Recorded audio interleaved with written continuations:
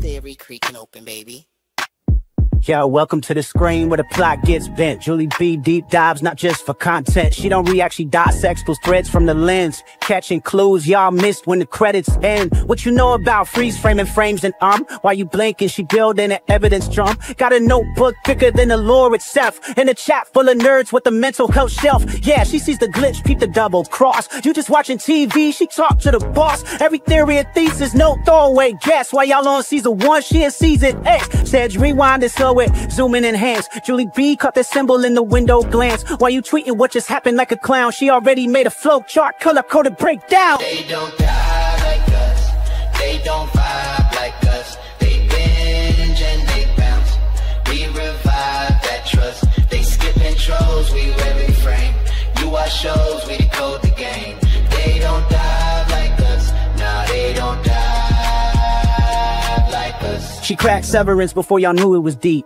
Predicted the Last of Us deaths in her sleep. When the camera pans, she ain't blinking once. Catch a ghost in the glass, call it theory punch. Watch parties lit like apocalypse nights. Call-ins while they bringing alien rights. Hey, Julie, I think the trees are spies. Well, I have a spreadsheet that confirms that, guys. Zoom in, boom in, she moving through clues. Spinning Discord in the courtrooms, Lord of views. Got mods with receipts. Time stands with heat. Every rewatch turns into a Reddit elite. You stuck on the surface, we beneath with maps. Cross-referencing lore with the rector's caps. If your fave show got secrets, don't be dumb. Julie got the chalkboard out in From's where it's from. They don't dive like us, they don't vibe like us. They skim the edge, we inside that crust. They zone out, we zone in the pain. You say plot twist, we say nope, chain.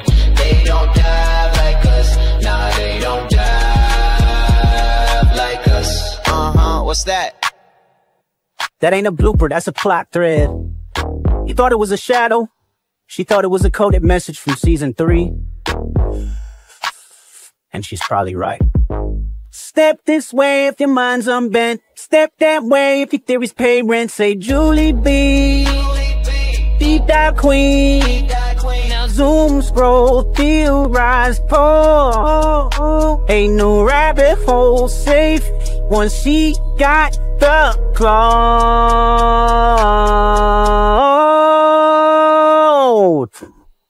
They don't die like us.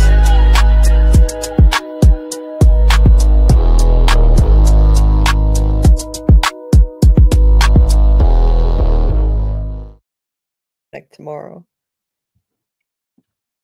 Hey, welcome. So I remembered to put the intro in at the beginning this time, so that's the first time I actually remembered to do it. And it works great as an intro, right? It's fun. It's a fun way to start a live. So, oh, Tabatha's here. Hey, Tabatha. Hi. How are you? I am doing well. How are you? Oh, don't ask. It's been a really bad day, worse than usual. I don't really have good days, but you know, it's like bad, worse, much worse. It's a spectrum. Today was on the much worse end, but which is why I'm starting so late. But anyway, we'll change that. Yeah. So, anyway, let's say hi to the folks here. Hey, Panda was first in the chat at 1:09 a.m. like last night. That's awesome.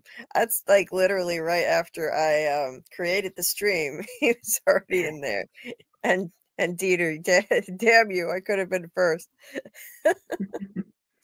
You're racing to be the first one in the chat. You guys are the best. Steve was in here too. You always be my first, Dieter. That cracks me up. You guys are hilarious. Oh man, Steve, and you would be my first. Yes, I hope this season is gonna be fucking bananas. Hey, that's what Sean Majumder said, but you know, that doesn't mean he knows anything. He just, I mean, I think it's a safe bet with this show that it's going to be fucking bananas. Like, that's no surprise. Right. So that's not exactly a sign of insider knowledge, but that's what he said on my Cameo. It's gonna be fucking bananas. Luncher was here in the morning.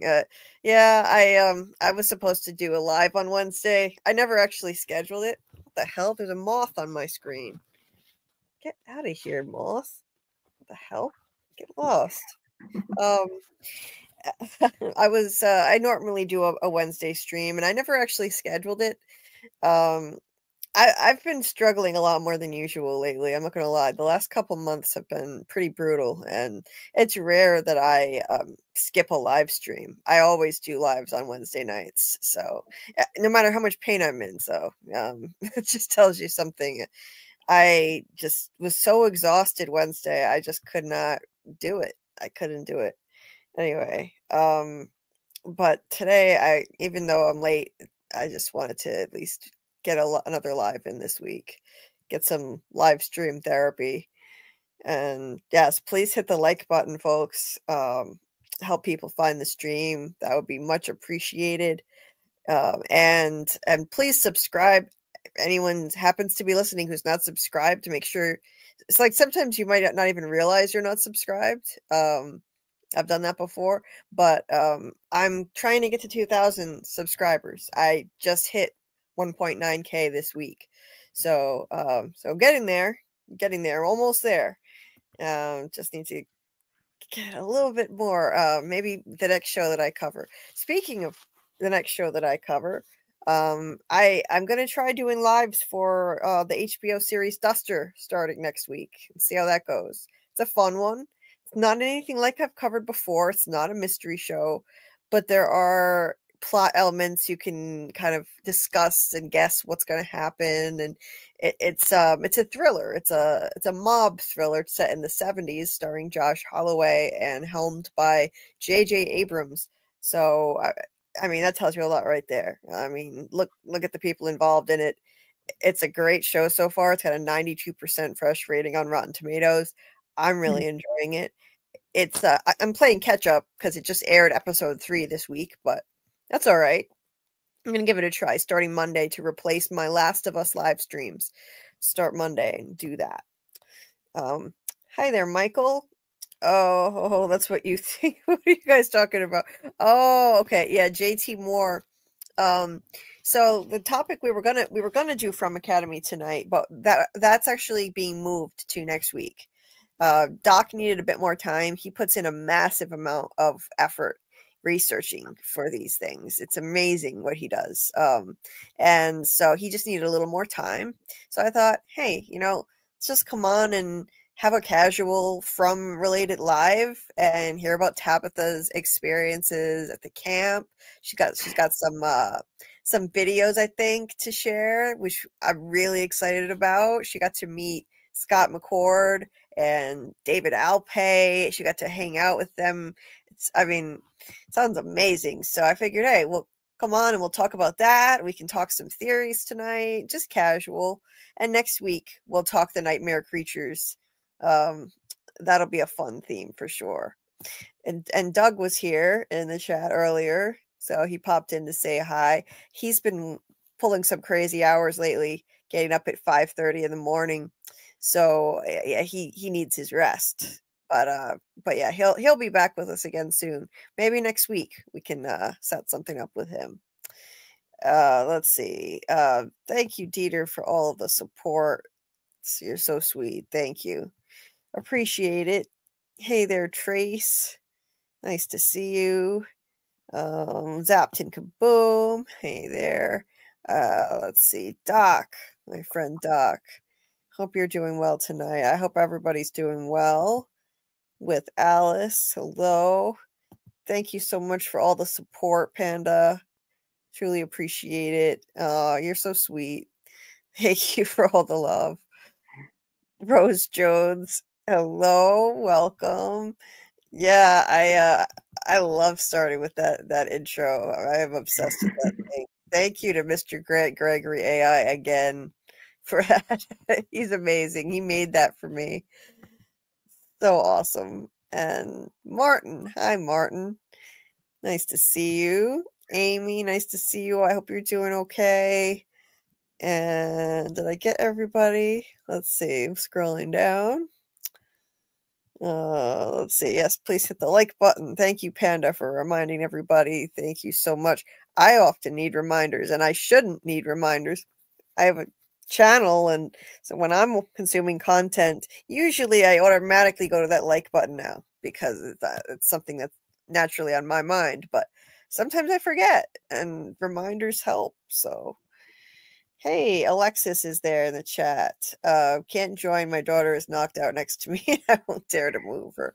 No worries, Alexis. Hey, if you want to come on another time when we start earlier, and you're more than welcome to call in. And if you want to talk about your experience, Alexis was at the camp too, which is amazing. So happy for you both, Tabatha and Alexis. Must have been so exciting.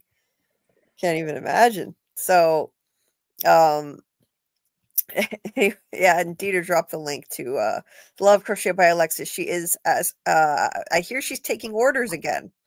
That she's caught up with her wait list and stuff. So, and her previous commitments to make some dolls. So now she's taking orders again. So if you want to get a crochet doll like this amazing jade doll Tabatha has here, you can check out Alexis's page. Send her a message. Alexis said, yes, I had so much fun for the short time I was there. Tab was a huge help. That's awesome. That's great. You guys got to meet, because I don't know where Alexis is from, but you guys are probably from different places and traveled there, right? Right. Yeah, she as soon as she got there, I mean, I was just like so excited to see her and like get her over to Scott and David, and we didn't even take a photo together. That's how like Oh wow. just mesmerized we were with the whole experience. I'm like, the next time you need to take a photo, Alexa. She's like, yeah. Yeah. I've been in that kind of situation before where like I'm so locked into the like experience where I'm at, and so immersed in it that I forget to do things like that. Like, oh yeah, I forgot to take a selfie. Damn it, but didn't take a selfie with this person. Like how do we? I mean, but we got one with Scott and David, so I mean, Yeah. that one's amazing. But it's just like that's something that you normally do, like hey, we finally met each other. But yeah, it just means we have to meet again. That's all. Yeah. Hopefully you can meet again. Yeah, she's in Indiana. You're in Florida, right, Tabatha? Yeah, I'm in Florida. Is that where you normally live, or is that where you're stationed right now? So it's not where I normally live, but it will be where I am for a while. Cool. Yeah. Cool. Well, yeah, I don't know, Dieter. Next year we send you to the camp. That would be amazing. I don't know how people even do it. I have no idea what the process is, how you even get tickets or whatever it is that you do. But there's the travel issue with me too, the amount of pain that I'm in. I have no idea where I'll be a year from now. And to be honest, it terrifies me to think about the future. Because every year I've gotten worse the last few years in terms of my pain. So I have no idea. Who knows? I just try to live day to day. That's all I can do. And that's it. Hey there, Steve. Steve here. He was like yesterday, like really early in the chat, but now he's here. So nice to see you, Steve. So, so I gave Dieter the link too, so that he can like upload anything that, like, if you need help uploading stuff, if you want to show videos or anything, Tabatha, Dieter can help with that. Or I can, or I think you can do it too. Like it's not hard to do once you're here in the studio. You can share things right off of, I don't know if you're what kind of device you're on, but if you're on a laptop or something, you can share video files directly off of your laptop, or you can share your screen too. Okay. So yeah, I saw some of the videos. Oh my God, they were amazing. I saw some of the ones you put on Instagram. Wow. It's so cool. Yeah, I'm trying to see, like, because there's so much, obviously. So I'm like, I don't know what everyone wants to see, but I mean, I tried to, and I'm still trying to find the video that I had of David during the panel and his theory, because it's the first time I've ever heard him like talk about it. You know, we always ask him every time that, you know, I've seen him in panels, and the last time that we got together in November, and he was just like, I'm not gonna say. But this time he actually said his theory, and I don't want to like misquote him, so I want to find that for maybe like a different, you know, one of your lives, and then we can maybe play that one. But kind of Yeah. frustrated I couldn't find it. I was like, no, I really wanted to share that with you guys. But it's Oh good. yeah, that's awesome. When you find it, we would love to hear that. I would love to hear that. I'm sure everybody else would love to hear it too. And you know, anytime at all, like you know, we're gonna continue to do from lives twice a week. And so, you know, when you're available and you find that and you want to share it, just let me know. We'll be thrilled to hear that. I always like to hear you know, theories and ideas about the show from the cast, because a lot of them don't really engage in much theorizing or speculating or anything like that. But when they do, I find that really interesting just to hear their perspectives. You know, it's fun. And David seems like just a brilliant guy, so I would love to hear what Right. he has to say. No. Yeah. I mean, like, so like to summarize it, I mean, like I said, I don't want to completely misquote him, but he basically was saying like he thinks it's like kind of like a trauma, kind of like an experiment in like different people's trauma, and that's kind of like what everything is about, is like the monsters and different things of the trauma that they've been through in their lives. Um, and it's just kind of being played out like over and over again to like see what the trauma is going to do and how they're going to react to it. But yeah, like I want to get the full, because I was like, that sounds pretty interesting. Yeah. That would be. I really like that. That sounds like a great basis for a theory, because at the root of the show is trauma. It is Mhm. definitely the foundation of the show. Uh, that's what's really at the core of it. How people cope with trauma and how they respond to it in various ways. We see the whole spectrum of different ways that people cope with the trauma of this place that they're in. Right. So a theory that has that as a basis for it, that sounds really good. Yeah. Yeah. Yeah, kind of like the whole, he was saying, like, kind of like the whole lost, you know, like experimentation kind of thing. And, but yeah, I really need to find it, because we were all just, I was so mesmerized by him talking about it that I was like trying to record, and, you know, you're trying not to show that you're recording because they were kind of iffy about it sometimes. Yeah. Yeah, so I was like, I gotta find it in all my chaos. But yeah, I will, I promise.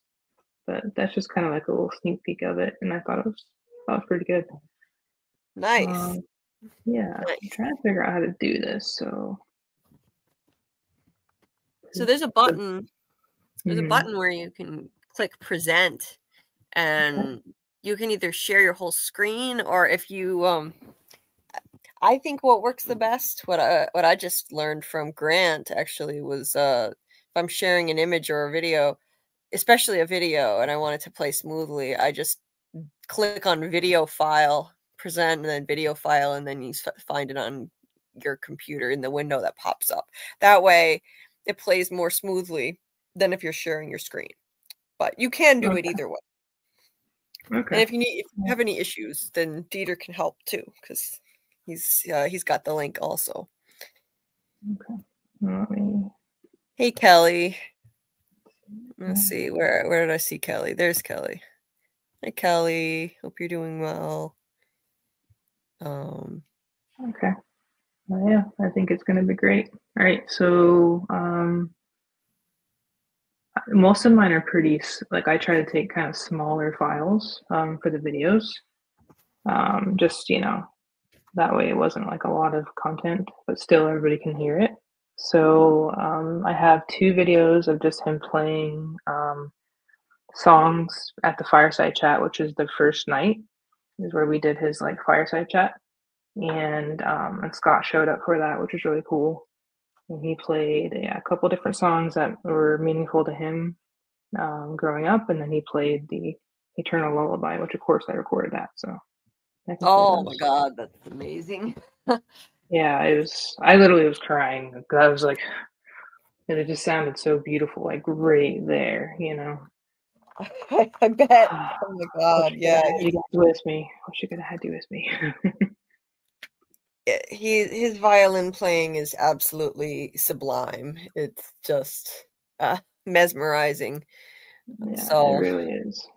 And that song, oh my god, that they wrote a masterpiece for this show. That song is amazing, and he and Scott are both such incredible musicians. I've seen videos of Scott singing and playing guitar before, and I was just blown away. Wow. Right. Yeah. Yeah. Like, I mean, just reuniting with David in itself was just right. Like, I was very excited and everything I hoped it would be. You know, I mean, he's still super warm and genuine, inspiring. You know, but then like we got to see like a really fun side of him when he got with Scott. Like the two of them were just, I mean, back and forth and just hilarious. And like once you see all the videos later, you'll be like, yeah, they need to put a show on and just go tour because, or even if the ones you saw on Instagram, like we're just like these guys, like they should just put on a show. I saw them perform that I saw the video of them doing Que Sera Sera in a totally different style, and then they had like they were jamming to it, and I could not believe what they did with that. Wow. Right. They need to tour together. They need to like do some gigs. Right. Unbelievable.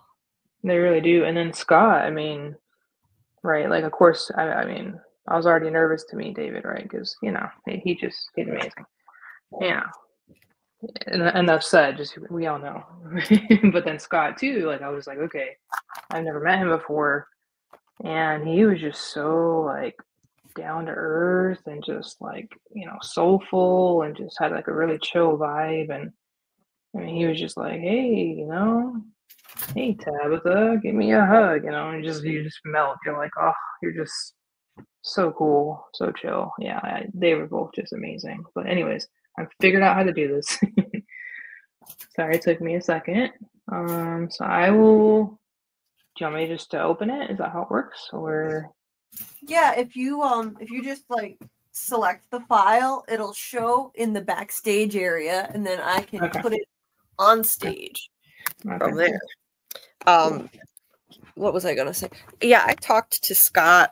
Thanks to Dieter entering a contest on my behalf back in January. I got to talk to Scott on video for. It was supposed to be 10 minutes, but he gave me an hour of his time, and that just shows what a generous soul he is right there. And he's just such a lovely human being. Scott is a beautiful soul. It just emanates so clearly that like it's all you have to do is just like talk to him for like even just a short time, and it just he has this light about him, this gentle, beautiful spirit, and this kindness and compassion, you know, just an amazing person, really. And he had a long day. He was tired, but he sat there and he gave me an hour of his time, and he asked me, I mean, and this was past the point where we should have been wrapping up, and he was asking me about my theories and wanting to hear about that and my channel and stuff. And he's just a wonderful person. So I'm not surprised like you had the same kind of experience interacting with him, you know, that he would be so lovely, because it's obvious like what an amazing soul he is. So yeah, and he was just, I mean, the whole time, like every time he saw me, you know, he'd be like, Tabatha. He's like, hey, you know, come hang, you know, just very, yeah. And then David was obviously very, you know, excited to to see me every time I saw him, and he was just amazing with both of them were just amazing with all the fans that came to see them too, and just it was amazing to hear everyone talking about From. Like that was huge for me, right? Like you go around the corner and it's a walking to convention, you just hear people, talking theories about From. I'm like, oh, this is everything. Oh, that's so great. Yeah, I love that. I miss I miss having more lively discussions about it. Like we still do, but it's the off season and a lot of people are kind of tuned out of it and just anxious for a new season. But I still enjoy talking about existing theories and what we've already seen. Like, I'm not bored of it. But I know a lot of people are just anxious for the new stuff, and I get it. No, I mean, it was like, I'm telling you, I mean, it was just so many people talking about it, and just, I mean, it was like, and they were asking me, all these questions and what I think, and because, they saw me wearing like all my, From stuff, and they're just like, oh my God, you're like From, and yeah. Sorry, somebody asked some questions. So my StreamYard doesn't, there we go. Yeah, my StreamYard doesn't work to do the chat. I have to have like the YouTube channel up on one side and then StreamYard to see the chat. It's kind of annoying. But yeah, it's, I don't know. I gotta fix that. But there is going to be camp again next year. They do it every single year. Well, they've done it for a while now, but it's normally on Memorial Day weekend, which is great. You can plan for that.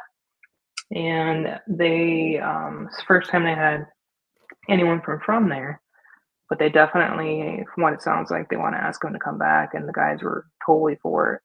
And they're, hoping they can get more of the cast there as well. So hopefully, and if I hear anything, I'll definitely let everybody know.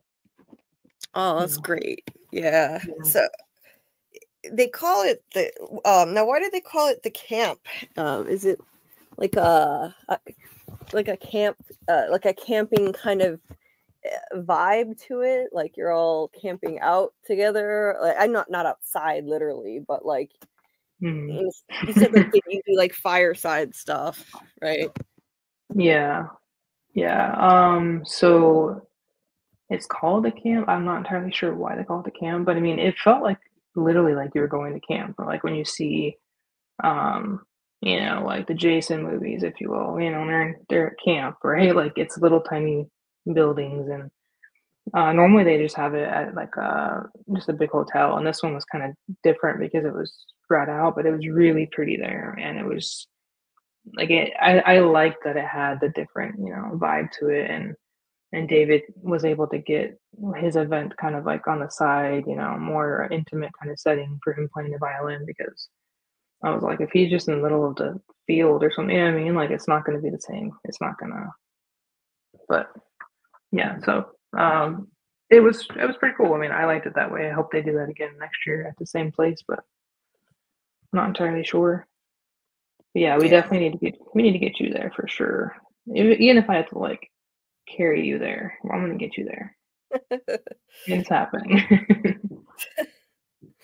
Yeah, I would love to. I just have so many limitations, like I can't even I can't kneel or like sit on the floor. Like I see pictures of people like taking pictures in a big group, and there are people kneeling and sitting on the floor and just hanging out in ways that I can't even sit in a regular chair for very long. I have a recliner that I use to kind of distribute my weight because of the severity of the pain in my lower body. So, it's just tough. But I would love to do it if I can find a way. I just wouldn't be able to experience it in quite the same way as other people. Yeah, but that's okay though. I mean, honestly, there are people there. I mean, they brought couches out. I mean, I'm serious. Like they brought couches out for a couple people. They had people that had like, the different like, not the walker. I don't know what to call it. Like they're kind of like a wheelchair, but they're not. Like they just kind of help you like lean, So, and honestly, I don't think I know it would be different, you know, in that setting because you feel like you should be standing or sitting like everybody else, but I don't know how to explain it. Like everybody just feels really welcome. Like I didn't feel uncomfortable when the times where I was like, yeah, I can't. Right, like my back was starting to kill me. Like some of the times, like, the way I was sitting, and I was like, yeah, I can't. So I just went and stood on the side, and I was like, I don't even care right now. I don't care. I got to be comfortable too. Yeah, sure Yeah. accommodations can be made here and there. Hey, Yeah. Gabrielle. Yeah. Steve said my theory since last season has been that it's definitely something to do with trauma, but I don't know if it's an experiment or some sort of temporal thing or celestial entity. That part I have absolutely no clue. Yeah, it could be something like that, Steve. Could be. Wait, what? Well, of course, Julie, he's actually like 10 years old. Oh, you're talking about Scott. Yeah, kids are innocent. Yeah. At least Victor is basically 10 years old inside. Yes. Yeah, Gabrielle, that's Jade, and I have one too. So cute. And I was lucky that I brought David his own, and we got to play with our dolls a little bit, and that was fun. Like we were just like do do do, and yeah. And then Scott actually held this one too in the picture because David wanted his to be snuggled up in bed, and so he used mine for the picture, which is cool. That's awesome. Cool. Yeah. I saw one where David was holding Scott's and Scott was holding David's. Yeah, he was like, can I? Scott's like, do you mind if I hold yours in the picture for in place of his? And I was like, well, I mean, I sleep with that one like next to me. I had to make sure to say next to me in bed, so it wasn't like like that's But David's like, they both laughed at me like, okay, I'm just saying, if you don't mind, then I don't mind. They're so soft. Like I have mine. I sleep next to mine, and it's like it's so soft to just snuggle against your face. The yarn is so soft. It is, and it's like the perfect size. Like I'm gonna tell you this too, like everybody, and Alexis, like my anxiety sometimes gets pretty intense. Which one day you'll learn more about that. But so at the event, I literally like on that Sunday. Like I was just carrying mine around and kind of had it like in my bag, like my bag like around it. But I literally would keep like kind of snuggling close when I would feel kind of like overwhelmed with too many people, and it really helped me. So like, I mean, it helps me way more than people can imagine. It was my little buddy.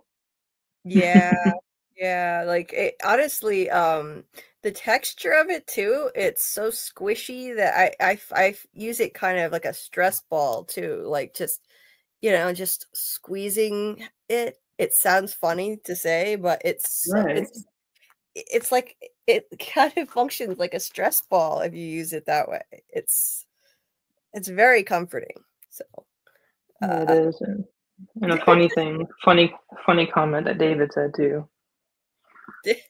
Because I had it like this, and he was like, if you turn it this way, he was like, then when you're walking, he's like, it's kind of getting like a motorboat sensation. I'm like, yeah, that's right. You're totally right. It was so funny. Because there was a kid that was like a young kid that was cosplaying Victor, and he just looked at us like, yeah. I go, was I supposed to hear that? Yeah. That's funny. David is hilarious. God, he has an amazing sense of humor. Yeah. Panda, you're so sweet. He said, I will mount wheels on the recliner and drive that fucker there. For real, might be necessary. I got you, man. I will help you. I wish like there were hotels that have recliners, because I would have a much easier time with traveling, but like I doubt it. Steve said, oh, before I forget, again, if you like radio audio dramas, there's one on Spotify called Left Right Game. Really fills the void left by From. Oh, thanks for letting me know. Great acting and sound design. So pretty good production value for an audio drama. I'll check that out. Thanks, Steve. Yeah, I like. There's really nothing out there that it's filling that void in terms of like mysterious drama. Right now, there's really nothing. So, unfortunately, Alexis said we had a crochet doll overload. Picture Donna and Dale. Look at that amazing profile picture. Oh my god, that's so cool. Wow. That's so cool. Like Alexis, I'm happy for you. And look at his hair. Oh my god. His hair is longer than ever now. It's so soft. The metamorphosis is continuing. Like it's even longer than season 3. So now I understand. I was wondering why he didn't cut it between seasons. I thought, well, you can always just grow it out again. Why are you keeping it so long? It must be because they want it to keep growing and evolving, and like evolving him more into caveman Jade, or devolving really into caveman Jade. As he's getting more entrenched in this crazy place and kind of losing his grip, the hair and the beard represent that. And I'm sure on the show, it's not going to be beautifully styled like that. On the show, it might be pretty crazy. It might be like no hair product standing out like a fro. But it's beautiful. So I see. I can't even tell you guys. There's so many interesting / awkward moments. But I felt his hair in my hand, and like during a hug, and it was like, yeah, because I accidentally like went to reach out to give him a hug as he's pulling, and it was just like I went like this to him, and he's like Tabatha. I'm like, oh, I'm so sorry. Oh, jeez.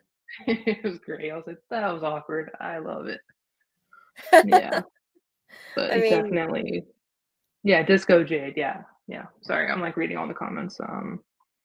SL Rhodes was asking how to buy or request. How did you do it for the camp? Like, so we can always post like the link to their event or their like camp event page, whatever, because they do tickets. Like I think I bought mine. I think it was like in July of last year, because I knew I wanted to go really bad. And that was before they announced anybody from From, just because, I'm a Walking Dead fan. And I wanted to go for a long time. But I bought the IVIP, which they only do so many of those. And that's like where it's at, honestly, but because it was amazing. But the people that get that one actually get to stay at the hotel where the convention is. And then they only, have so many rooms because they do some, celebrities get the other ones. And then they do partner hotels too. You can get packages through them, or you can get like even just general admissions. Amazing. Like all my friends had general admission, and we all just hung out the entire time. Like it wasn't, it wasn't so different that they couldn't do the same things I could do, if that makes sense. But it was like, or I would go sit with them, not a big deal. But yeah, the tickets go on sale. They don't sell a lot. They keep their audience is kind of small on purpose. And then they start announcing all the people. But yeah, they definitely were talking about having the guys come back. Hopefully, Liz couldn't come this time, which was really sad, but we made her a video and everything, so that was cool to send to her of everybody in the crowd. And then they also were saying maybe Smiley, they might invite him too. I just forget his name. Jamie, right? Jamie, I think. Jamie McGuire, yeah. I bet he would love that. Yeah, he would totally come if they invited him. When I interviewed him with Jamie on Sci-Fi Vision channel, like he was saying, like he loves going to fan events, and he'll go to anyone at all if he's asked. Like he's happy to do it. Yeah, he's a sweetheart. I'm laughing at Panda Kalema's stuff. David Alpay. Shoot, I wish.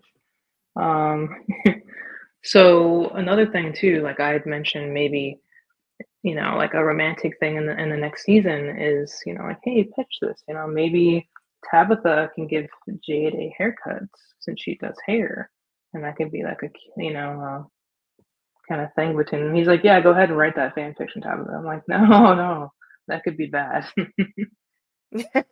Yeah. I was like, we don't want me writing that stuff. Yeah. You get bad real fast. Alexis said David was the best. He even pulled me to the side and was asking me about my business, how long they take to make, and even rubbed my face into his beard. He was so funny and kind. Yeah, I'm not surprised at all. Just based on the cameos he's sent me, he's amazing. What a lovely person. Like, Yeah, he he's is. just ridiculously kind and genuine.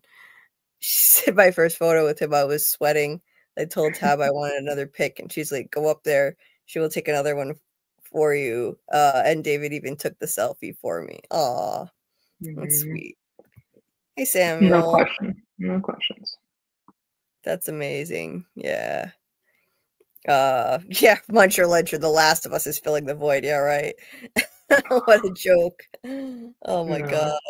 I quit watching that. I got frustrated with that show. I stuck with it to the end, but it was a disappointment. Yeah, Disco Jade was I mean, I love all the different versions of Jade, but Disco Fever Jade, we needed a little more of that. He only lasted for maybe a couple episodes, and then it was gone. Yeah, I told him that I wanted the Disco Jade, and he was just like, he was so confused because I keep saying it to him, and he's like, Disco? He's like, I thought you were just making this up. I was like, no, remember, like, the flamingo shirt, you know, and Alexis and I were like, yeah, you know, it was really hot. And he's like, oh, okay, yeah. Yeah. He's like, what? How would you keep talking about Disco Jade? This random shit, yeah.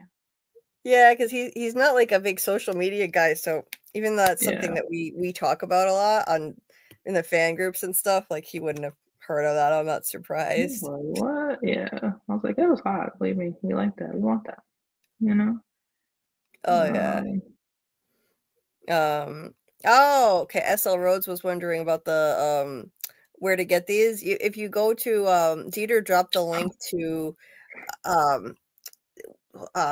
Alexis's Instagram page, and she's taking orders again. So yeah, Dieter dropped the link somewhere up above. I don't know, Dieter, if you have that link available, if you could drop it. But yeah, Alexis is taking orders again for all different characters. She makes Jade, Boyd, Donna, Victor, Smiley, of course the Mini-Man in yellow, Sera. So like there are a bunch, and Tian Chen is a new one too. She also does that one. Thank you, Dieter. There's the link right there. Oh Jesus, I'd mount her recliner paws on some kind of a drivetrain. Oh geez, yeah, I wish. Julie deserves all the interviews. Thank you. I don't know. It's probably not going to happen for a long time. Maybe when season 4 gets closer, I might get some more interviews. But yeah, not for a while yet. We'll see what happens. But they're really busy right now. So yeah, if you guys don't hear from me for a really long time, and I just send you guys a picture of a tree, then yeah, I've definitely joined the show as his girlfriend, Panda Klima. Then you'll know. Yeah. Alexis said I do customs as well. Yep, that's right. She doesn't just do From dolls. That's right. She said those are my favorite to make. But yeah, she does a whole bunch of different characters too. So check out her page. And Doc said he'll hop on in a bit. Yeah, you're more than welcome to, Doc. Absolutely. Yeah, she can probably do that. Like, if she does customs, she could make gremlins, I think. So you've got some clips here that I can only upload 3. So there's 3 there, kind of quick, and then some pictures from the first day. I try to organize them that way so it's a little bit easier. For like the first day, second day, third day, and then there's one other one. Oh, and there's one where he's telling me to shut off the fucking phone too, which is hilarious. So I had to put that in there too. Okay. So let's see, which should I play first? So that's the first one that you uploaded? Yeah, I'd say the first video. I guess like the videos first, and then the photos. I guess are fine to show. However you want Okay. to work it. You're the expert. Photos, videos. Yeah, I'm trying. Oh yeah, I see the videos. Yep. Okay. Cool. Yeah, let's try this one then.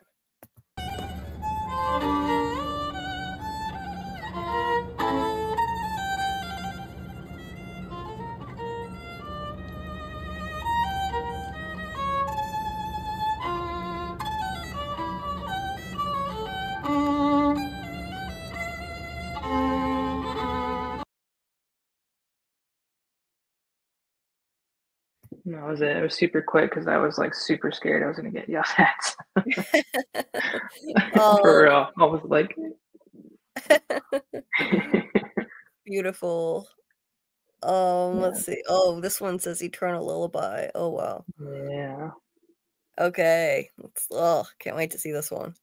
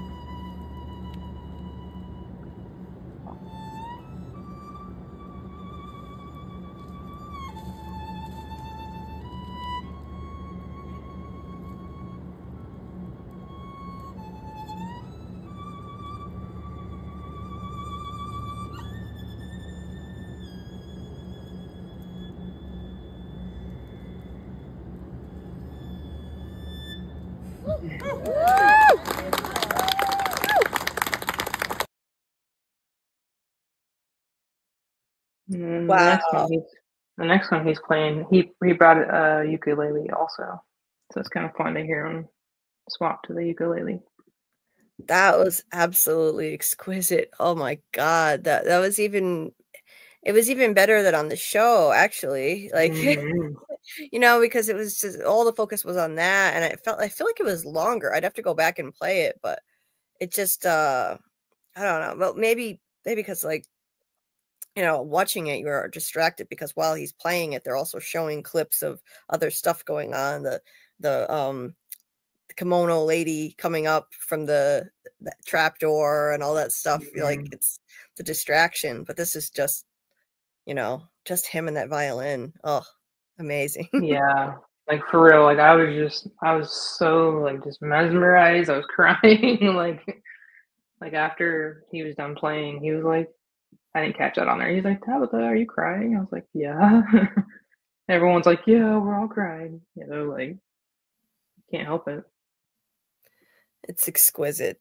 Absolutely exquisite. Yeah, that Jade sure can play, Jeter. Yeah, Rose, he's amazing. He's always been an incredible violinist. I'm so glad that they wrote that into the show in a very fitting way. It does not feel like it was shoehorned in.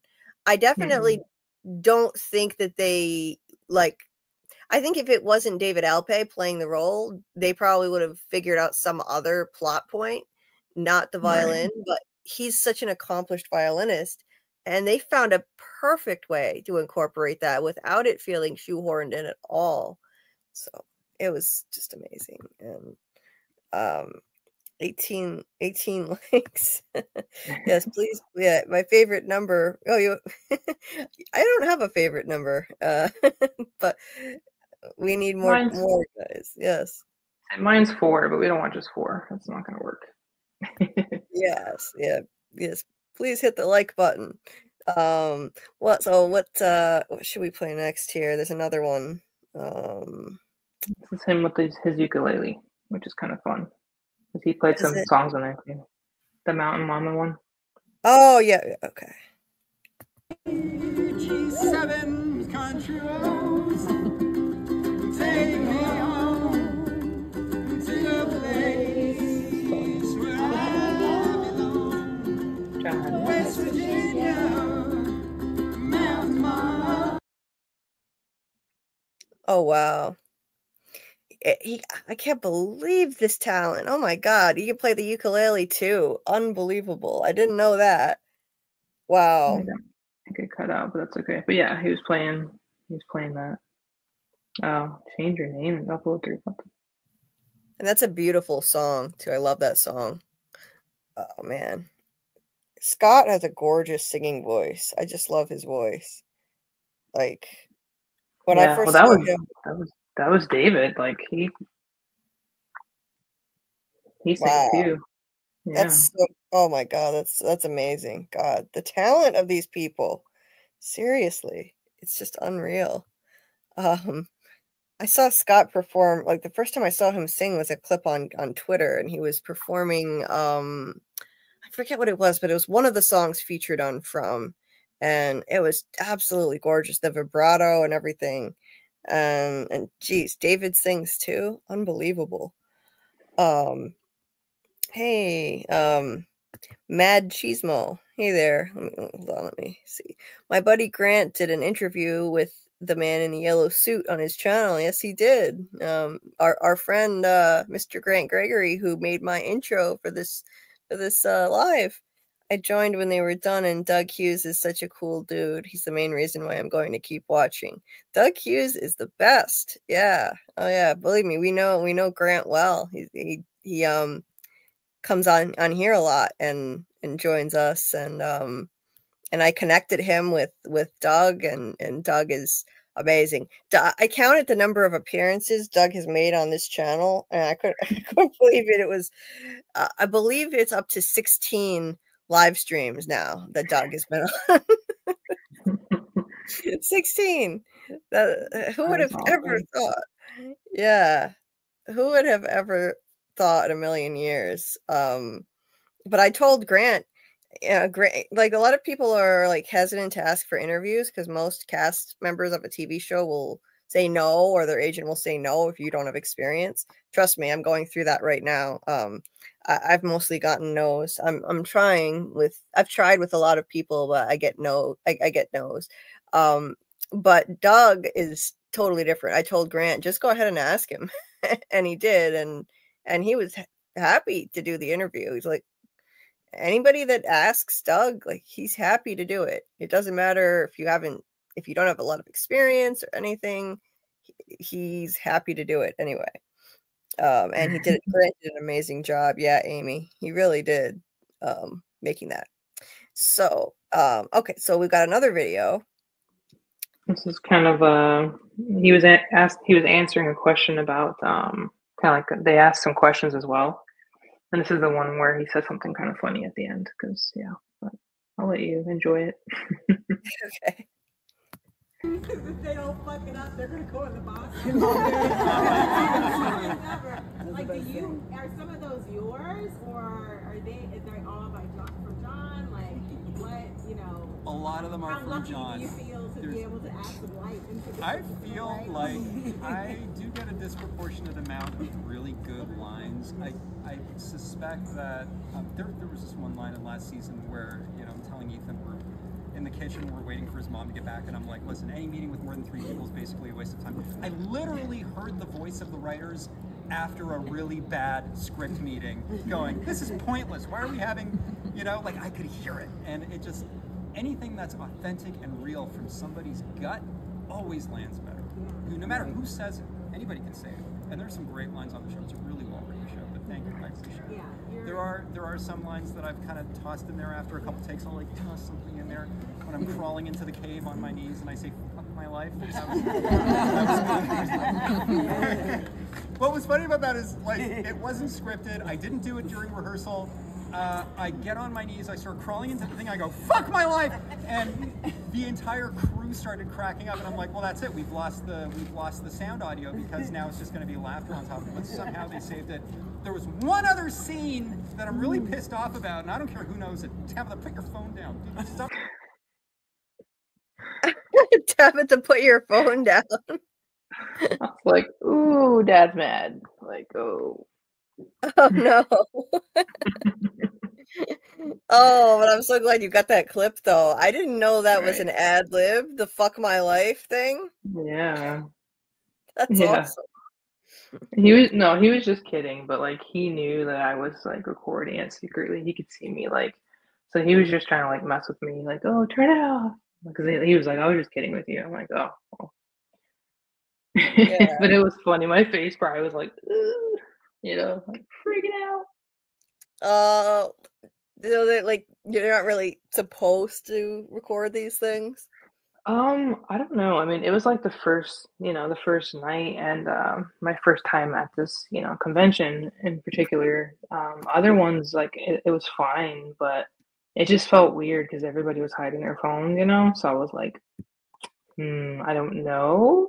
I know at that convention, they're very big on like, you're very respectful to the guests that are there, the celebrities that are there. You don't take videos of them like, walking around. You don't take videos of them, eating or talk, you're very respectful. But a lot of them just walk around without like anybody with them because they're comfortable, people respect them. And so, yeah, and then you don't walk up to just anybody and be like, oh, can I take a selfie? You're just, leave them alone. And so I didn't know, but I mean, a lot of people did, So yeah. I'm just happy I got what I did. Yeah, well, that was a great soundbite. Like, he does have some of the best lines. I think Jade has the best lines in the entire show, and right. And I had no idea that some of them were ad libs, though. That's amazing. See, I knew that. I just could tell based on the cameos he's made for me that a lot of Jade is really David. Like, he puts so much of himself and his humor and his intellect into that character. Like, all the best parts of Jade are just David. He's just naturally like that. So I shouldn't be surprised at all. The fuck my life thing was just him. Right. Yeah. There was, yeah, there's some panel in there from the next day too, but there was one that I didn't get on camera that where Scott was talking about, like, I guess a scene where he has to kneel by his bed and there was like a nail sticking up and it like sliced into his like leg and he's bleeding. Oh And shit! he's just like, oh! And they're just like, you know, like he had to keep going and he's just bleeding everywhere. And then, you know, and later they're like, oh, you need to see a medical team. And he's like, yeah, but he had to keep going and keep, you know, kneeling on this same, like, you know, thing sticking up. Poor guy. Oh my god, That sucks. that's crazy. Yeah. And I don't know what Dieter's saying. Like he says to like log out, log back in. Will that cut everything? I mean, to be able to upload more video, I guess. Like I have photos in there that you can show and I can like log out if you want to do some of the panel stuff. Sure. I don't know how to do that. Yeah. Let me see. Yeah. Do you know what he means by that? Log out, log back in. Change my name. Am I protecting the innocent now? Changing my name? I don't think you need to change your name. That's not necessary. Okay. Yeah, and honestly, I don't know why you would have to log out. Like all you'd have to do is like remove the, like I already see you Old removed. ones, right?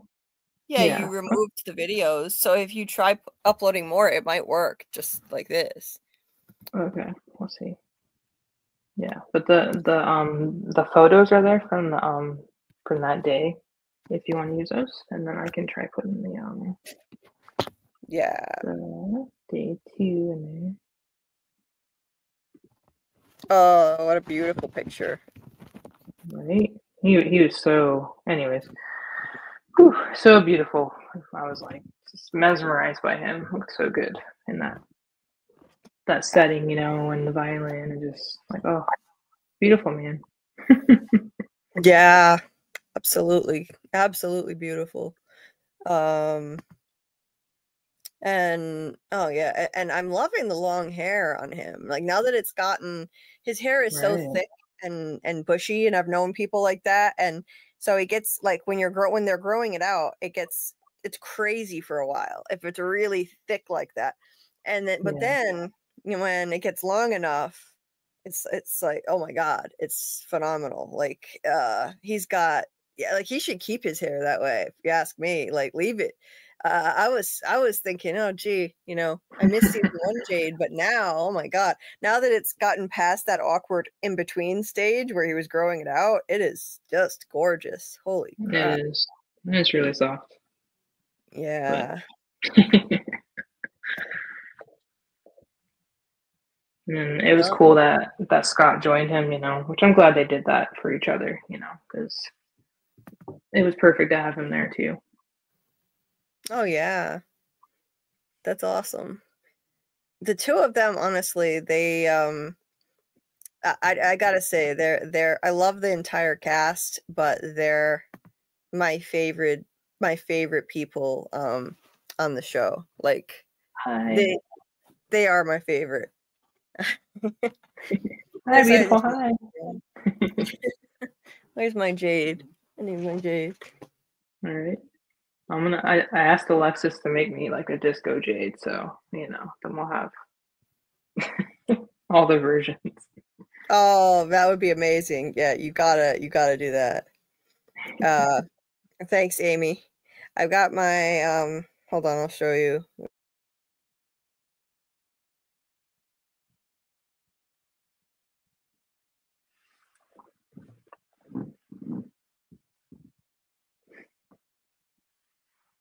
Looks like you muted yourself. Yeah, you're on mute. I'm muted. Yeah, I was saying thank you, Amy. I don't normally wear t-shirts. I'm not a t-shirt person, and you know, I usually wear red, but I wanted to show off my Kendrick and SZA tour shirt there. So I just had to wear it. Yeah, Kendrick, and SZA. You can see Grand National Tour right there. I got it half price on the way out of the concert, which was really a steal. I mean, who gets a concert tee for $20? There, concert tees are notorious because there's Kendrick, there's SZA. It's got some like glittery gold spots all over it. It's actually really cute for a t-shirt. But yeah, concert tees are usually absurdly expensive. So I wasn't planning on getting one, but this guy was like half price because they were trying to get rid of them. So I was like, okay, sure, what the hell? Thanks, Martin. What are you talking about, Dieter? Get me a towel. Right. Here, I'll show you mine too since you're bugging Dieter. This is the one I had made for Jade, actually, or for David. It's like a custom one. I don't know if you can read it. Jade Token Cycling Club. And then it says, you might see some crazy shit. And then what else does it say? Can't read. I know, right? It gets tinier. You're like, what is this thing?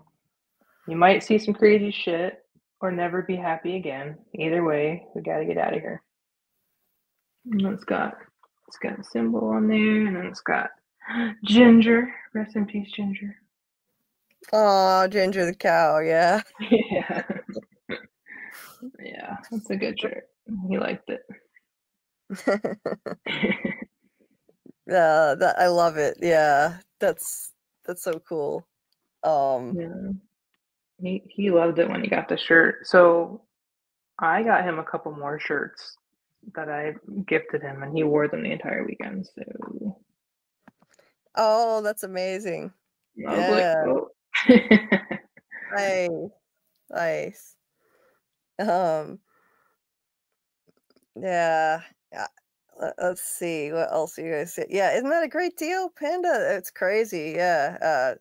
$20, and I wanted to get it because it's not just any concert I went to. It's, a cultural phenomenon. It's like a piece of history, and I got to be there. So I should have planned on getting one, even if it was like $40, but I wasn't going to. And on the way out, at the last minute, I was like, all right, hey, I can't pass up a $20 t-shirt from this, actual phenomenon I got to witness in front of me. 70,000 people in a sold-out stadium at this Kendrick Lamar show. I mean, come on. Yeah, that's Doug's stolen bike. I think Clara. Clara's stolen bike. Well, Doug also told a story. Doug told one of his, actually, I think it is his funniest story that he's ever told about how someone accused him of stealing a little girl's bike. So, yeah. Can we buy the Jade shirt that says, anyone fucks this up, you spend a night in the box? I saw David wearing a shirt like that. Yeah, so he has them, and my friend is the one that, or I have a friend that makes those shirts for him. So I can definitely get you guys that link if you want it at some point. Oh, nice. Yeah, I got the hook up to all the cool shirts now. Yeah, that's my favorite of all the quotes. That's my favorite Jade quote. Hey, Taryn. Taryn is here. Nice to see you, Taryn. So let's see, what else do we have here? Got what, did I show this one already? I think I showed, maybe not. Hold on. Why is it buffering? I think I might switch to my laptop. It doesn't buffer like this. Yeah, I'm gonna switch to my laptop. This is a photo. It shouldn't be buffering to that extent. That's ridiculous. Hold on. All right. I'll take that off. I'll try this one. Oh, wait. That one worked. No, it works. Maybe they don't work. So that was like the group. And of course, like, I'm right behind David. But yeah, Scott, like, he was too tall. So he went like way down. I was like, you're so short. He's laughing because, he's so tall. Like, they couldn't get him like in the shot. So yeah. Bye, Alexis. Bye. Good night, Alexis. I love that picture. Oh my God, did somebody give that to him? Yeah. So the young man who is right in the back with the mustache, his name's Nick, and he makes them by hand with like a tattoo gun and like paint pens. Oh, yeah. So it's pretty cool. He makes them. Nice. That's amazing. Wow. So many talented people in this fandom. You know, like I've seen so much amazing fan art that people have created. It's so cool. Yeah. I just added myself. Hold on. I'm going to leave this and switch to the other device.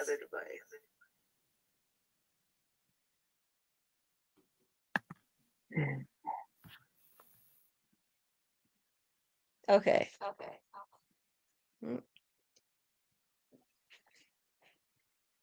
This will be better. Not so laggy.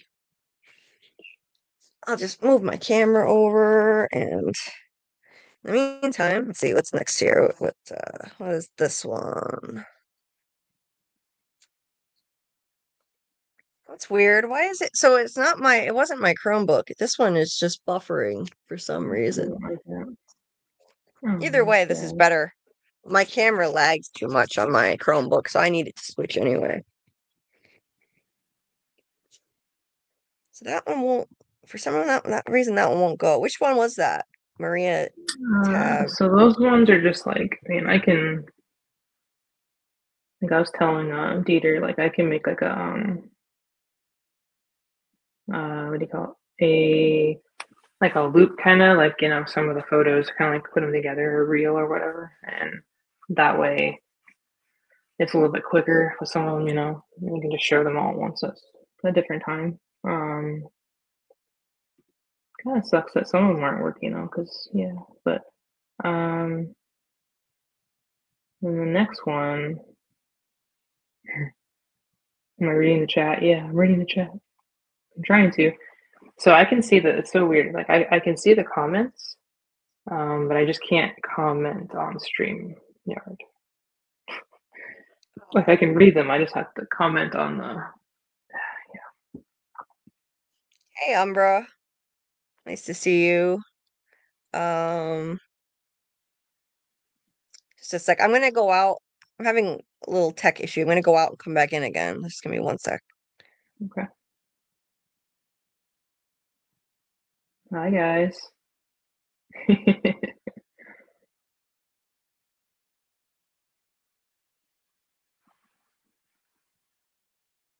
Tell her she's so fine. I will.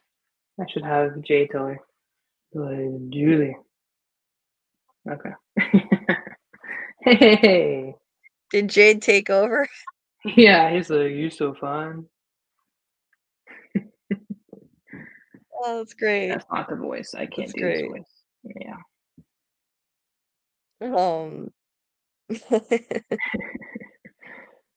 That's why I bought you the laptop. Yeah, I know, Dieter. It's just that the speaker thing. I've been using the Chromebook for the lives more because there's something wrong with the speakers on the laptop, and I'm trying to figure it out. And if it's not fixable, I'm just gonna have to get it replaced. There's a warranty, so because on the laptop, all I can hear are people's voices, but I can't hear music and I can't hear sound effects. So that's why I've been using the Chromebook for lives. But I just have terrible luck with technology, honestly, because this laptop should be perfect. It's great. It's not like a cheap piece of junk like my old one, but it's my luck. I'm cursed with technology. Anyway, hi, welcome to Tabatha Deep Dives. It was for like 5 seconds. Yeah, right? It's more, no, that's Julie. I'm more of the, you know, the secret interviewer taking videos I'm not supposed to. Yeah. Getting yelled at by dad. Yeah. That was so funny. He was look at how much hair he has to put in that man bun. Oh my God, that's a big man bun. Yeah, He has gorgeous hair. He does. That was him wearing the shirt, and then if you look closely, like he's wearing the bracelet I gave him, which I thought was cool because they posted it up. I got him like this galaxy bracelet. It's got the planets on it and stuff. Saturn in there. Pretty cool. But yeah, that's awesome. They posted that. I was like, oh, look at him wearing the shirt. It's cool. Yeah. Oh, I love that shirt. What's that underneath? Anyone fucks this up. What is that It green thing? said you'll spend the night in the box. Oh, the green thing? I don't know if that's a cucumber. I don't know if it's a. I think it's a cucumber because he made a funny story about, or was saying a funny story about him and Dale. Like, oh, Oh, cucumbers are ready or something like that. Some weird funny yeah. line that he made up, like to put in there because they were, ad-libbing. Oh. And oh wow. Look at that beard. Oh my God. That must take a lot of upkeep having a beard like that. Like combing it, making sure it doesn't get matted, making sure there's no food in it. Oh, God, it seems like it would be such a hassle. But it's probably part of his contract that, keep the beard in between. Like they do that sometimes with actors, they have to stay like this. I mean, in between filming season 3 and season 4, I would think there would be time to cut it off and grow it back, but maybe he just wanted to Yeah. keep it because he liked it. Yeah, well, he was saying like he's afraid that like because it took so long and he's like it's kind of part of me now, but he said obviously it's so long that it's just like it's everywhere. It's like he likes to keep it trimmer to his face, but Yeah. he's like he said at first it was I don't know if they want me to keep it going, but then they officially were like don't do anything to your hair. He's like okay, like now I won't. Yeah. After season 3, when we saw he hadn't gotten rid of the beard and the long hair, we thought, oh, before, well, actually, I think the season was still going on and he was still seen like that. So people thought, oh, this is a good sign. Maybe that means it's going to get renewed for another season because it's probably part of his contract. And sure enough, it was renewed. Yeah. Yeah. So, yeah, I don't know, Panda Klima. I've looked at the audio settings on the laptop and I haven't been able to address it. Like I'll do it and then it'll work for a while and I can hear everything I need to hear on the speakers and then it'll just go out again. Right? It did it one time in the middle of a watch party. We were watching something and at the beginning I could hear the music and the sound effects and then I couldn't anymore. It just was gone. So I don't know. I don't know if I'm gonna be able to fix it. So I might need to use the warranty, but hey, that's what warranties are for, you know.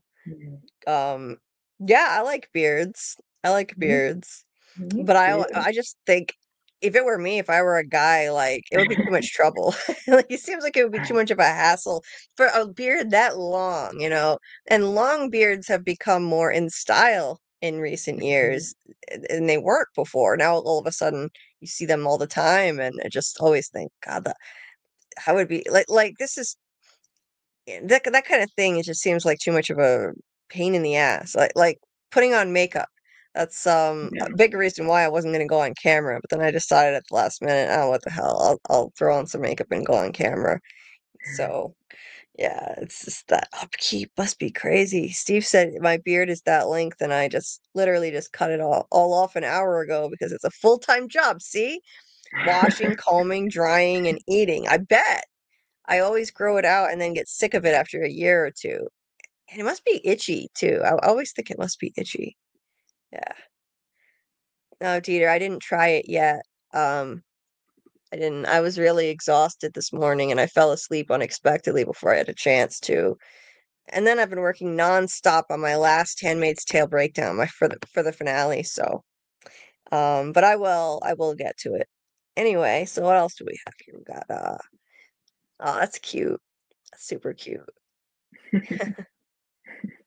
Nice. Wow, you're tall. How tall are you?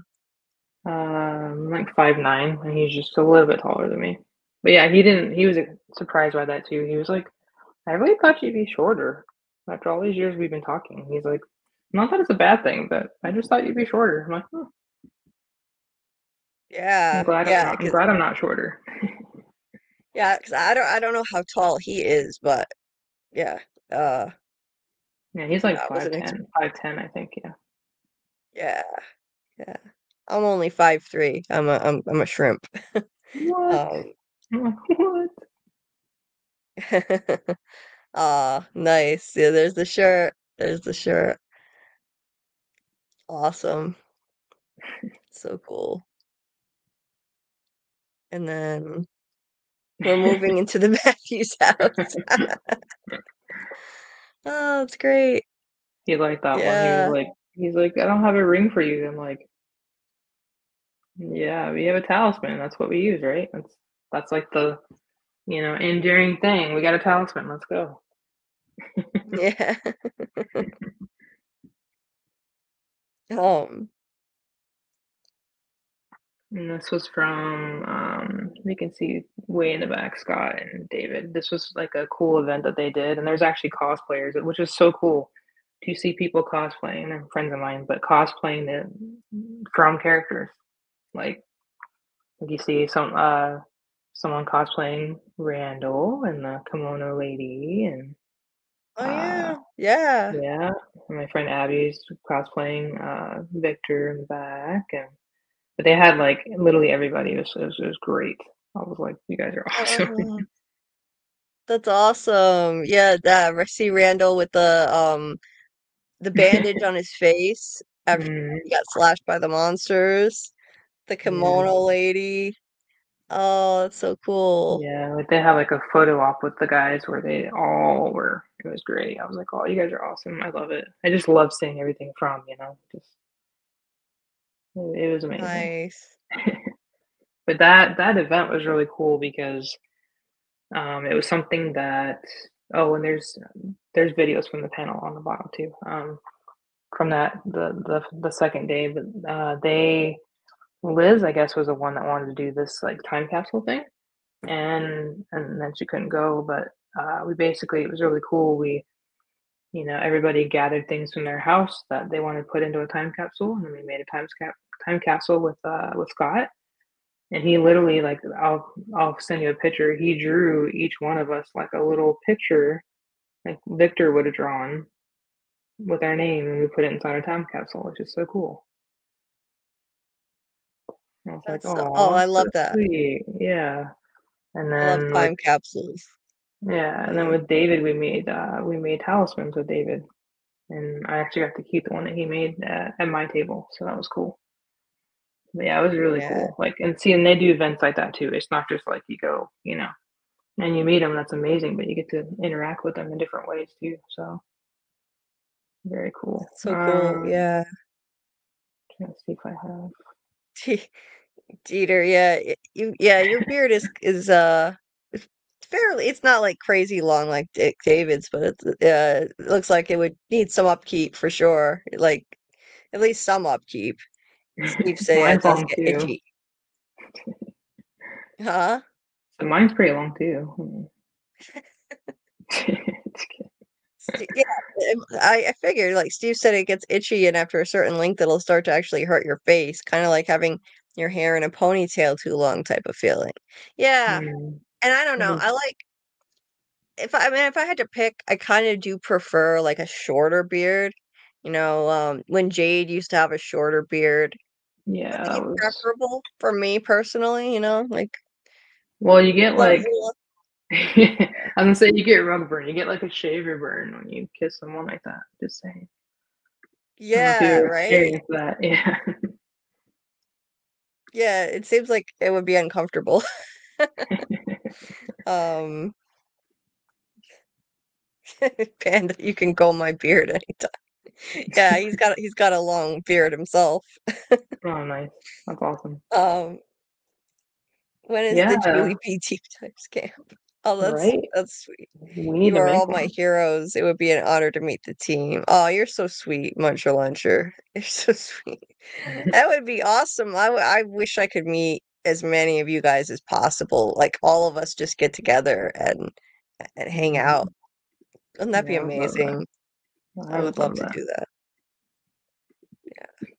kind of like a convention, but Right. just us.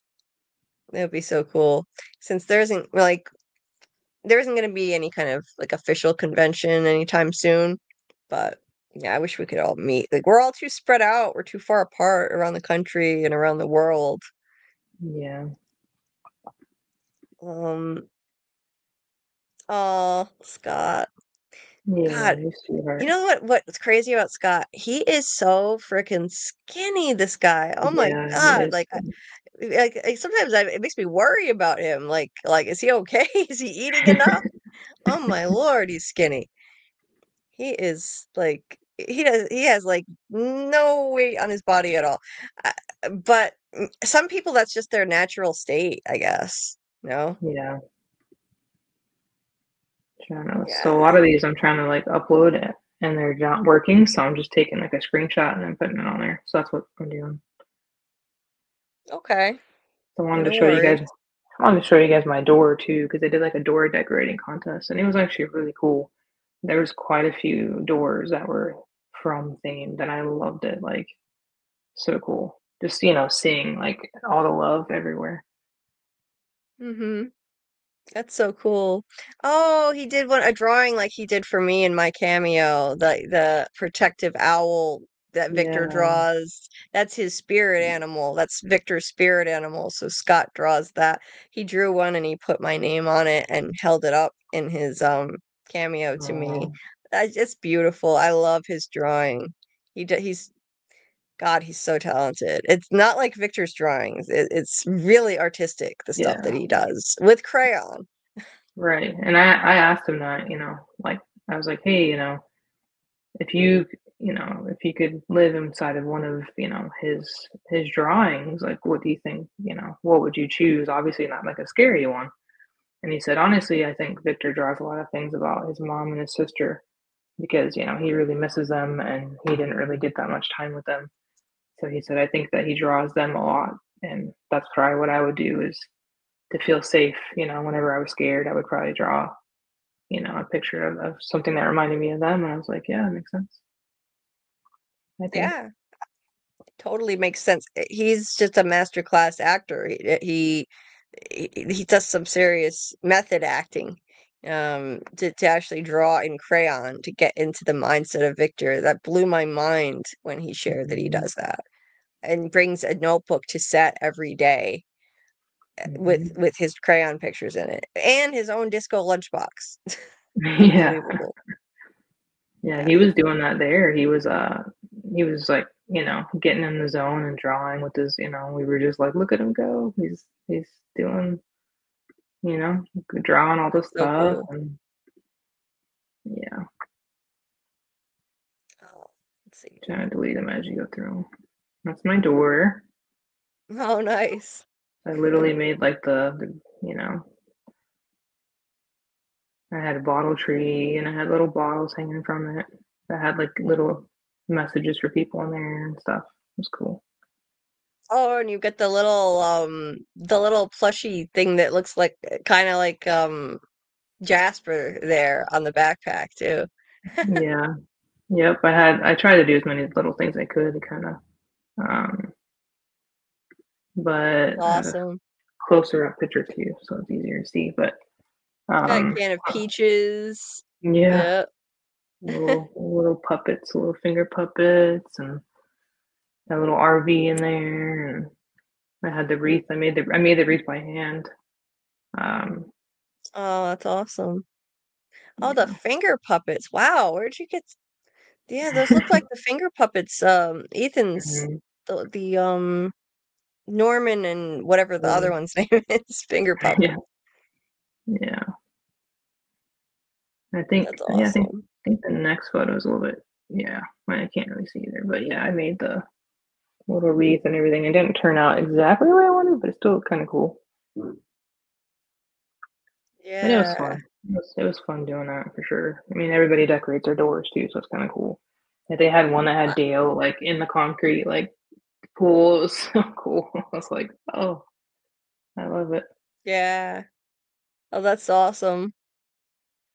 Yeah, they should start selling that stuff. That like they should sell their own finger puppets and talismans, and Right. like they could sell a whole lot. They could make a lot of money on merch for this show Right. if they would actually sell some stuff.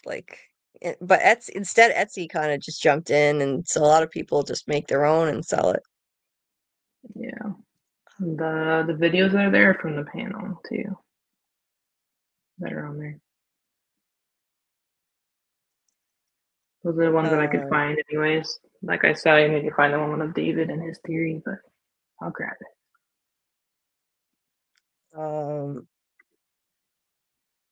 What are you guys talking about? I'm just looking at the chat here. Yes, I haven't eaten. I've mostly just eaten junk food tonight. I do need to eat something, but uh, yeah, I definitely do need to eat. Yeah, we could go to a convention and do a deep dive meetup. That would be cool, Panda.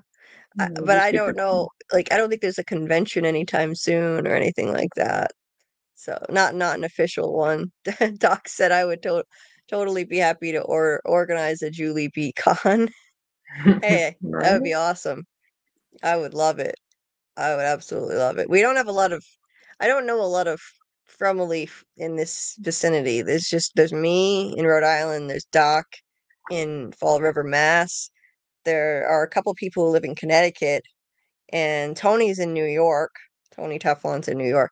I I don't know if anybody else who's anywhere nearby. Oh, Jeremy's, but he's always super busy taking care of his parents and stuff. But he's somewhere in Massachusetts. Hey, still the sage. What have I walked into? We're checking out Tabatha's photos and videos from the camp where she got to meet David Alpay and Scott McCord. Let's see, did I miss anything else here? Um, yeah, it looks like Victor just has been living off peaches for the last 40 years. Jeez, it really does. But maybe some people are just naturally rail thin. I just worry about him sometimes when I see him. It's just like, oh my God, it's wild. Yeah. Well, he looks skinnier than he is, if that makes sense. You know, like because he's so tall. Like when I hugged him, he wasn't like, he was lean, but he wasn't like scary skinny or anything like I thought. So Oh, that's good. yeah. Doc said I keep tabs on a lot of local sci-fi and horror cons. I could get you a table or a panel. Oh, wow. That would be really cool. I mean, I'd have to, I wouldn't be able to like sit for too long. I'd have to get up and move and stuff, but I would love to do that kind of thing. That would be really amazing. Um, yeah, if Tony did one, I'd probably be there, but that's not going to be happening for a while, unfortunately. Um, and From doesn't make it easy. Like like if you do a convention, you can't have anything to do. You can't make it anything to do with From because of copyright issues. But Julie Pecan, Rhode Island, here we go. Yeah, if only Panda. That'd be great. Oh, Steve's in Philly. That's not far. That's not far. I have distant relatives out there in Pennsylvania. It was like a 7-hour drive visiting them when I was a kid. Oh, Phil. Yeah, that's right. Phil. Phil is in Massachusetts. I forgot about that. Phil, the issues guy. He is ridiculously nice. Yeah, he could not be nicer. I love Phil. Anyway, I have a friend got in, another in Philly too. Yeah. Aw, they're holding each other's dolls. That's Alexis on the right. Yeah. Aw, so sweet. You. Love it. Wow. Yeah, it's so sweet how they've embraced these dolls that Alexis makes, and like everybody in the cast, like they've all really embraced them and shown them off, and it's really sweet how they do that, like giving Alexis her flowers for that, and they just love them. They really do. All of them. She made one for, I think she made one for Liz. Donna, Mm. and she made one for I remember one of the first ones she made for a cast member was a Julie doll for Hannah, and she loved it too. Aw. Sweet. Yeah, So they're cool. they're both super, super sweet, super just down to earth, and I mean, with her, I mean, they could tell, like she was like kind of nervous a little bit, and they just, drew her in and looking at the doll. I was like, oh, look at the detail on Dale, look at. I was like, see, they notice all your hard work, it's amazing. And It and I is. handed out so many of her cards, so hopefully she has a lot of orders because every time people were like, "Oh, where'd you get your doll?" I'm like, "Well, check out this card."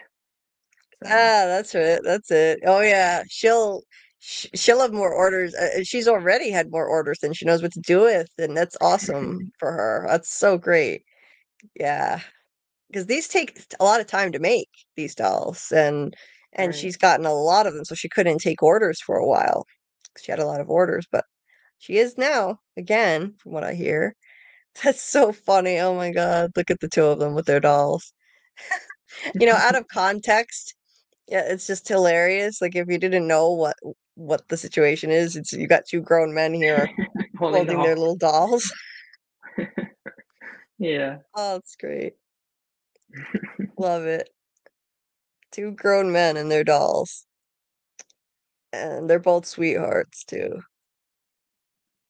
It's David and he's holding, what is that? Is he holding that Scott's doll? one.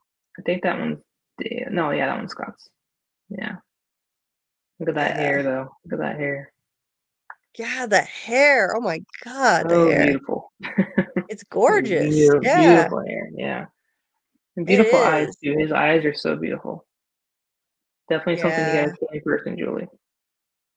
Yeah. Um I'm sure when we see him on the show, though, like they're gonna make it crazy. Like if they want to make him look like unhinged, they could Mm, easily just that could work. Like if they go with what they did in season 3, just not putting hair product in, like his hair could be like like a chia pet standing out like absolutely nuts. Because I imagine without hair product, that would be pretty wild. That would be right, wild. He has thick hair, beautiful thick hair, but it requires maintenance. right. I can't wait to see what they do with that for season 4. Yeah. Let me see. Yeah, I put so there's three videos from the panel on the bottom, and then there's a couple more pictures, and then I have the oh yeah, that one. I love that photo. And then there's That's pretty. some I love that one. There's some of the concert too, so like everyone can hear the just the I don't know how to explain it. Just they call themselves Peaches and Herbs, which is hilarious. Yeah. I loved it. Look Like, at this. Look at Scott. Oh my God. He is skinny as a rail. Look at this. Oh my God. How come I've never noticed that when he's actually on the show as Victor? Maybe it's the uh, way they dress him. yeah, Like, I think the clothes are like very kind of same with David. Like, I think I mean, I know they film a lot when it's cold. Like, they had a lot of stories about being in the cold and wearing like layers of like clothing, and then like the like warmer things, like the not the like little body heater things that they can wear because it was so cold out there sometimes. right. Yeah. I don't even remember. I can't even picture right now how they dress Victor for some reason, but he definitely isn't dressed like that. He doesn't wear jeans like that and like a t-shirt. So I've never noticed just how skinny this guy is. Oh my God. Um, yeah, In it's LA, this one and I right thought, here. I'll go to Vancouver. Like, there seems to be work up in Canada. This is about The his COVID audition. numbers are less, and so so I got like a little apartment, tiny little apartment, like about the size of the stage. And in the corner, there was like a little cutout right by the entry door. And so I put up like a black tarp, and that's where I would do my auditions. So this audition came in, and like the setup was like what you would expect, a chair with an Amazon box with a laptop on top of it. That was But before that, the character that I got, and because they wouldn't send a script, because they were being very secretive about it, but they sent me a character description, and it told me everything I needed to know about Jade. Jade is a 17-year-old Chinese girl. Really.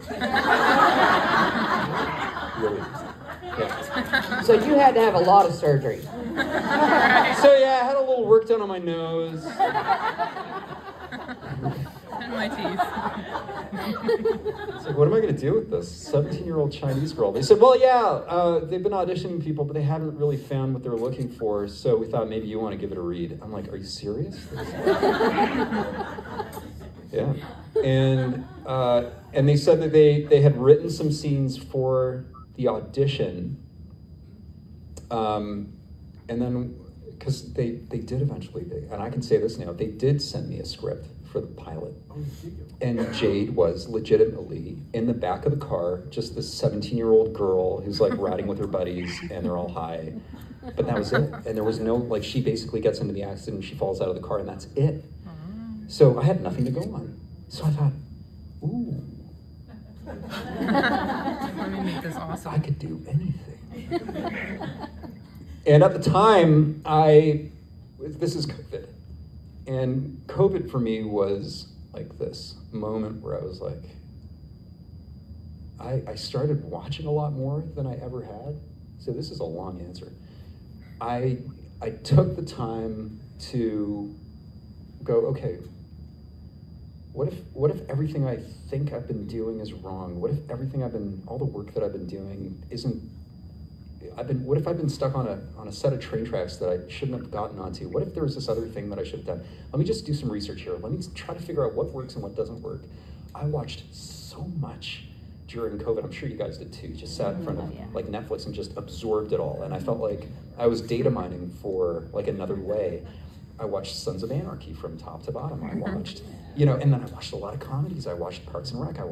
And for me, I was like, man, how great to be able to go out there and just to be free in front of a camera with a script, like just to explode and be funny if you want to be, and just laugh your ass off at work all day and then go home on that high. Like what a privilege, what a blessing that these people have.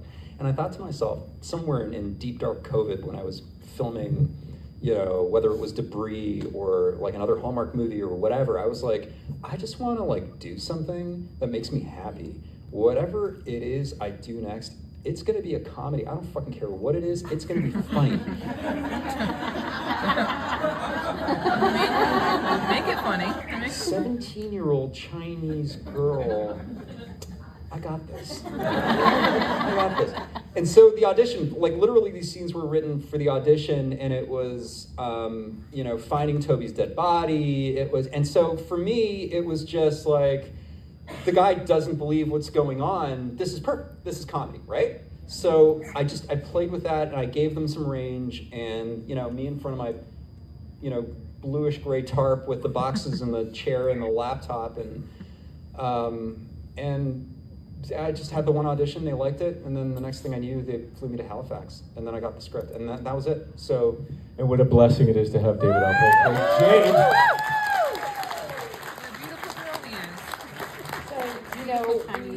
Are actually the camp is always.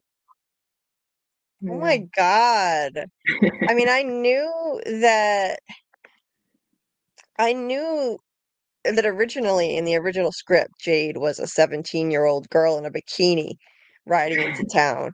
But I didn't know that when he auditioned, Jade was still supposed to be a 17-year-old girl. What the hell? What? So funny. How in the hell? Like, why would they even ask him to audition? That's crazy. If they were still thinking she was going to be a girl.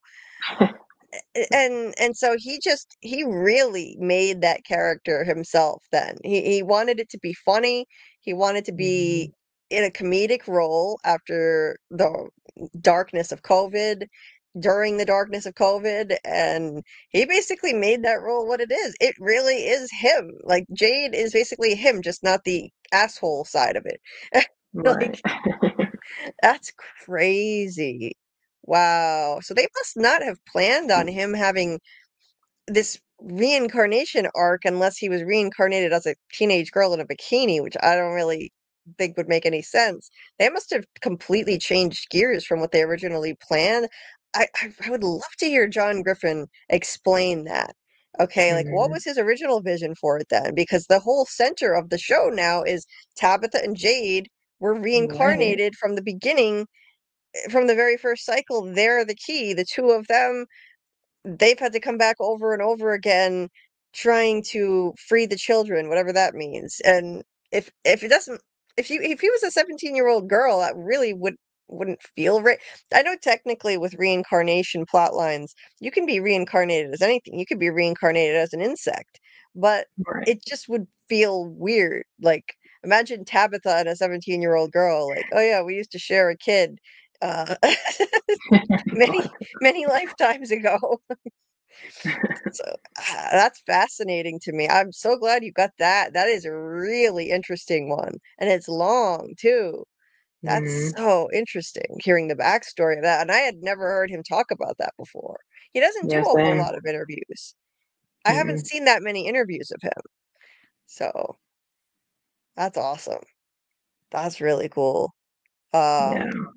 Hey, Carl Doer? Hey, what's up? Um, Carl, that's the same name as Panda Kalima. Are you, but you're a different Carl, right? Or are you the same person on a different account? Either way, hello. Um, because it's just weird. You don't meet a lot of Carls with a K. Anyway, I saw a few things I wanted to star. Hello, Mr. Grant Gregory. Hello, lovely ladies. Well, hello to you too. No. Hope all is well with you too. He's a sweetheart. Grant is the one who made my intro. I used your intro as the beginning of the live tonight, and I am still obsessed with it. Grant, you are amazing. Thank you so much for that. I just love it so much. Trace, I want a Julie doll as well. Dieter said he wants a Julie doll. Yeah, a JulieBDeepDives doll. Maybe it would come with a diving mask. That would be cool. Hi, David and Jill. Prediction: the final confrontation will be between Man in Yellow and Julie. I could see that. I could see that. And you know what would be crazy about that? We were talking, who was I talking to the other night on a live? And it was Umbra. Umbra was on here and we were talking. And it suddenly hit me like, oh, now I'm Julie, and Doug is on the live with me all the time, and the people who are confronting each other at the end of season 3 are Man in Yellow and Julie screaming. So, and I'm trying to convince Julie is trying to convince him not to kill her father again and again and again. It's like it never clicked for me that it's like it's just so funny and ironic that that's my name and Doug is here and he's our man in yellow. So maybe if he comes on enough times we can convince him. I can convince him Right. not to kill my dad, Jim. Right. And then, Tabitha, I'm here. And Tabitha's on there. We got all the people. We're reincarnated. Right. And you're Tabitha, you know? It works. So the two of us, you and me, maybe we could convince him not to kill Jim, save our family. Right. That's hilarious. Oh my God, that's so funny. And I don't meet a lot of Tabithas either, so that's a weird coincidence. Mhm. That's an interesting name, and it's not a common name. Hey, Miss J's reviews. Hey, nice to see you. Dieter dropped the link to her channel. Check out Miss J's reviews channel. The lovely partner of our friend Grant. Doc said if we did a con, our own mini con, we could call it a sci-fi con and advertise it for others to come. An expo is the easiest thing to do. I wonder if Joe Souza, who runs Monster Expo, would give me some advice. Hey, I'm all ears if you have any suggestions on that. That would be amazing. Yeah, maybe you could do something. That would be so much fun. Oh, Grant, yes, I am obsessed with the intro. I'm so happy with it. It makes me smile every time, which I need. Trust me. So you're you are a legend for making that. Buncher said, imagine my real name is Jade. Yeah. Oh God, yeah, Steve, I'd be real wary of giving Dieter Julie time. Yeah, I don't know. See you later, Dieter. Um, thanks for being here. Um, okay, so what else here? What else we have? Oh, we got a picture. Yeah, so I All right. actually, so they were, well, David was he was asking for like recommendations from a couple of us that would talk to him, and I recommended Dead Flowers by Rolling Stones, and they actually decided to do that one. And they asked if anyone wanted to come up on stage, and my friend Randy, who's up there, he was like, "I'll go," and then he's all by himself, and I was like, "Randy, do you want someone to come with you?" He's like, "Hell yeah!" I'm like, "Okay."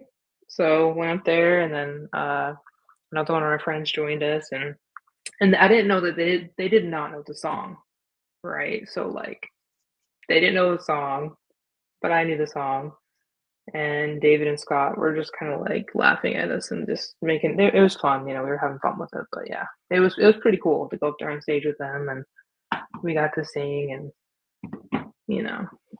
share Nice. share the stage with those two epic guys. It was pretty cool. That's awesome. So, yeah, I wouldn't be able to sing well enough to save my life, so I could never. Um, I mean, I can carry a tune barely if I have to, but oh man, I would never. I would be terrified. Yeah, I mean, it was so like, I know the chorus really well, but like they basically were just like, okay, go. And it's like, I need like some of the music, I need something here because, so we were off key pretty bad. It was hilarious. And so Scott had to come help us a couple times. David sang a little bit. But they were very thankful that, we did it, and they thanked us for it and everything. But yeah, it was cool. It was cool doing that, with them, and just to be out there and experience that with them was cool. And a couple That's times during awesome. their show, they would be funny and be like, "Okay, band meeting," like, "Hold on, let's talk about this." So yeah, it was cool though. Nice. Yeah. Um, oh, that's so cool. Yeah, love it.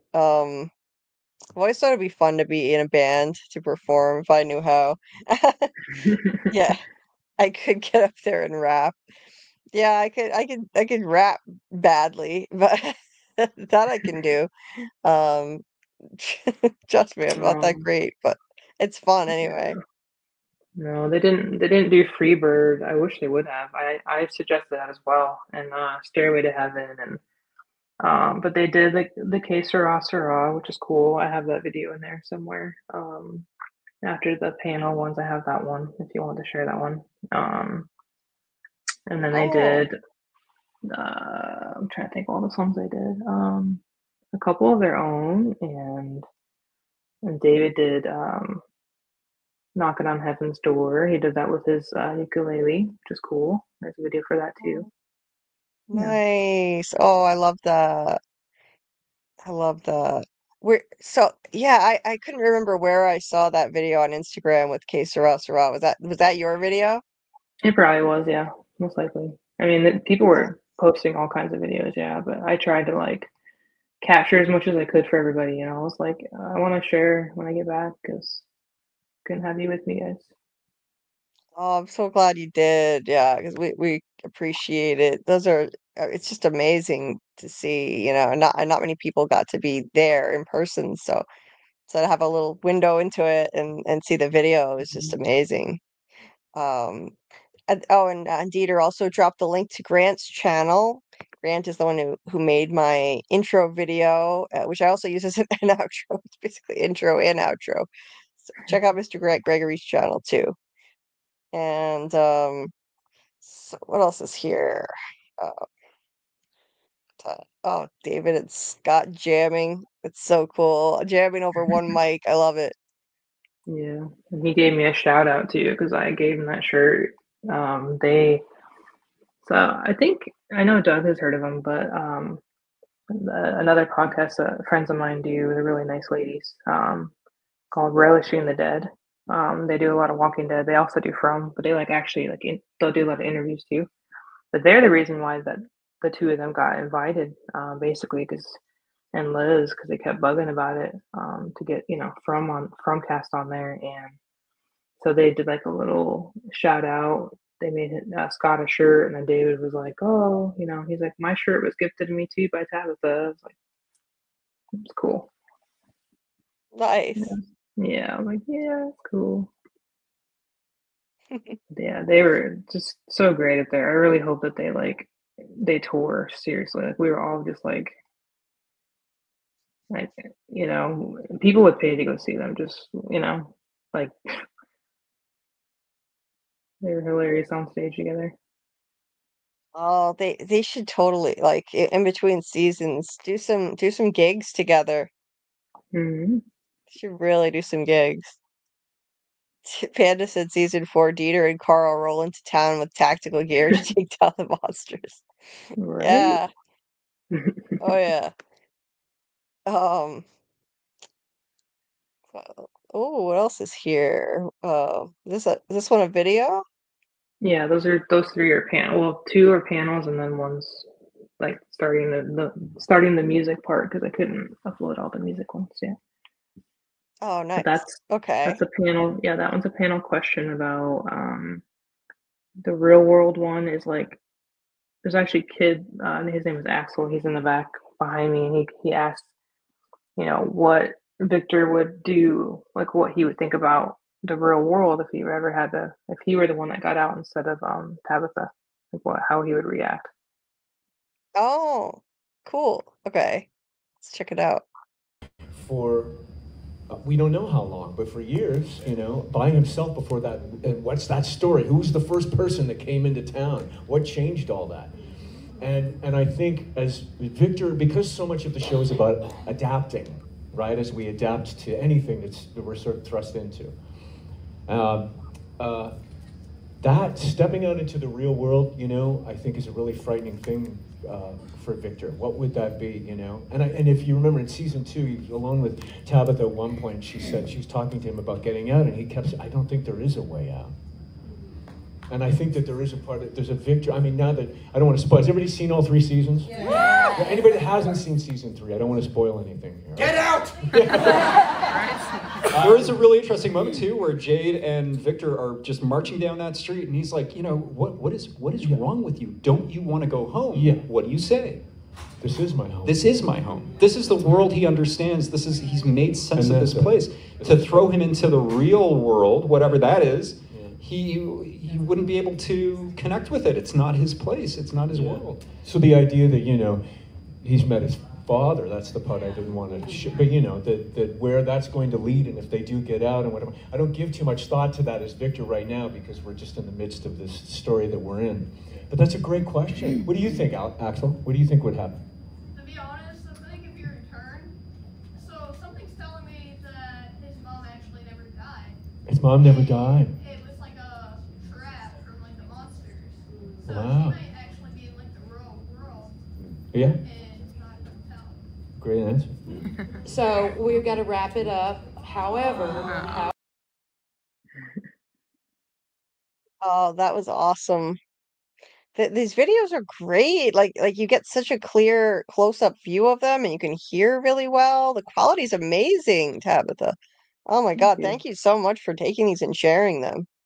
No problem. Yeah, I was right up there. I was like, Oh my God, that's awesome. Oh, because you don't see a whole lot of interviews, especially with more than one of the cast members together interacting like that. It's a different dynamic and bouncing off ideas off each other, jumping off of each other's points. I love that. You don't see it, especially with Scott. I wish they would include Scott more in the group interviews that they do, because he's not one of the leads. He's like a supporting role. Originally, he was only just recurring. He wasn't even a supporting role, and they expanded it. And the leads are Harold, Catalina, Ian, not anymore, but Ian Bailey, obviously Catalina, who plays Tabatha, and David. And so you would see the four of them. Let's see, is that four? Yeah. You would see them doing interviews together at like Comic-Con and stuff like that. But Scott wasn't there, and I always just felt Scott should be there. He is just a masterclass actor and really at the heart of all of this. Of it, he's Right. just at the heart of this place. He has one of the most emotionally raw, powerful performances on the show. I mean, so it's just so nice to see him up there interacting with David together. That's so cool. Yeah, I loved it. I was like, we were just all eating it up, you know, like Yeah. the next one's kind of Grant funny. Grant wants to know what we hope happens in season 4 if we got your one from wish. I would say I hope my little theory comes true. I don't know if I'd even call it a theory yet, but my idea could be a theory, but it's really just an idea because it's not based on any evidence in the show, but it's just something I think could happen. I want to see Doug roll up as the new arrival in town, not looking like the man in yellow, but looking like a normal person like himself, and nobody knows he's the man in yellow. That's what I want to see. I want to see Doug in a prominent role in pretty much every episode, and you never know when he might turn back into the man in yellow, his true form, and take somebody out.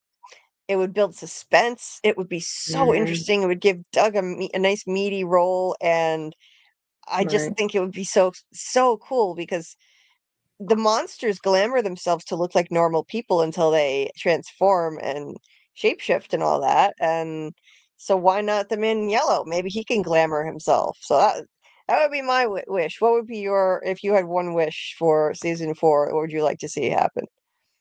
So mine was kind of similar actually. Like I was thinking that I think it'd be really cool if we got, you know, more like something like that. Yeah, like where we had more backstory on the man in yellow for sure. I mean, I thought of that, like maybe he would just be, you know, like somewhere in town, you know, or maybe he's like they find him out by the I always say like the little cabin things, like like over there somewhere surviving, you know, or something like that, where he's there and they're like, oh, there's this new person, you know, we don't know much about him, kind of like Tilly, where they know everything, but they don't really talk about it. So I thought that as well, but I mean, honestly, I just hope that we get more backstory. I know that's not really part of a theory, but I feel like there's just, you know, like Victor's dad. I mean, you know, they introduce him, but we know bits and pieces of what happened while his family was gone, you know. So I think more of that. But yeah, I don't know. I mean, I'm just excited to see if some of our theories are you know what we think they are going to be, and I think that would be cool if we start seeing, you know, like, oh, I said that was going to happen, or you know, just putting it all together. That'd be kind of cool. Yeah, like I want to see Julie story walking to past cycles. That's another thing. I'm predicting that's going to happen. We'll see her story walking to like the 1978 cycle. I had a theory that she'll save Eloise. She's the one who saved her. Because there's a missing link there. So maybe she Yeah. story walked, pushed Eloise into a tree, saved her. Eloise is alive somewhere. Like I'd love to see that. Um, and yeah, more Man in Yellow backstory. Like, where did he come from? Like at least give us something. I would love to see that too. Yeah, there is. Did you ever hear about the somebody at the panel was saying something about like the tree that everybody sees being a fairway tree, and when they first get there, and so they enter into different parallels that way, and that's how the different times are. I'm like, No, I hadn't heard that. That's interesting. yeah, Yeah, and like so that's like some of the timelines are like that, and that's how they can travel between. I'm like, okay, um, that's yeah. cool. Yeah, I think yeah. And I also, I mean, the bit about Eloise, I mean, like Scott said a couple times during, you know, different events that we were at that like he and Sera are just so close, you know, and he's like, we're just so close. She's like a sister to me, you know. He's like, I think it'd be, you know, interesting if that was kind of the thought process behind our bond, and you know, is that she's something like that. I'm like, yeah, I could see that. I remember we all talked about that before. That Sera might be somebody important like that. Yeah. See, that's my theory. What's your theory, Martin? What we were just saying, or what Tabatha was just saying? Oh yeah. The faraway tree. But Martin also thinks, yeah, the faraway tree on the road. Yeah. He's got a similar idea on that too. Yeah. Super interesting. Because it's interesting that it happens to be a tree. So the tree could be some type of portal. So what else? What else is here? What is the next one? We've got Sera in the box. So let's see. And you can't be changing the rules all the time. It confuses the puppy dog. And then it pees on the rug because it doesn't know what it's supposed to do. It gets stressed out. It gets antsy. It eats its own paws. Starts eating other people's poop. The last thing you want is Sera going around eating poop. And so for the sake of consistency, as much as it would sadden me, I would have to agree with Scott, and we would have to put Sera in the box. I think that's the only way to do it. I'm gonna actually take my answer back. So am I. Because Sera doesn't deserve to go in the box. And I'll tell you this. It wasn't her. It was the town. It was the town. It wasn't. She wasn't in her right mind. It just the time. It wasn't the good timing, really, for any of it. No. And here I'll say it was a bad time for Sera for sure. I got to work with Avery last year, and we did these scenes together. And I always love saying this. I said it last night. She is the Sera that you know. She's not like that. She's totally hilarious, total cut up. And I would eat poop with her. When it came down to it, I would eat poop with Avery because she's amazing. And so my heart, I couldn't put her in the box. Come on, man. So you'd rush her into the forest and hide her somewhere and. Yes. Wouldn't you? Yeah, I'd put her ass in the box. Well, let's see a show of hands. Sera's in the box. Not Avery. Sera in the box or not in the box? Sera in the box. Hands up. Okay, there you go. All right. I would. All right. We won't tell her. I wanted to though. She'll never know. I think we need her, or she might be. Okay, we would like to know what was your audition process to get on the show? Oh yeah. Do you want to... Sera in the box. Yeah, I was not. I was never a person who would say Sera should go in the box. But I always felt like after what she did, she should just be locked up, just to make sure nothing ever happens again. Like at least make her live in the sheriff's station in one of those rooms, and she can't roam around freely. That's all. But I've never been like, yeah, put her in the box. I feel bad for Sera. She couldn't really help it that she was manipulated and probably traumatized and mentally ill. And that's how she was manipulated. So I would just say lock her up. Don't let her wander around town where she could slice and dice somebody again. How do you know that she's not going to? That's always been the way I think about it. You don't know for sure that she's safe. You'll never know for sure. And we just saw what she's still capable of with Elgin. Right. Obviously, that was to help Boyd, but still. It's crazy. Ooh. Anyway. Oh, okay. Jeez. Dieter said he has a mild bronchitis and it takes a very long time to end. He still has a cough. He's had that for a really long time. Jeez. It's ridiculous. Hope he gets better soon. Oh, you got a couple songs here. Oh, I'm excited for these. Let's see. Knocking on Heaven's Door. Please sing along. I apologize for the I'm just humming.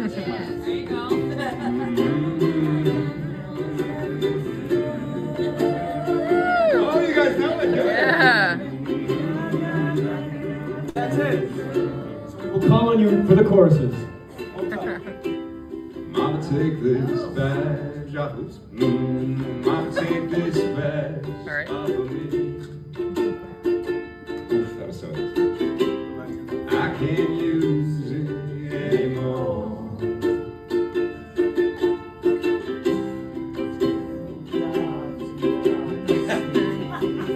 It's getting dark. It's time for the chorus.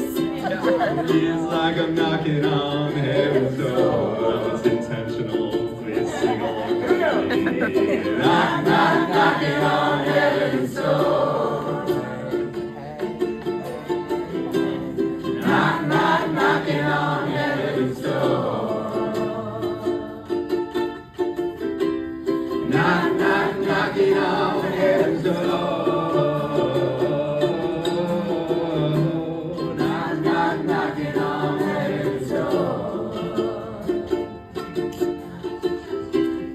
Mama put my guns in the ground. I can't shoot them anymore. The long black cloud is coming down. Feels like I'm knocking on heaven's door.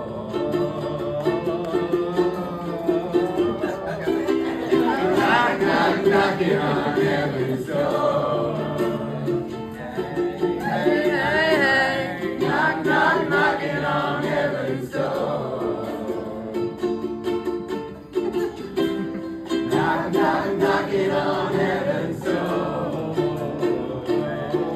Knock, knock, knocking on heaven's door. Knock, knock, knocking on heaven's door. Knock, knock, knocking on heaven's door. Knock, knock, knocking on heaven's door. Knock, knock, knocking on heaven's door.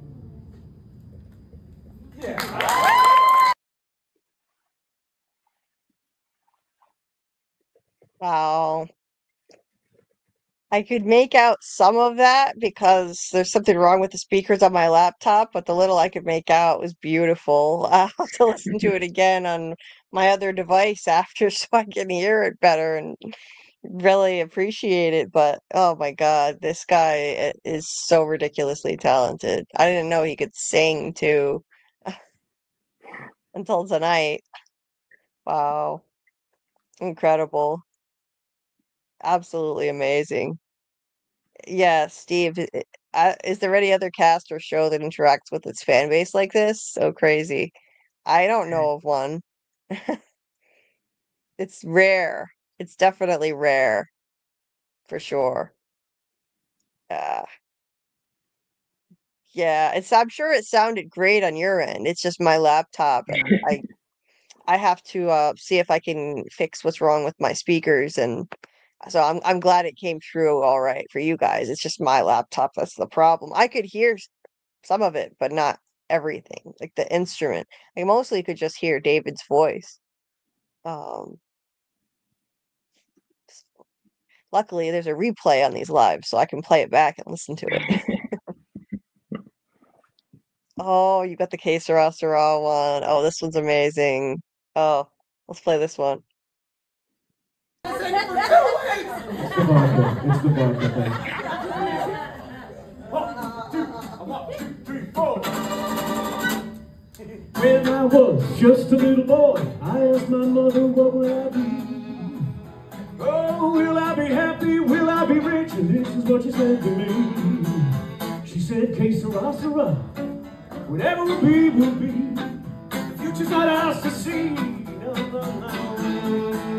Well, when I grew up and fell in love, I asked my baby what lies ahead. Oh, will there be sunshine day after day? And this is what my baby said. Sing it! She said, Que Sera, Sera. Whatever will be, will be. The future's not ours to see. No, no, no. Que sera, sera. Whatever will be, will be. The future's not ours to see. David Alpay.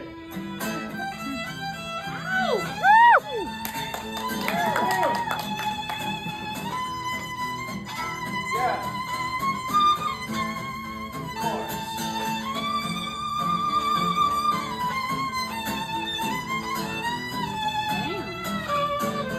Another chorus.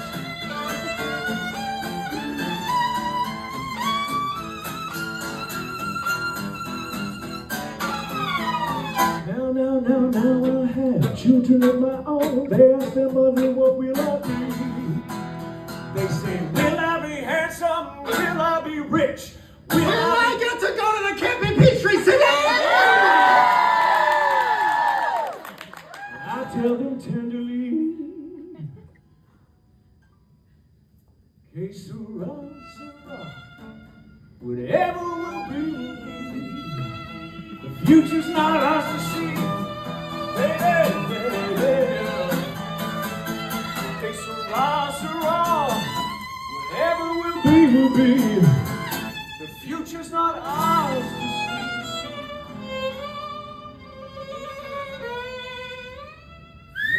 No. Woo!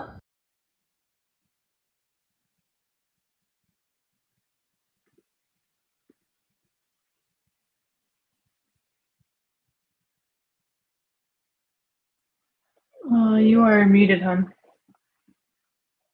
I hit the mute button. I hit the unmute and it didn't work. What the heck? Anyway, I was gonna say Scott's voice is so bluesy. Wow. He's got that Yeah.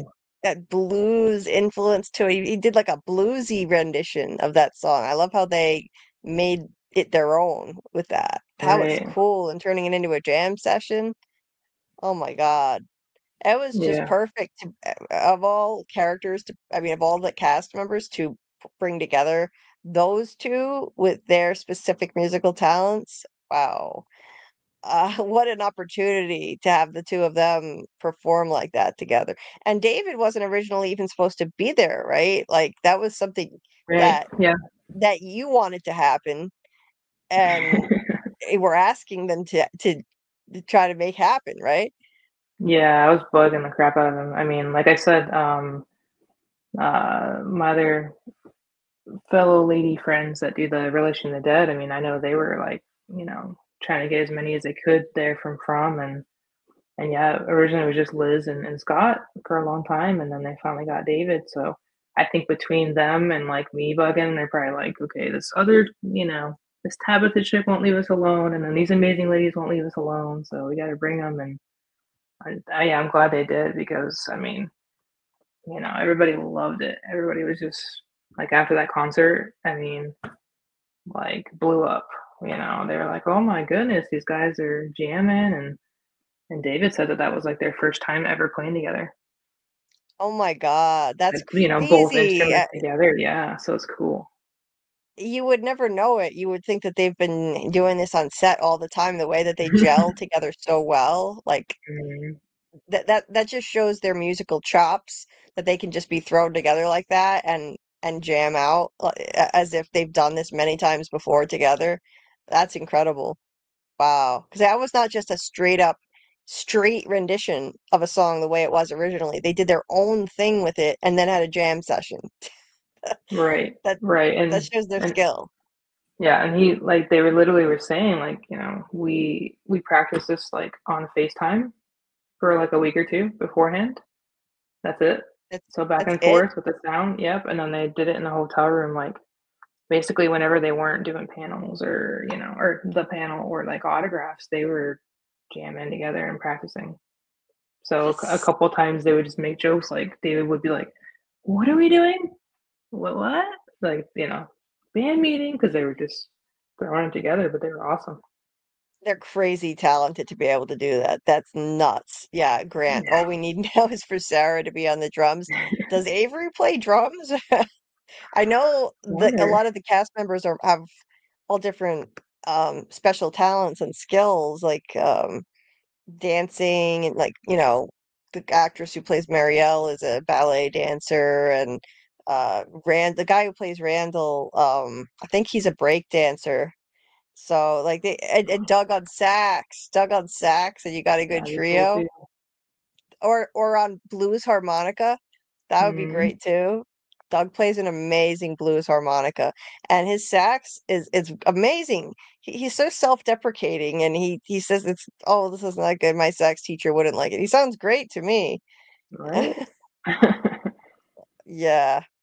We should get Scott to make you an outro song.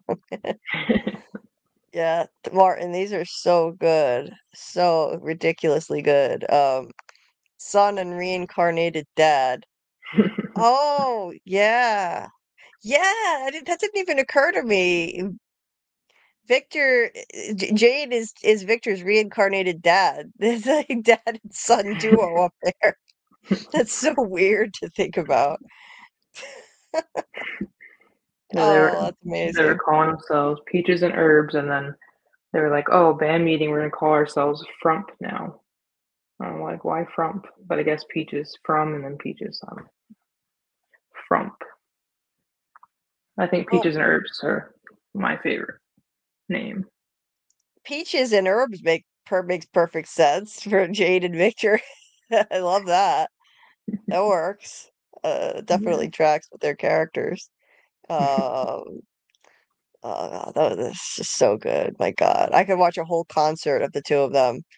They need to gig together. Maybe now that they've done this, they'll when they're kind of hanging out on set with some downtime, they find themselves together. They can just jam, do some jam sessions, and record it. We need more. Right. So good. I have a video too that they did because they made Scott made like a video for the Relish and the Dead ladies. So I didn't know if he wanted to play there or not, or if there's any rules with that.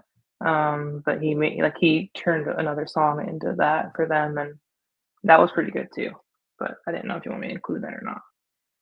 Yeah, if you have it, that would be great. If you Awesome. want. And they're amazing too, by the way. Like I think that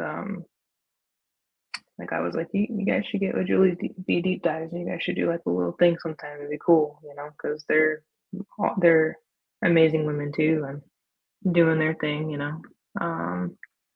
They are. And I know they did one of Doug. I remember seeing that, and I saw the one of David, and they've been doing a lot of From as well. So let me find it. But yeah, it's a great song because they just kind of turned it into their own thing. And so this one isn't my video, so it's not as great. But or not as great of a quality because the one I have is better. But yeah. Okay. Got it. So, yeah, the message to the fans. Like you guys, their undying and amazing support of the show it really knows no bounds, and it goes beyond, I think, anything else, anyone else. They have been so supportive. They were reaching out to us, getting us on their show, and they have had us on our show multiple times. And lots of love. We owe these guys so much, and I feel like this is just it's unreal to be here and actually meet them in person. They were right there when we arrived, and there were lots of hugs and lots of love. We've been crying all day. And isn't it ironic? Isn't it ironic that a show about found family found its family because of you guys? You guys are here. You are our found family. Oh wait. Can you talk? I have a costume change. Yes. You brought costume changes? Did you really? Well, is that a hanky in your pocket? Everybody saw that, right? A little bit weird. Hi. My name's David. Spoiler alert, I was not on The Walking Dead. I have so many questions. Why don't the dead eat each other? Question number 2. There are other mammals out in the, nature. How come they don't turn into zombies? I have yet to see a zombie cow, a zombie goat, and there are plenty of zombie deer. I keep waiting for one of the deers to go, turn around and go, just have a googly eye. That never happens on the show. Thank God you're back. You did great. Thanks. This is it. Thank you. Oh yeah.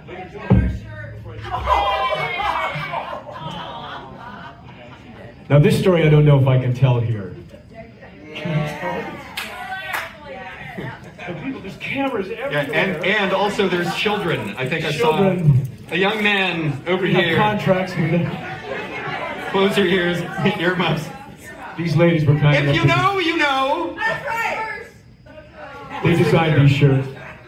And relishing the dead, showing the flag right here. You can probably barely see it. It's right here. So I wanted to show the flag for these ladies.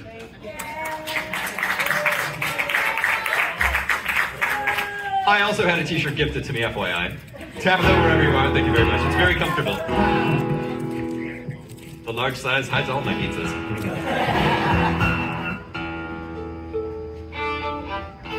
I'm still listening.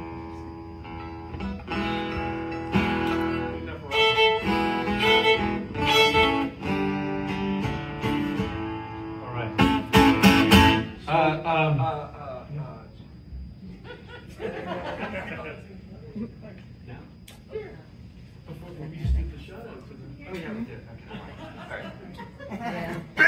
Band meeting.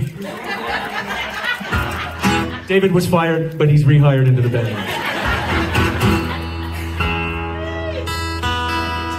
It's all who you know. We're actually, David, we got to take this on the road. We really do. Take it on the road.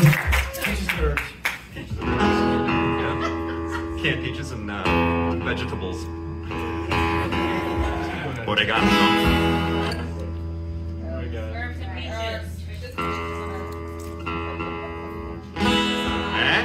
You guys get it? This is the song. It's me tuning all night. That's what. 9 minutes. So sorry. Okay, it's just gonna go a little out of tune. Good enough for rock and roll. Do I see Axel out there? Hey man, there's our man. Axel plays drums, and listen. If we had a drum kit up here, you'd totally be up here too. Next year. Nice. Say that loud and clear, Axel. They all hear it. Next year, indeed. We would love to come back. About as good as I'm gonna get. Yeah. It's a human kind of thing.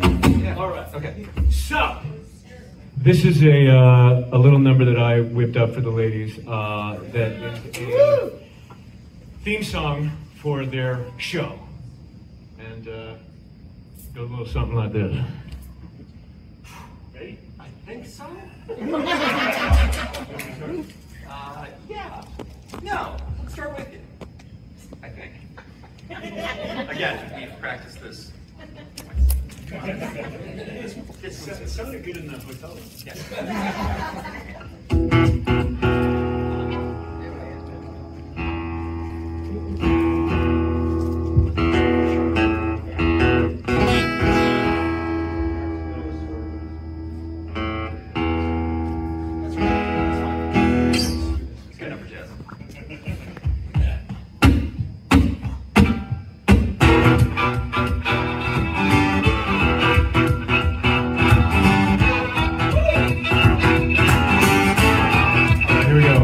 Listen, 4 ladies, 4 friends, 1, 2, 3, 4 fans. Oh, babe, they got a safe place for you and me. They're gonna devour things all TWD. You're gonna love them. You're gonna relish them. Relish in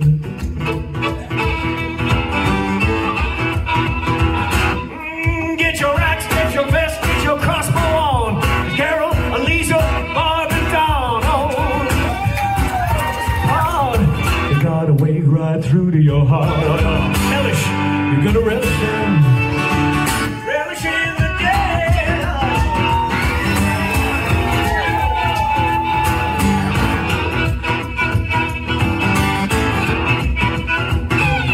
I love your stiff-legged walk and your wide-legged stance. The way you lumber so slowly, as if you're in a trance. That's how they like to dance. Little hellish. You're gonna relish it. Relish it.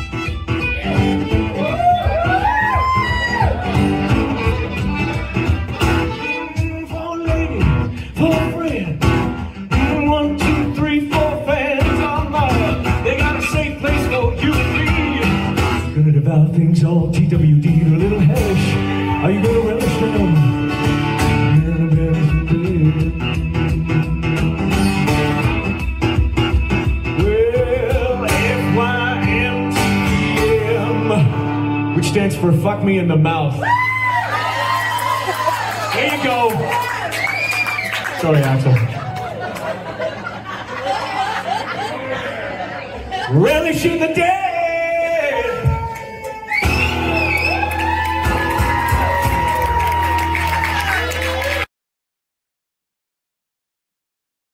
It's a little podcast right there, but yeah.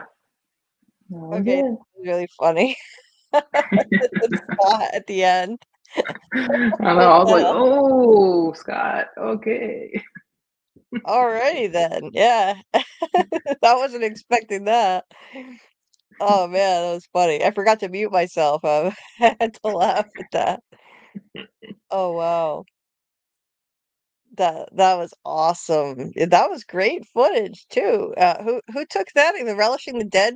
Someone from Relishing the Dead podcast? They were there in the audience. Yeah, that was their like the song that he made for them. They're so amazing too. Like I really need to get you guys linked up. But no, it was one of my other friends. She had taken it from that view because I was just like mesmerized as they were talking, and then David did the shout out for me for my shirt that I got him, and then I was like, oh damn, I didn't get that on video. I was like, that sucks. And then my friend was like, oh, I got the whole thing, girl. I got you. I was like, okay. Oh, good thing somebody got it. Yeah. Right. I was like, that's cool. I'll have to, when this is over, I gotta listen to all of these music ones, especially again on my my Chromebook, so I can hear it better. But from what I could hear, it sounded great to me. So yeah, it was for that's sure. awesome. Like, if I'm recording a performance though, like I can't focus and really take it in and enjoy it. So when I went to the Kendrick Lamar concert, I took video of one song. Other than that, I just watched it. I have like concert ADHD. I can't focus and take it in and record it at the same time. I can't do it. I don't know how people do that. So I'd ruin it for myself if I did that. So, but it's awesome. You were able to get so many great videos yourself. I mean, that's awesome because then you can go back and relive it a bit, like Right. now I have to rely on other people's footage from the concert I went to. And there was some great footage, but and from better locations than where I was at, but still it would be nice to have my own videos. But yours are fantastic. Yeah, thank you. Yeah, I was trying. It's hard sometimes, because I'm just like, but yeah, because you want to get lost in it and immersed in the experience and not too focused on recording everything. So I could see how you wouldn't catch everything that you might want to because you need to really focus on being in the moment because it goes so quick. Right. Anytime I've ever gone to a concert, like a concert goes by so fast and it's such a blur, and I'm so starstruck that I can't focus. Like that's how I felt watching Kendrick. He was so close to me and I could not focus enough, and it was such a blur, and then it was just overall so quick. And I would feel the same way if I saw David and Scott. Oh my God, yeah. Like if I saw them jamming up, I would be so starstruck and dazzled by it that I wouldn't be able to really pay attention. Oh, it's crazy. Yeah, it It's like was it's like it's like literally those I'm just girls like who used to those girls who used to like go to boy band concerts and pass out and stuff. It's not like that bad, but but I have that kind of mentality where I'm just I can't focus on anything because I'm too excited. Sorry, what were you saying? Yeah, no, like when I went up on the stage, like that was right because like I'm trying to help my two friends sing the song, not knowing they didn't know the song, and I have that video too if you guys want that one. That one's rough, but I have that one too. Um, my moment in the starlight. Oh, But cool. I have that one. It's rough, but like so many times, like I would like look behind them, and David would be like looking at me, and he's like, and I'm like I am mesmerized by you, I'm trying to sing here, and I'm trying to, but I really want to just go stand by him and sing with him and Scott too, it's kind of like, yeah, it was hard to concentrate for sure. I will say that. And at the end, he kind of like puts his arm around me and he's like, "Good job, you know. Thanks for being brave." And I'm like, "Yes." That's cool. Yeah, it's brave, all right. Yeah, I was Takes like, guts. "What am I doing with myself right now?" I'd Let have me see. I would get stage fright. The one and only time I was ever on a stage performing anything was a piano recital when I was in high school, and I completely panicked because I was so self-conscious of all the eyeballs watching me in the crowd, and the Mhm. song that I knew backwards and forwards, it was from the Nutcracker Suite. It was a Tchaikovsky song, and Tchaikovsky, I don't know how to say it, but you know what I mean, from the Nutcracker Yeah. Suite. Yeah. And I knew this song backwards and forwards. I had played it a million times. I didn't even need music. I had it committed to memory, and I just blanked in the middle of it. And my piano teacher had Mm. said I wasn't allowed to have sheet music there. So if once I lose my place in the middle of a song, I don't remember where I was at. So I panicked and I couldn't finish the song, and I had to skip to the next song. And amazingly, that's the one I was more worried about, but I played that one through just fine, no problem. I Mm. wanted to run right off the stage. I could never. Oh my God, what you did, that I would be so scared. Like to have the added pressure of having these guys on stage that you admire so much from the Right. show. Jesus. Right. Like in the moment, you know, when you're like saying like because I was thinking about it, you know, I was like, okay, like I recommended the song, right, to him. It was one of the ones I said, oh, you should do the song. And then they're doing the song, one of the songs I recommended they do. So I was like, it's already like, you know, I feel like you should. And earlier on in the thing in the show, he's like, okay, if you guys, you know, come up here and sing, if you're brave enough to come up here and sing, then go ahead, right? So Randy went up there. I'm like, I know how it feels to be by yourself up on stage, you know, when you're like brave enough to do it. So I was like, I'll go up there with him. Why not? Then I get up there. I'm like, oh, here it is. Let's go. Like, Yeah. yeah, it was cool. Yeah, that sounds terrifying. Yeah. There's probably like, You're brave. thank you. Probably like, I don't even know, 70 to 100 people in there. Probably. Yeah. Yeah, there So, were I like mean, 100 people at my piano recital. So yeah, yeah. you're brave. I would have been terrified. Oh. Which one is Yeah. that? Is that one this dead flower Yeah. one? Okay. Should we play that next? Yeah. And I didn't record this, so obviously, right? I'm up on stage, like, Okay. I don't know the song. It's like, I don't know the song. All right, I'll try it. Go ahead. Here's a mic. I've never seen Randy scared. I've never seen him scared. Scott, you can sing, we can sing together, and then this is good for you. Oh, that's good. Okay, and then let's start with a little intro music. Thank you. See how this is kind of like what our rehearsals are like, by the way. So welcome to our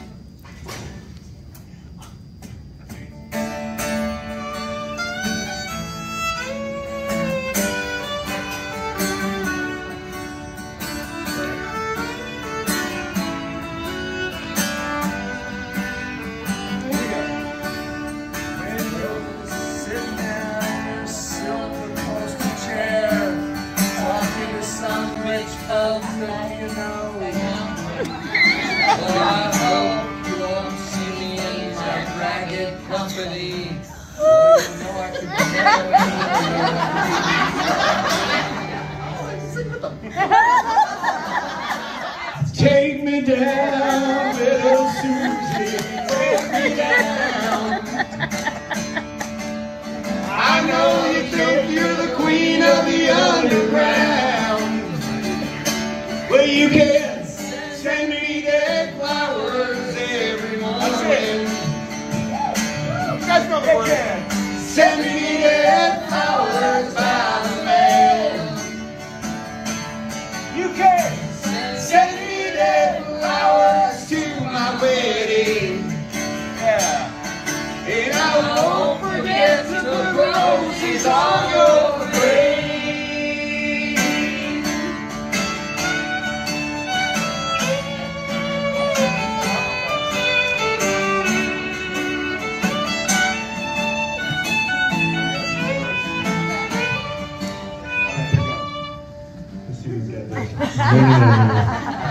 Yeah, thank you. When you're sitting back in your rose-pink Cadillac, making bets on your dirty, dirty days. In my basement room with my needle and a spoon, and another girl to take my pain away. Take me down, little Susie, take me down. I know you think you're the queen of the underground. Well, you can send me their flowers every morning. Well, you can send me their flowers by mail. You can send me their flowers to my wedding. And I won't forget to put roses on your grave. Let's get David Alpay to play.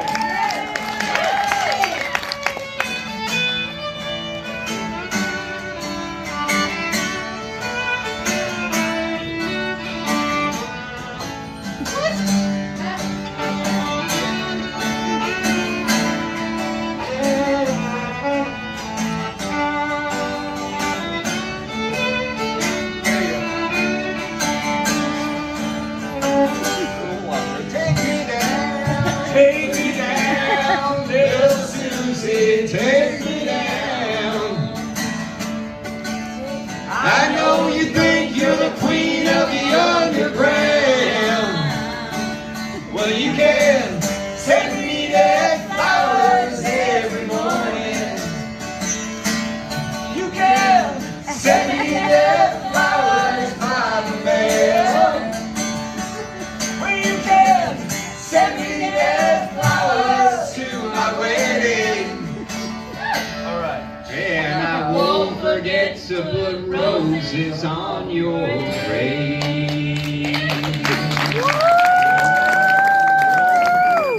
To put roses on your grave.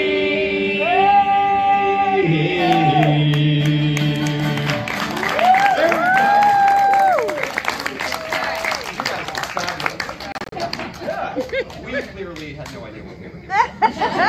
Nor did they. We did great.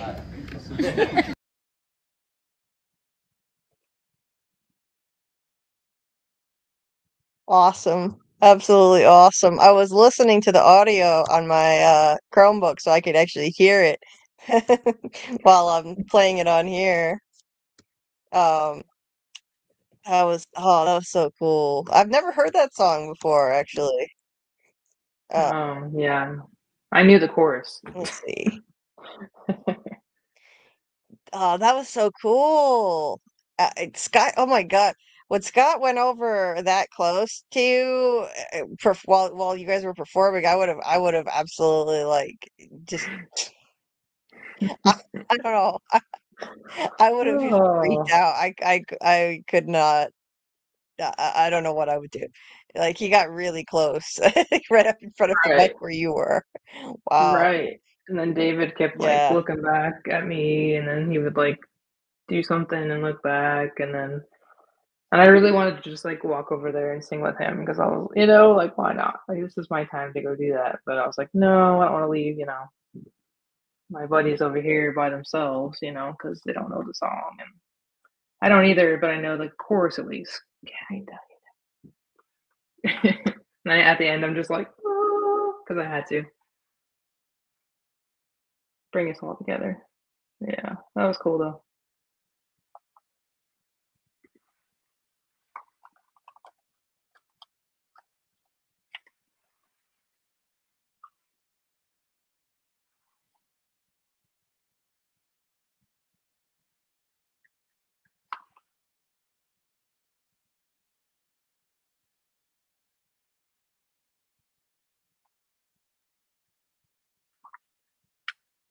I don't know, I can't hear you anymore. Uh-oh. Are you muted? Am I muted?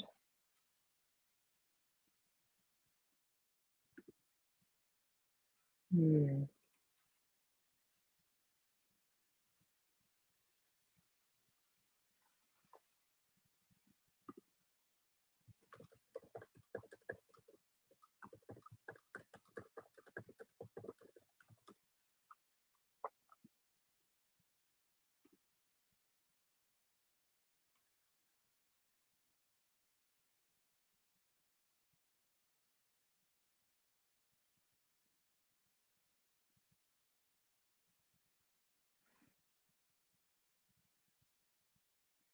Okay, I'm like, oh no. But yeah, guys, there's my 5 minutes of fame, you know? Just kidding. Yeah, I don't know. It doesn't say that you're muted or anything.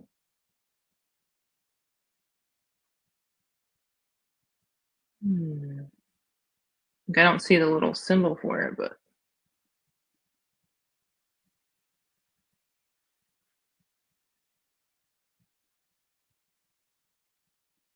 weird. Okay.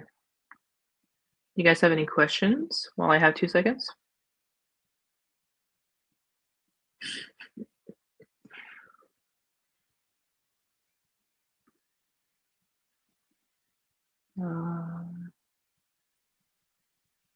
There we go. I hear you already.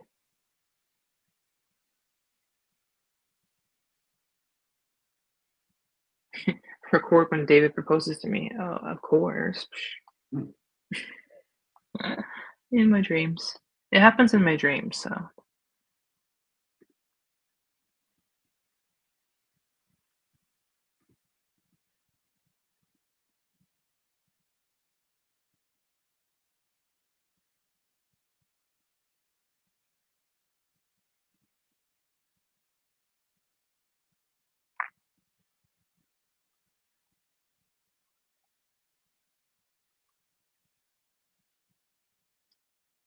I can read your lips, though.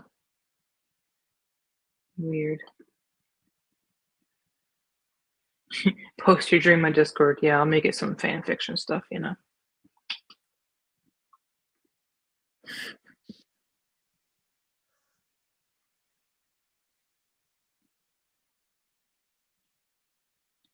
I heard something for like 2 seconds. I wonder if I should mute.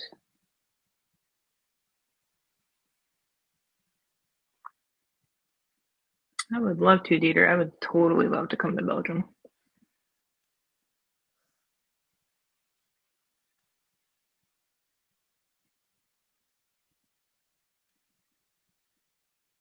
Yeah, it sounds like really far away.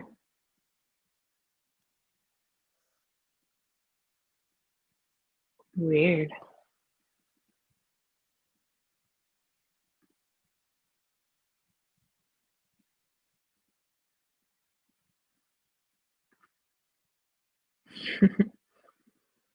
Sorry, kind of all these videos, y'all. I know it's taking up the whole stream and everything, but I wanted to share with you.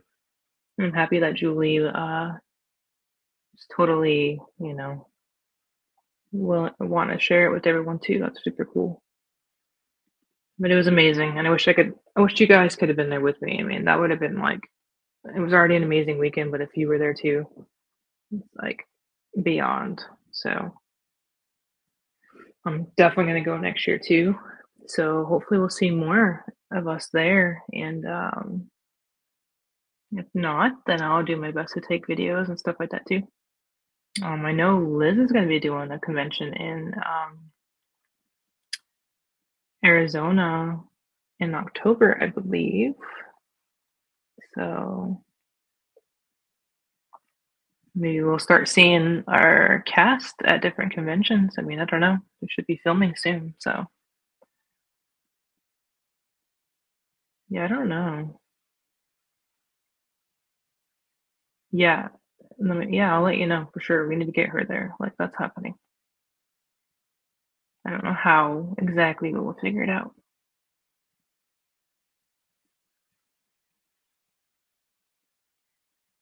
I just realized what time it is, you guys. Holy crap. Oh, it's okay. We need sleep, right? Yeah, do you guys have any questions though while we're waiting? I mean, anything I can answer for you about life? About the convention? I mean, anything about, you know, I don't know.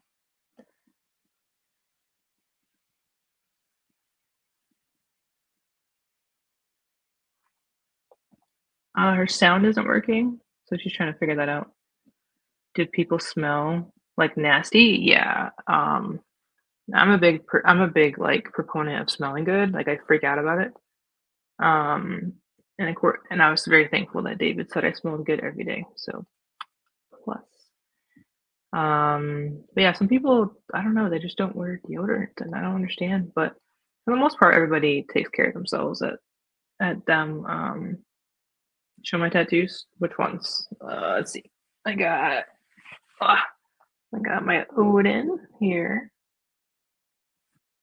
And then I have Freya here. Wow, you can really see me. I'm like full screen, you guys. What? Yeah, Freya. And then this is one that my family has, all of us together. And then I got my octopus guy here. My mermaid. Can't really see the mermaid. There you go. Baby. Viking ship. And Nemo. Yeah. And I have like a lot everywhere. But yeah, conventions. Can I talk about my tattoos? Yeah. What do you guys want to know? Like I have a storyline. Oh, you thought it was a sleeve of my shirt? Yeah, these are my tattoos. So this one is, thank you.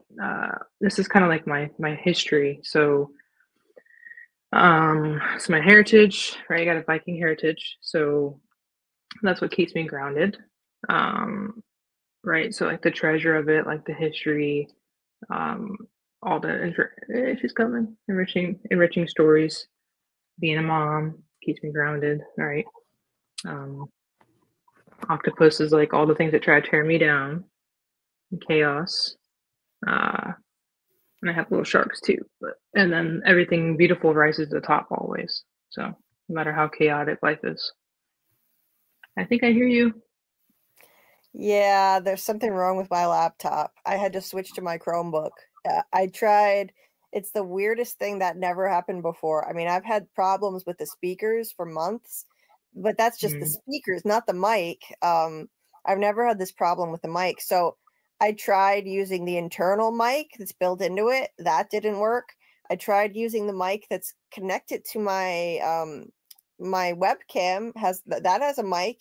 That wouldn't work either. So neither of them would work all of a sudden. So I had to switch back to my Chromebook. I think I'm going to have to use the warranty and send it back. There's something seriously wrong here, not only with the speakers, but with the mic. And this thing is brand new. I've barely even used it. So yeah, that's really frustrating. That's another problem, and that's never happened before. So that sucks. I have the worst luck with technology, I swear to God.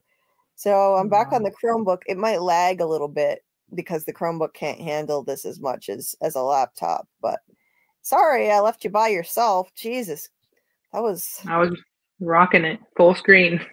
Full screen. Yeah, it's I was like, oh. It's kind of alarming sometimes when I'm on here on camera and the last person leaves and all of a sudden I'm full screen. I was like, no, it startles me. But then I'm just like, here's my tattoo. So, yeah, it works. Sorry about that. Oh my God. It's okay. I got you, girl. I'm here. I appreciate it. This panda said, Taffy, let me know how to go. I want to take Julie. He's a sweetheart. Yeah, we gotta figure this out. Yeah, that would be great. That would be amazing. Is there another video there that we didn't play? Yeah, it was just like a quick one from the panel. I think it's like 40 seconds, but they were just thanking fans, and it's kind of cool though. Oh, cool. Let's play it. We're here. That's a big deal for us. Yeah, it's really huge. It started very small, as you know, and so that's my audition. And also, like, we're in Halifax, Nova Scotia. it's a very small film industry there. Like, it exists, but it's very small. We never get to see our fans. We don't know who's watching the show. And so to come out here and find out, like, all you guys have been watching it and are really into it, it blows my mind. So thank you. It definitely means that I'll go back this year, I know you'll go back this year with that much more, like, we're doing this for the fans. Like, there's a family here, there's a community of people who love the show and it means something to them. It just, I think we'll redouble our efforts for sure. Thank you, Don Barker, for bringing that to our lives. Yeah.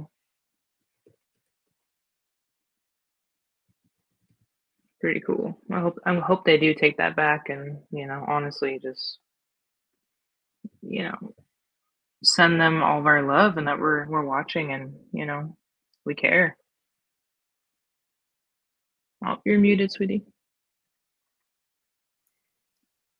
I constantly do that tonight. What the hell? Gotta say, yeah, that means a lot that they feel that way, you know, like they really, they you know, it's cool for them to know how much we care about them and this show and what it means to the fan base, and for them to know that and the way they appreciate it, they show their appreciation for us.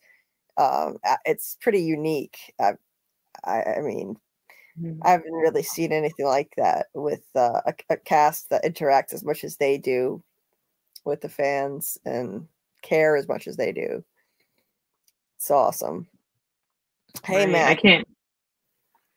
Tabby BDeepDives.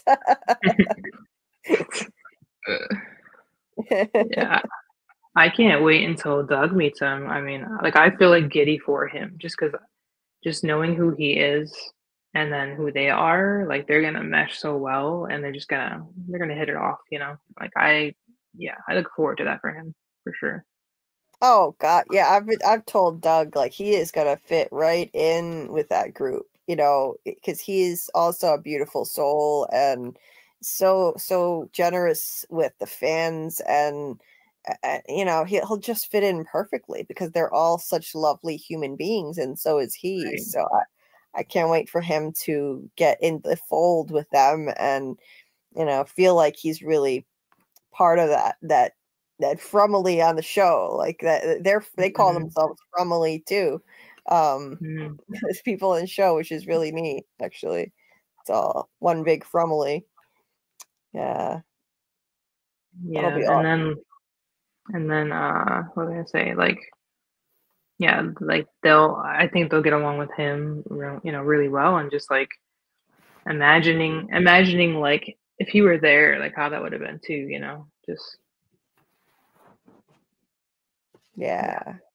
Oh yeah. I mean, imagine. Well, if Doug had been on stage with them, imagine him jamming out with his blues harmonica with them. Oh, or the sax, but the blues harmonica, I think, would really fit in perfectly with that jam session. You know, because that was like that rendition of Que Sera Sera, like that was really bluesy, and I could totally see Doug up there with them doing that. Yeah, maybe. Well, I was gonna say if I talk to either one of them again, maybe I'll just be like, hey, you know, you guys should make us some bloopers with like Doug and Man in Yellow, you know, do some little outtake and do that song with, you know, just like, because that'd be cool if they did that and then send it back to us. That'd be cool. Oh God, yeah, they should totally do that. If enough people ask, maybe they will. Maybe. Yeah. Worth a try anyway. Thank you, Dieter. You're sweet. Thank you, Dieter. Well, all of these videos have been amazing. Wow. Thanks for sharing these with us. It's so cool. And whenever you happen to find that one with the theory that David had, we'd love to see that too. Just let me know. Yeah, for sure. Yeah, I just realized, I was like, holy crap, it's 2:30. I'm like, I've been sharing all this stuff. I'm like, I took over your thing, or not your thing, but like your ideas. You probably had stuff you want to talk about too, but nah. I appreciate, you know, sharing with that so everyone can see it, because I was very excited. I was like, I gotta take videos. No, yeah, no. Don't you didn't Oh, man. take over anything. I wanted to see them all, and it like I told you, like this is just a casual stream. Like no, I don't plan like structure lives that way unless if I'm breaking down an episode of something, then obviously I want to be organized and go scene by scene. But if otherwise, no, it's just kind of not a free for all, but sort of, just hanging out and talking. And we've been talking theories in between anyway. So that's all I wanted. Throw in some theory talk. I just needed some family therapy. That's all. So, and we've been thrilled to see your videos. It's awesome. So, I appreciate that you were willing to still do it, even though I had to push it back so late. Really, I'm sure you're not usually awake at this time. It's late. Yeah. Well, shoot, during the convention, Jesus, I could not sleep. But obviously there's reasons for that. When you're surrounded by those beautiful men and you get to talk to them all day, it's hard to sleep. But yeah. And you get giddy, like, oh, tomorrow, I'm so nervous. Yeah. Peter asked something. Oh, thanks, Panda Kalima. Yeah, it's been awesome being on. How much the camp costs? So, yeah, I'll give you the numbers for that. I mean, it's like I said, there's a VIP, which is what I did, and it was totally worth it. Like, hands down, I have spent way more at like bigger conventions for VIP. Not even close. They were, barely even worth it. Like, you get front row or something, for like, well, one of them I spent like, I think it was like $2,000 for VIP to get front row. And that's literally all it was. I got front row to all the panels and front row to like the little concert they did. And I got a couple like autographs thrown in, but that's how much it was. That was it? Well, 3,000 for the other one, but for this one, it was like 800 and I think it was like 895, 900, something like that. And that included my room for 2 nights, right? Like all the events I can get into. So all of them, all the parties, all the things. My hotel room, food for like breakfast every day. I think I got a meal on Friday. Like you get into everything early. Like to me, that's that's amazing. Yeah. That's not a bad price at all for what you got. It's not bad. Right. Yeah. Right. And I think it depends on because I just got like one room, right? Or one bed. I think it depends on how many people go with you, but still, I mean, yeah. Like I really want, like I was like, I'm going to this thing. I'm gonna do it all up, for my retirement gift to myself and, happy divorce, all those things. I'm like, I'm doing this. And then I found you guys and I'm like, you know what? I'm gonna do as much as I can to bring you guys in there with me. So oh, we appreciate it, like living vicarious like Doc said, living vicariously through you with this event. He said, what was your daily routine like there? Man, well, because I said I couldn't sleep, right? Because I was so freaking amped up to see David and Scott.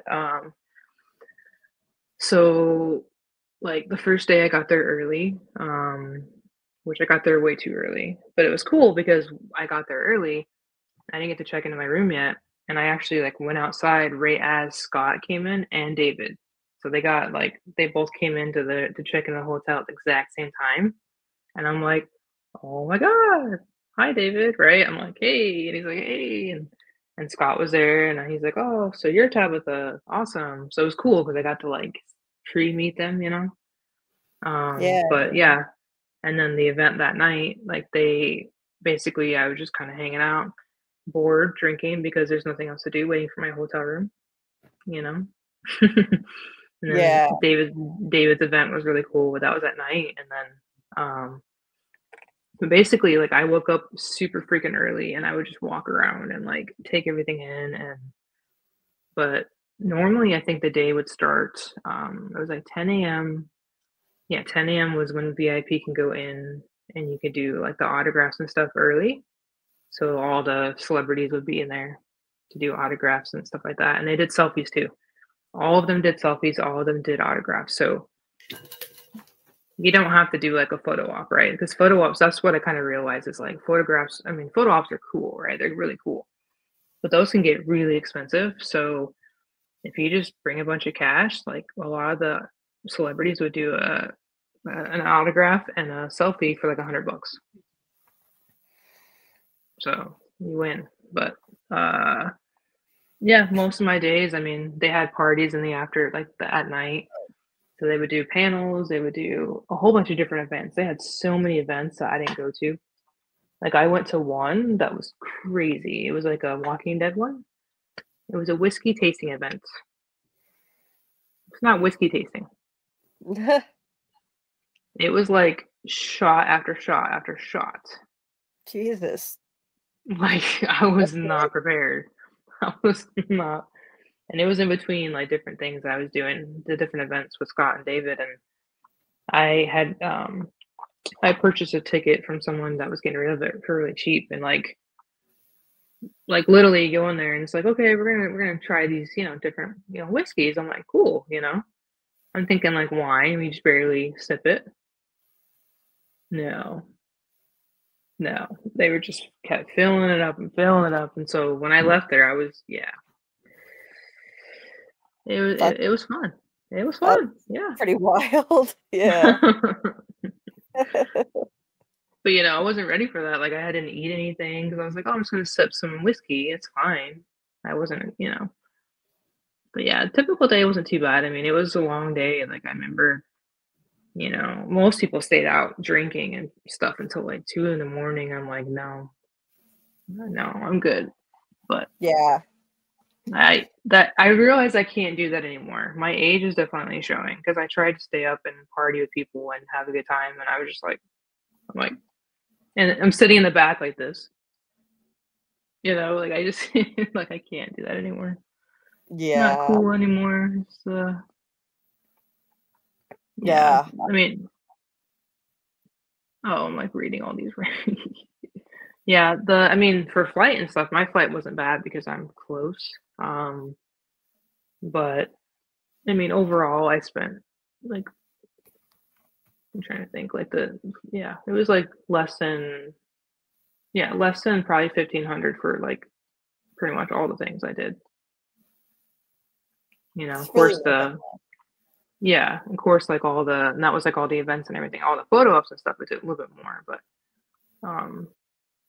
I think next time I'm just going to do selfies and all that because they just seemed less stressful, right? Like worrying about timelines, and that stresses me out sometimes.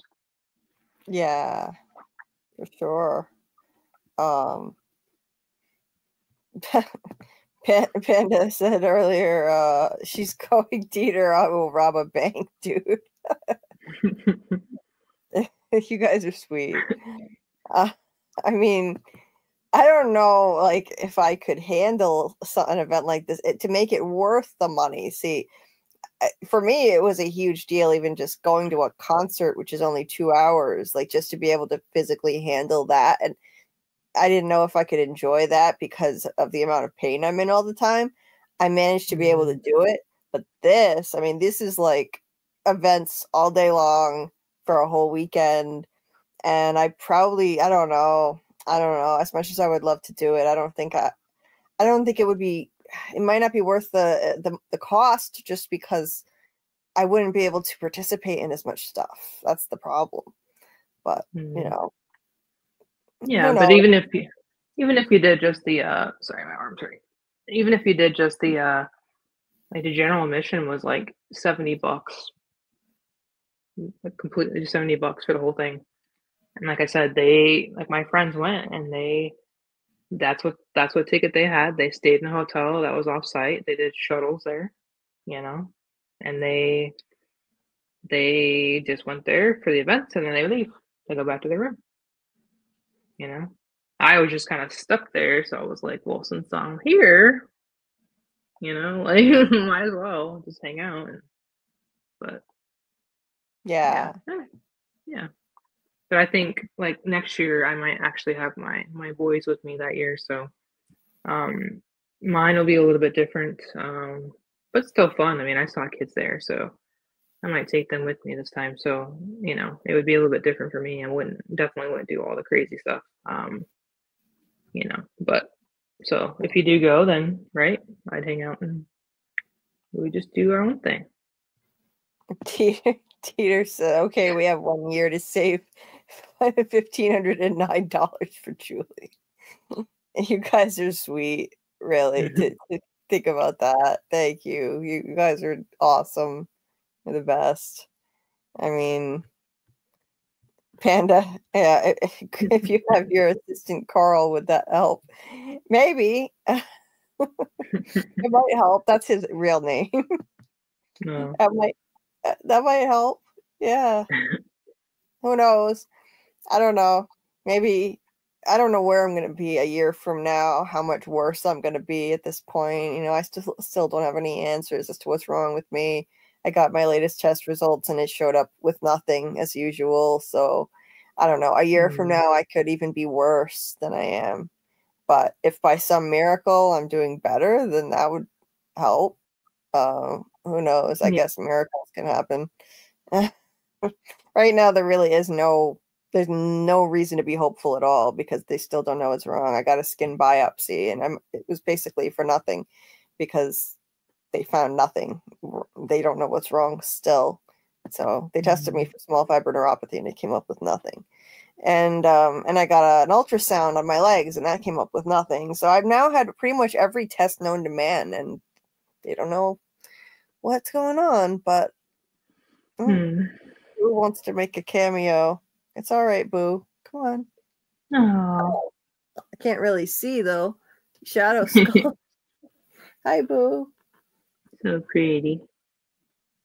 She's got really like the ring light really shows off how shiny her coat is. Yeah, I've got the ring light on. Like all her colors are pretty.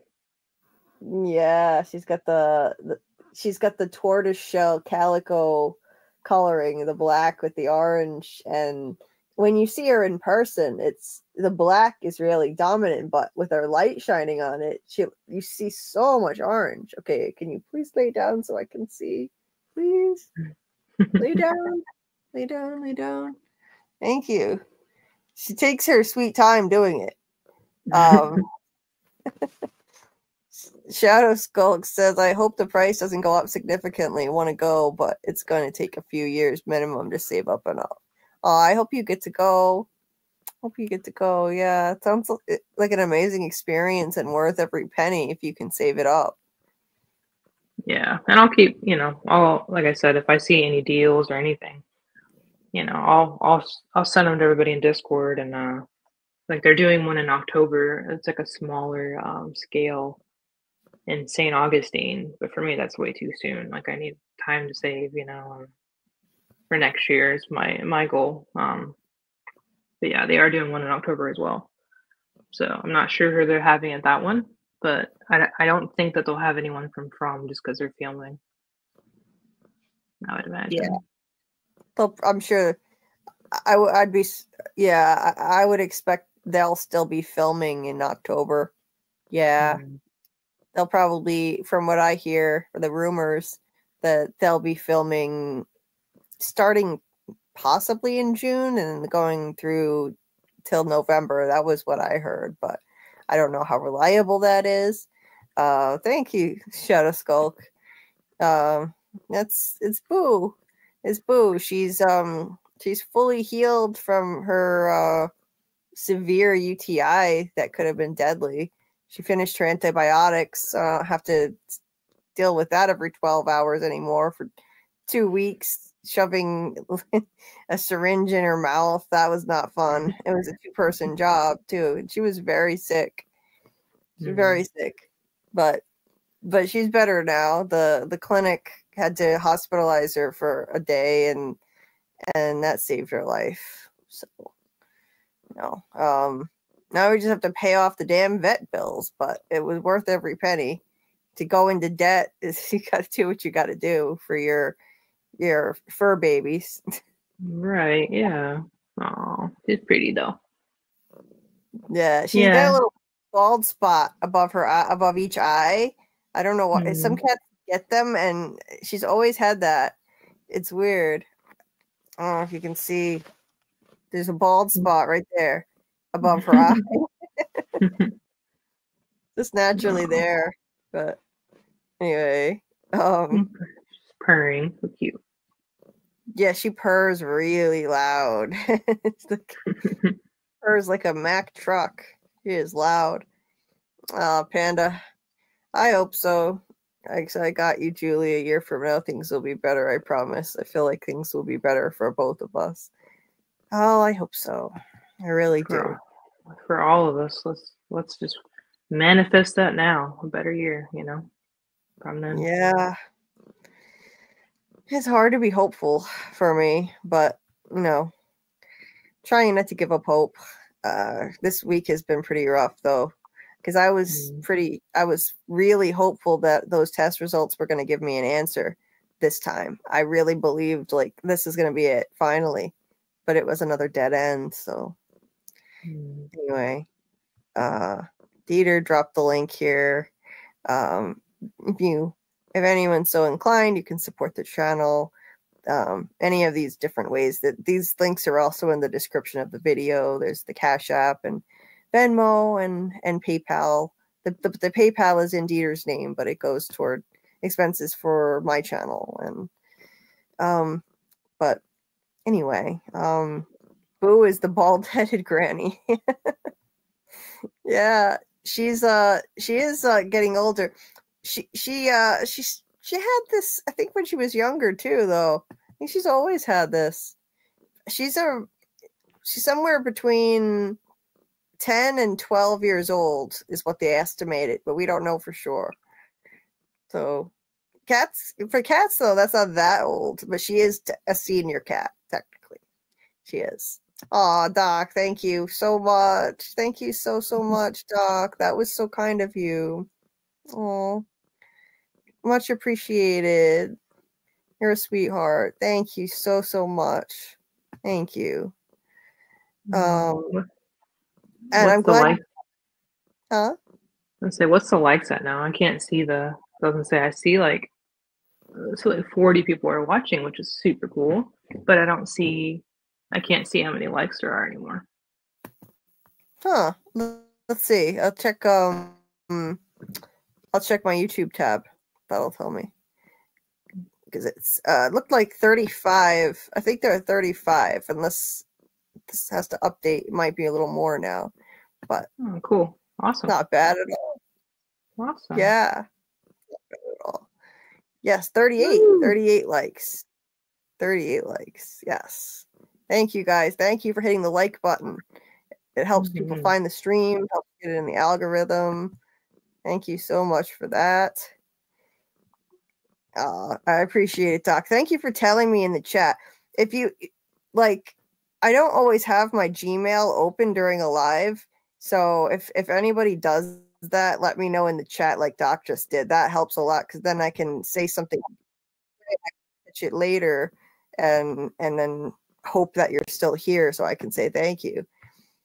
At one time I had to thank Rose like a week later. Rose Jones sent me a donation, but I didn't see it right away, so I had to thank her like the next week when I saw her in the chat.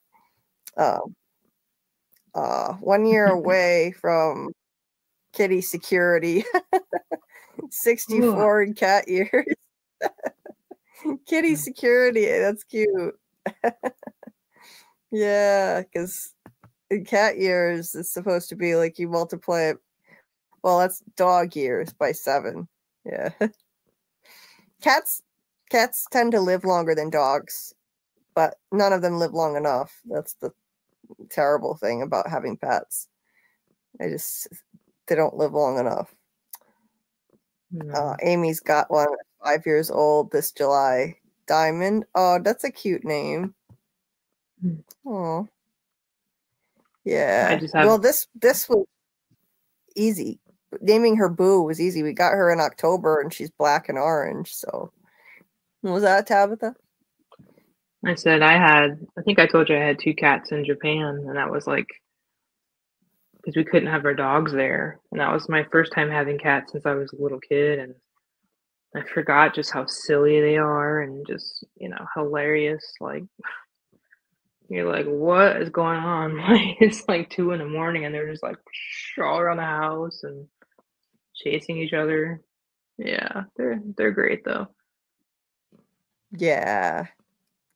I've Now I always just had have pets. one dog, and he's super old and chill. So, Yeah. I've had pets since I was 5 years old. I can't imagine not having pets. I went like a couple of months, just a couple months when I moved out. I moved into my own place before, and I didn't have a pet for like 2 months, and it just felt so empty. Not just a house Yeah. without any pets at all. It was like depressing.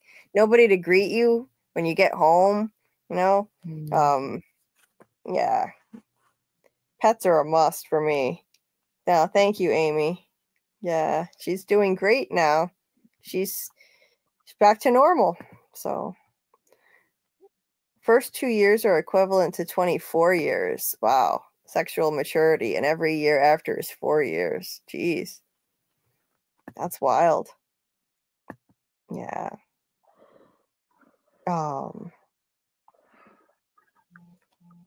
Yeah. sorry. No pet. Definitely depressing. Huh, Tab? Was that? So I just keep yawning. I think I need to go to sleep. Yeah, I'm it tired. is. How is it 3 a.m. already? What the hell? Right? I know. I was like, holy crap. I mean, But, I know we yeah. started late. It was 11:30, but geez, the time went by like nothing. Watching your amazing videos, and that was such a treat. Thank you for sharing all that.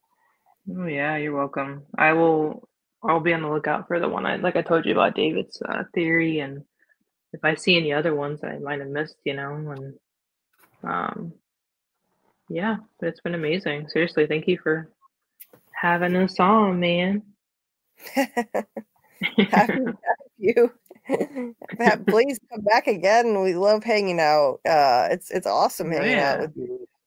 And the chat loves it, and yeah, we should do more of these. Things are a little less crazy now for me because I'm not covering two shows at once anymore. They both ended in the same week, and now it's going to be back like more From focused stuff again. The From rewatch starting on Wednesdays again, and there'll be a little more leeway in the schedule. Probably cover Duster, which is not as crazy of a show to cover. It's more low key, and so we should definitely like do some streams and let me know when you find that video. We would love to see it, and yeah, just appreciate you.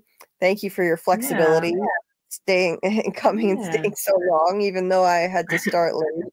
Sorry about that. It's okay. You're welcome. And thank you guys. Like I love you all so much. You're my family now. So, Well, we are so glad that you joined the family here. You're awesome, and we appreciate you. So, yeah, absolutely. Have a good night, Tabatha. You too. Bye, guys. Bye.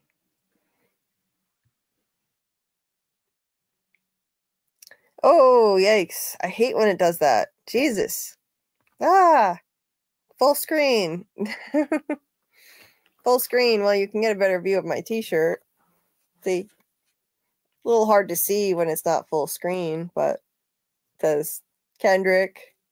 It's backwards, unfortunately, because of the camera making everything mirrored, but you can clearly see it says Kendrick and SZA. And there's Kendrick and SZA and Kendrick again and SZA again. Yeah. I'm not normally a t-shirt person, but you know, it's Kendrick Lamar, so and it was an epic concert, so I had to get it. I had to get a piece of, it's a piece of history right here. This is something that people will talk about for for ages. This tour. How often do you get to be part of a cultural phenomenon like this? A rapper selling out stadiums across the country after having like the biggest year of his entire career, like completely dominating the entire rap and hip hop world for a whole year, completely demolishing Drake in a competition in the rap battle, and then just killing it with his GNX album, and 5 Grammy wins, Super Bowl headlining, and this is historic. So I'm glad I only had to fork over $20 for this t-shirt. So moral of the story, want a concert tee, wait till the concert's over, and on the way out, they might just, knock the price down because they're trying to get rid of them. That was what it was. They were trying to get rid of them. Anyway, so you see it normal? I see a mirror. That's weird. On my screen, it looks like a mirror. That's so weird. Because, wait a minute. Let me look at my YouTube tab. That's so weird. Oh, yeah. It's different. So for me, it's mirrored. That is so weird. I wonder why StreamYard mirrors it. Anyway. Yeah. Interesting. So weird. StreamYard is... it does some strange things. What can I say? Teeter's zooming in right now. Amy. That's hilarious. Okay.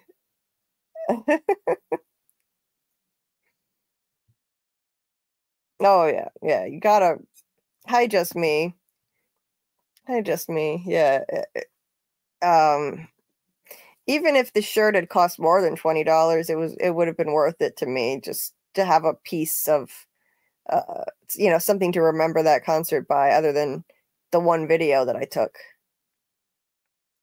Because it was epic. It was like something people will be telling their kids or their grandkids about, this whole thing. If you're a fan of that, of Kendrick, like, and hip hop, like, this is something people will be talking about for many years to come. Believe me, like, it's a historic tour that he's doing right now. Go to Josh Holloway's Instagram and ask him to come on Julie's live. Oh man, yeah, if only, right? Jeez. I love Josh Holloway.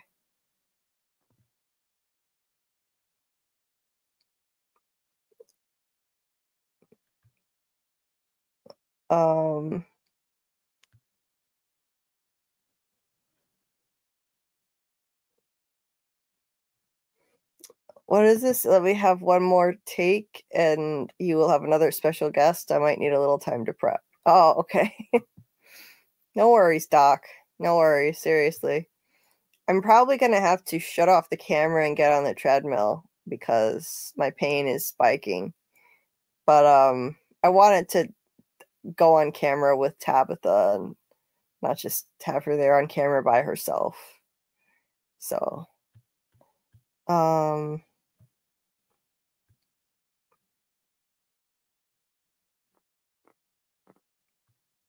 sorry, I'm just looking at the chat here.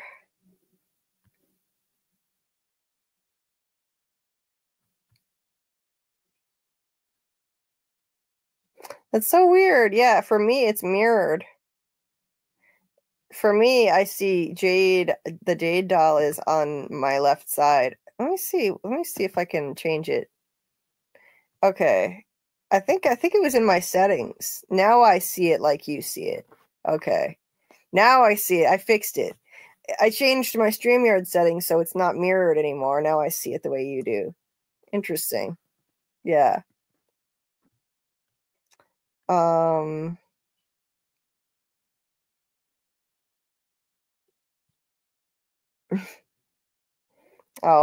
God, you're making me blush. Jeez. Panda. And Jesus, Amy, and oh my goodness, and Dieter, God, yeah, you're gonna embarrass me here. Come on, folks. No, let's not embarrass me, please. Just me said, "Oh my God, I'm laughing out loud at you guys, and everyone is sleeping." Yeah. Yeah. We know how your mind operates, Dirty Dieter, the mind in the gutter. We know. You remind me of Nia Vardalos. Oh, really? Oh, interesting. Yeah, the one from the actress from My Big Fat Greek Wedding, right? Yeah, I like her. No, nobody's ever compared me to her before. Oh. Yeah, I've always liked her. Say something about like, share, and subscribe. What? Say something about like, share, and subscribe. I posted a lot of AI stuff where I spend like a few minutes on. What? I don't know what you mean there, Dieter.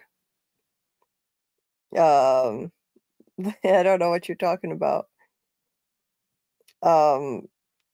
Put on glasses and say, join Dieter's OnlyFans. Dirty Dieter and the Wiener. Dirty Dieter and the Wiener. That's amazing. OnlyFans.com, Dirty Dieter / Dirty Dieter and the Wiener. Oh, you are too much, Dieter. Seriously. You like me better with glasses? What? Really? Because, look, come on. I don't like me better with glasses. I never have. I never will. I like these. I do like these. They're the first glasses I ever had that I don't hate, that I think are pretty, but I will never like myself better with glasses. It's never It's never going to happen. I don't care what glasses they are. In this, it's kind of weird too, because you can see the reflection of my ring light. So it's distracting. It's distracting, but join Dieter's OnlyFans. Join Dieter's OnlyFans. www.onlyfans.com /Dirty Dieter and the Wiener. There you go. No, but seriously, I've had the same pair of glasses since maybe 2018. And you're supposed to get new ones way more often than this. My eyesight has gotten slightly worse, only a tiny bit worse. And I was supposed to get new glasses years ago. But I can't find glasses that I like. These are the only ones I've ever had that I like. So I won't get rid of them. So I've had the same glasses for like 7 years. And it's fine. I can see great. I can see just fine with these. I don't really need a new prescription. So I'm keeping them. I'm keeping them for as long as I possibly can. No, I promise. What is this? More like an act. I have respect. What?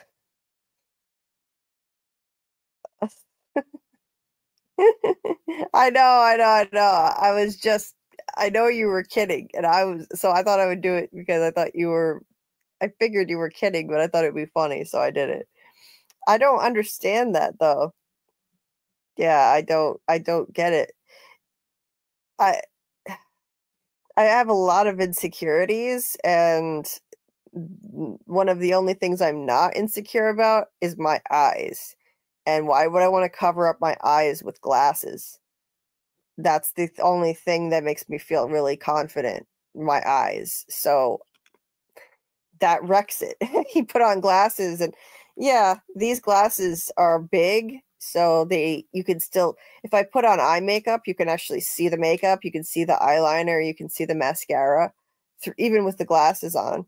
Not really that well on camera because the ring light screws it up. But if you saw a picture of me with these on, or you saw me in person, then at least I can put on eye makeup and you can still see it all. But I mean, otherwise though, it just takes away from the only feature that doesn't make me insecure. So it's like, no, I hate myself with glasses, but unfortunately, I am blind as a bat. I have terrible eyesight. It's horrible.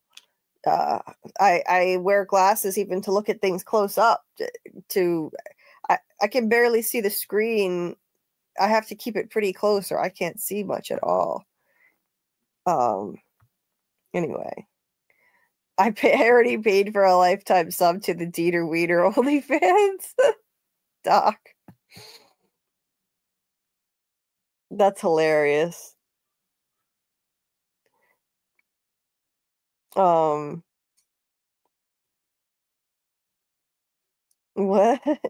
a hoof pick? Dieter likes you in anything, yeah. Yeah, probably.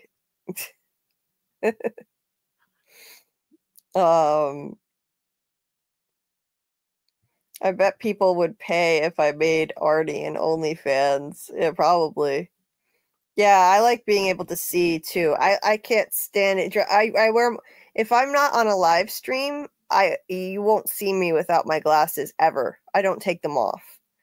If I'm not on a live stream, I have them on all the time because I hate not being able to see. I cannot stand it. So I wear them constantly. In fact, I fall asleep in them too much. So it's amazing that they're still holding together after all this time, really, the amount of wear that they get and falling asleep in them. So, yeah. You've been wearing a friend's glasses for almost 2 years? Oh my God. How can you manage? You need your own prescription. You should definitely get your own glasses. Oh my God. Yeah. Yeah, I have a strong prescription too, seriously. Yeah, my eyesight is horrible. Absolutely horrible. I've worn glasses from 6th grade on up to now. From the time I was in 6th grade, and I was so upset when I had to get glasses. So anyway, I should probably shut the camera off, get on the treadmill, and we could just talk some theories for a little while. Not for too long. I still have to, I thought I was really close to being done with my Handmaid's Tale finale breakdown and analysis, but I keep finding more stuff to add to it. Every time I think I'm done and I'm ready to record it, I think of more things or I find more really significant moments to discuss and analyze and tie back into events from previous seasons and from the very beginning of The Handmaid's Tale. So I'm still not ready. I still haven't recorded it yet. I've been working on it for days. I guess it's okay. The finale aired Monday night at midnight, and I still haven't gotten that video out, but hopefully people will still watch. I need to hurry up though. I want to get it done and out by morning, like Saturday morning sometime. I think it's almost there. I just have to add a few more things to the script that I thought of, a few more significant details, and this is going to be a long one, I think. It's probably going to be like 40 minutes again. Like my last one was 40 minutes or 41 minutes. But it's the finale of this phenomenal series, so I have a lot to say. Anyway.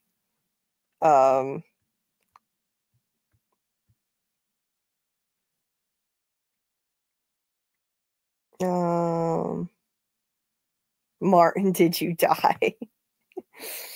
Yeah, and he says, yeah. Yeah, Martin. Yeah, what's the deal with you anyway? What is going on? Is Martin going to come back? Are you coming back in season 4 again? Are we going to see more Martin? I think I don't know anymore because I would have bet money that we were never going to see Martin again. I didn't think Martin was ever coming back on the show. And when I heard that the actor who plays Martin was on the IMDb page for season 4, I thought it must be a mistake. I was sure it must be a mistake. Thought there's no way Martin is coming back again. I didn't see the point. I was like, that story is over and done with. That storyline is done. It's a wrap on that. But he came back. The IMDb, it turned out it was real, so who knows? He might come back again. Never say never now. I don't know.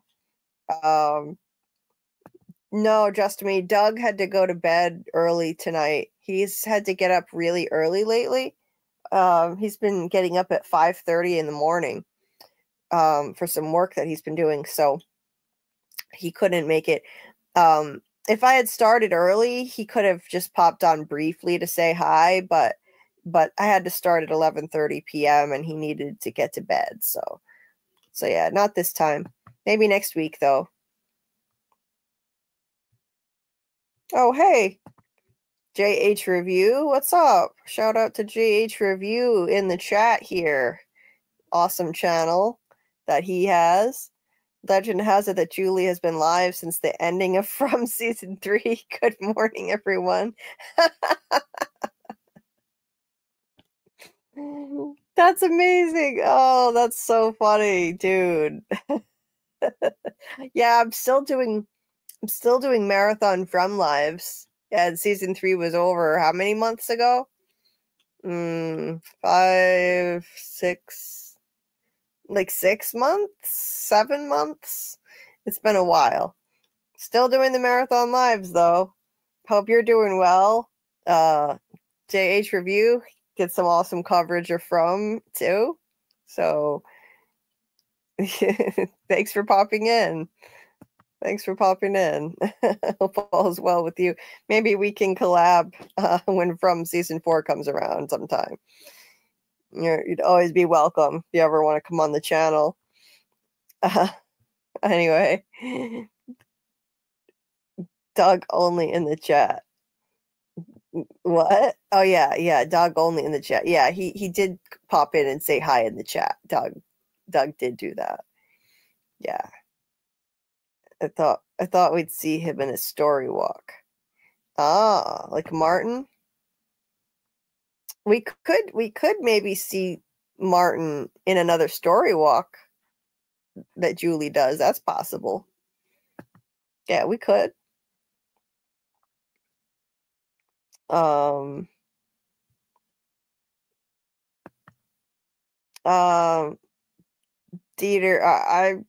I mean, I'm probably, yeah, I mean, it would be nice to have somebody here because I do need to get on the treadmill, and if I'm going to do all the talking, it's a little difficult.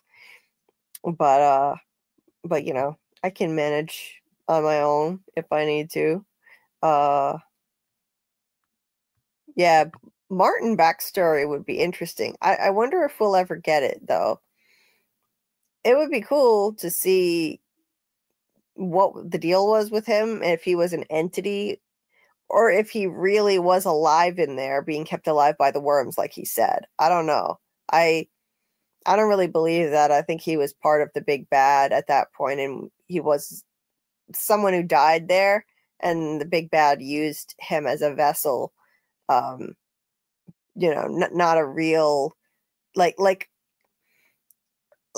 a vision could pass on something physical to Boyd, the worms, even in a dream state. I mean, the whole thing was a dream state, and if Boyd could take something physical like the worms out of a dream state, then he could also get those from a dream entity, a vision. Martin didn't need to be real.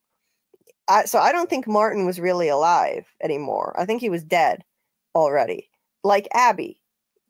Abby died, and the big bad definitely used her likeness to try to trick Boyd and manipulate him. She seemed evil as hell. And the Abby in the spider webs, that wasn't the real Abby either. So yeah, I don't think Martin was really alive. But it would be really cool if they would explain it eventually. I don't know if they ever will. Maybe we see Julie's story walking explained, and then we probably see Martin again. That's possible. Yeah, it could be. And like, I think I have a bunch of predictions. I don't know if you'd call them theories. Like, I don't know if I'd call it a theory or a prediction in some cases, because it's sort of both. I guess. Like Randall, I think Randall is going to story walk to save Julie, and something terrible will happen to him in the process. So that's one of my predictions. Randall is known for being the hero. He's got this savior complex. He's an asshole, but whenever people are in trouble, he always rides to the rescue. So it would really track with his character to save Julie. I think the reason why he's so afraid to go back to the ruins, and he has this terrible feeling that he said it just feels wrong. He said, I'm not going anywhere near there, and Julie shouldn't either. I think he senses that something terrible is going to happen to him when he does go in there, and he's eventually going to be compelled to do it. There's got to be a reason why he feels this deep sense of dread about that place. So if Julie goes there and she's stuck for some reason and she needs help, I could see him going and saving her. That's what I thought was going to happen in season 3 when Ethan ran for help. I thought Randall was going to have to be the one to save her then, but I still think it could happen, and something could happen to him and he dies saving her. I think Julie will story walk and be the one who saved Eloise in the 70s, and possibly met, and I think she met young Victor too. So that I would call a theory, because I actually based that on stuff I saw in the show. The way that Victor felt so comfortable with Julie when he had never met her before and just started talking to her. The first night he met her, he doesn't approach people and just start talking like that. So it felt like he was comfortable with her and he had met her before. So I think we'll find out she went to the 1978 cycle. She'll go there during one of her story walks and she'll meet young Victor. He just doesn't remember because his memory is terrible. But instinctively, he trusts her enough to open up and talk to her when they just met. And I think she'll be the missing link. Because there's a missing link when Miranda leaves the root cellar. She goes and Eloise follows like 10 seconds later on the night when Miranda left her and Victor down there. Well, where did Eloise go? The next time we saw Miranda in a flashback, she was alone in the woods getting killed by Smiley, and it was dark. When she left, it was light out, and Eloise ran right after her. So there's a missing piece. The missing link has to be shown. I think we're going to see the missing piece of the story of that flashback, and it's going to be, my theory is that it'll be Julie story walking and then saving Eloise, maybe taking her to a faraway tree, and Eloise escapes. Or saving her some other way. But yeah, that's a theory that I'm going to be making a video on. And as soon as we get news on season 4 or as soon as we get anything big and people are talking about it again, like when a teaser comes out or something, I'm going to have a bunch of videos ready to just drop, which I'm going to start making like next week, because I have a bunch of ideas for stuff that I've been thinking about for months, and I'm just going to do what Tony suggested and make a bunch of videos, including a video on that, just all different predictions. And I'm going to mention my theory on the man in yellow possibly arriving in town glamored to look like a regular person too. I don't know. Yeah, I guess I would call it a theory rather than a prediction, or no, maybe a prediction, because I'm not basing that on anything I've seen in the show. But I think that would be fun though. And the fact that the prediction I have that there's going to be a time jump and we start in future Julie's time when season 4 begins, she'll come back and she'll have come up with a system for story walking. She'll have like somebody there with her, like a buddy system, and she'll be laying in the ruins in the future. We'll pick up in her time. She'll have basically had to tell somebody, like, give me half an hour and then pull me out of the ruins. She wouldn't be able to do this by herself because she'd be laying there having a seizure in the ruins. And then we'll see, she'll come back, someone will pull her out, and she'll say that she failed to save her dad. And we'll pick up in her time. That's been a prediction I've had for a while. So that's going in a video. I've got a bunch of stuff. Anyway. Oh, good. Thanks for dropping the link to JH Review's channel. Yeah, check out JH Review's channel. He covered From during season 3. I don't know if he does like that in the off season or if it's just if it's other shows rather than From, but his coverage of From was great. And so thanks for dropping the link for that channel. Check that out if you haven't already. And yeah, it'd be cool if we could collab sometime. Yeah, maybe that's how she got the scratch on her face. A confrontation with the big bad, then Randall saved her, the man in yellow gets Jim. Yeah. Yeah, it's possible, you know. She definitely she got it somehow, and it's a deep scratch, so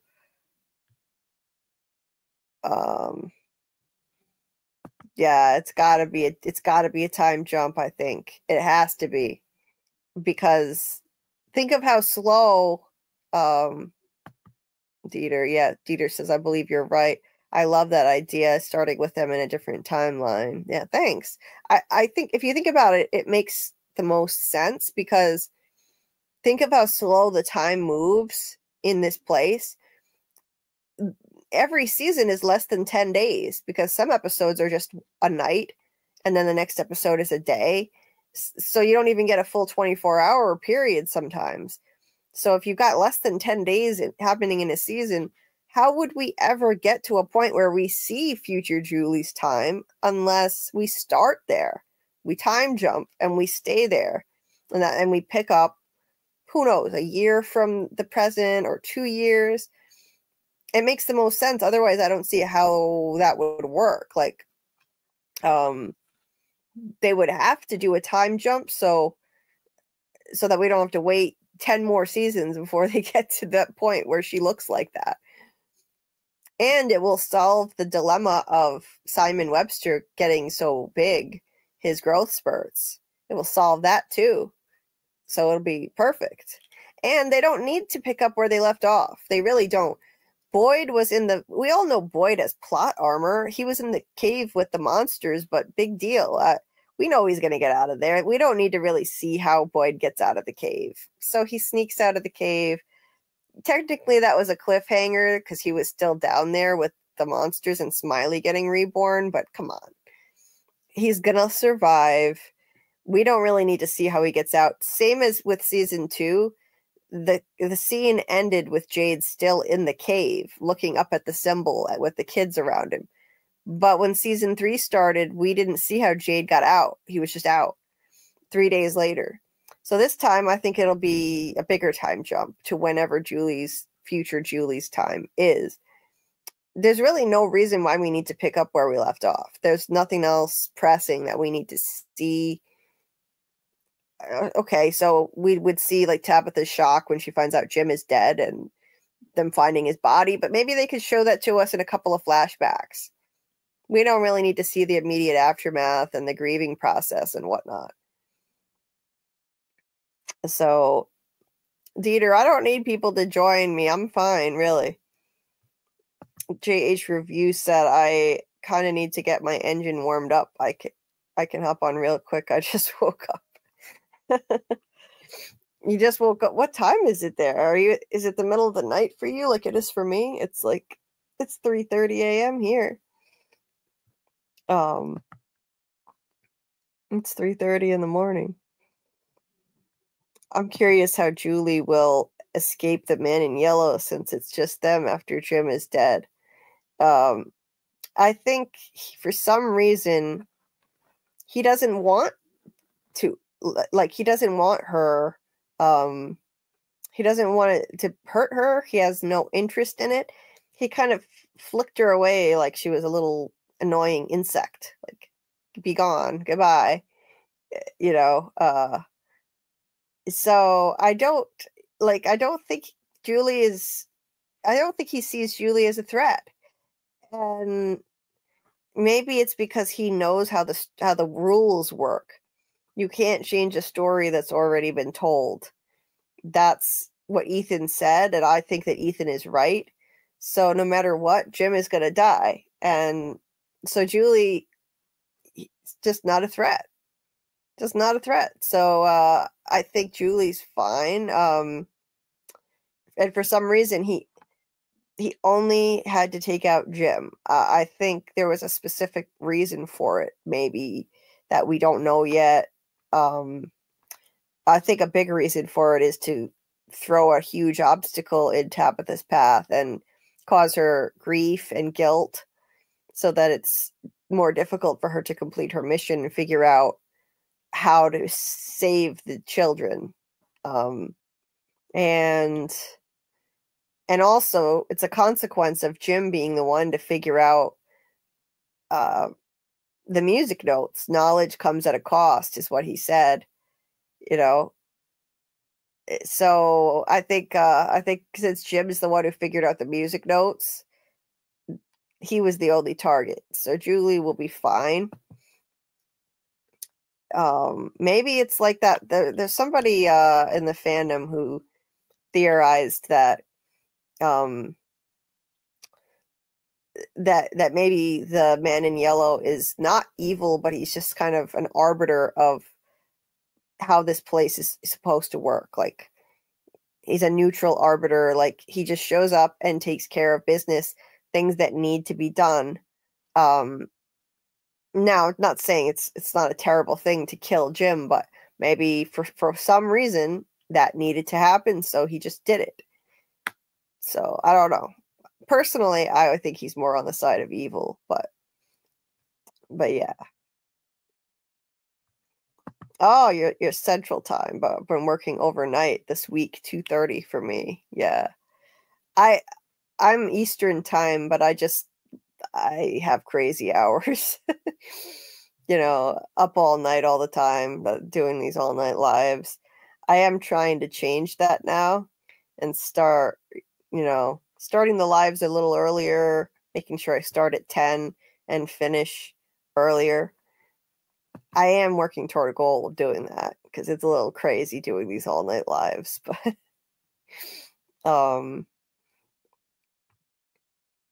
yeah, the JH Review and Julie together, awesome. Loved when he used to break down From. Yeah, his coverage of From was terrific. Absolutely. Yeah. Absolutely, Fletch. Let's see. When the man in yellow showed up, it kind of felt like Julie had met him before. I think the man in yellow was traveling through time, story walk, going after Julie. Maybe. It's possible. Like, the way he shoved her aside, it was like he just shoved her like she was nothing to him. And yeah, it did kind of feel like she knew who he was. Jim found out the answer was 12 in season 1. Wild, right? Yeah, it was nuts. Who would have thought? Who would have thought Jim would hold the key to unlocking their memories, the key to everything? Jim, of all people. Jim, the roller coaster engineer. Go figure. It's just so funny to me when he threw out that it was like a little joke. This shows how brilliant the writers are. The fact that they planned things out that far ahead in season 1 for them to put that line in there. That means they planned on the whole musical note thing from the beginning. Don't tell me that's a coincidence. Like, they planned that, saying as a joke at the time, the answer is 12. Tabatha said, have you figured it all out yet? He's like, yeah, I did. And the answer is 12. This was when he was writing all over the wall. And it turned out the answer really was 12. 12 music notes. A music note scale has 12 notes. A musical scale has 12 notes. And he figured it out. It's genius. Absolutely genius. Oh, that's okay, Doc. Don't worry about it. Don't worry about it. Yeah. It was cool hearing about the camp and seeing all those videos, right? Yeah. I'm not gonna make it much longer myself, for my health, for sure. Yeah. I thought you could use company when you would go on the treadmill. Yeah, I kind of, that does help, you know, when I'm on the treadmill. If I'm not the only one talking, it definitely helps. I won't wait too long to do it. I'll wrap it up soon.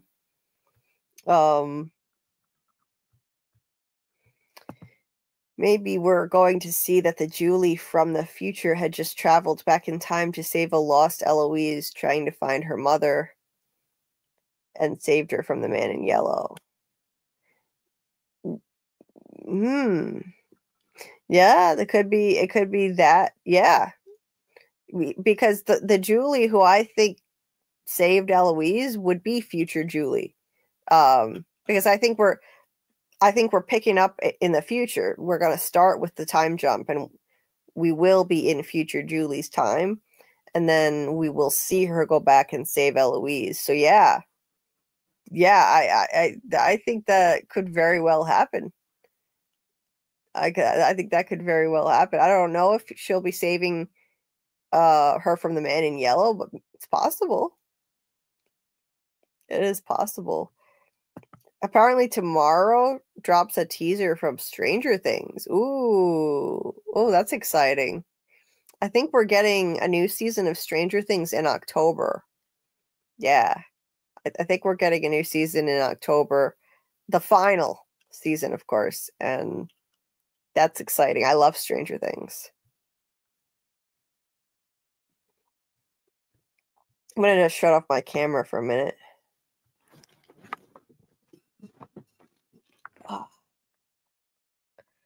Do you think they will do one more season alone or end up with 5 seasons? I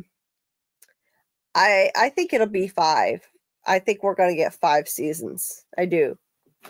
I think we're going to get 5 because they need that. I think they need 5 seasons to finish telling this story properly, and I think they're going to get that. I do. The show has really caught fire in recent years, and like this last season, I mean, it really caught fire with popularity, lots more people covering it, and so I definitely think, and it was at 2 Comic-Cons. The cast went to 2 different Comic-Cons, so I think they'll be able to get the 5-season arc that they want, and I've heard them say that they would like 5 seasons, the showrunners. Just me. I feel like the writers are working backwards with the story. Yeah, could be. It very well could be, you know, with the time situation, like it's possible that we're seeing the story being told in a non-linear way now. So 6 seasons would be amazing, but I don't know if we'll get that lucky. Probably not.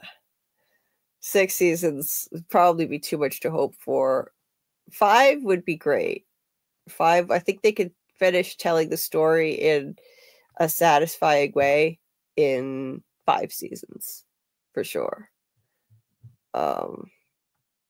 What is this thing? Dieter added a bunch of stuff. I was actually able to add my intro to StreamYard now, my intro videos. So I've got that in there now, and I can just play it. That's how I played it earlier. What the hell? Sorry, I'm hearing noises.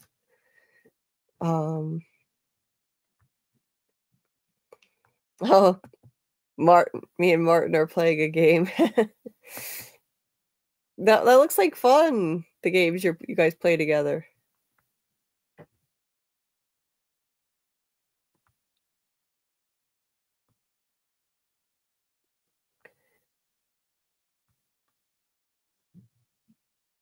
Yeah, I'm really psyched to see this Stranger Things teaser.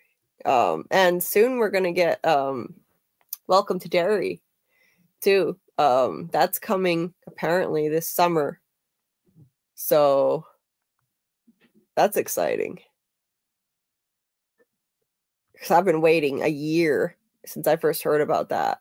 I've been waiting a year to hear something about when it's coming out, and it's finally coming out this summer.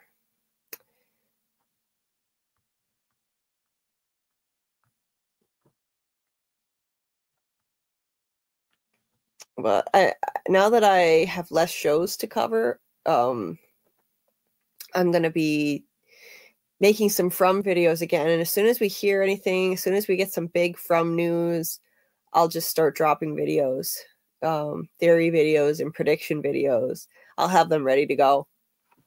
So yeah, hopefully we get some big news soon. Like, you know, if we get official word that they're filming.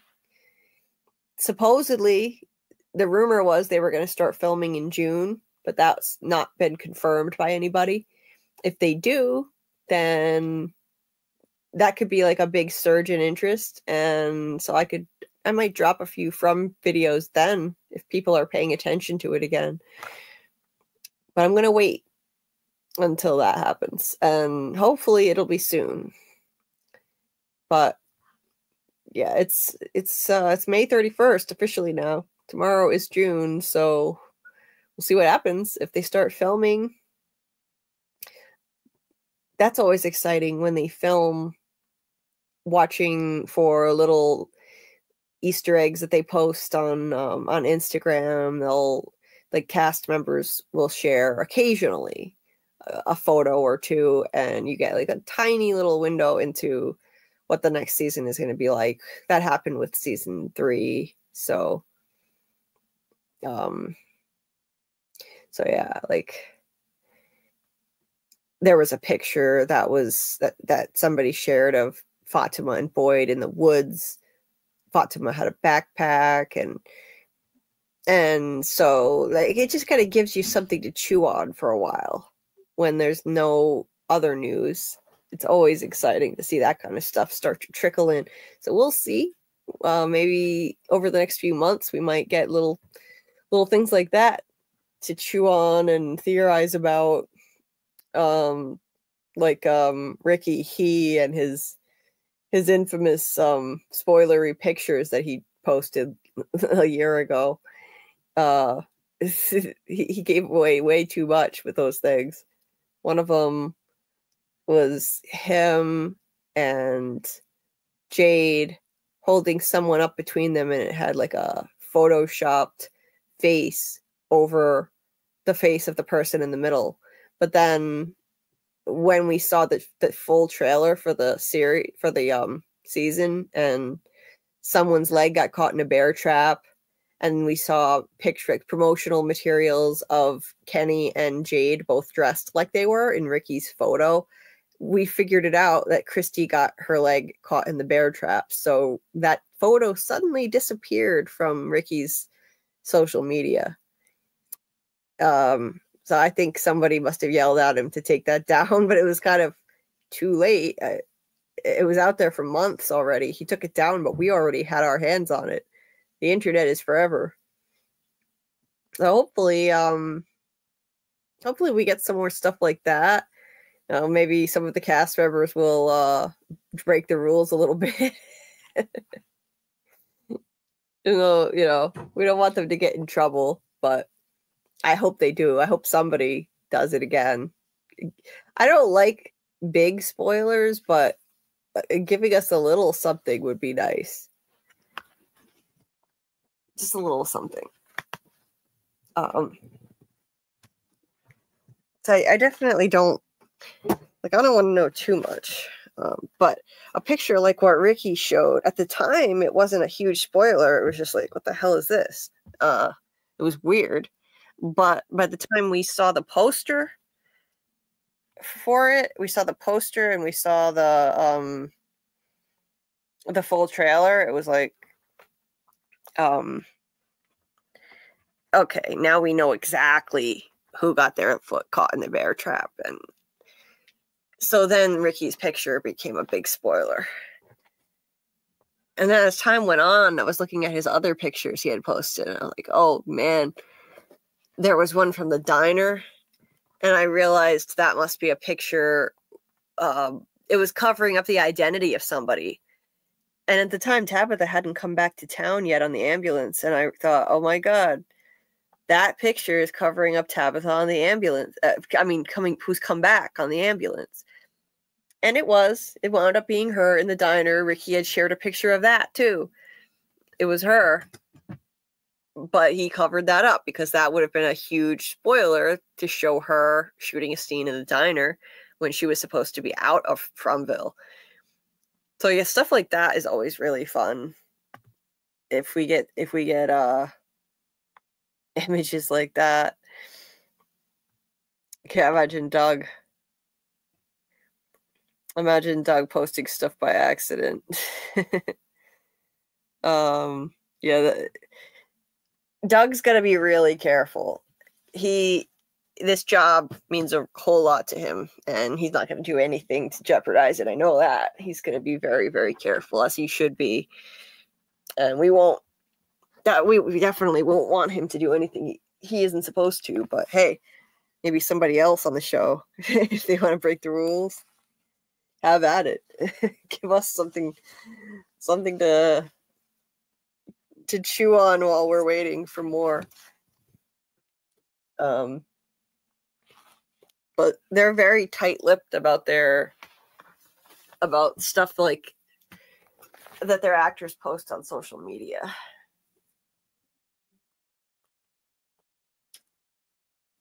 You know, because it's a mystery, and it's important to preserve that mystery. And so they're very careful about what they let people share, and yet they screwed up big time, and I don't know how it happened, but there were so many crazy leaks last season. I think they probably just let people have screeners who really shouldn't have had them. Yeah, like they trusted too many people with screeners. Yeah, 40 likes. Thank you. 40 likes. Hell yeah.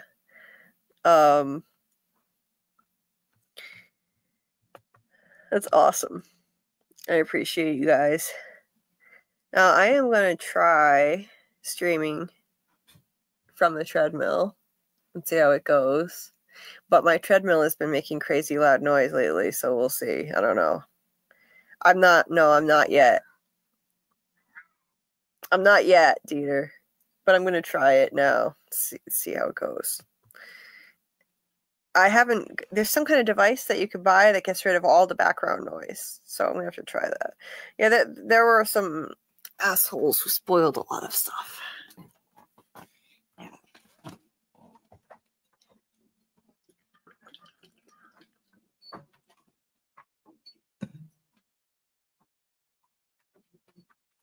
Yeah.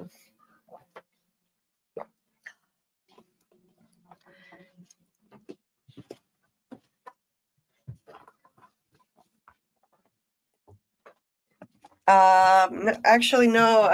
All I did was eat some junk food. Actually, I ate some Cheez-Its. I didn't eat an actual meal for dinner yet.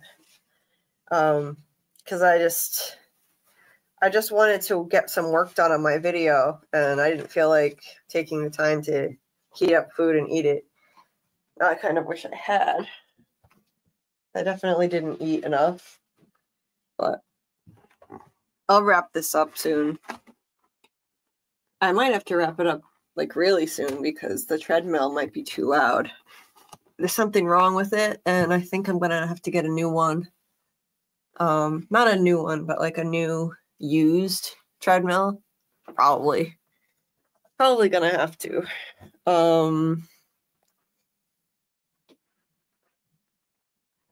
Okay. Hold on 1 second. I'm gonna mute myself just for a sec.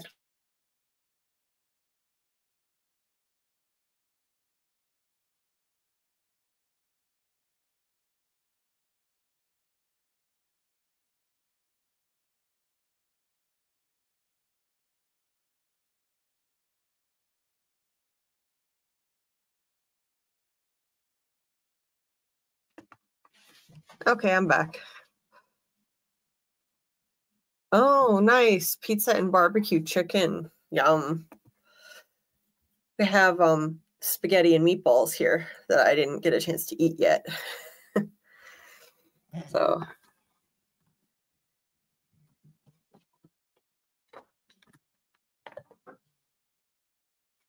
I'm going to be eating spaghetti and meatballs at a pretty strange time soon, maybe in like an hour.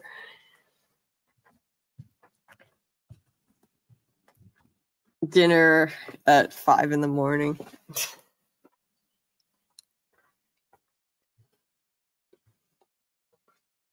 Oh, tech problems. Okay. Yeah, I have a lot of those myself. Like earlier when I was talking and nobody could hear me, even though I wasn't muted. What the heck? That was weird. Yeah, I have constant tech problems. Happens all the time. Get kicked off my own live. The Wi-Fi goes out. Dieter likes my cooking. Now, tell me if you can hear this. It's pretty loud. Let me know how loud that is. I'm guessing you can probably hear it because it's extremely loud and squeaky.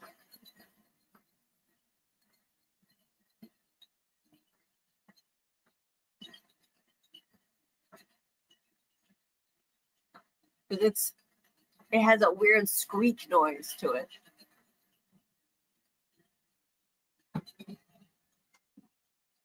There's something wrong with it. I tried calling a treadmill repair person, but he hasn't called me back yet, my treadmill guy. So I'm stuck with it like this for now. Let me see if I can find some earbuds here. Because when I'm on it, I can't hear much. Because it's so loud. I turned it off now. You don't hear anything because I turned it off. I'm looking for my my earbuds.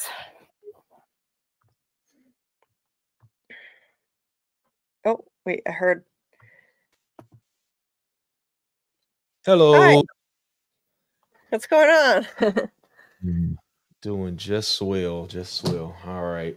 It's been a while since I fired things up. Yeah. What have you been doing with your channel these days?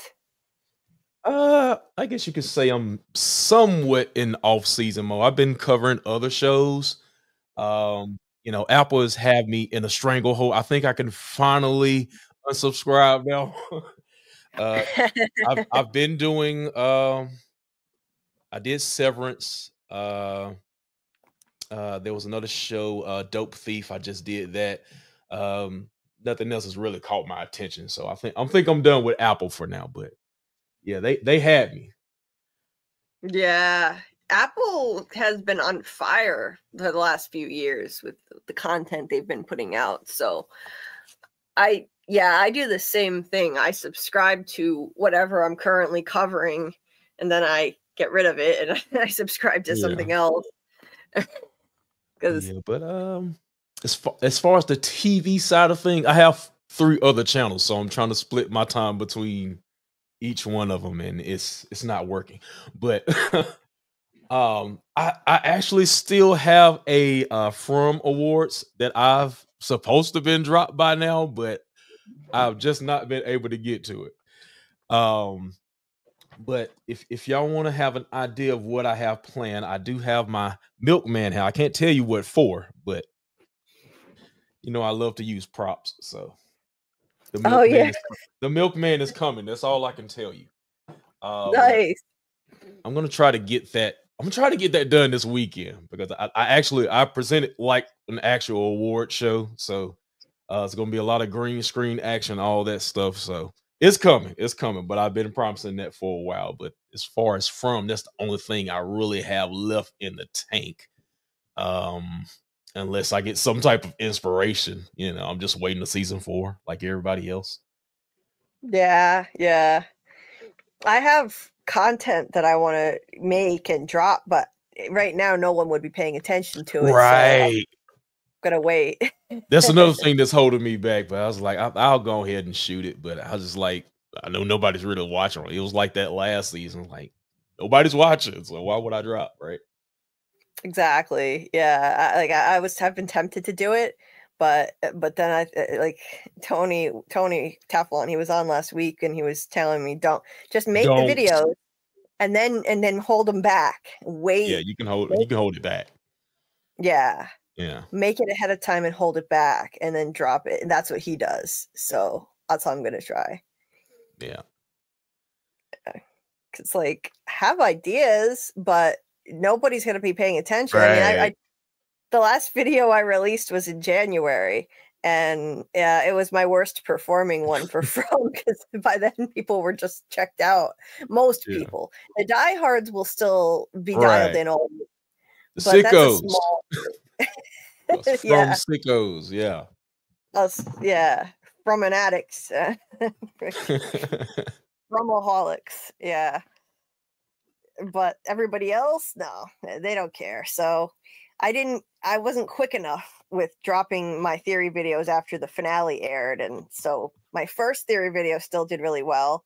The second part was in like late January. It was kind of a dud, but you know, I'll just make the videos, hold them back, and you know, just get ready to push the button as soon as we get something that gets the show buzzing again. Maybe when they announce that, maybe when we officially know they're filming, we'll see. I'll have to wait.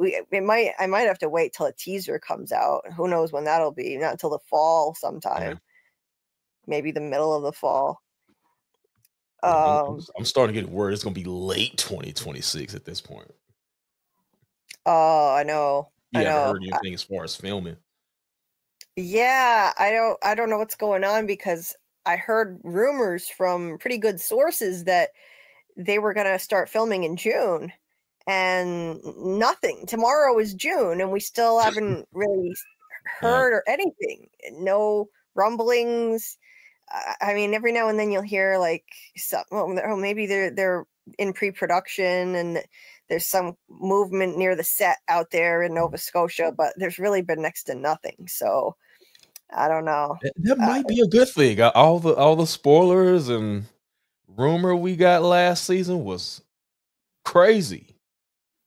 Yeah, it was ridiculous. It ruined the show for a lot of people. It ruined the season for a lot of people who like to theorize, and people were just spreading spoilers like wildfire and doing it in a malicious way, like on purpose, dropping into people's live chats and comment sections and spoiling stuff. Like, you don't have anything better to do with your time other than just to be a troll, an asshole. Like, I don't get it. Why bother doing that?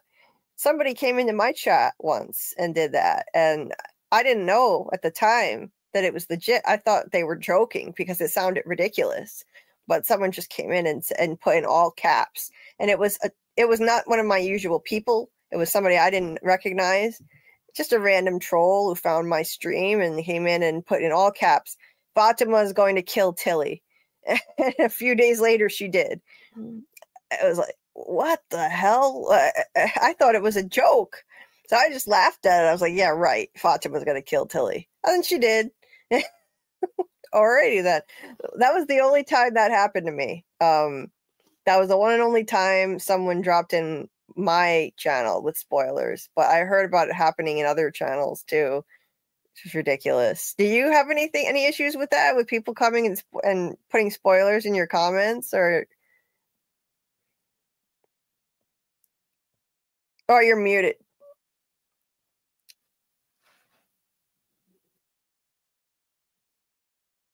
Nope, you're still muted.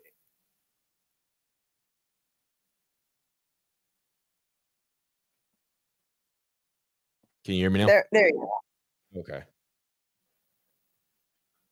Yeah. I had something like that. Like if I had a video, it's the videos that would do high numbers. You would have that one comment is like, "Is this a spoiler or not?" I was having those issues. Yeah. Yeah. Like you can't be sure. Like, okay, some of them were ambiguous, so you don't know whether to delete it or not. Is this a spoiler? Like that. I didn't know if this person coming in my chat was. I thought they were just kidding, and just being, playful, and because people make jokes, and yeah, it turned out to be a big spoiler.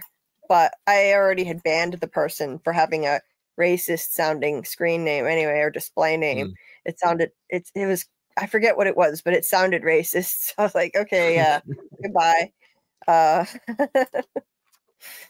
That's just what you call a classic troll, like they deliberately pick a really racist sounding name, then they drop in with a spoiler and leave, and you never see them again. Like, I don't know why people bother with that kind of stuff. Seriously, it's ridiculous. Like, go do something constructive with your time. You can't stop them 100%, but I do think the show is running a tighter ship this time, because I've noticed even some of my videos I had to take down because they're starting to enforce the copyright. Yeah, like my reaction video to, I think it was the finale. It got to like 7K, and then it's like, nope, you're blocked. But it was up for a while. But I think they're going through Paramount to do that. Yeah. Because I was like, there would be like full episodes of the show and nothing. I'm like, MG, what are y'all doing? So I think they're working on that this season.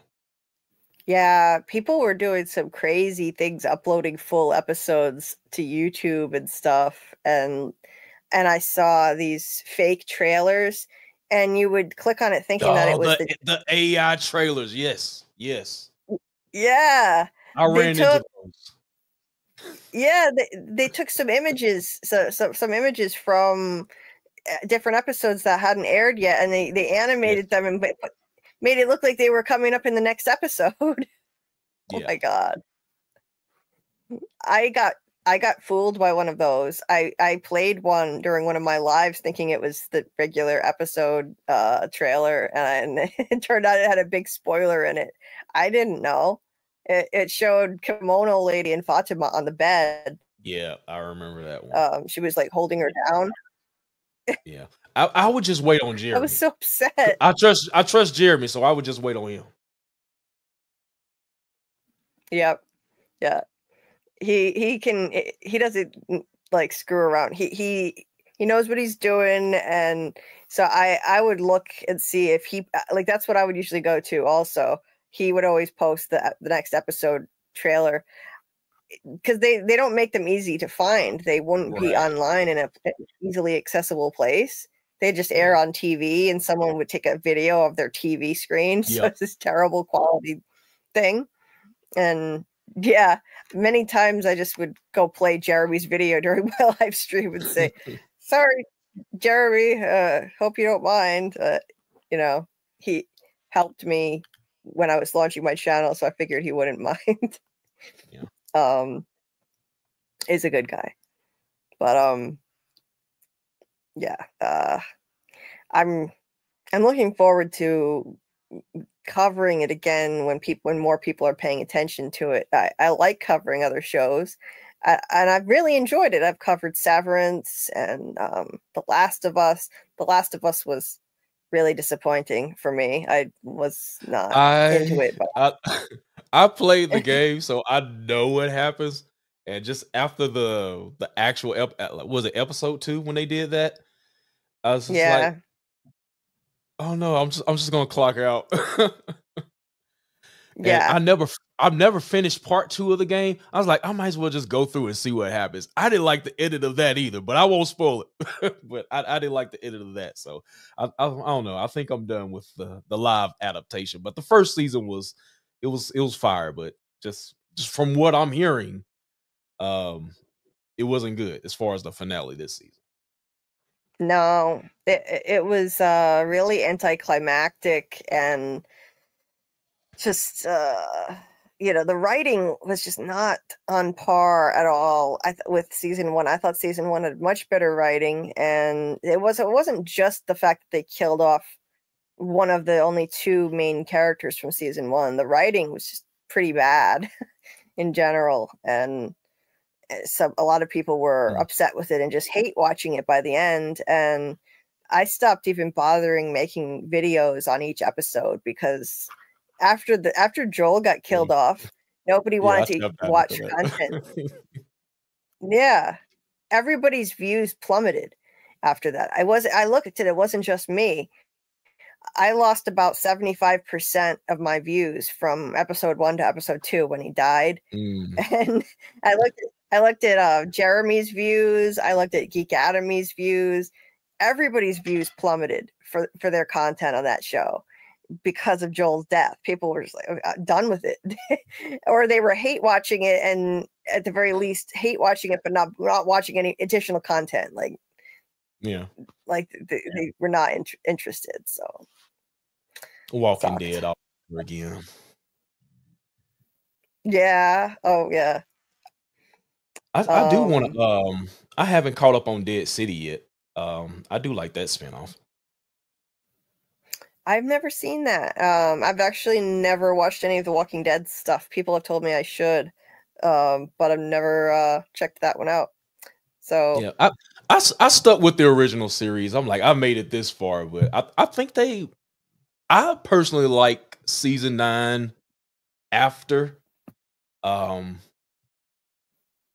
The Rick and Michonne. Hopefully that's the one and done. I don't need any more on that story. They finished their story. I don't want any more. So other than that, as far as the original timeline, I think they wrapped it up the best they could. But let's stop there. Yeah, I've heard there are like so many spinoffs of that show. It's a lot. It's a whole lot. It's like a whole universe now of spinoffs and I forgot about Daryl Dixon's. I forgot about Daryl Dixon. That one's out there too, but it's just too much. I think I'm gonna tap out on that one. Yeah. I think they're going a little too far with it. It's like they have milked that. There aren't enough. Yeah, there aren't enough original ideas out there. There are too many spin-offs, remakes, reboots. It's tough to find really original stuff. Apple TV has been doing it though. A lot of great original ideas. I gotta give credit to Apple TV for what they've done the last few years. You've got Severance and Constellation. I loved that one, even though it got canceled after one season. And Silo, I watched that too. Yeah, I caught up on Silo. That was good. Silo was good. I'm not caught up on season 2, but Silo is another really good one. And Dark Matter was pretty good. Like there are some others I've heard are great that I haven't checked out yet. And it's all original stuff. It's all original stuff. A lot of it doesn't have it. Well, I mean, some of it has source material. Like Silo has the books that it's based on, but at least it's not, a remake of something or a reboot of something. It's a unique thing, and that's nice to see. It really is. I like spin-offs sometimes, but people can go a little crazy with it. With like the Walking Dead universe, like they don't know when to quit. Yeah. Man.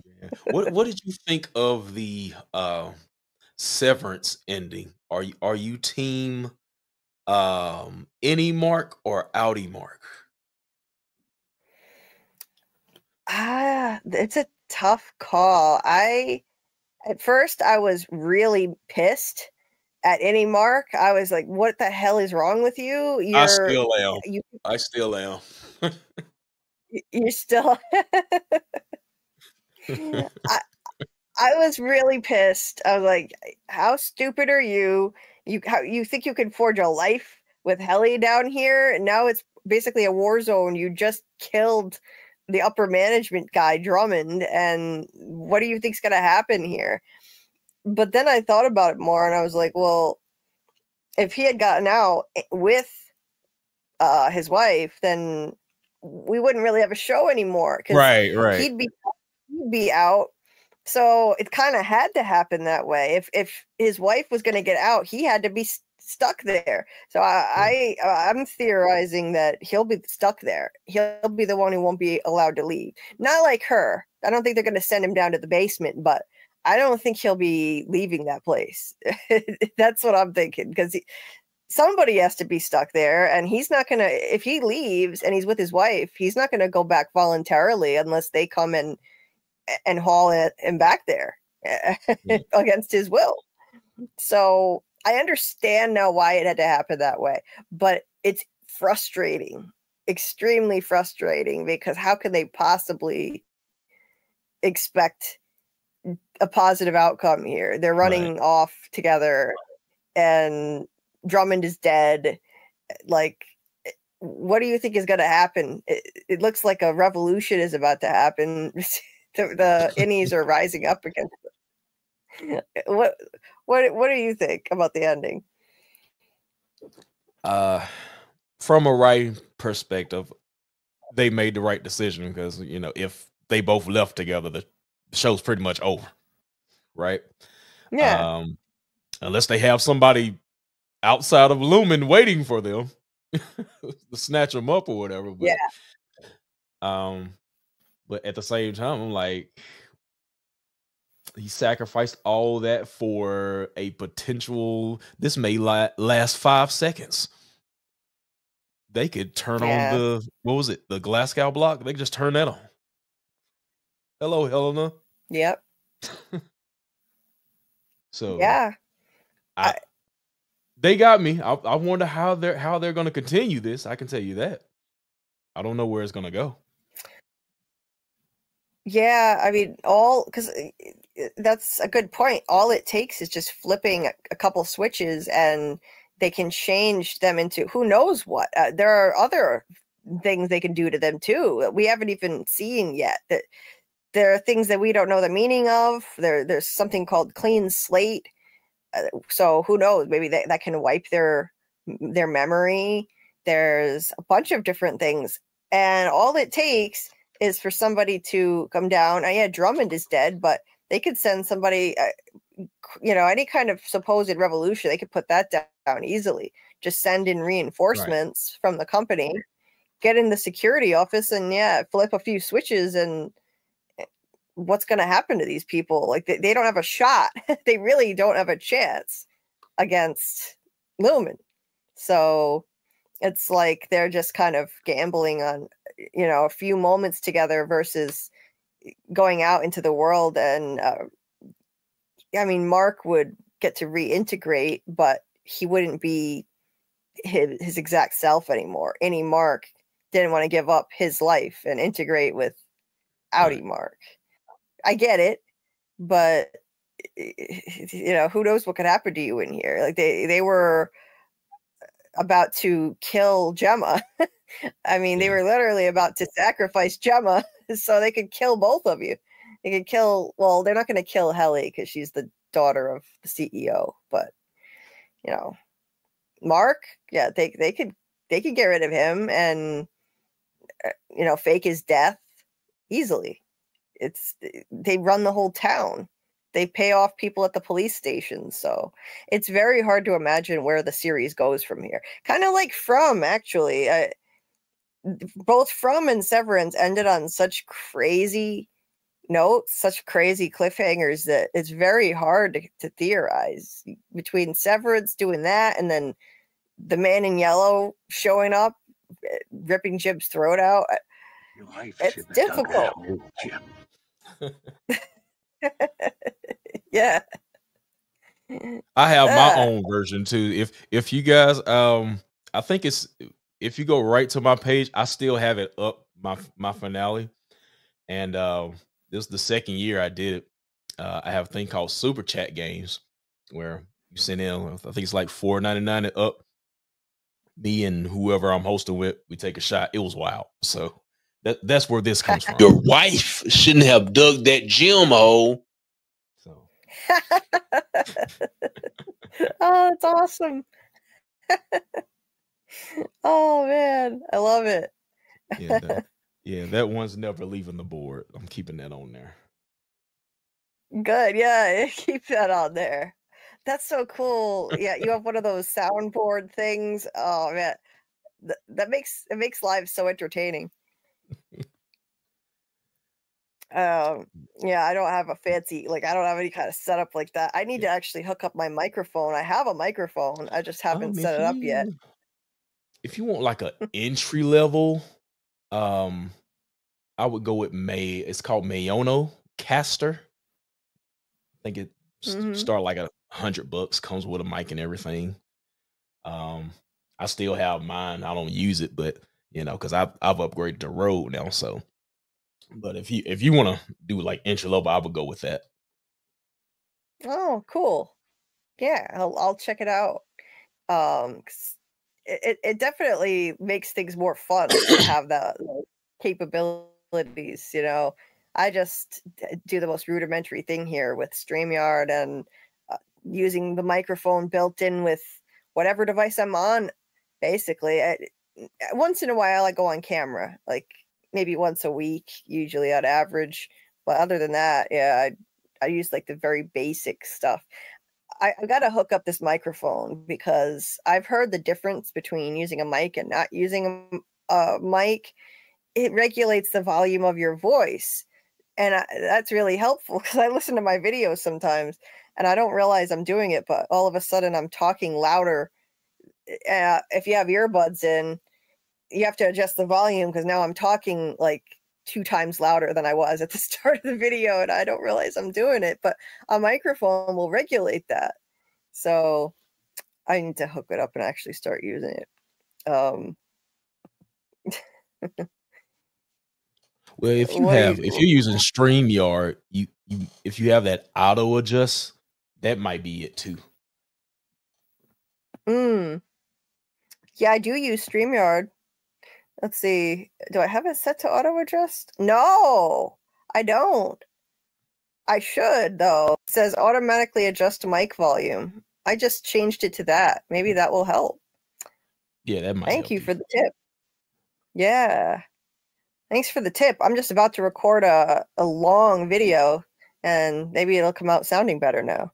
I use StreamYard to record my pre-recorded videos actually. So I broke up with StreamYard. Oh really? I use it if I need to have like a guest, like you know how you do the simulcast, I guess you could say. That's the only thing I would probably use it for, but they went up on that price and I was like, I can't do it.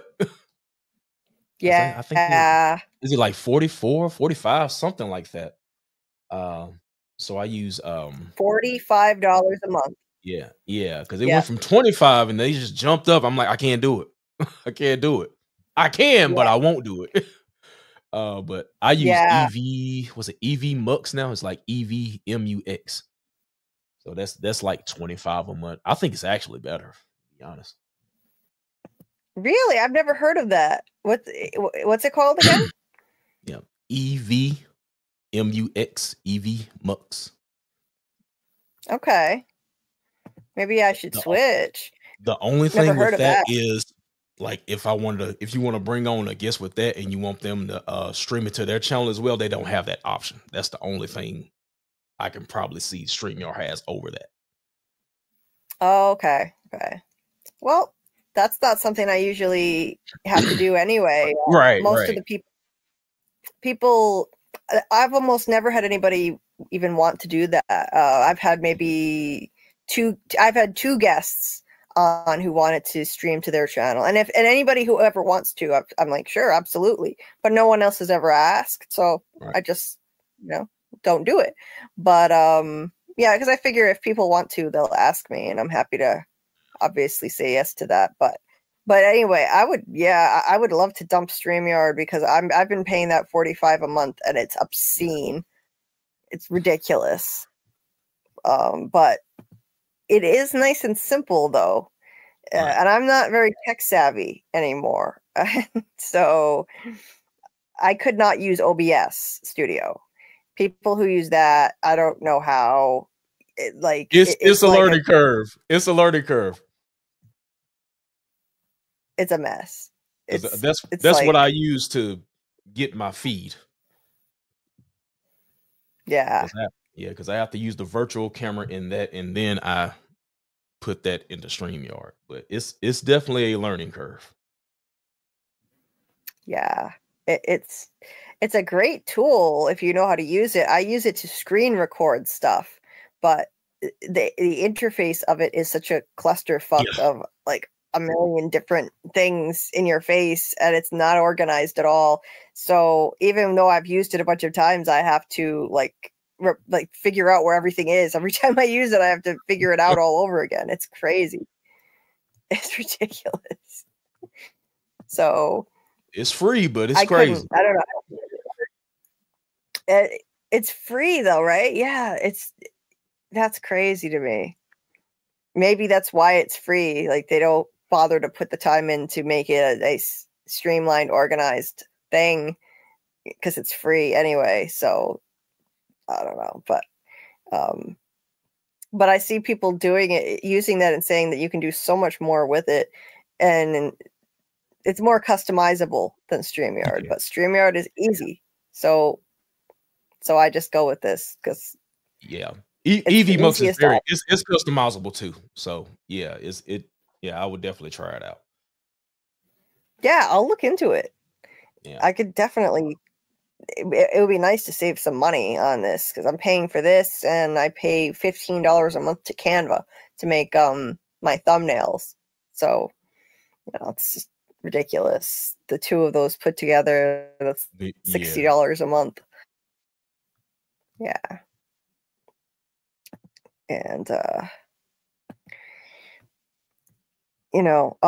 it's not like I'm using this channel as a job and making a bunch of money off of it. So I'm just sinking money into something because I enjoy it. Right. And that's it. I'm doing this because I enjoy it. That's all. But 43 likes. Thank you guys. I appreciate it. And we're up to 51 people. The strangest thing happens. I swear to God. The later I stream, the later/earlier, because now it's kind of getting to be early in the morning, the more the numbers go up. It goes up. Now it's up over 50 people. That's the most we had all night. It's so weird. I don't know. I think people in Europe start waking up and joining. That's what I think is happening here. Some Europeans having breakfast. Well, it would be late breakfast now for them, but I don't know. It's weird. One time, it was a few weeks ago, it was like 6 in the morning, and I got up to like over 100 people watching, and we weren't even really talking about much. And I'm like, what the hell is going on? What is happening? Who are these people joining? There weren't that many chatting, but it was 100 people, and it kept rising, and it went up to like 130 total. That's the most I had since last fall when we were covering new episodes of From. So I'm very confused. I don't know what's going on. It's cool though. Whoever they are, they're not chatty people. They come in and they watch, but they don't chat. But that's fine. You got the lurkers. Yeah. It's great. And I always shout out the lurkers. I appreciate the lurkers. Every once in a while they come out of the bushes and say hi. It's great. It's cool. Somebody told me, Mr. Gregory, he collaborates with us sometimes. He said lurkers are the backbone of your channel, and it's important to, you know, appreciate them. And I always have. I always have. And once in a while, I'll shout them out and say hi. It'd be nice if you'd say hi now and then. I'd like to know who you are. And then someone will pop in the chat and say hi and tell me where they're from. Just cool. It's great. Yeah. Anyway. So you've been doing some late night work, middle of the night work? Yeah, I drive. So my schedule alternates, but like this week, I usually start at 2 until usually 2. And yesterday I was just like, I'm done. So I don't even remember what time I fell asleep. I woke up, I was like, Julie's on. Let me see what she's up to. Yeah, then like next week will be my lighter week. I usually start like at 6. Probably do no more than 30 hours that week. So that's when I usually like to catch up on my content that week. But yeah, it's like it is it's time consuming making content, you know, like it's a time commitment. Juggling that with work must be tough. It is. You know, that's a lot of driving too. God, yeah, that's got to be tedious. I hate driving. Kind of used to it, but I hate driving. But then I live in a state where they did a study, and my state was ranked as the worst in the nation for drivers, like worst drivers in the country. So you take your life in your hands and you drive around Rhode Island. It sucks. About 8. I say about 8 to 9 hours is actually me just driving, but the rest of it is like loading, delivering stuff like that. So yeah, that's a lot. That's a lot. I mean, don't you like? Do you get a lot of like terrible drivers? Because I can't stand even just having to drive to doctor's appointments. I'm constantly it's terrible drivers. Terrible drivers are everywhere. Yeah. In some places they're worse than others, but yeah, I could not do it. I would be anxious all the time. It's gotten so that I hate driving. Yeah, I had somebody almost run me off the road on the highway not long ago. It was ridiculous. Like, yeah, very scary, you know. So it's not an easy job. Then our bridge that connects us to Arkansas, because I'm out of Memphis, and they're finna shut that down, and that's finna create havoc. Oh no. Memphis is real bad with there was like a big pothole in the bridge, so they have to inspect that whole thing, and they're gonna shut it down pretty much all day. And it's 2 bridges. The one they're updating one, and then now they have to shut down another one. That's gonna it's gonna be 1 lane traffic all June. All June. Shit. Yeah, I have experience with a situation like that actually right now, because in Rhode Island we have a bridge that is essential for travel to major parts of the state, and it all of a sudden they inspected it and found that it was extremely unsafe, and they had no choice but to shut down half of it. So one side of it, I forget if it was eastbound or westbound, was completely shut down, no bridge, and it was just an absolute crisis. I mean, I had to go to physical therapy twice a week using that bridge, and we'd be stuck in traffic for like 2 hours. It was horrible for a drive that should have taken maybe 30 minutes tops. You'd be in traffic for 2 hours. It was horrible. And then, I mean, eventually they figured out a way to make it a little better, to mitigate it. They opened up a bit more of the bridge, but it's going to take a long time. They're going to have to rebuild it. They're not going to be able to save it. They have to completely knock it down, rebuild it. They had federal funding because this was an actual crisis level thing. So they got federal funding, and then the new administration came in and killed it. So now I don't know what they're going to do. So yeah, we're kind of screwed. But I don't have to take that bridge so much these days, so it's not my problem at the moment. But yeah, Panda Kalima was a lurker here for a while and then just came out of the bushes all of a sudden. It was like, where the hell have you been? Because like it's cool because the lurkers, to me, they're new if they suddenly decide to show up and start participating. But they've been around for a while, so they act like they've been here all along, and they have. They're already part of the family. They just haven't chatted, and so then they fit right in when they start joining the chat, which is really cool. He said East Coast Philly particularly are bad drivers, and I'm from LA. Oh God, yeah, I'm sure LA is pretty bad too. And Boston, notoriously bad. In Massachusetts, people around in the Boston area, people drive like absolute maniacs, and it's legal to drive in the breakdown lane over there. But they abuse that privilege and they drive like nutcases through the breakdown lane. And if you're out of state and you're not used to it, it's scary. Yeah. But yeah. So anyway, do you have any we were talking about theories for season 4 from do you have any theories? Do you like to get into theories? Every now and then. We are Martin. We are all Martin.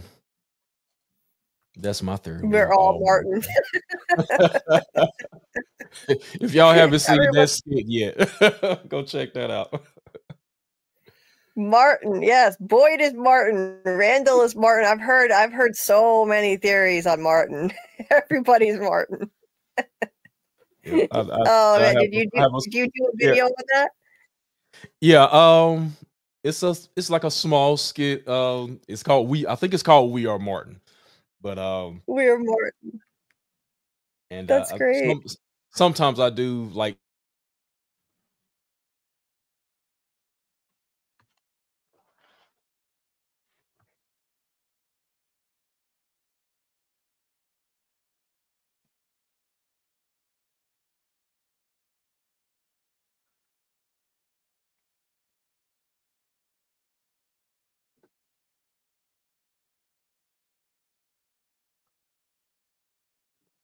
I think we died for a minute there.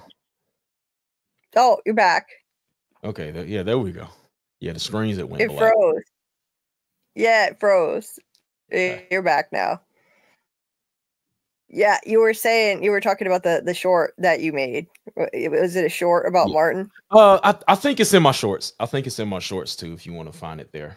But yeah, because everybody was like, what was it? Randall is Martin. Who else was Martin? But Boyd, I've heard Boyd is Martin, or Boyd is reincarnated from Martin. I've heard that one. But yeah, I got that. I need to see more Martin.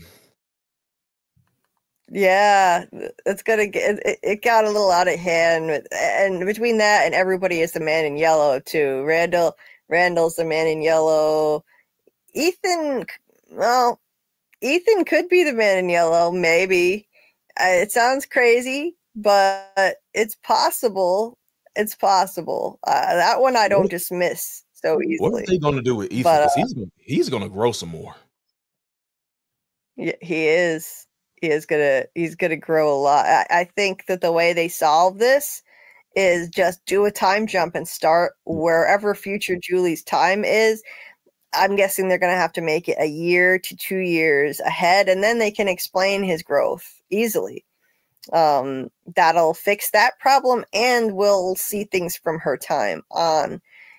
It'll just make sense that way, because how else would we ever even get to the point where we're in her time when the show is like less than 10 days per season?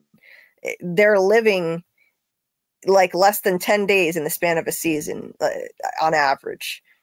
Some episodes are just a night and some are a day. Like the time crawls in terms of like how much time is passing for them. So if we have to wait for the time it takes for future Julie's time to come around, if we don't do a time jump, I don't see how that works. So I think that's how they solve that. We fix that issue, jump ahead, start season 4 whenever her time is, and then they can explain it without having to get rid of Ethan, which would suck. I really think he needs to stay on the show. They've made it clear he's important from the beginning. He kind of has the key and understands the place in a way nobody else does. Like, it's a quest and all that stuff. So I think that's how they do it. Just do a time jump. Start with future Julie coming back and finding, telling everybody she failed to save her dad, and pick up from there. Yeah. That's what they're gonna have to do. Yeah. R.I.P. Jim. Jim got a raw deal. I wasn't Jim really expecting him to go out like that. No, yeah. I mean, I didn't expect that kind of a death. I just sensed that he was going to die only because in episode 9 there were way too many sentimental scenes with his family. I was like, well, okay. We were told there were going to be some major deaths this season, and he's hugging Ethan and saying, I love you. And there was so much sentimentality. Jim was like getting closer to his family again. So I thought, okay, he's probably going to be the victim. But I don't know how or why or what the circumstances are going to be. Nobody could have predicted the man in yellow taking him out. I mean, I guess it's possible you could predict it, but that was nuts. That was absolutely nuts. That was the craziest cliffhanger I've seen on the show. And we've had crazy ones, big cliffhangers, but this one takes the prize for the most bizarre of them all. And I was live reacting to it on another channel that night. Not on camera. My face was like, my camera was off, but you could hear me. And I was like, oh my God, what the hell just happened? It's over. That's it. I was freaking out. First of all, it was supposed to be longer. We were told it looked like we were getting an hour and 15-minute finale. That's what it said. Yeah. And all of a sudden, Jim's throat got ripped out, and the roll credits. I was like, what the hell's happening? What? That can't be it. Why is it ending? Remember that? Yeah. Yeah. Yeah, they screwed us over. They screwed us over with that Earth Abides 15-minute Earth Abides preview. I did watch making us that. think we were I getting. watched that. Yeah. Did you like that show? It's okay. It was okay. I was like, they need to end it. They need to end it. This is not a multiple season show. Yeah. I watched at least part of the first episode, and I just got so depressed watching it. It's a very depressing show. It's very bleak. And I watch a lot of dark shows, but I just couldn't find any bright spots in this one to make me want to keep going. From has humor in it, along with the darkness. Severance has humor in it, quirkiness. But Earth Abides was just such a downer. So I couldn't stick with it. I couldn't even get through the first episode. I gave up on it. And there were a lot of From fans who refused to watch it because they were just being a petty bunch. The From fans are lovely, but they can be a petty bunch, and they were taking their anger out on MGM for bait and switching us. You don't with want that. Like MGM, like you promised us, or we thought we were promised, an hour and 15-minute finale, and you bait and switched us. So yeah, out of spite, tell us don't unsubscribe without telling us, right? Right. The funniest thing was that it backfired on them. That caused people to want to unsubscribe more. That was an epic fail, because now people were pissed, thinking they were getting a longer finale of From. So they unsubscribed even quicker. So bad move, MGM. But they were so desperate, they knew most people were subscribed just for From. So Yeah, that's not good. That's a one show app. Basically, Well, they I know had some people watch. I think it's The Godfather of Harlem. That one's okay too. With Forrest Whitaker, but those are only two I know. There was one that came out a few months ago that I was excited about, and then I tried watching it, and I couldn't. It was such a disappointment. It's one of those things where it had a great premise, terrible execution, terrible writing, 9 bodies in a Mexican morgue. Did you hear of that one? Nope. Yeah. First of all, that's a terrible title. Nine bodies in a Mexican morgue. That's a long title. Yeah. It's a paragraph. I guess they figured, well, from was too vague and people complained about that. So let's go completely in the other direction. 9 bodies in a Mexican morgue. Yeah. It was really cringe. It was really cringe. It like the writing was just awful. None of the characters were likable at all. Not in the least. It starred the guy from Will and Grace, Eric McCormick, and it was like a murder mystery set in the middle of nowhere in Mexico, of course, out in the wilderness and where in the woods somewhere, and people are dying. So someone is killing them, and so it's a murder mystery, and the end at the beginning, like they're all dead, but the mystery is kind of working backwards and finding out who the killer was. Great premise. I love that. I love like Agatha Christie kind of murder mystery premises like that, but the writing was atrocious. It was so bad. It was just not a single likable person on the whole show. So I had to just quit on that, unfortunately. I was thinking, man, that would be a great one to cover, but nah. I'm surprised MGM is still afloat, honestly. I don't know how they're doing it. Not on one show. Right? From is it for them. And I'm just glad that From is on there instead of an app like Netflix or something, because Netflix, I mean a streaming service like Netflix, because they would cancel a great show like From easily.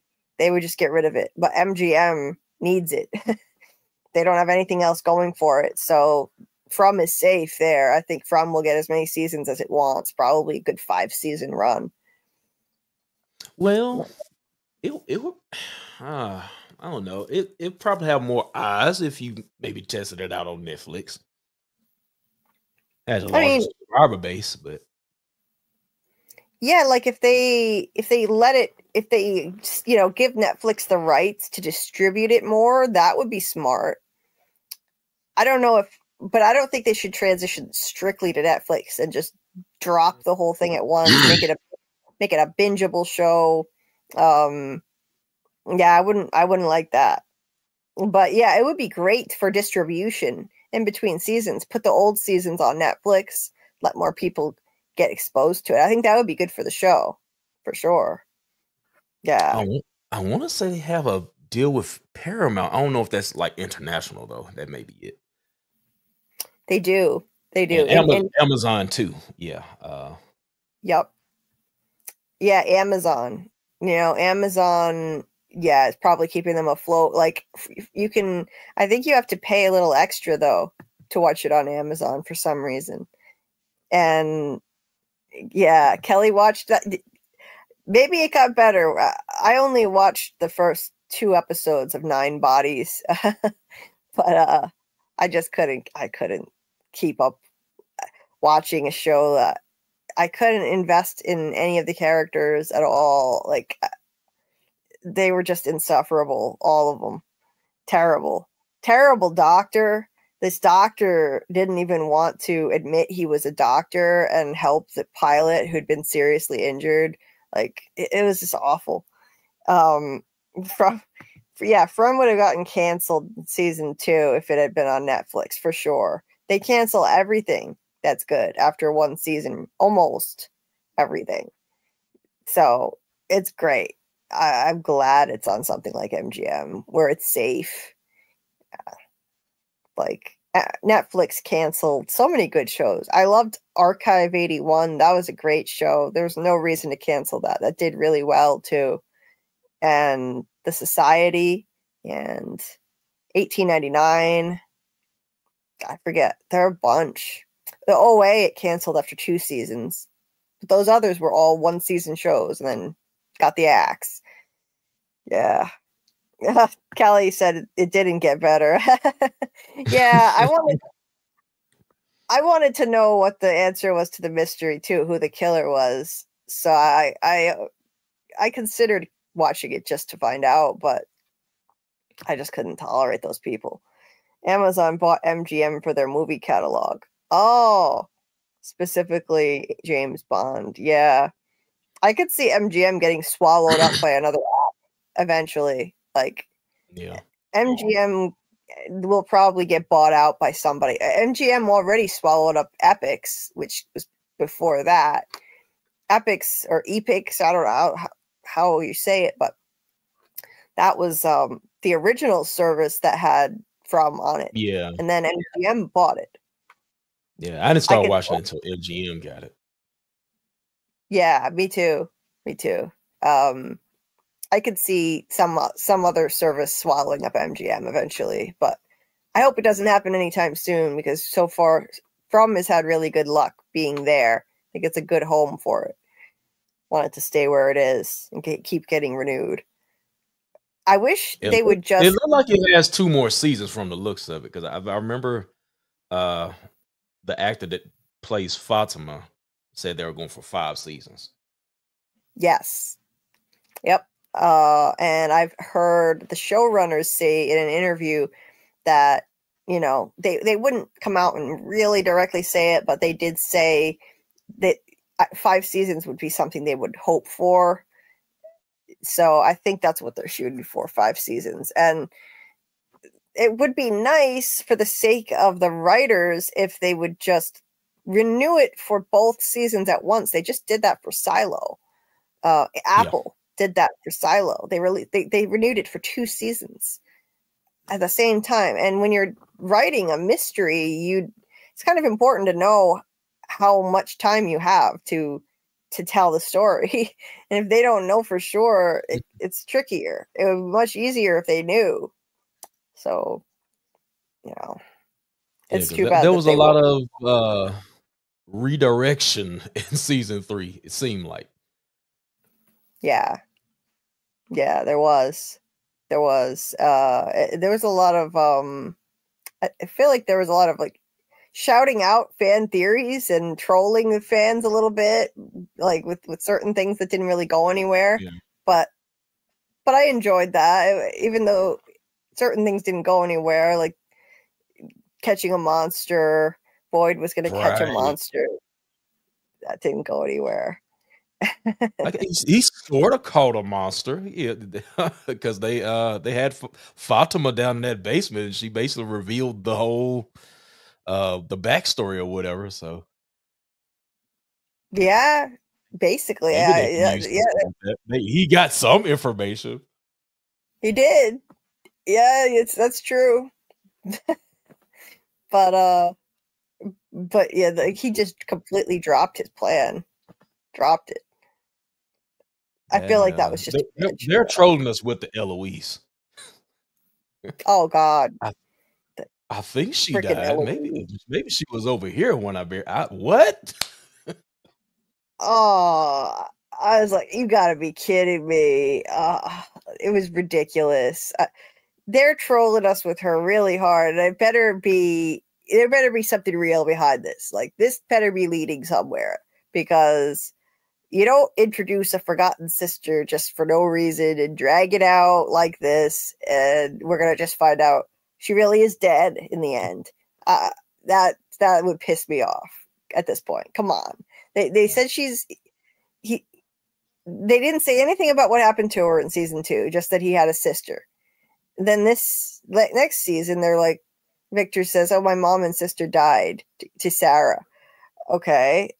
he just casually said that, but he never said she died before. And then in the finale, he took his dad to the graves, or the gravestones that he painted, and I was like, I was getting so excited in the little reactor video thing that I was doing live when it was on. I was saying, "Oh my God, yes, yes, yes! Finally, it's Eloise." I just wanted closure. It was a weird thing to be excited and cheering for, like, "Oh yeah, Eloise is dead. That's her grave." But I just wanted closure. I wanted an answer. And I was thinking, finally. And then Victor said, "Yeah, that's her. I think." I think that means she's alive. Come on. The pieces were so small. We were all these pieces. She was so small. Come on, dude. So they're stringing us along, and it better actually pay off. If it doesn't, I'm going to be mad. That's ridiculous. I think the fact that he said "I think" means she's alive. I hope. Yeah. They're keeping that one close to the chest. It's like, we may reveal it, we may not. Let's just wait. Yeah. Well, I think they've dragged it out a little bit too long at this point. And so hopefully season 4, they will finally just come out with it. It's time. It's time they reveal it. I was thinking season 3, we'd get a reveal finally. Oh, and that weird little comment Victor made that people jumped on about how Eloise was so good at hiding. With hide and seek, I could never find her. That seemed like a clue. He's alive somewhere. He just can't find her. So I hope it's leading somewhere. A lot of people thought maybe that was her walking around out at the cabins. And that never got explained. Oh, goddamn cabins. I guess you could say they couldn't wrap everything up. I'll give them a light pass. They couldn't wrap everything up, but that was kind of a thing this season. But we got the rope. We got the rope. We got the answer to who threw the rope. The answer I was never expecting to get. We got that. We got some answers I never expected to get, including the really unnecessary answer of where the truck in the pool came from, whose truck that was. Okay, like, they didn't really need to tell us that, but they did. And we got a little backstory on the truck in the pool, and we got the rope. We got who threw the rope, and no one would have ever predicted that one. That was a cool reveal. I liked that. I didn't really need it. I just figured, well, nobody threw the rope because it was a dream state and anything can happen in dreams. So I didn't really need an explanation, but hey, I'll take it. That was cool. That showed there was a time loop going on, and it introduced time travel too.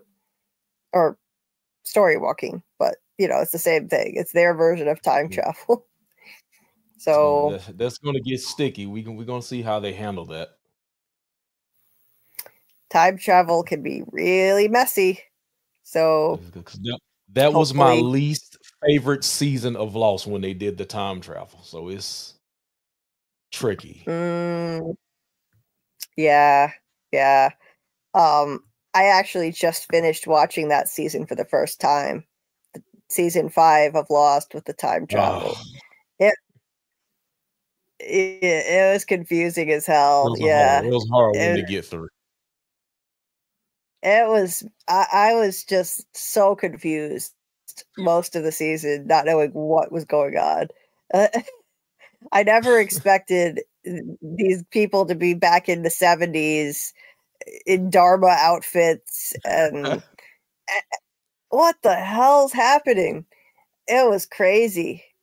And then the time flashes where they kept like flashing to different times randomly, all of them, just the big light in the sky, and then now they're in the past, now they're in the future again, now they're in the past again. Yeah, that was really weird. I'm still trying to make sense of it, but I have one more season to go. I'll finally finish Lost. And Yeah, season 6. Yeah, I really enjoy it. It's a great show, but it's convoluted. It's very confusing. Get ready. Yeah, I just got introduced to Jacob. That was interesting. Jacob. I was starting to think Jacob wasn't a real person. Yeah. Yeah, that's one of my favorite Like- scenes right there. Oh, that was really interesting. The introduction to Jacob. Come, Yeah, I they was take- starting to think he didn't exist. What? What did you say? No, I was quoting the scene when you first see him with well, the man in black. Yeah. I can't tell you, Man tell in you if Black. they reveal his name or not. So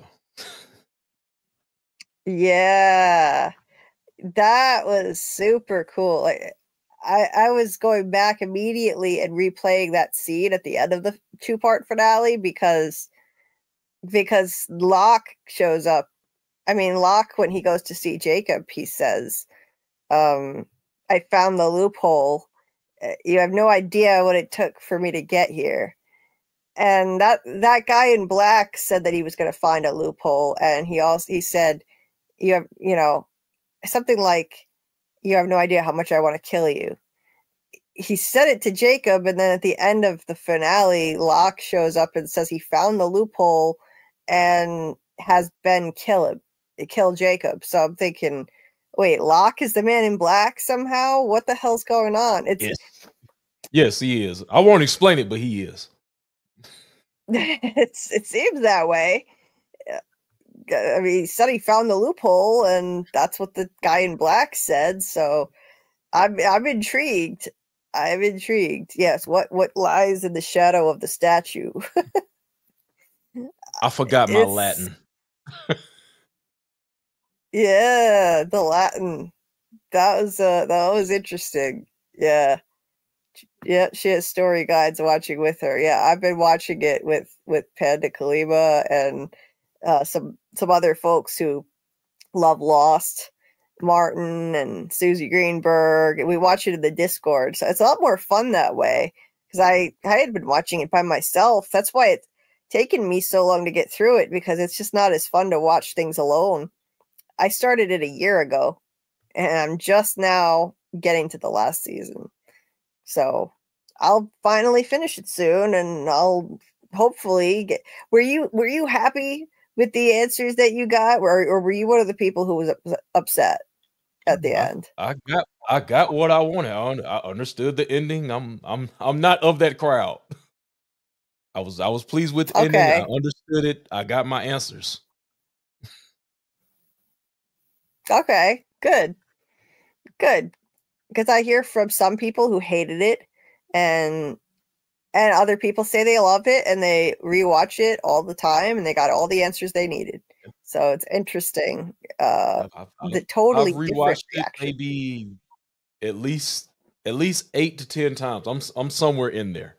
I'm rewatching it now because I'm doing my reviews, but I stopped for a minute. But I think I left. I'm on episode episode 8 right now. I did episode 8. The letter. Dear Mr. Sawyer, I know who you are. You don't know who I am. Oh, yeah.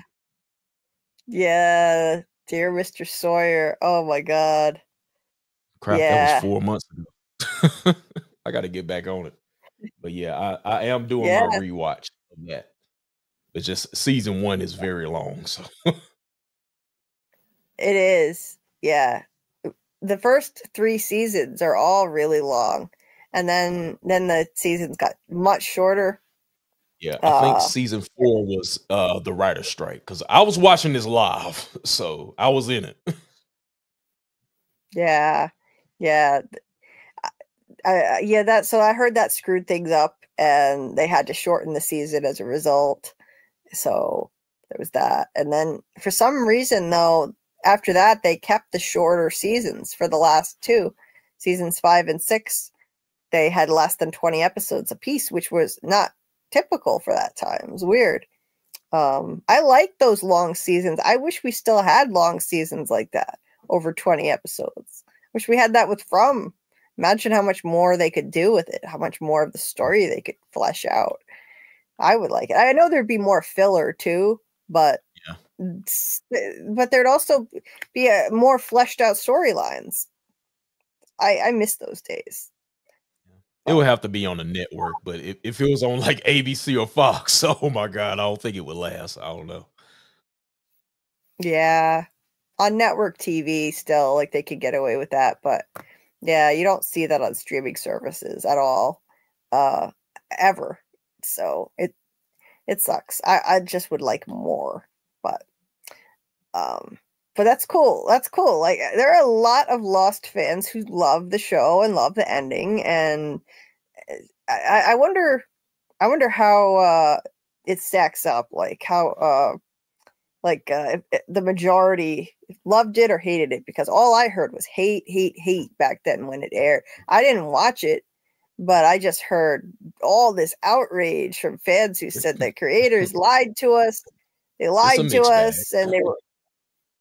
Yeah, they said, well, they lied. They were dead the whole time, and that's all I heard back then. And then I hear people saying, no, that's not true. People just didn't understand the ending of it, and so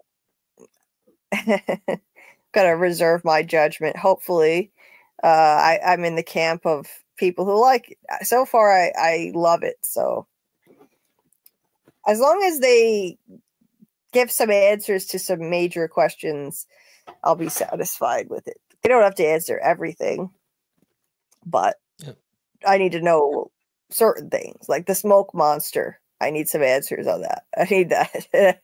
And the Man in Black and Locke and like Jacob. I need to know more about these people. But you'll get them.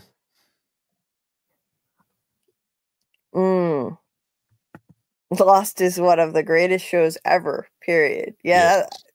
It's still my favorite show of all time. Wow. Favorite show of all time. Yeah, Jeremy said the same thing. Actually, it's his favorite show of all time, I think. Either that or that might be his second favorite. Twilight Zone might be his favorite. But Martin thinks it's the greatest. Martin is a huge Lostie. Huge Lostie. Lostie's We've been watching. Huh? I said Losties in the building. Yeah. Oh, yeah. Martin is a big time Lostie. We've been watching in the Discord, and it's a lot of fun. Yeah. It's a lot of fun. Now I have motivation to get through the rest of the series because I have people to watch with. So now it's actually too tempting. It's too tempting not to keep going and watch too much at once. When I don't have people to watch with, I have self-control and I can watch one episode per day because I don't want it to be over too quick. I'm enjoying the ride. But then I have people in the watch party egging me on saying, let's play another one. So now I'm getting through it quicker than I'd like to. Yeah, Grant. Hey, Grant. Still going strong. Probably going to wrap it up soon, though. Wow. It is. Been 5 in the morning. You've been in here 5 hours. Yes. I've been here 5.5 hours. It was a long life. Yes. But, I mean, I've done recently like 8-hour streams. The longest I ever did was 12 hours and 48 minutes. But apparently YouTube cuts it off at 12 hours. And the weird thing is they let you stay live. So you're still live. I decided to just kind of test it and see like, okay, what's going to happen if I stay live? And I tried it. I was still live. People could still hear me. And the replay was still there briefly. And then YouTube chopped it up. I don't know why they have this rule, but they chopped off, not at the 12-hour mark. They chopped it off at like 11 hours and 54 minutes. which is weird. I don't know why. That was kind of random, but right in the middle of a point I was making too that I really wanted to say, they cut it right off. That was my record for longest live ever. I was pissed at YouTube for that, but I won't be doing any of those anytime soon. That was ridiculous, and I didn't intend to do it. It just kind of happened. But call up Guinness. Yeah, it was I'm pretty fun. sure nobody's touching that record. Yeah. On YouTube, but it's not a common thing. I mean, on Twitch, I hear that people do crazy, sometimes like 24-hour streams and stuff like that. So someone told me I should be a Twitch streamer, but I shouldn't be doing that anyway. I have a pain condition that gets way worse if I stream for too long, which I'm doing right now, and I shouldn't be. But it's just fun. I enjoy it, and I like talking to everybody. YouTube used to cut I think I got like an 11 hour in me. Yeah. YouTube used to cut it at 11 hours, 45 minutes, but then they allow you to live stream for as long as you want. It will only be but it will only be an 11-hour video unless you change one setting. I'll show you. Oh, interesting. Hey, I mean, if I start streaming from the treadmill, I could stream longer again. It like that manages my pain more. I just have to stream from the treadmill, and then I could do longer streams. Yeah, I was really mad that they screwed up my replay like that. So I was proud of that record, that new record of mine, and ruined it. Yeah. Martin, it sounds like you're a protector of Lost Legacy. Oh yeah, Martin totally is. Yes. Martin will defend that Lost Legacy forever. Yeah. Yeah. I gotta play this for Martin. I gotta play this. This is the only lost sound I have, I think. We have to go back. There we go. Yeah, we have to go back. Yes, classic. Classic. I still am trying to figure out why they had to go back to the island. That's another thing I don't understand. But hopefully it will make sense in the end. I'm just trusting the show that it will make sense ultimately in the end. I'm enjoying the ride and not trying to figure everything out. I'm not treating it like From and trying to figure it all out. It would be silly to do that now anyway. The show is over, and it's not like something you can make theories about when it's already completed. So I'm just enjoying the ride. Jesus. See, this is what I'm talking about. Now the viewers are up to 62 people. So hey, to all the new people watching who aren't chatting, appreciate you. Please hit the like button. And I appreciate everybody, whether you chat or not. It's Justin Dieter. Justin JH. People use it interchangeably. Doesn't matter. Okay. JH, yeah. John Locke did nothing wrong. Well, the smoke monster did nothing wrong. Well, the smoke monster, I really need some answers on that, because we've got like the smoke monster rendering judgment on people's souls and manifesting as dead people, and come on, I need an answer. I really hope that gets explained. Because they did my Mr. Echo really dirty, that smoke monster. I loved Mr. Echo, and that sucked. Echo. But I heard that it was great. I loved him. But I heard the actor was written off the show for some reason, and so that's why they did that to him.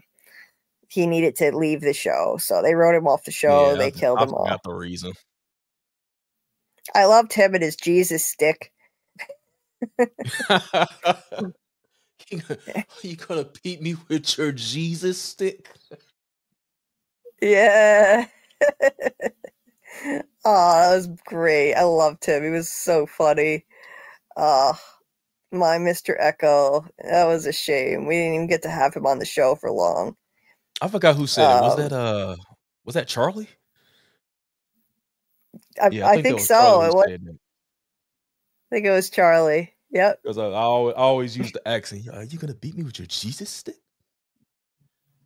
Oh, Right?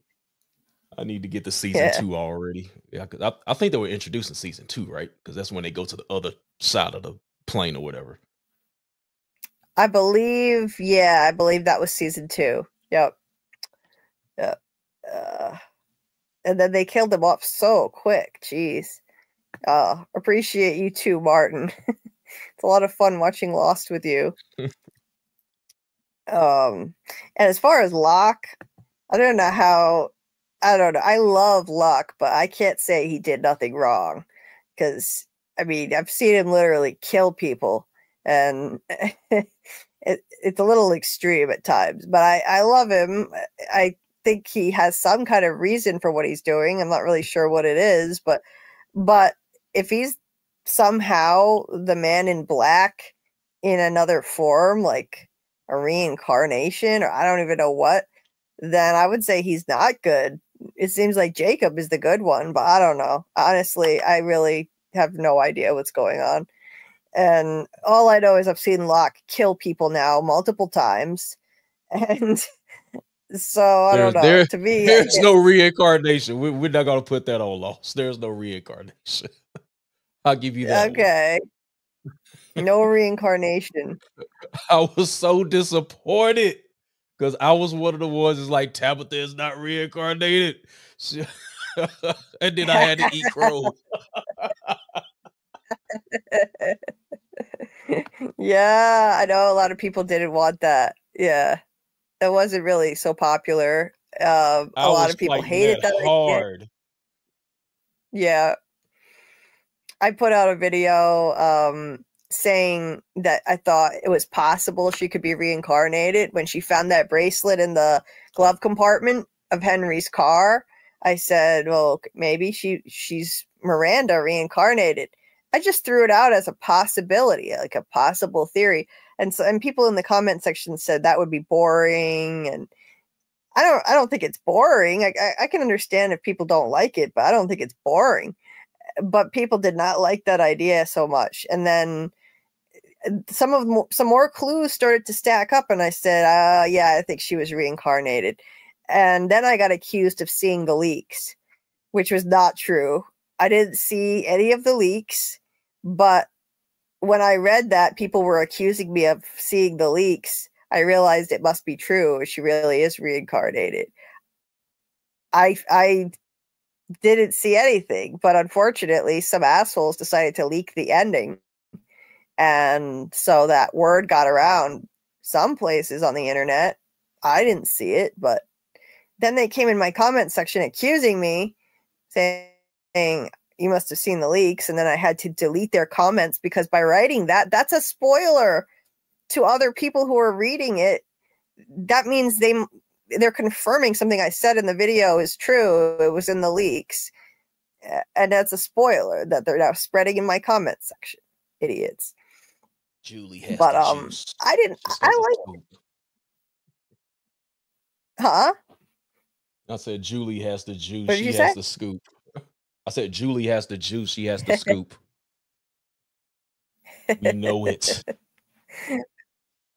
She's in the writer's room. I mean, I just put the clues together and I thought, okay, I think she was reincarnated, and you know, I was very happy that it was true. I like it. I like this storyline a lot, but I understand it's not for everybody. No, it's fine. But some people didn't like it. Some people wanted her to be Eloise. That was another thing. Like, people were arguing, saying she's Eloise, and like literally Eloise or reincarnated Eloise. I said, no, it's Miranda. She's Miranda. And then lo and behold, in the finale, they actually revealed it. I was like, thank God they gave us a concrete answer, so I don't have to argue with people about this for the next year and a half or however long it takes. That was getting annoying, that argument over that, because I know it was a divisive thing, arguing over, is she reincarnated? And they gave us an answer. People wanted answers. They gave us a big one. That was a great answer. Very clear cut. Julie is the man in yellow. No, wait, that doesn't check out. Grant. Oh, it's funny. My camera is laggy. I'm going to shut it off. My camera keeps like... I was using my laptop earlier, which doesn't lag, but then the mic stopped working. So I had to switch to this little Chromebook. It doesn't really function as well for this kind of stuff. And then I lag and it looks weird. Not smooth. I still want to know about the preacher. He seemed so sus. Yeah. Right. Yeah, That cam didn't make I don't think they're gonna come back to that one. They're definitely not coming back to that.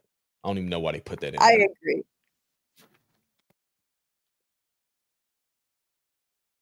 The preacher was Martin too. Oh, we lost Julie. We lost Julie. I'm running the show. I'm running the show. Let's give her a second. Come back to us, Julie. The man in yellow got her.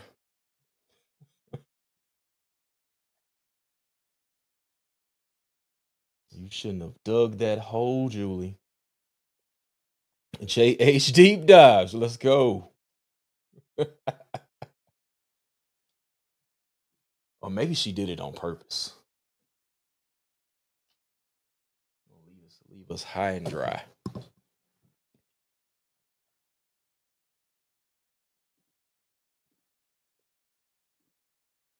back to us, Julie. There she is. Might be muted. Are you there? Are you there? I am a super fan of Lost. I'm a super fan of Lost. Sorry about that. I'm back. It was welcome to JH Deep Dives. Oh, that was funny. My webcam was lagging too much, so I unplugged it, and normally that doesn't cause any problems, but it kicked me off the stream by doing that. Oops. Anyway, he said we need to talk sometime, JH. Yeah, sure. Oh, yes. Yes, Trace Lost is 100. Yeah. I'm loving it. I'm loving it. Even though I'm very confused, I'm enjoying the ride for sure. I'm going to be sad when I'm done watching it. Really? It wasn't lagging? Because on my end, it looked like my video feed was lagging pretty bad. So, anyway. Yeah, for me too. It might show up different in StreamYard than it does on the actual YouTube feed. I'm not sure. Oh, that could be. It could be. Maybe it was better on YouTube. Julie is the big bad depicted in red on the cave wall. Julie yeah, I'm the big bad. I'm the big bad. That's why Doug is here. That's why the man in yellow comes on here. As we're working together. He works for me. You figured it out. You figured it out. I'm the big bad. He's the middle management, and he works for me. That's why we connected, because we're on team evil, both of us. So wait, yeah, the preacher. That drove me nuts. That sus priest drove me nuts. Just how eager he was for Tabatha to open that lunchbox drove me crazy. Why was he like? I have my own pet theory on that, but I don't think they're ever going to explain it. but I think that some entity, maybe the boy in white, spoke to him in his head, pretending to be the voice of God, and told him a woman's going to be coming here with a lunchbox. Get her to open it up, point her in the right direction. You know, the reason I say that is because Father Kotri said he heard the voice of God. He said something. Yeah. Yep. Right. And then he was about to jump off a bridge, and the voice told him to get back in his car and drive. And then 2 hours later, he was there. So I think it was the same kind of thing again. Whatever entity spoke in his head, Kotri's head, pretending to be God. Because I don't think that was actually God that sent him there. I think the timing of that is too sus. I think it was probably the boy in white or some other entity. So yeah, that's my theory on the sus priest. Like, you know, you gotta guide her on her path, and that's all there is to it. But they'll probably never explain it. So I doubt we'll ever see another answer to, like another scene with that guy in it. but yeah, people thought that he was Martin because he had a passing resemblance to him. So it was like, oh, this is proof. It's like a simulation or whatever, you know, because he looked like Martin, but with more meat on his bones. He did. And a shorter beard, shorter hair. He really did.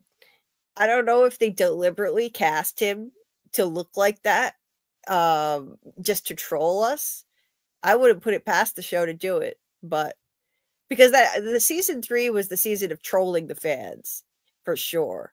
It was the season of trolling us with teasing us that Jasper the dummy is going to talk. And man, nothing burger. Right? That was trash. It was a giant nothing burger. That really made me mad, the bait and switch. Because at first I said, there's no way that dummy's going to talk. And then I started to think, well, okay, maybe he is. Maybe just one creepy line. No, it was just a nothing burger. It was a bait and switch. Victor's unreliable narration again. Wrong memory. Oh, no, it wasn't the dummy. It was the boy in white who was talking to Christopher. Like, oh, that was annoying. Yeah. I wanted the dummy to talk so bad. Oh well. Yeah. Some people I was waiting to see how they were gonna make that work. Some people still think that the dummy's gonna be important somehow. I don't think so. I think they were just trolling us. I don't think he's important at all. I think he's just a plot device. That was it. It's a plot device, some symbolism, putting a dummy in there. Like, this place is trying to use everyone as their puppets, as its puppets, you know, make them do what it wants, manipulate them, like Elgin with the kimono lady. Just symbolism and a plot device. That's all it is. Fucking Jasper. I liked the storyline if it would have led to him actually talking. But then, yeah, it was pretty damn funny. I'm not going to lie. Victor yelling at the thing to talk. That was low-key really funny. You talk.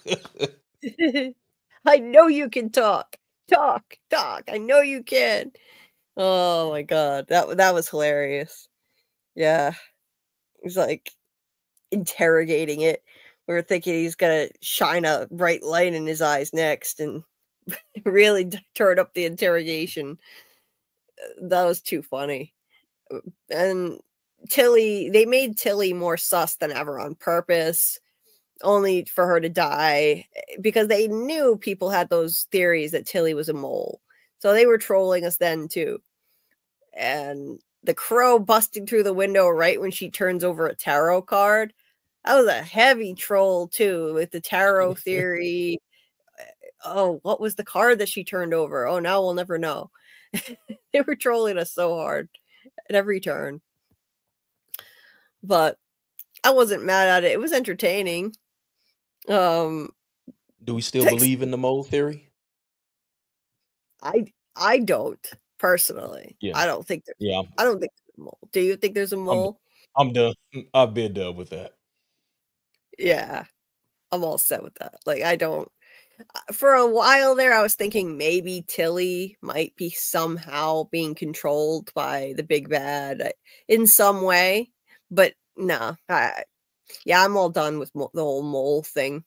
I don't think the place needs moles. I think it's some kind of supernatural thing. It doesn't need a mole. I know, what the hell?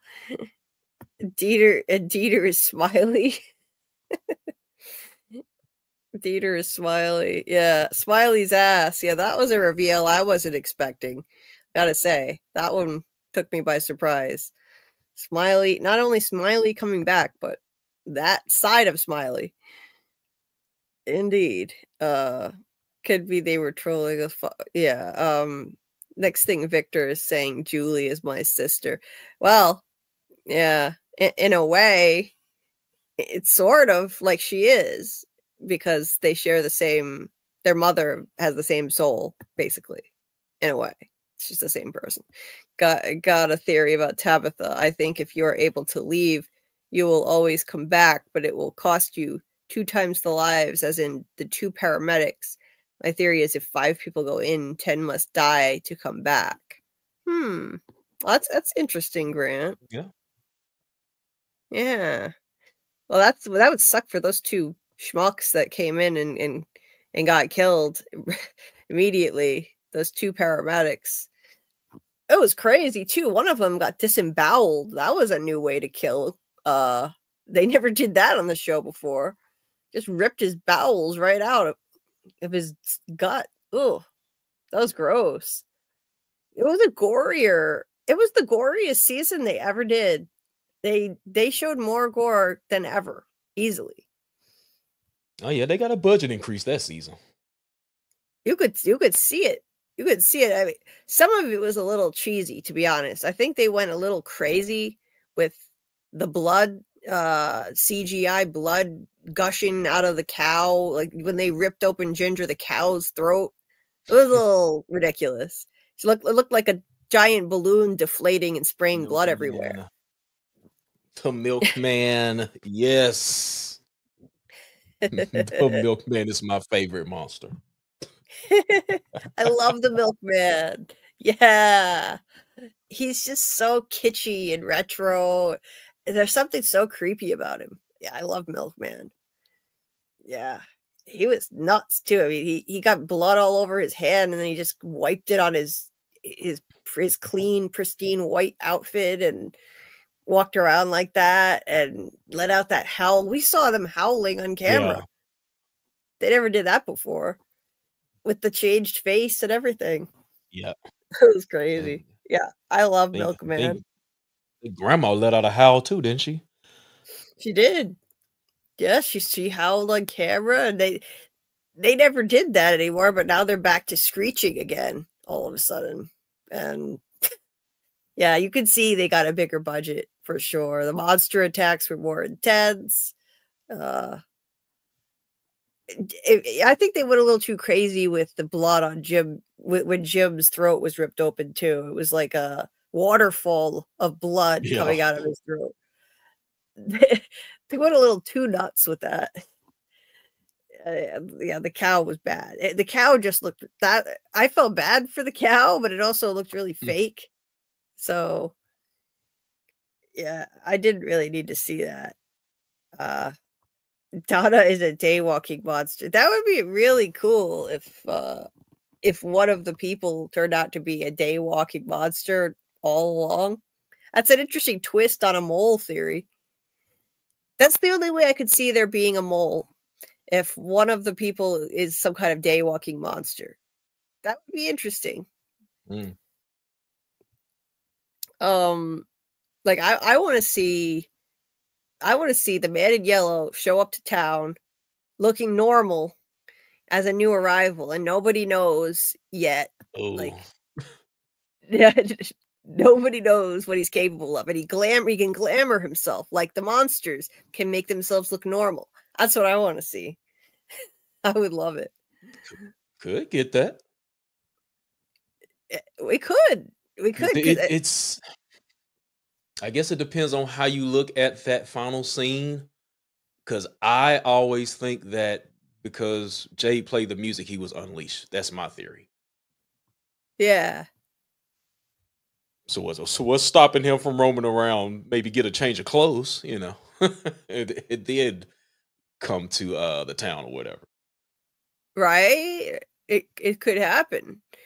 Because I've been trying to figure out how he could factor into the show next season, and it's very hard to imagine where he fits in now. Where does this character fit? What role is he going to play? I would love to see something like that. If he just shows up looking like Doug Hughes, like a normal guy, and he can glamour himself to look like that, and nobody would know until it's too late. He could turn into the Man in Yellow monster version of himself again and take somebody out. I would love to see something like that. But Should be going around ripping throats. Yeah, because like, you know, how could they fit that in otherwise? How could they like, he just shows up every once in a while to rip people's throats out? He's got to factor into the show in a major way. And if they make him pretend to be a normal human and just show up in town, that would be a way for him to be a major role. And I would love to see that happen for Doug. Seriously, that would be great. Give him a nice big meaty role, and it would amp up the suspense, wondering when he's going to strike next. He could just be nice, friendly, normal seeming guy. How they can make the Man in Yellow more scary is by him waiting out the front or walking out the front of the colony house with the other monsters, and he just simply opens the door and walks in and smiles. Yeah, they could do that, Grant. Yeah. That talisman. Yeah. Yeah, maybe, yeah, he could just open the door and let them in. What is this? Yep. The rules don't seem to apply to him, so he can come out in the daytime, so the talisman probably doesn't have any effect on him at all. That would be really interesting. Dieter said, I love the stream. Please come back all the time, Justin. That's great. It's great having you join. I was not expecting it. Yeah. When you finish watching season 6 of Lost, we definitely got to do a show. See how you feel. Yeah. That would be great because I wanted to do that anyway. So we should collab on a stream for that when I finish it, because I've been wanting to, when I finish it, do a stream and share my thoughts about it and kind of look at any parallels that are there to From. I'm not one of those people that thinks Lost is going to be like I don't think From is a secret spin-off of Lost or anything, but I see a lot of parallels. Yeah, there are a lot of correlations. I've done a couple of I have a separate like show I do for that, where I go in and compare like the different scenes and stuff like that with the damn, I can't say that. I can't say, never mind. I can't tell you that. See, you haven't made it to that far yet. Oh, okay. Yeah. But like, I have been told the further on you get in the show, like the more you're going to see the connections. So I'm sure there's stuff coming in season 6 that's going to have strong connections to From. And I already see strong parallels. I mean, you got dead people walking around that shouldn't be there. Or like, are they visions? I don't know. Who knows what they are? You've got that going on the island. Jack's father, Ben's not really daughter, whatever her name was, Ben's daughter that he stole. I forgot it. Yeah, but she's dead. She appeared. What the hell is she doing there talking to Ben? So there's that, and you have that on From too. Dead people appearing in certain circumstances. So there's that. Well, they both have an Eloise, but that's a weak parallel. Yeah, yeah, that's the one I did too. Them both having I thought like with like with Jack saying we have to go back. I thought it was gonna be they're gonna run something similar to that when Tabatha went to the outside world, like I gotta get back. And they did it in one episode, unfortunately. But they don't have 20 episodes like Lost, so I see why they had to kind of rush it. But I thought maybe she was gonna meet Eloise out in the real world, and that's how she was gonna get back. Yeah. I Because, was thinking the same. because they had to go see Eloise Hawkins in order to find out what flight to get on to get back to the island. So something similar like that. Yeah, and when I watched this season of From, I hadn't watched that part of Lost yet, but I just had the theory that Eloise got out in the 70s and grew up out in the world, and Tabatha would find her, and the two of them would find their way back. Like, I had no idea about Eloise Hawking yet on Lost, but I was just thinking, yeah, like a lot of people who watched From were thinking she was going to meet Eloise. I was really surprised that she didn't. I really thought we'd finally get a payoff on the whole Eloise thing, but just more teasing. It is interesting they both have an Eloise, both shows. Eloise is not exactly a common name. So, makes me think, well, maybe Eloise is going to be an important factor. She has to be. If they've teased it for this long, Eloise has to be important. She's got to at least. There's definitely inspiration from the show, but I don't think it's connected. Some people think it's connected, but I definitely think there's inspiration. Some people think From is a secret spinoff of Lost. I don't think that I would go that far. No. I mean, I haven't seen the whole series to say, but I don't think. If I was Harold Perrineau, that would be a slap in my face. Oh, right. You are not going to make this a spinoff. Yeah, especially the way Lost did him dirty.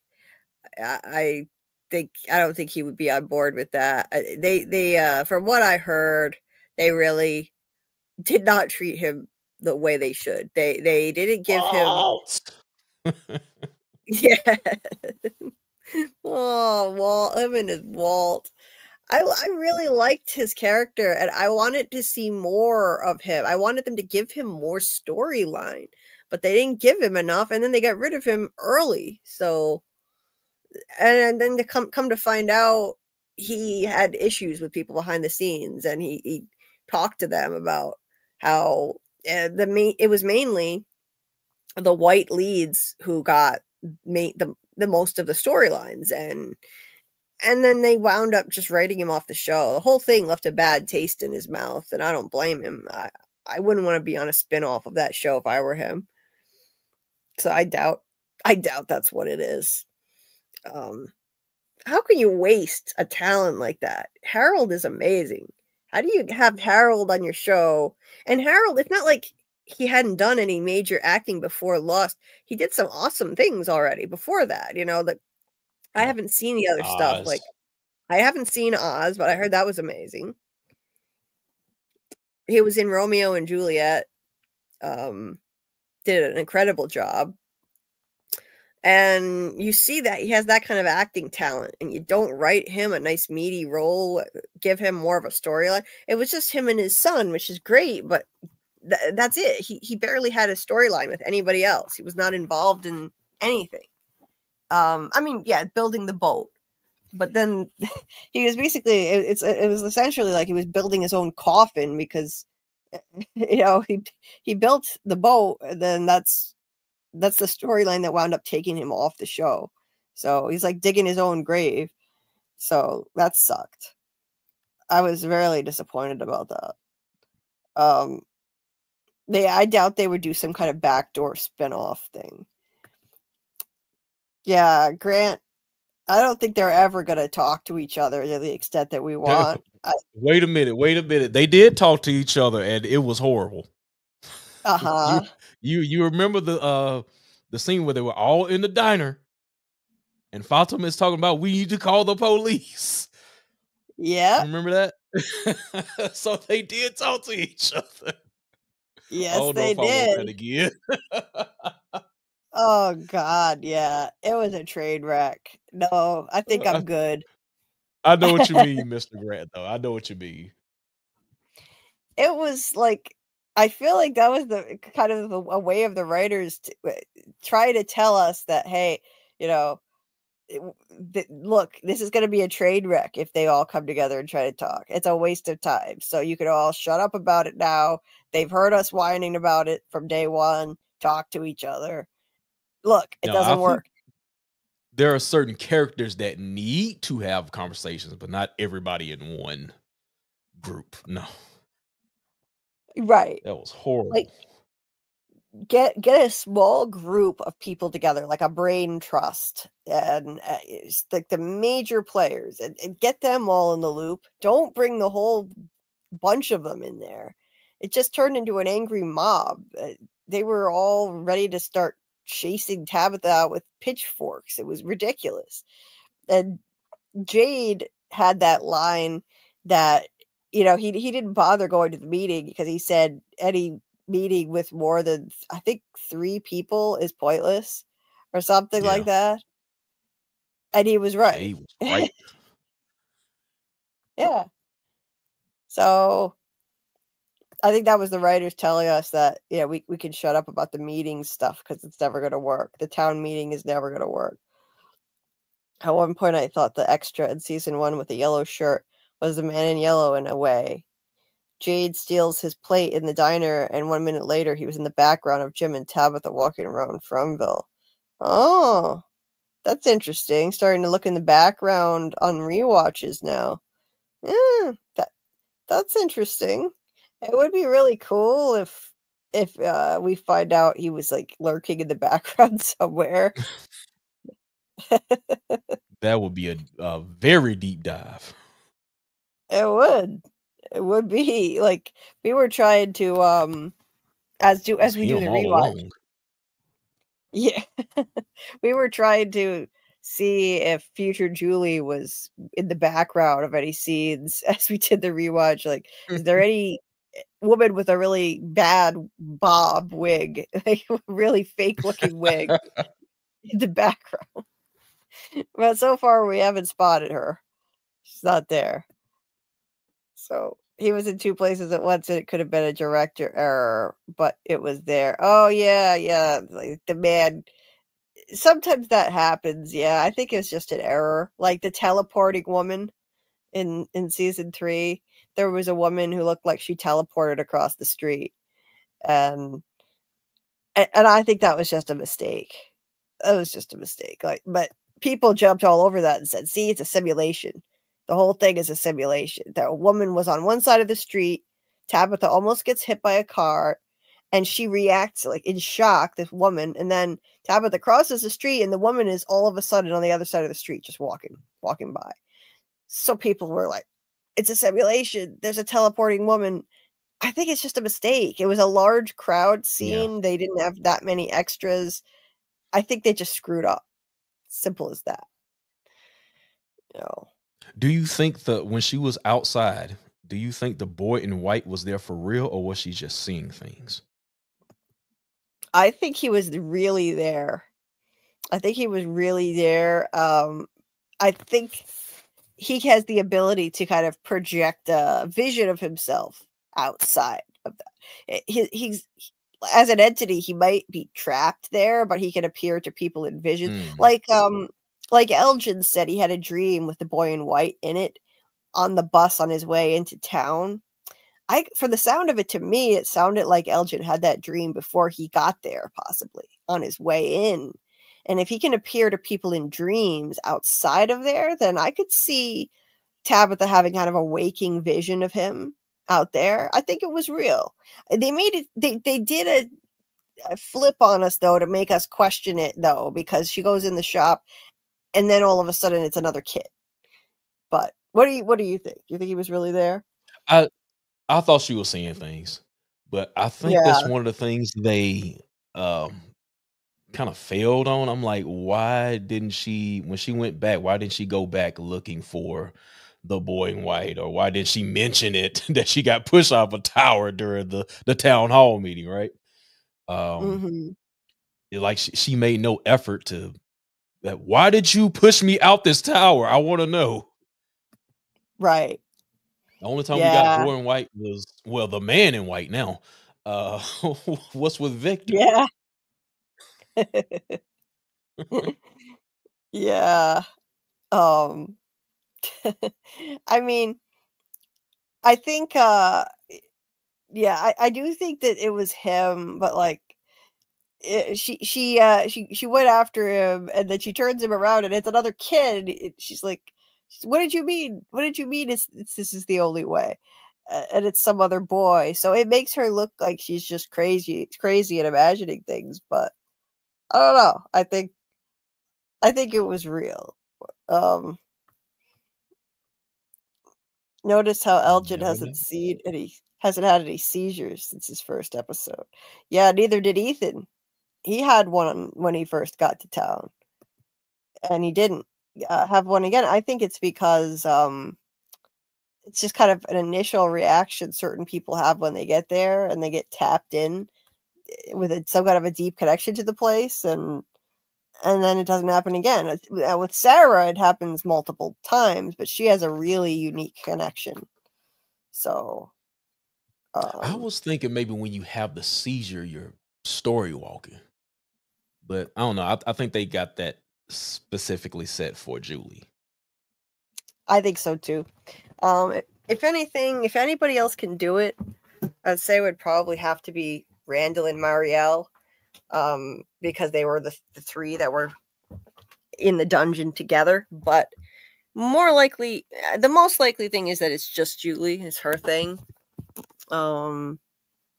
If Randall tries it, I don't think it's going to end well for him, because he had that really bad feeling being near the ruins. It felt wrong. We gotta figure out what's going on with him. Those cicadas. I know, right? That annoyed me. Him doing this all season, it led to nothing. Yeah, I wanted him to just get it over with when he had the defibrillator, and just like, let's just get it over with. I know, seriously. It was getting irritating. I thought we were done with the whole cicada thing, and they chased him around all season long, and then by the end you couldn't see them anymore, but you could hear the noise, and I don't know what the hell's going on. Why is it just him?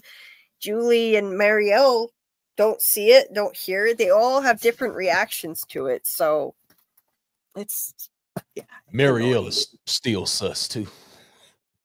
She's super sus. Why is she doing so well? Like, why is she not having any major after effects like the other two? That made no sense. Yeah.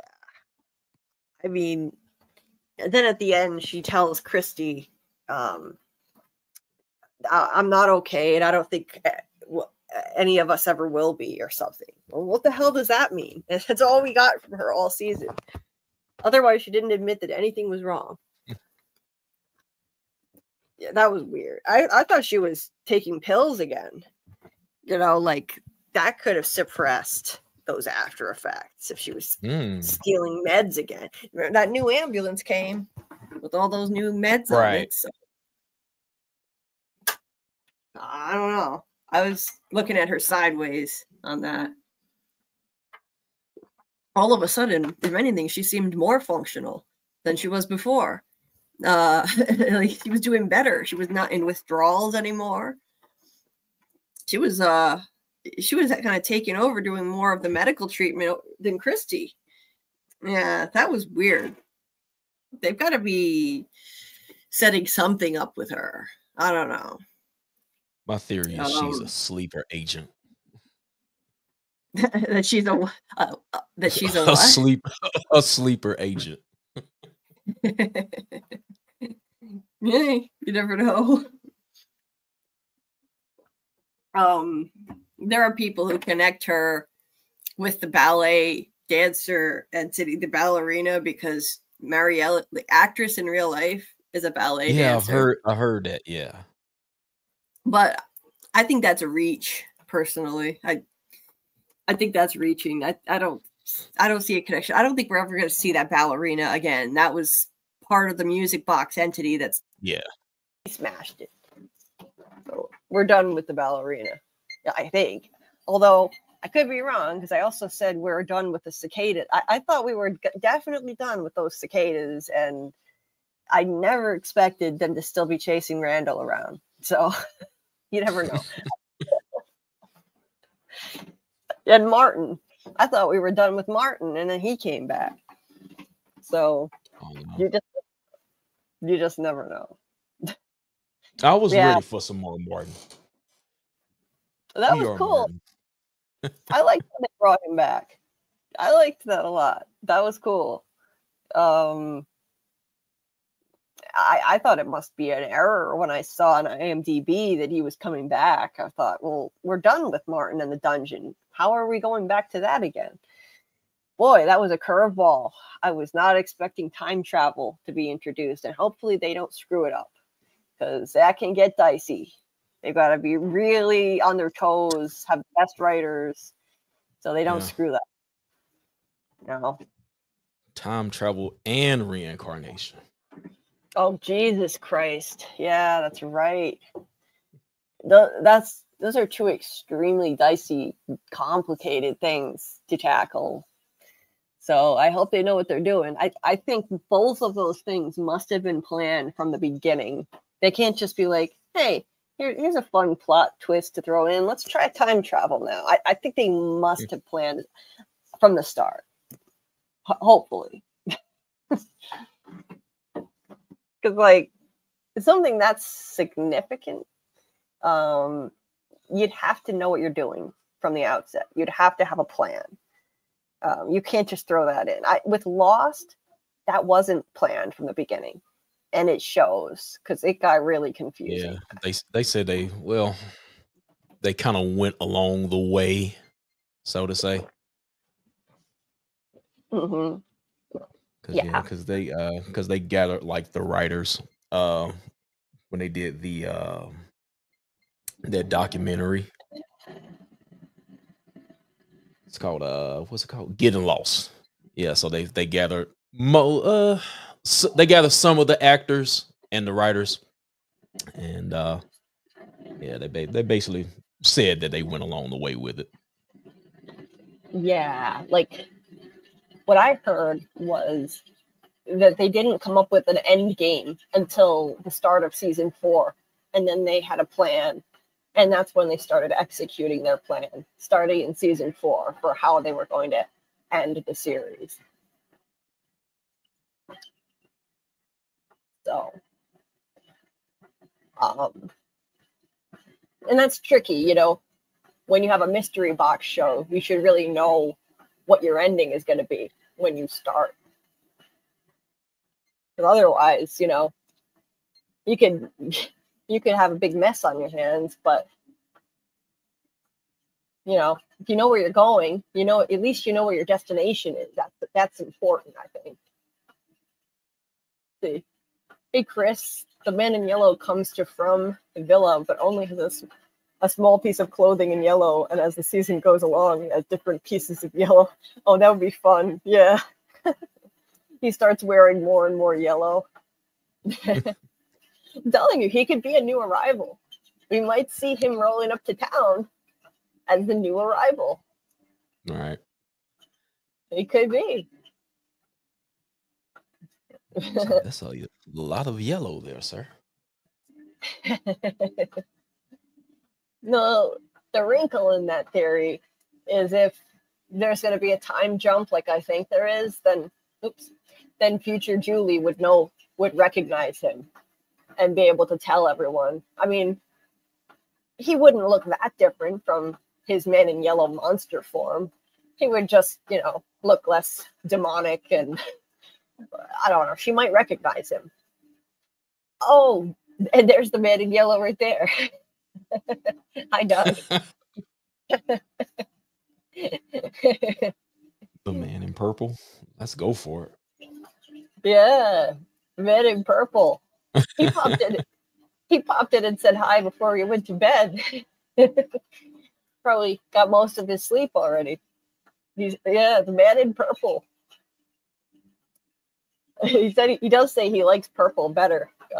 Doug is a fan of purple. He doesn't even own anything yellow in real life. Most people don't really. It's not exactly a popular color to wear. But yeah, Man in Purple. Man in Yellow's in the building. Life shouldn't have dug that hole, Jim. Yeah. There it is. There it is. Your wife shouldn't have dug that hole, Jim. Ah, I freaked out when I heard that. It was amazing.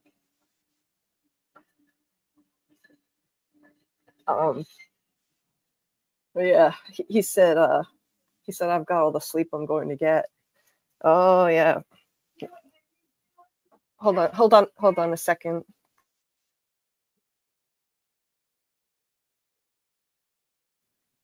Sorry, my mom was talking in the background, so I had to tell her, like, people can hear you, you know. Yeah, Doug is off to. He's just going to get a test. It's nothing dire. He's going to get a test done at the hospital. So good luck with that, Doug. I hope it goes well. The Man in Yellow was at the hospital, confirmed. Confirmed. Yes. Oh yeah. Panda said, "Are you checking on one of your victims?" Well, there's no doctor or hospital that could save Jim. So I think when he does his work, that's it. It's a wrap. There's no rescuing them. No hospital. It doesn't matter if From at the best hospital on earth, which it doesn't, has some shitty clinic. Yeah, there's no saving his victims. Yeah, he said he's just having an MRI. That's all. Not a fun thing. I've had a million of those. It's a pain in the ass to have to do. I always try to get them in the evening, so I don't have to get up. Like, I would not want to be getting up early to go do that. Ugh. Lay in that machine for 45 minutes and listen to loud, crazy noises, and I hate those things. Well, good luck with it, Doug. My mom doesn't have a theory. This show is too scary for her. She can't handle this show. She thinks The Wizard of Oz is too scary. So, yeah, the Wicked Witch of the West scares her.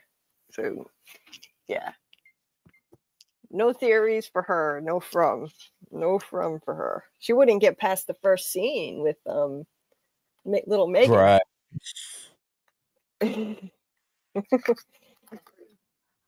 We still got to explain the whole rib cage thing. Yeah, the rib cage. Yeah. What are they doing with those organs? Like, why are the organs always gone? Like, that was really irritating to me, how they specifically said Boyd he watched everything. He watched all night long while Tian Shen was ripped up. And yet we still don't know what happens to the organs. Right. What? He saw everything. He said he watched everything. They made me so watch. Yeah.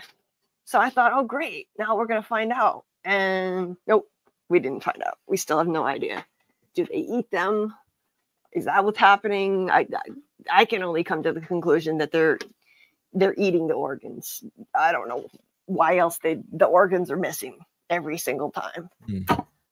Kind of like a Jeepers Creepers thing, if you've seen that movie. Mm-hmm. He has to eat different body parts to replace, if he needs eyes, he'll eat the eyes or something like that. Yeah, it could be something like that. And when they opened up Smiley, he had bile in him. Bile Let's is not used in digestion. let's not talk about bile. It triggers me. Not the damn bile bullets. Right? No, that went nowhere. Mm-hmm. You want to talk about nothing burgers? That was the stupidest one. The bile bullets. Oh my God. What was the point of that? It was just like, I think you call that a MacGuffin. It was just a pointless plot device. I don't know. It led nowhere. But I think maybe they have the bile because that's how they digest the organs. I don't know. But the rest of them is all shriveled up and there's nothing else in them. So that doesn't even make sense anyway. You need more than just the bile for that. I don't know. Doug said, I think they're making haggis out of them. Oh, it's great. Yeah, I don't think Doug speculates too much on that kind of stuff. To the extent that we obsess over every detail. He has good ideas and theories, though, when he does like venture into that territory. Chris said, how does Julie's story walk? How did she see that young boy when she first entered the house? Maybe there are things she can do when you rewatch the show. I know a lot of people think that there's a connection there with the teen boy who said, Julie, don't you recognize me, when she first got to Colony House. I don't think that means anything personally, because if you recall, all the monsters know how to get into people's heads. They know all their names. And it seems like they have some kind of mind reading ability. The granny monster was trying to get Megan to think that was her grandmother. Like, it's grandma, you know? And she's like, you don't look like my grandma. So I think it was the same kind of thing. It was just like, he was trying to get Julie to think he was somebody she knew from school or something. And like, don't you recognize me? It's like Granny trying to get Megan to open the window. And Julie was mesmerized and walking towards him, just like Megan opened the window. And fortunately with Julie, someone intervened quick enough. Unlike that idiot mother, Lauren, like, hello, Lauren, like, grab your kid. Grab your kid. She didn't. It's all Lauren's fault. Poor Frank. Justice for Frank. You know, I mean, yeah, Frank screwed up. He shouldn't have been out drinking all night, but that mother was an idiot. She didn't move until Megan was already opening the damn window. Yeah, Mom of the year. That window. What are you doing? Yeah, get away from there. Move. Do something. Oh, that drove every fan of the show nuts. It was so stupid. So stupid. But yeah, I don't know. Okay, kitties, here, Julie, go to bed. Yes, I will be going to bed soon. I will be. Good luck with the MRI. He said he's had a bunch of them or a walk in the park, but hopefully you have a good result from it and it's over with quickly. Yeah. Well, I'll see you later, Dieter. See you, Dieter. He said it was nice meeting you, Justin. Yeah. You too as well. You will see me again. You'll see me again. You'll see the milkman again. Nice. I hope so. Yeah. Come back and join us again. That would be so fun. And we should do a stream when I finish Lost and discuss. Yeah. Yep. Just let me know. Yeah. That'd be cool. Because I know you drive those crazy hours, but you know, I stream pretty crazy hours, so we could probably still make that work. Yeah, we're good. Well, I'm always available on the weekend, so. Oh, nice. Yeah, so we can like just plan one for a night that you have off. That would be cool. Yeah, I love collaborating with other content creators. It's so fun. You know, I do it whenever I can. Like we had We had Tony. I mean, if it wasn't for people joining my Last of Us streams, it would have been so depressing. Like covering that season just let me down so much.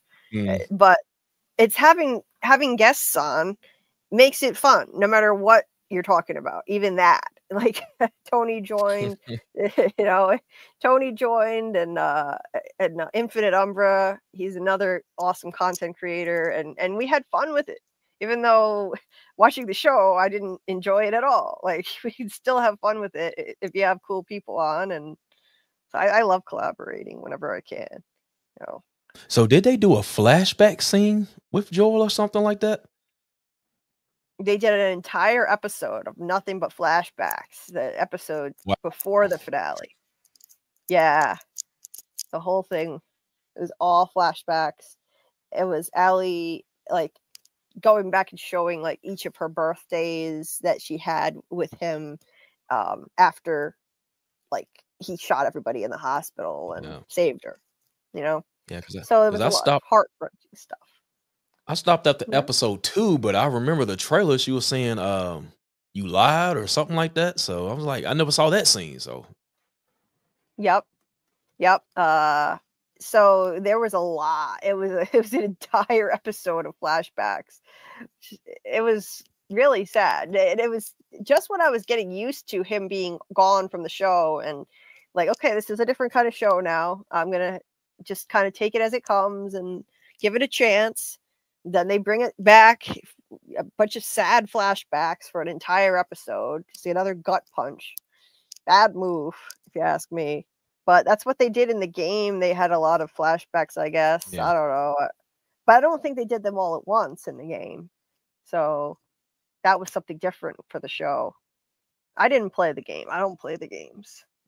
But you don't really even have to play it. So, yeah, man, you could probably watch all the cutscenes just on YouTube alone. I've heard there's a lot of stuff on YouTube. Yeah. I've seen little clips like just comparing how Joel died, the two different things. That was a lot crazier in the game. Actually, she smashed his head in. I just believe that at all. Abby's character in the game is like way more fit physically, right? And like this chick is kind of, I don't know, she needs to go to the gym or something. I'm not believing it. Yeah. Everybody was saying that, like, how is this tiny pint-sized little young woman, like, how is she able to do this? She has no muscle tone. She's tiny. Yeah. In the game, she was bulky.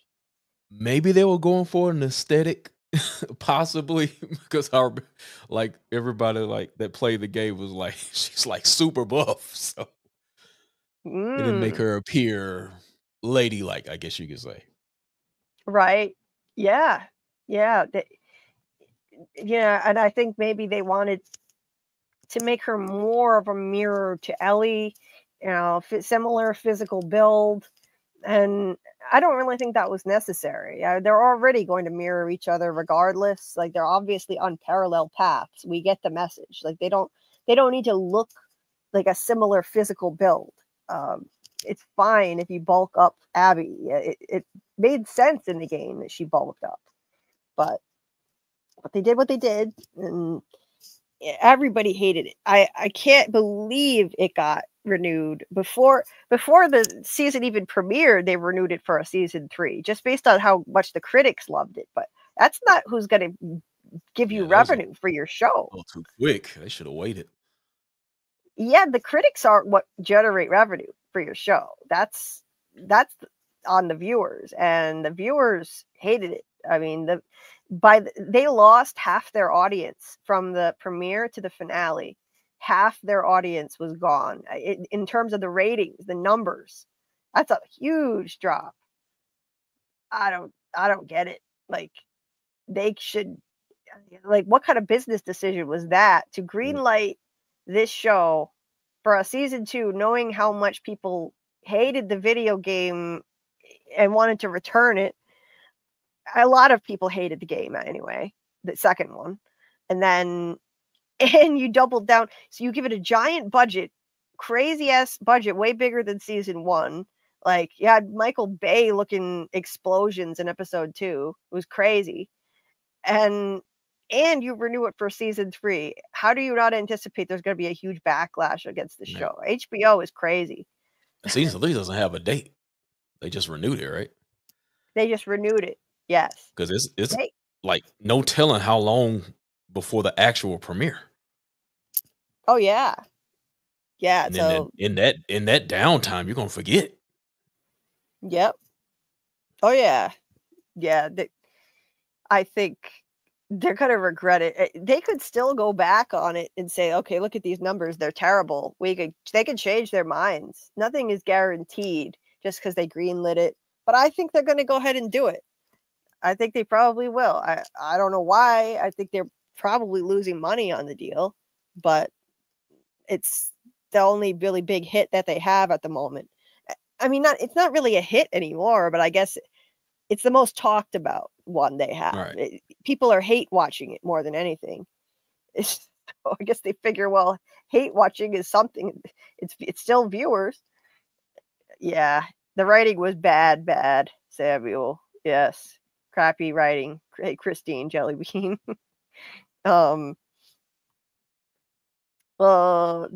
Christine said Julie's story walks in the dungeon. That's the portal. Yeah, I do believe that's how she does it. So I think my prediction is I'm going to make a whole bunch of videos and get them ready. And when we get some big news on From, I'm going to drop them at once. But one of the things I'm going to put in my videos, I think this season 4 opens in future Julie's time. She'll be laying in the dungeon area in the ruins. Someone will pull her out and she'll say that she didn't get to save Jim. She failed. And that's how she travels. She goes to the ruins. Someone pulls her out. She says, like, give me maybe half an hour and then pull me out. And that's how she does it. I think that has to be the portal. Yeah, I agree there, Christine. I just hope they give her a better wig. If we're going to jump in the future and just please give her a better wig, because if we're going to be in the future there, like permanently now, if we start in that time, we've got to look at that all the time. She'll be getting the same treatment that Christy got. Nobody would shut up about poor Christy's hair. I mean, the wig wasn't as bad as the Christy hair, I gotta say, though. The Christy, that was just an abomination what they did to her hair. In season 3 was the worst, the latest one. I don't know what the hell that was about. That was terrible. I don't know what hairstyle that even is, but it was, oh my God. She's so cute. And when she's off the show and she styles it herself, it's adorable. But it was like when she's on the show, it's like they're screwing it up on purpose. I don't understand that one, but yeah, Julie, they need to like make the actress cut her hair for real if they're gonna start in her time. I think just don't use a wig. Right. Just don't even use a wig. Cut her hair. Hey, they made David Alpay turn into a caveman for the role. Like you can have Hannah chop off her hair for this season. They could do that. You know, the dungeon represents consciousness. Oh, I like that, Christine. That's interesting way to put it. Yeah, I could see that. Yeah, I don't think it's just anybody, Chris. If it's just Julie going to the dungeon, then anyone can story walk. It's not just anybody. It's her because she has that connection from when she was in that coma state in that place. But she saw the dead boy who knew her from the start. There was someone about her that showed she had some powers or was targeted. Hey, who knows? Maybe there is something to that. You never know. The teen boy saying, "Don't you recognize me?" I think it's just the monsters knowing everything about them and trying to trick her, like Granny and Megan. But hey, I could be wrong. Yeah, she needs a better wig, Miss J. Somebody get her a better wig. The show has a good budget now. You can definitely. The cut was rough. She had a nasty cut on her face too. They could afford a better wig, I think, at this point. Maybe the young boy is someone she will meet in the future. Yeah, maybe. What if the boy monster is someone from the future and past we haven't seen yet? Could be. Julie finds the wig in the back room. Maybe it's in the. If it's back in the storage room. Right. That could Yeah, explain why it's so terrible. Huh? when her and Elgin were trying on those outfits. Yeah. Yeah. That's where she They got it shine from. so Mm-hmm. The phone calls. Oh yeah. I want answers on the weird Thomas phone calls. That was weird. Like, you know what that was about? I really think the Thomas thing, there is some force that's trying to kill Ethan on this show. Think about how many close calls he's had, how many times he's come close to death. When they came into town, his leg was impaled by something in the RV, almost died. During the Colony House, that big storm, he was sitting on a couch right in front of a window. He got up off the couch and moved out of the way, and the second he got up, a radio tower beam came smashing through and would have taken him out. 1 second sooner, it would have taken him out. Then you've got, of course, the kill the boy message on Sarah's arm, telling her to kill Ethan, presumably. He almost gets killed in that situation. And then in season 3, you've got two different phone calls. What? You got the goat, the damn goat. His favorite goat goes walking by the window and draws him outside at night. Gee, isn't that a coincidence? His favorite goat just happens to walk by. Alma the goat. And then the Thomas phone call. That was nobody can tell me that was not an attempt on his life. It said, your mom's coming back on the ambulance. She's going to need your help. You have to be brave. And he goes running out at night again. Some force wants him dead. And I don't know. Maybe it's because one day he's gonna become the Man in Yellow, and some good force is trying to kill him, so that can't happen. I don't know. Either that, or he's a force for good in the show. Either way, he's important for some reason, because some force there wants him dead. Could be a plot twist. Yeah. Because I was thinking that whoever's on the phone is evil, but it could be the other way around. It could be. It would be an interesting plot twist. Imagine if that voice was a good force, and whatever force put that message on Sarah's arm, kill the boy, maybe it was good. And it wanted Ethan dead because he's going to become the Man in Yellow. I don't know. It's possible. It could be like that old killing baby, who I shouldn't say the name on YouTube, but, going back in time and killing the leader of Germany before he can start the Holocaust. And it's kind of like that kind of situation. That's a classic time travel scenario. Like, would you do that if you could? What's the morality of that? Ethan is just an innocent kid right now. So I don't know. I think it's worth considering the theory. Or he's a force for good and he's going to be a key to solving this whole thing and getting out of there. And so some bad force wants him dead. One or the other. Some force wants him dead. That much I'm certain of. We did get that the conversation him and Julie had in Adana. I can't remember exactly what he said, but it was giving me like dark Ethan vibes. Yeah. He's getting darker and darker. He's getting kind of creepy. In season 3, he was really starting to have this like morbid mentality. He was like, he saw like a big hunk of dead cow on a table, and he was wondering if maybe that was what the inside of Tan Shen looked like. What a creepy ass thing to say. That was weird. Why would you say that? He's not the same kid he was in season 1. He's lost his innocence. So who knows? He's getting kind of dark. He also said at one point in the diner, he was saying like, I don't think there is a way out. You know, he's like completely cynical now. So who knows? Right. He's turning darker. Miss J, good. Somebody who doesn't hate the idea. I'm almost afraid to bring it up sometimes because a lot of people hate the idea, but I think it's an interesting theory. I'm not the only one who thought of it. You know, other people have too. There was I forget what channel I saw this on, but she was getting blasted in the comments by people who hated the theory. I forget who it was, the faceless girl maybe or something, but people hated it. I felt bad because they were like blasting her over it, but she was getting a lot of views though, so she probably didn't really care.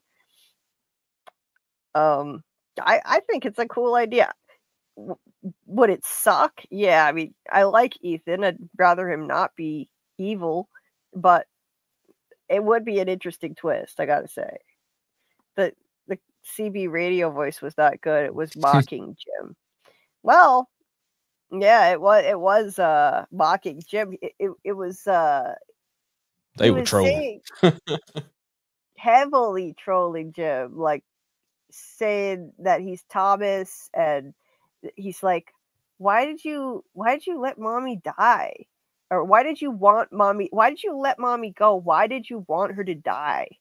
That was when Tabatha was still missing. That was a crazy thing to say. Yeah. That was pretty nuts. Yeah. I got straight up evil vibes from that. Yeah, good point. Good point.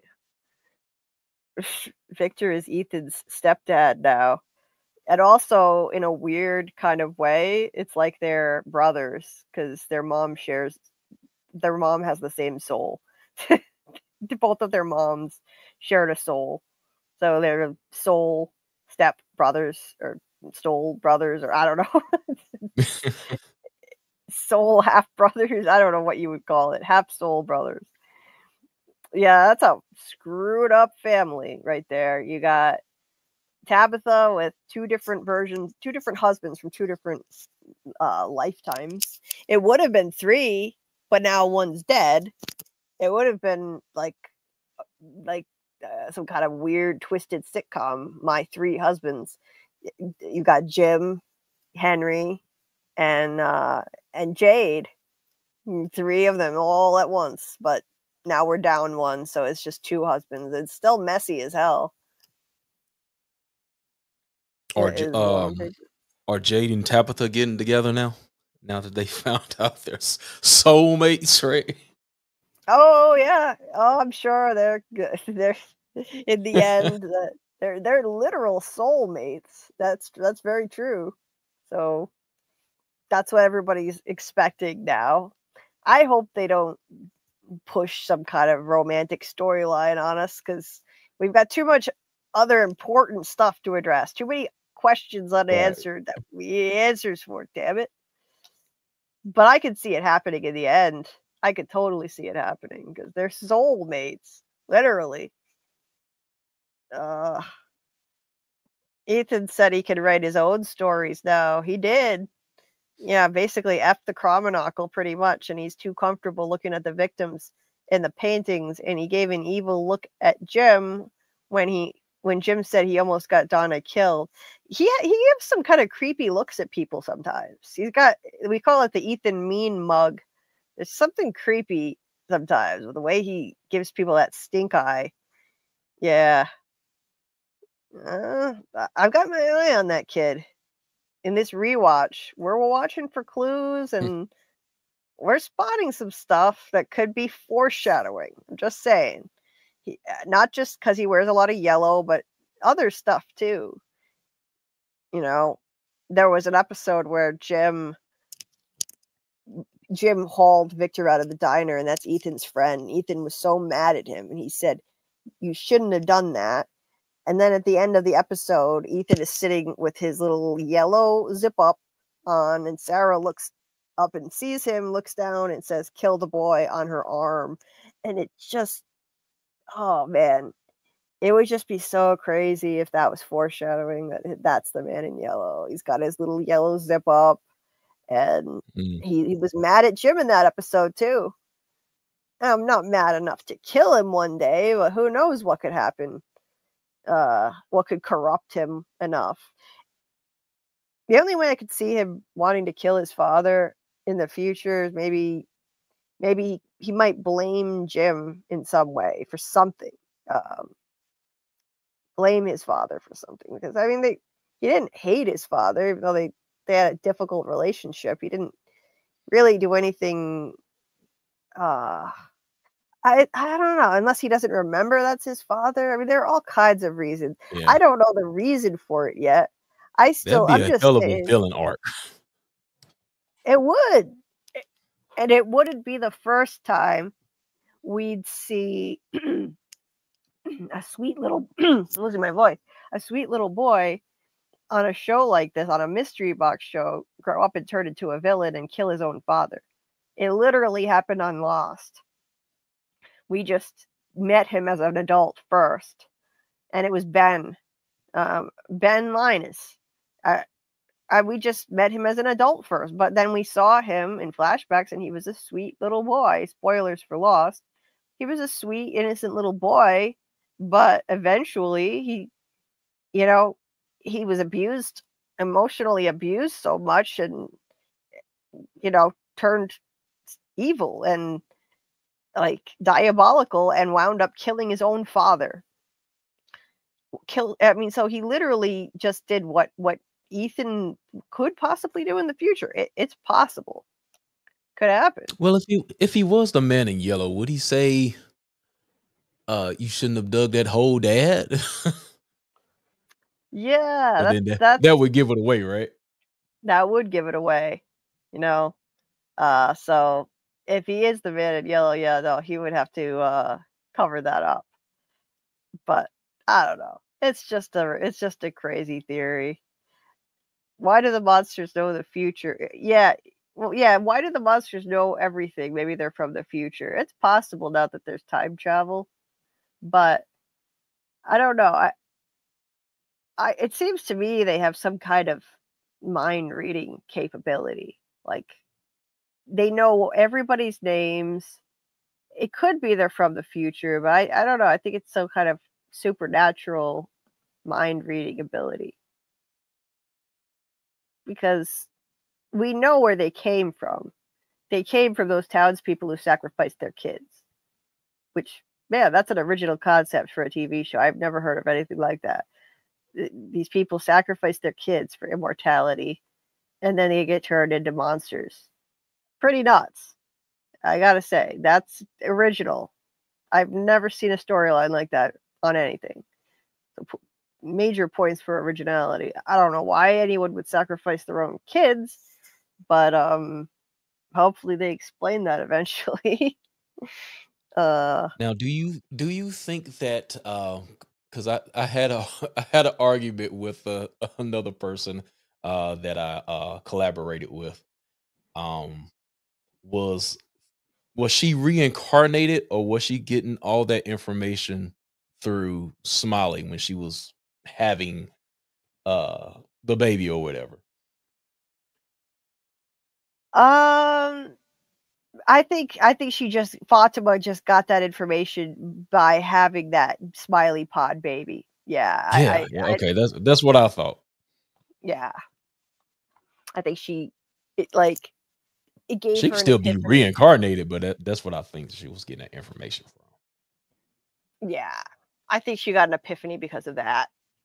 I don't think anybody else is reincarnated other than Jade and Tabatha. That's it. I think it's just their thing. Yeah, everybody can't be reincarnated. No.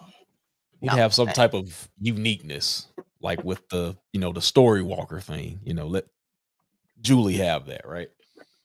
Mm-hmm.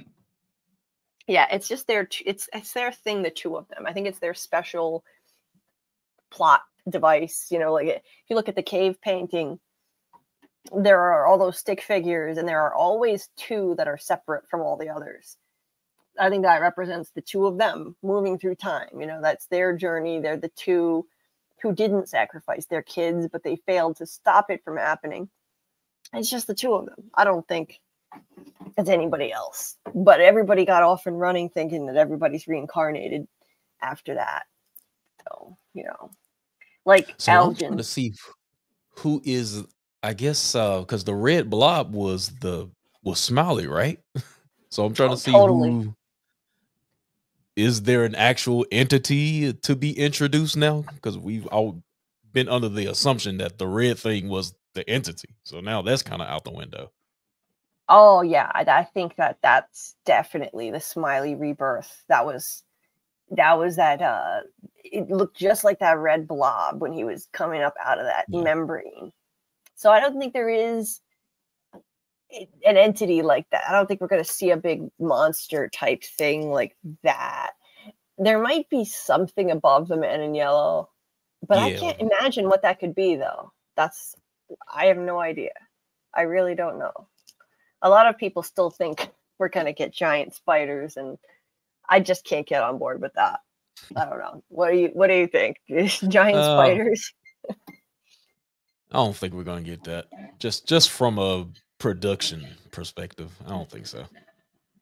Yeah, I don't think it fits into the story that we're being told right now. Like, it just doesn't fit anymore. We just got a whole bunch of lore dumped on us, and so I don't see how giant spiders fit into this whole narrative of reincarnation because they sacrificed their children. I mean, you know, the monsters sacrifice their children, and then these two get reincarnated. Where do giant spiders fit into all that? Doesn't really fit for me. I don't think we're gonna get that. I don't know. I don't know why there were so many spider webs in that one scene in season 1, but I mean, there are all kinds of things that don't make sense in the place, that don't fit.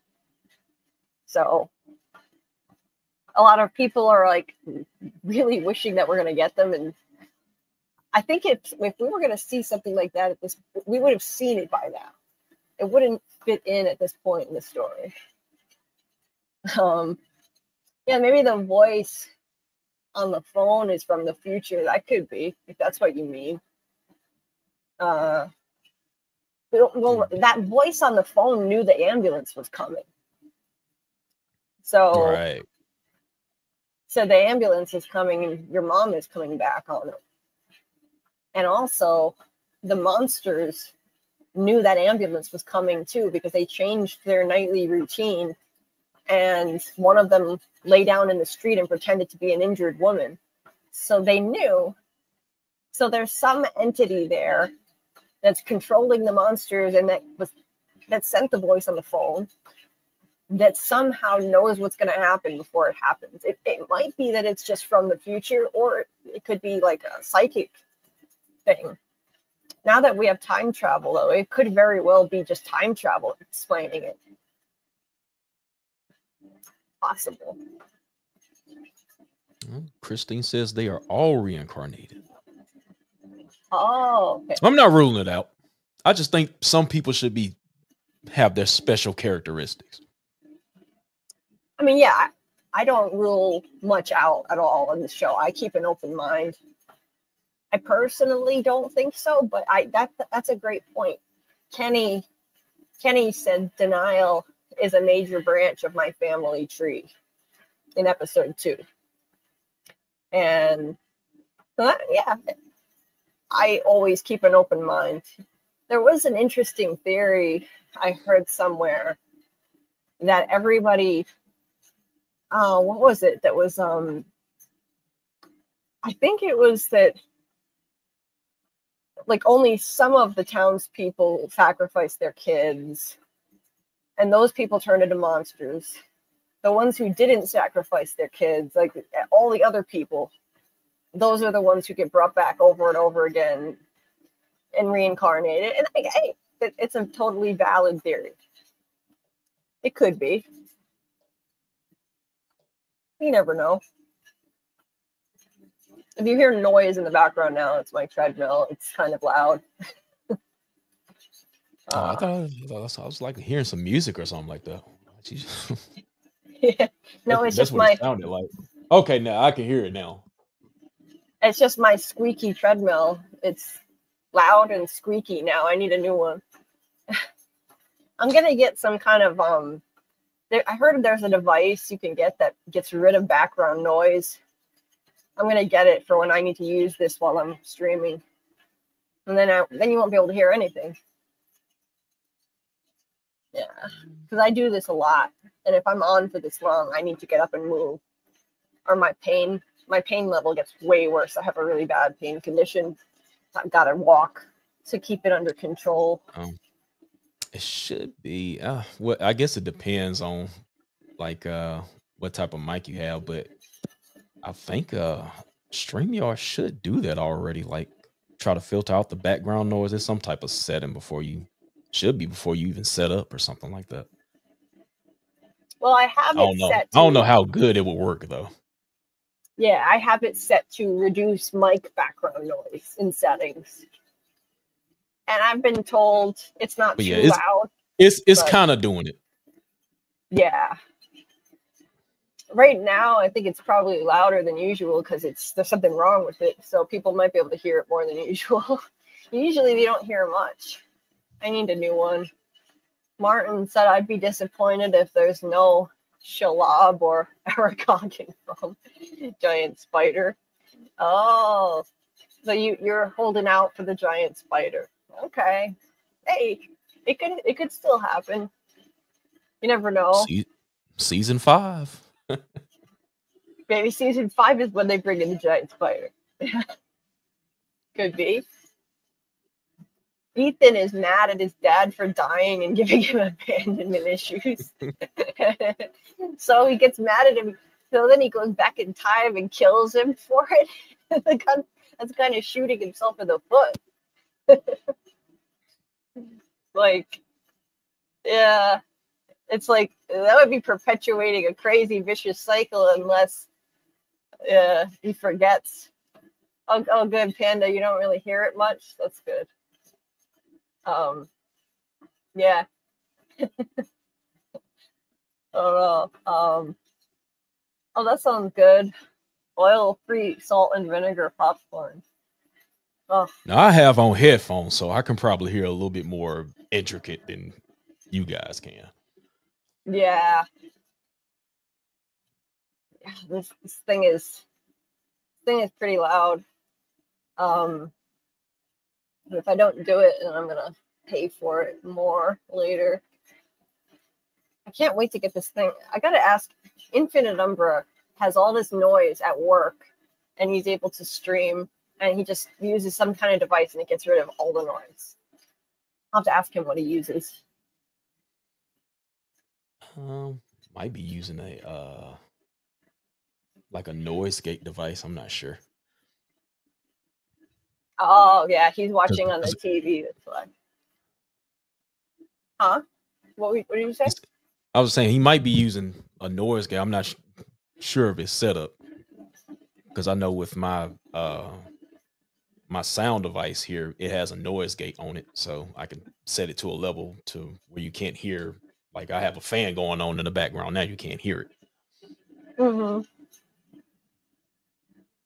Yeah, I can't hear any background sound from on your end. So then, like, I have a dynamic mic, so like type of mic like this, it's only going to pick up what's in front of it. Oh, nice. But like if I was running on a treadmill right now, you might be able to hear it depending on the positioning. But yeah. And I'm using a Chromebook that has a pretty sensitive mic, so yeah, you're gonna hear something for sure. Ethan, maybe Ethan wants to live forever, and he's story walking back to this timeline to try and stop everyone from winning or something like that. Maybe. You know, he liked it better. His parents were getting a divorce, and he liked it. I remember that. He was happier there, and he didn't want to leave. So maybe he's mad at Jim for cracking the code, and figuring out, oh shit, you know, I thought about this before and I forgot about that. Now it's reminding me. He was saying, like, they were playing this game, when I get home, what will I do? And Ethan said, I hope we play games around the table like this. We never did that at home. I hope we have fun like we do here. And then in season 3, he said something to his mom about how he liked it better when she was scared or something. I don't remember what the context was or what the exact quote was, but he likes it better there. He doesn't want to leave because his parents were getting a divorce and they were miserable. And this brought them back together as a family. So that could be a reason why he kills his father. Maybe that's why. You know, the more I think about that theory, the more I think that it's valid and it could actually happen.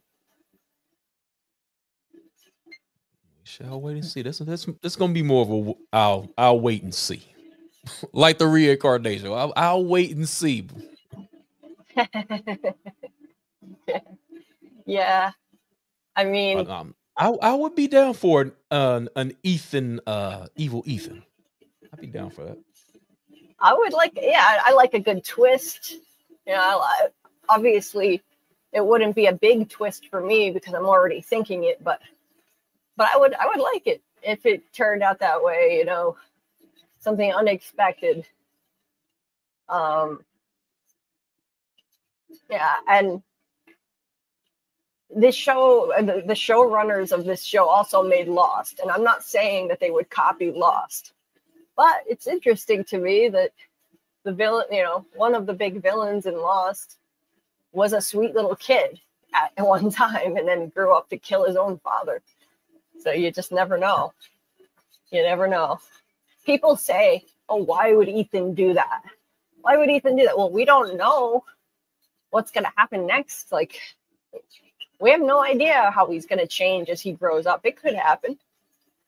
Anyway, maybe he says Jim instead of Dad because Julie was right there and he didn't want to reveal. Yeah. That would be an excellent reason not to say Dad because Julie was right there. She would know, then she'd be able to go to her mother and say, Ethan's going to grow up to be a psycho who kills Dad.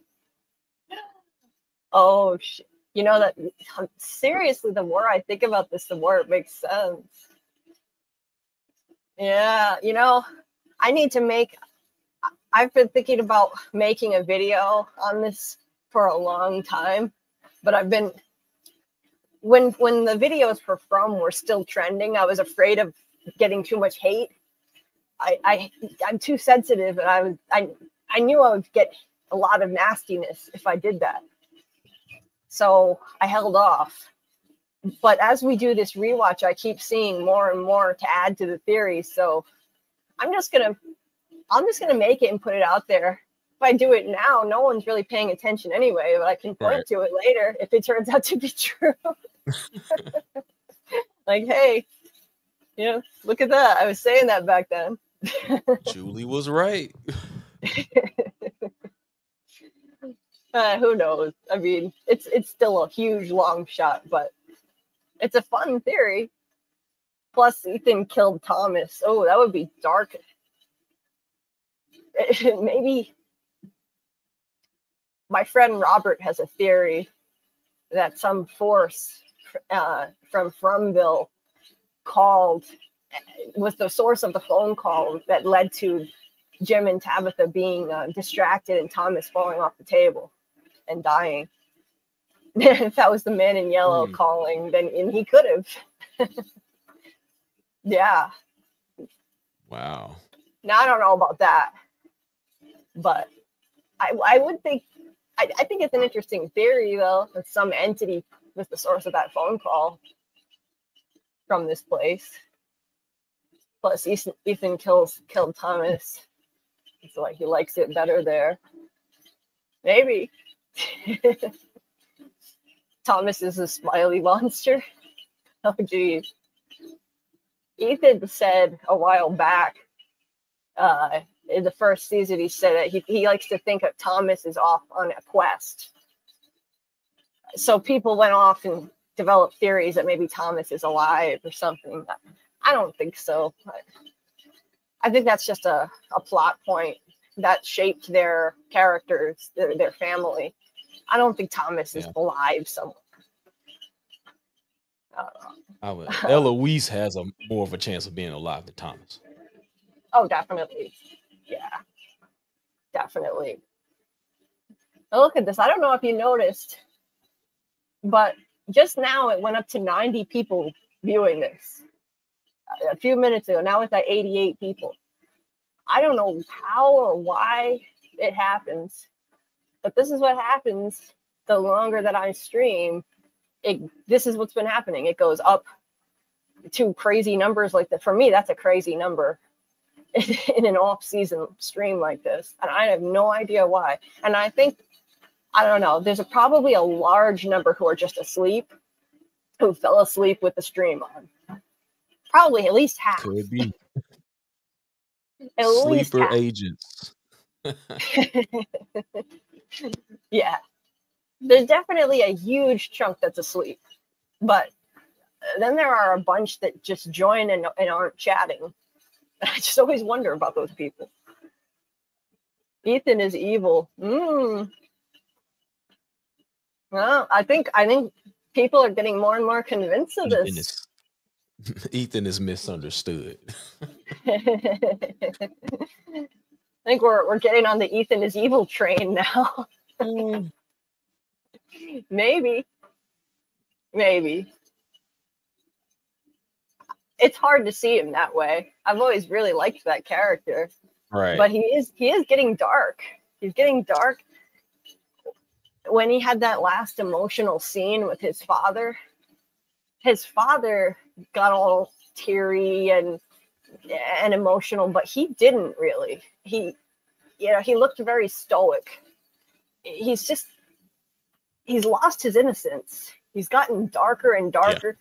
Yeah. And when Thomas tried to trick them again in that RV scene, he was so cynical about it. He said, "No, Dad, you were right. It's not Thomas." And he had no reaction at all. He wasn't creeped out or anything. He just said, "No, you were right." Jim was more like freaked out about it than Ethan. That was weird to me. So I don't know. We'll have to wait and see. 48. Who dies next season? Who dies?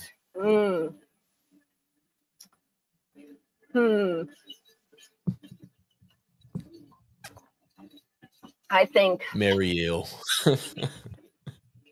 Marielle. I think probably Randall. Randall's gonna go. Yeah. Randall, with all of his dread about the ruins, the dungeon ruins, I think that means something bad's gonna happen to him when he goes in there. So I think Randall's on the death list. And who else? I think Alice and Fatima have had impossibly good luck.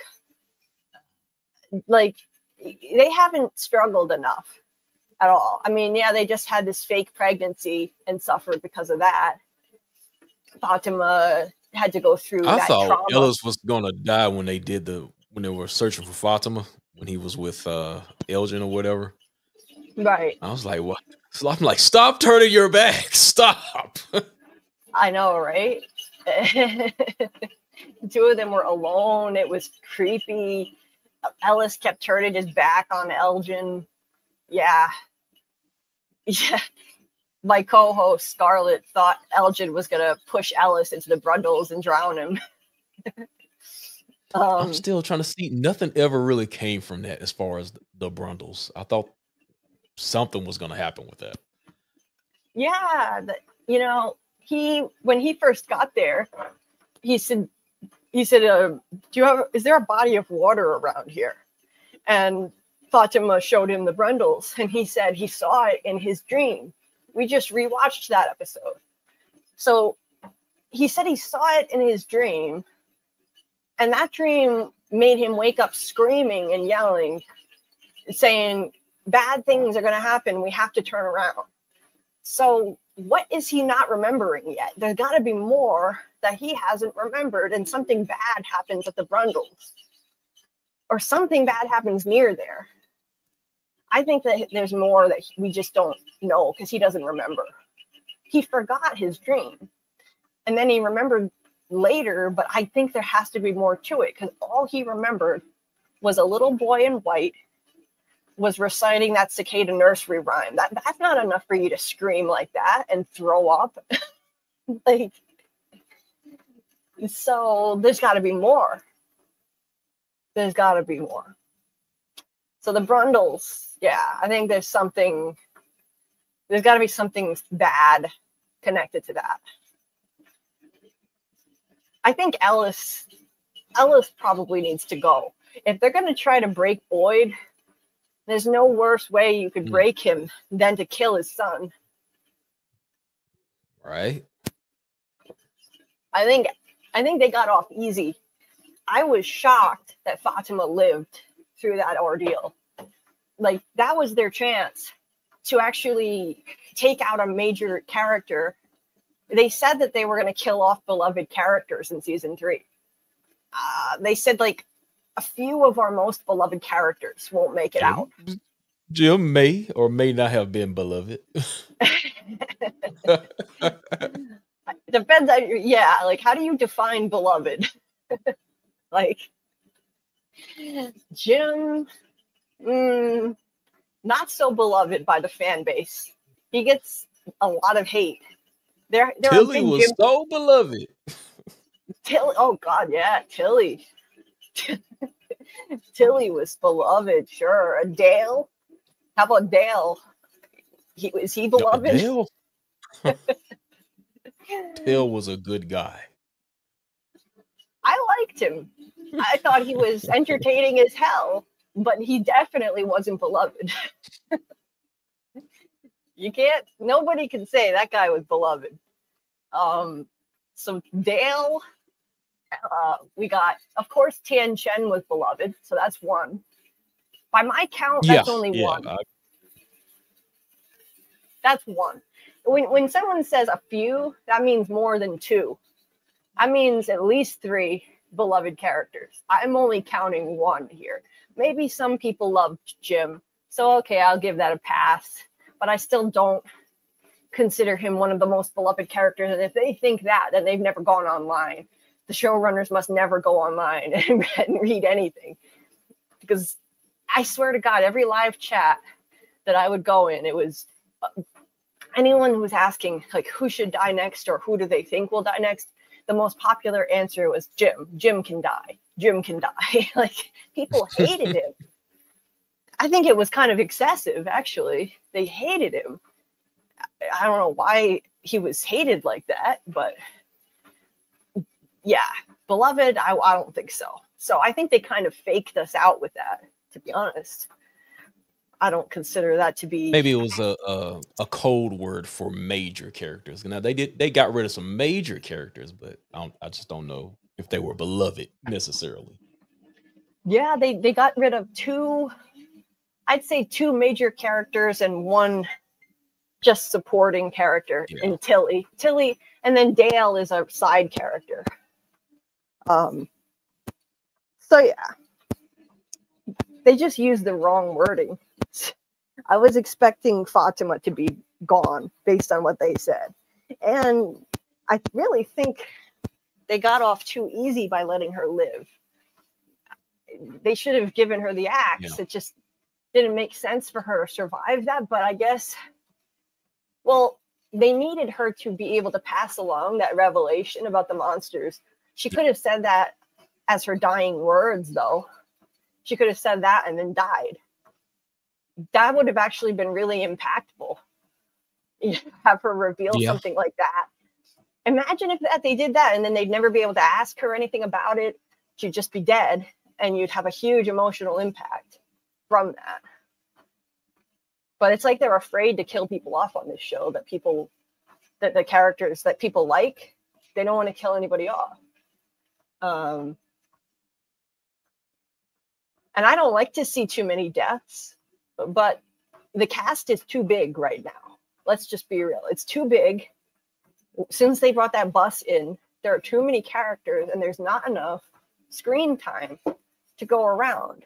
If you look at how much screen time Jade got in season 1, compare it to season 3, he got way less. And season 2 also, because they just don't have enough time to go around for all of these people. I think that they're overdue to kill off a few more, if you ask me. Bacta. It's time to go, Bacta. Yeah, seriously. Yeah, I mean, somebody's got to go. And she's kind of got the least amount of purpose of anybody. So she's running the diner now. They gave those her diner meals were not savory. It's time to go. Yeah, she's, at least they gave her something to do. But I felt like they just threw in those scenes just to give her something. Like, all right, we'll just throw in a random scene where Bacta's reopening the diner, and that's it. Up to that point, it was like, where does she even fit? She needs a role here. She needs something. Yeah. I would like them to up the stakes and take out Ellis. I hate to say it, but I'm not a big fan of the character anyway, and it would really be emotionally like gutting to do that to Boyd. So lose your wife and son. Yeah. Because Ellis and Fatima are just too happy, and they can't. This place can't allow that much happiness. They're married. They're happy together. I just feel like this place needs to bust that up for it to be realistic. So I was. They this season. I don't know if they were particularly happy. Well, yeah. I mean, multiple was going through it. Yeah, they weren't happy, but like in their relationship with each other, their relationship is good. And she was put through hell, but she survived. And I feel like that was a cop-out. They should have just killed her off. And it would have upped the stakes and hurt Boyd more, because she was like a daughter to him. So having her live just didn't make any sense. But it sounds ghoulish. You know, people talking about horror shows sound ghoulish, talking about, oh, this person should die, that person should die. But it's a horror show, and you need the stakes to be real. So that's the thing. It's the genre of the show. It's horror. That's part of it anyway. It's horror. I don't know what else you call it. Thriller, psychological thriller. Now, do you think they bring somebody else in next season? That seems to be the pattern. Whether they live or not is another question, because I guess you could say they brought the ambulance in, even though they didn't make it. But it was somebody new. Oh yeah, and we got Acosta, so she lived. Yeah, Acosta. She's dying next season. Yeah, I don't think anybody would miss her. Fans didn't give her a warm welcome at all. I think we'll definitely get a new arrival. I think they're going to continue the tradition, because so far that's happened every season. We get a new arrival and then we get to see how they react. So it's cool. I want them to keep that going. I think they will. What do you think? Yeah, I think they'll keep that going. Might be an airplane this time. Who knows? It would be interesting to see a different type of vehicle. Maybe, yeah. It could be like one of those little commuter planes. You know, like commuter plane could just fly in and crash land in the Brundles or something. That would be original. Maybe a boat. Maybe a boat. Yeah. Still looking for that boat. Yeah. You know, I think that there's going to be, in the end, there is going to be a boat manifested there. There's just there's too much foreshadowing of the if I had a boat thing with Boyd and the boat key. There's going to be a boat. We're going to get a boat at some point, probably not till near the end. And if there's a flood, like a lot of people have predicted, that would probably close the show. Like it ends with a flood. There's a boat. The boat is the way out. There's going to be a boat. I just know there's going to be a boat. But it's not going to be enough room for everybody. Yeah, no, I don't know. Like all those red shirts at Colony House, they might be out of luck. Nobody cares about them anyway. Except my co-host Scarlett, who's the champion of all the red shirts, and she's always like looking at them in the background, like curious about them. She's always about the underdog. Like she's got me looking at them more now too, and I never used to notice the background people at all. I just don't even like. I watch it, and they're like wallpaper. I don't even notice them there, Yeah. but now I kind of do a little more. But Of course, we'll get a background character death, like oh, definitely. what's her name, Nikki. Yeah, Nikki was just. Was she buried? Is she still in the bed? Or where's she at? Nikki, I don't even know. Like they never said anything. That's a good point. The only person who ever got a funeral actually in the church that we saw was Tian Shen. We didn't even see a funeral for Father Khatri. Just weird. Right. We saw enough of him all last season. What is Father Khatri? Yeah. He was sus. I think he's part of the big bad entity. Yeah. But hardly anybody agrees with me on that. He's super sus. Yeah, I definitely think he's a part of the place now. Oh, finally, someone agrees with me. Nobody ever agrees with me on that. Everyone thinks that he's just part of Boyd's subconscious. And I don't believe that. I think he's been acting sus since the very first scene that he showed up. You know, the first scene he showed up, he was with a chessboard. And Boyd was not listening to him, and he was telling Boyd to keep his effing mouth shut about Sera leaving the door open at the clinic. Don't tell Kenny. Boyd was not listening, and Boyd started to walk away. Father Khatri followed him and, holding a chess piece, pointed it at him.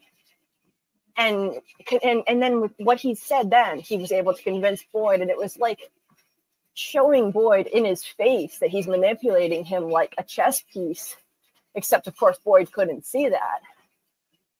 Couldn't understand that that's what was happening, but I think that's what that meant. Why was he there with a chessboard? Boyd didn't have the whole chessboard in his office. He only had that one chess piece from Kenny's, and that's it. And Khatri's sitting there with the whole chessboard. And then season 3, he got more sus than ever. You had him when they had that conversation when he asked, "What are you?" and he didn't answer. I was like, yeah, he's definitely got something to do with the entity, I guess you could say. Exactly. When I watched that scene, I was like, okay, this gives me so much more fuel to my argument that he's part of the big bad entity, because Boyd said that thing out in the forest that was trying to convince me to give up. That thing was not my wife. So what are you? And he's like, I'm afraid I can't answer that for you, Boyd. With the most sus look on his face. I just think, okay, that's a huge red flag right there. He gave him a smirk. He was smirking at Boyd. Right. Yeah. Now, who knows? The writers could be trolling us. Season 3 was basically the season of trolling the fans with our own theories. Yeah, maybe they made him extra sus to troll us, but as far as I'm, oh geez, my treadmill just got crazy, even louder. Shit. I need to get this treadmill replaced. Oh my God. It sounded like a freight train. Yeah, I think he dialed up the sus factor more than ever this season. And there was a scene of him in the church that was really sus too, him and Boyd in the church. And I can't remember the details at the moment, but I just know, I think he was trying to, what was he saying to Boyd in the church? It was contrary to what the real Father Khatri would have told him to do. He was like, I think I remember. Yeah, Boyd was planning on catching a monster. And Khatri was trying to talk him out of trying to take any risks, saying like, it seems like you've been doing a pretty good job keeping people alive. So why would you make any changes? And I just thought, that's not what the real Father Khatri would have said. Yeah. The real Father Khatri pushed Boyd to take risks.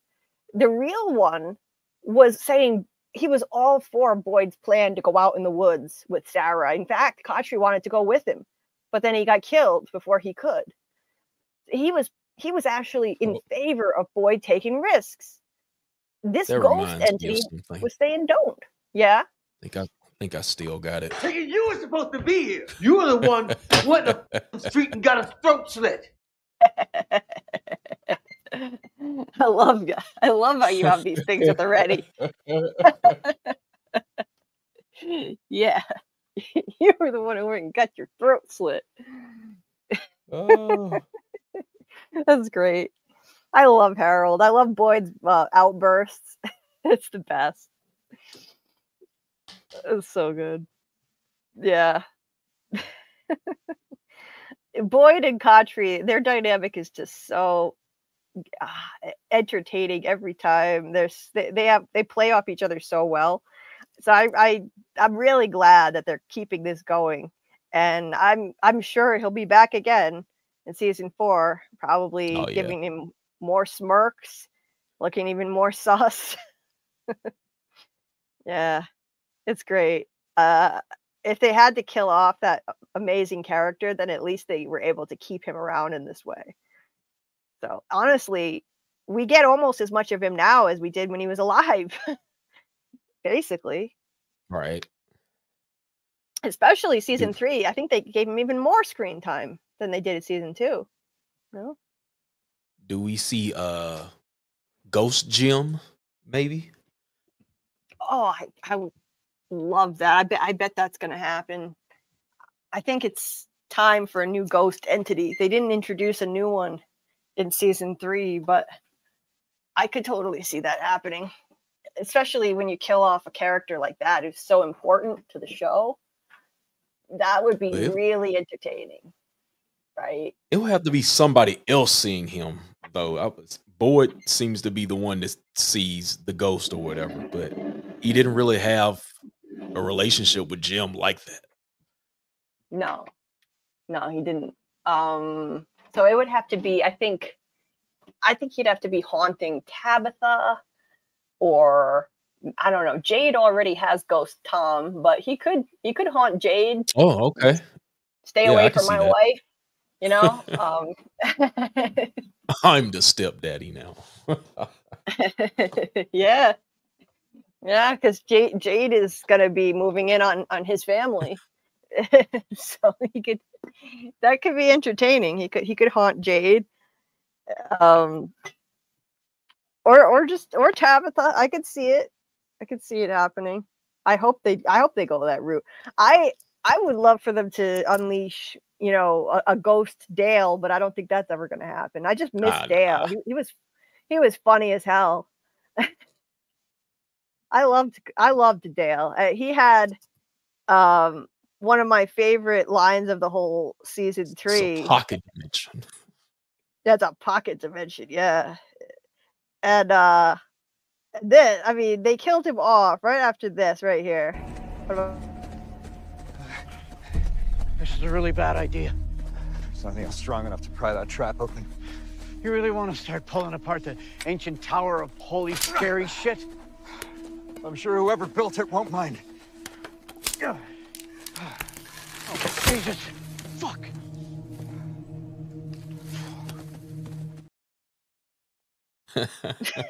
I forgot about him pulling that little stick figure or whatever. That still might be something. Yeah, I was really disappointed that they didn't make something out of it sooner, though. Like they could be setting up something for those damn cabins. You know, like what is going on with the damn cabins? I thought for sure when they pulled that apart that they unleashed something. Right. Like Jade even had that line about how maybe these things work like the talismans. Maybe they came before the talismans and were containing evil or something, or holding out evil.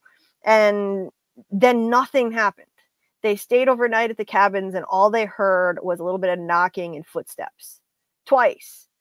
We got knocking and footsteps twice. And then a third time, we had that in exposition. Someone said they heard knocking at the cabins the night before, or footsteps. And I was just like, all right, already. Enough with the knocking at the cabins and the footsteps. We need something to actually happen out there. And I'm sure they're setting up something for season 3. I would hope. If not, I mean, that's just a whole nothing burger of wasted airtime. I don't know why they would do that. Right. That drove me crazy. It was Chucky outside. It was Chucky. Yeah, those little footsteps. Maybe, yeah. Or Jasper. It was Jasper. Right. It was Jasper. I don't know. I was sure that was going to get paid off at least by the finale. I thought, okay, that something big's going to happen out there. And nothing. There was even a whole episode. There was one episode that actually ticked me off because it was just such a giant nothing burger. Tabatha took Ethan and Jade all the way out to the cabins just to tell Jim about the dream she had when she was a little girl. And while they were out there at the cabins, literally nothing happened. Nothing. So you trekked all the way out there just to tell Jim that the writing of that was just weird for me. Why even bother doing that? And the cabins were a nothing burger, probably setting something up for season 4, but yeah, that annoyed me. I got tired of waiting for something to happen out there. Dale cemented his place in Fromville history. Yes, he did. See what you did there. Yes, he did. Yeah, we have concrete proof that you can get out of here. The concrete proof is Dale. Yeah, that was the line in the episode. We have concrete proof. And then by the end of the episode, he's in the pool wall, which I don't know if it's actually made of concrete, but the irony was pretty funny. I don't hate Dale anymore. Yeah, I don't hate him either. I think he's hilarious. The only From character I hate is Reggie. Yeah, I gotta agree with you there. That was the dude from Colony House in season 2 who was yelling, I remember. "We're gonna die! Everyone's gonna die!" Randall was kind of giving me shades of Reggie. Yeah. Definitely when he got left for dead. Yeah. Randall is not one of my favorites, but on Rewatch, I like him better than I did before. I find him, if anything, I find him funny. He's an asshole, but he's funny. But yeah, he's not exactly a likable character for me, anyway. But Mr. Grant Gregory disagrees. He loves Randall. Randall can do no wrong for him. Reggie, I think they deliberately made Reggie extremely unlikable. That's like a TV trope. You know, you introduce a character that viewers are going to hate and then kill him off. Classic TV trope. They did it on Lost too, actually. I think at least twice. There were these two I'm trying yeah, to there were these. remember. There was Nikki and there was Paulo. That's the only. Nikki and Paulo, and there was. I loved them, by the way. I thought that was hilarious. They gave them their own backstory episode on how they died, even though they were just background characters. All of a sudden, who got lines. I thought that was so funny. People would be walking around like Nikki and Paulo would say something, and Sawyer would be like, "Who are you people?" Like, you're like, why do you suddenly have lines? And Razzle then dazzle. and then oh, I remember. So there was a science teacher. He was a really Art. obnoxious. Yeah. Yes. Talking about He art. Yeah. yes. And I think they deliberately made him extremely annoying so that they could just blow him up. Literally, they blew him up, and there were pieces of him everywhere. Yeah, that's a trope. So yeah, Reggie was annoying, and so Paula was just mean. Paula was just a witch. And Reggie, I think they did that on purpose for sure. He was ringing the bell and running around screaming, we're all gonna die, we're all gonna die. Yeah. Everybody hated Reggie. Yeah, that's right. At Panda, the science teacher at the Black Rock.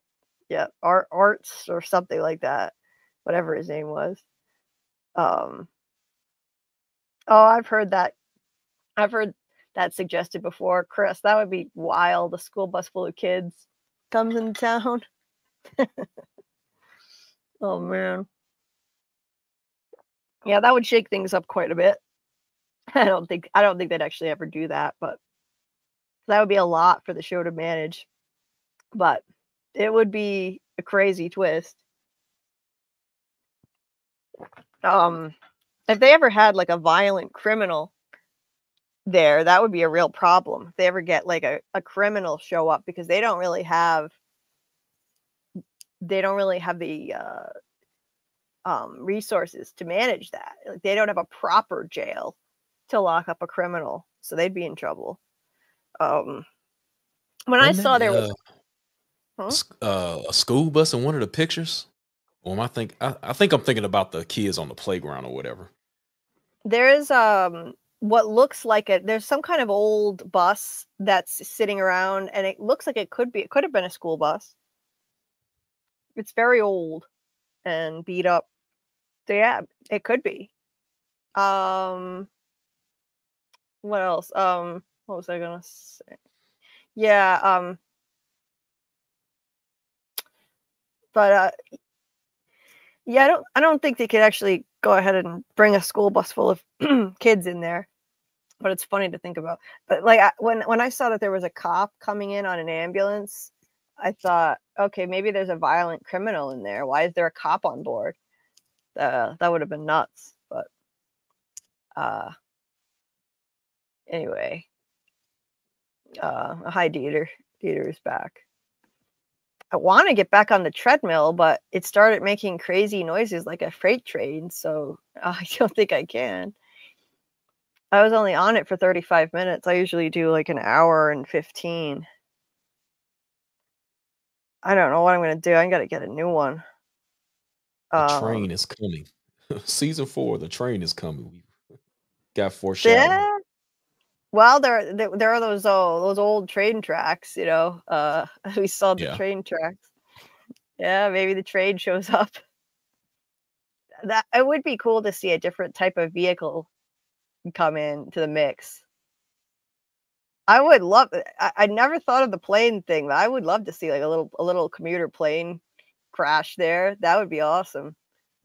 I had the same theory of Ethan becoming Man in Yellow too. The more you rewatch, you feel there's clues to it. Yes, exactly, Chris. That's what we're finding when we rewatch it. Lost writers love using kid actors. Yeah. I'm just saying. Yeah, we're gonna get back to the rewatch next week too, on Wednesday nights. So maybe we'll find more clues as we go along, more potential clues, potential foreshadowing. We had to stop it for a while because I was too busy covering The Last of Us and The Handmaid's Tale.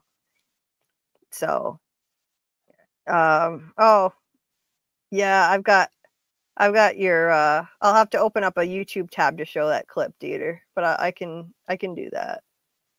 It'll just take a minute. I wish that StreamYard let you click on hyperlinks, but there are no hyperlinks in StreamYard. You have to open up the YouTube tab to do that. Yeah. I guess you could copy it and paste it, I guess. Yeah. Either way, I'm opening up a new tab, and I was using my laptop. I was using my laptop earlier, but then the mic stopped working.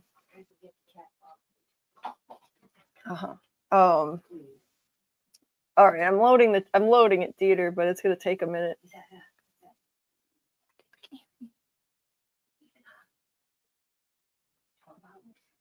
No, sorry, my mom doesn't seem to understand that everyone can hear literally everything. The mic on my Chromebook is very sensitive.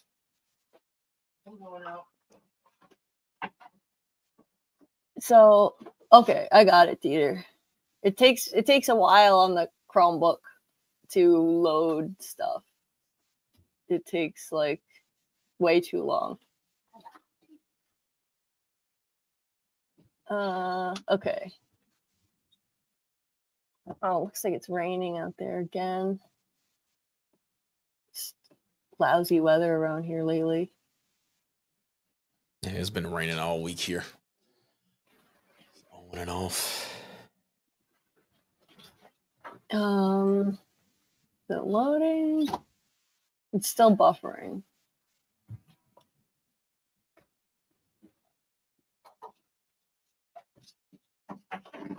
Let's see if I can run the treadmill without it sounding like a freight train. Nope.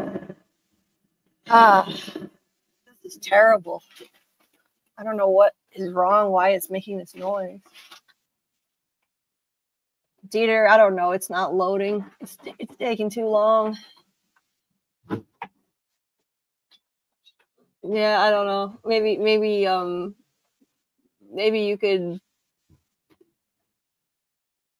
I think I have. Wait a minute. I think I have a clip from that already saved in here somewhere. Yeah. Wait a minute. No, I have it. What am I doing? I already have. Dieter made this a while ago. It's better to have it loaded in here. Yeah. Yeah. Like we have Wait. We have concrete proof now.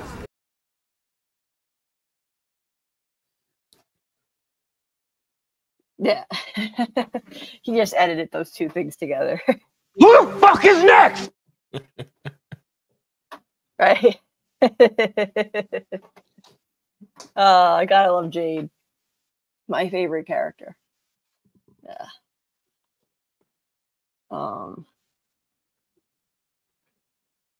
I had that saved in there. I didn't know that's what it was. I forgot. Maybe if I think my treadmill is just full of, maybe it's just full of cat hair. Oh, now it won't even turn on at all. Oh, great. Great. Yeah, it needs to be replaced. When I have to try and clean it out, it gets it pulls up all the. We have 3 cats, and it pulls up all the cat hair inside, like the area where all the machinery is. Yeah. That's probably. I'm hoping that's the issue. If not, then I'm gonna be without a treadmill for a while. And I rely on this thing, so that sucks. Anyway. Oh, okay. He's got more. You've got more versions of that? I don't know what you mean, Dieter. Is that the wrong one? Or was that the one you wanted me to play? Dale is rock solid. Yeah. We got a million of those. I was really bummed actually that they killed him off because I always found him funny. Yeah, you didn't see him much, but when you did, it was always amusing. Dale is such an asshole, and he had great lines. And that scene where he and Jade were together, I mean, what a combination, the two of them. It was so good. Like, they gave us, and I was like, oh man, give us more Jade and Dale together in the scenes. And then they killed off Dale, like the next episode. Damn. I called and talked to the guy when he was on Tony's live stream, Cliff Saunders, and he couldn't have been nicer. I called in and said hi, and I was going to really miss his character. And boy, he could not be anything less like Dale. He just could not have been nicer, smiling so much, just the opposite of Dale. So acting ability. Kind of making him sound a little beloved. I don't know. Yeah. He was for me anyway, because he was funny. So I mean, I told him I was gonna miss his character, but I don't think he gets a lot of that. He looked so happy when I said I'd miss his character so much. But yeah, that's the way it goes. I mean, at least he went out actually trying to help. He got in that tree because he was trying to get out and tell everybody that people Dale went there. through the tree so you don't have to. Exactly. He was a hero. He was, he went out in a kind of heroic way.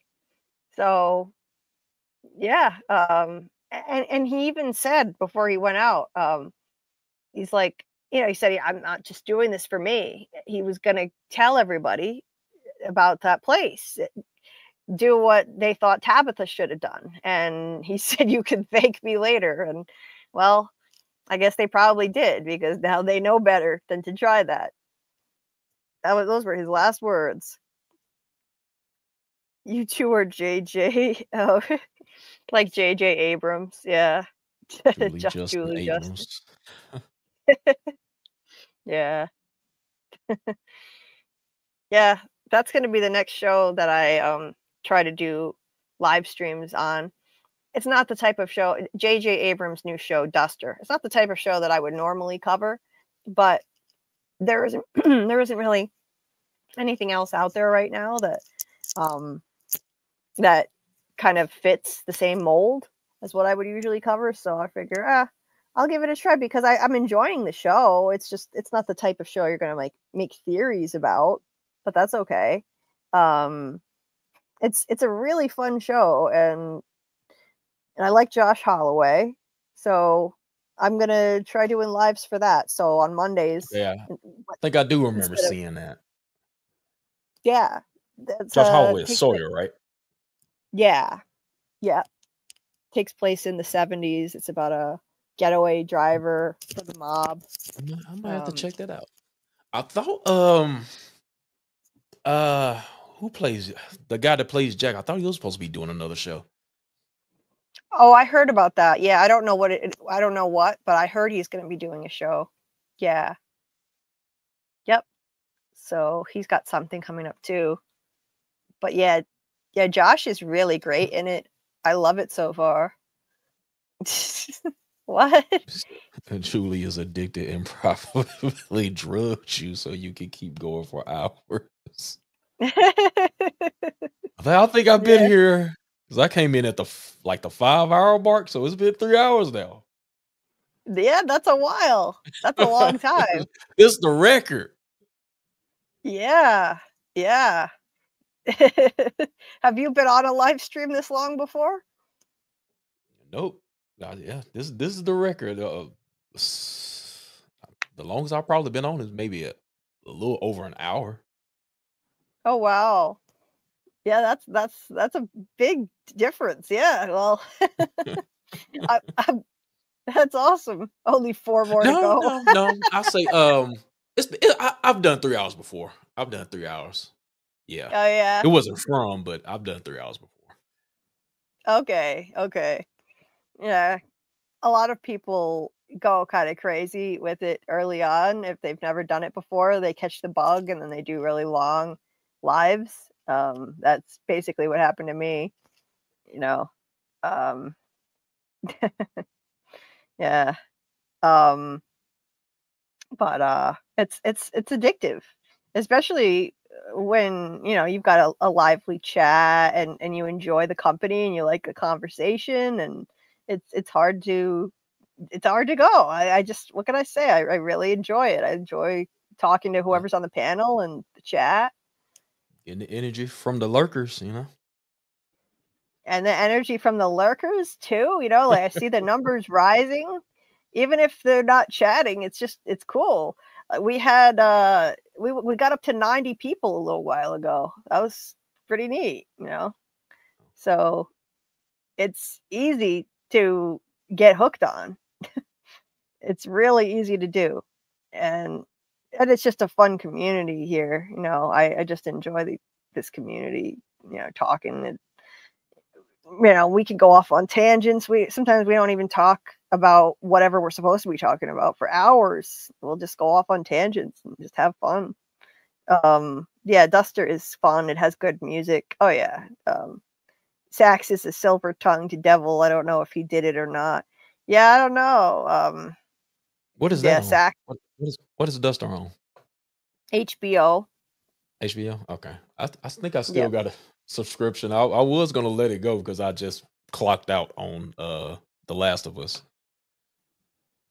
I have You to check should, it out. yeah, check it out. Check it out. It's a really fun show. It's an enjoyable watch. I like it. I'm watching it again now to get ready to try and cover it. So I like it even better on the second watch now that I can follow it a little more. I watched the first 2 episodes so far. I've got to watch the third that just came out this week. But Sax is the mob boss. The name of the mob boss on the show is Sax. So yeah, check it out. It's a good show.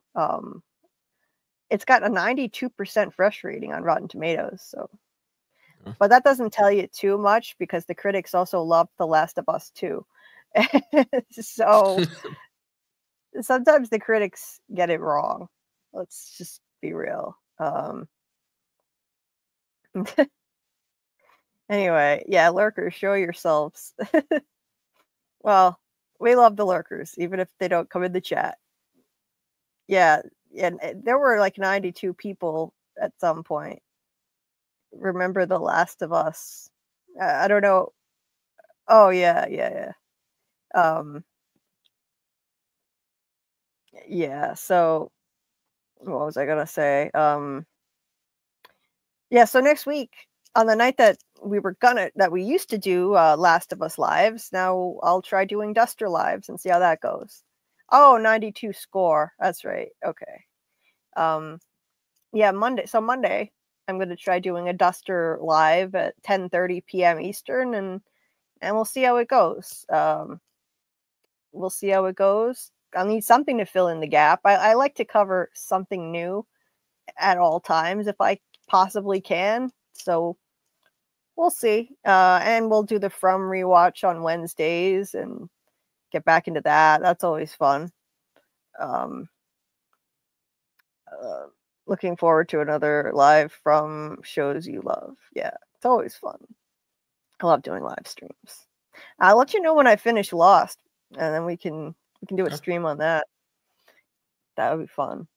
I think it won't be too long at the rate that I'm going now. I think it was season 6, like 18 episodes, maybe something like that. Yeah, it's like something like 18, and I've been watching like between 3 to 5 episodes per week, so I could be done with that fairly soon. I wait until I have people to watch with. Like, I do watch parties in the Discord and we watch it, so I'll probably have it done in a few weeks. I think it took me a while because I started it a year ago, but I was watching it alone, and if I have the choice, I'd rather watch stuff with other people. And I didn't think anybody would want to watch random episodes of Lost with me, but I found people who wanted to do it, some lost super fans. So now I'm just so now I'm blowing through it a lot more quickly. So I think I'll have it done soon. Yeah, we're gonna do the From rewatch in the Discord again starting next week. On Tuesday nights, we'll do one episode per week. We'll get back to season 2, rewatching it, and then Wednesdays I'll do the breakdown with Scarlett. Yeah. Critics want to maintain access. People can review bomb shows and do hate raids. Oh yeah. Indeed. Yeah, they can do that. They do that on Rotten Tomatoes. For sure. He said, I don't trust critics and I don't trust audience scores anymore. I don't know about the critics side of it. Like, if I don't know if people can hack that part, but maybe. But I know, like, the audience score, I definitely wouldn't trust that. People can manipulate that for sure. They did that to The Last of Us. They definitely did that. There were legitimate bad reviews, but then they also review bombed it. But wow. Anyway, well, just hit the 8-hour mark. I better get the hell off of this thing and eat something and hydrate myself. Yeah, it's hard. It's hard to do because these are so fun. I hate to leave, and it's been fun having you join and just having a conversation. So I hope you join again. Yeah, most definitely. Yeah. So, but before we head out, though, what remind us again what you're doing with your channel? Like, what do you have going on coming up? Right now I am, since you already got me in content creation mode, I'm gonna try to go ahead and do all my because it's gonna be a live show, but I have pre-recorded segments that I'm gonna do. But I'll be doing a From Awards. So I already got my categories. All my people have I sent a ballot out like months ago, but everybody's voted. It's ready to go. I just got to shoot the scenes, which is why I have my milkman hat on. But this is a special segment. I haven't told anybody why I have the milkman hat. The milkman will be there. Nice. Love it. Love it. So that's awesome. Hopefully I can get that done. It's been hard and having to find the motivation, and then it's not exactly from season right now per se. So, viewers may or may not be there. I don't know, but it's been a monkey on my back, and I want to go ahead and get it over with because I keep thinking about it every week. I need to get it done. I need to get it done. So my soul won't rest until I go ahead and get this filmed. So I think today is a good day. Go ahead and get it done. Yeah. And awesome. Other than that, I'm going to be picking back up on my Lost rewatch. I'm in season 1 right now. So Julie has plenty of time before I get to season 6. But on those, as y'all see, I have a green screen behind me and I use it a lot. So if I do funny intros, skits before I get into my review. So go check those out. I think let me see. I don't know if y'all can see it. Can y'all see that? A little bit, probably. A little bit, yeah. Let me see if y'all can hear it, since I'm right next to my mic. But I know who you are, and I know what you've done. You had sex with my mother, and then you stole my dad's money all away. So he got angry, and he killed my mother. Sawyer. Damn, boss. You got your mama too? Let's jump him. That's great. Oh, I love it. But yeah, if you go on my I think I have it as a playlist, so you can find those easily.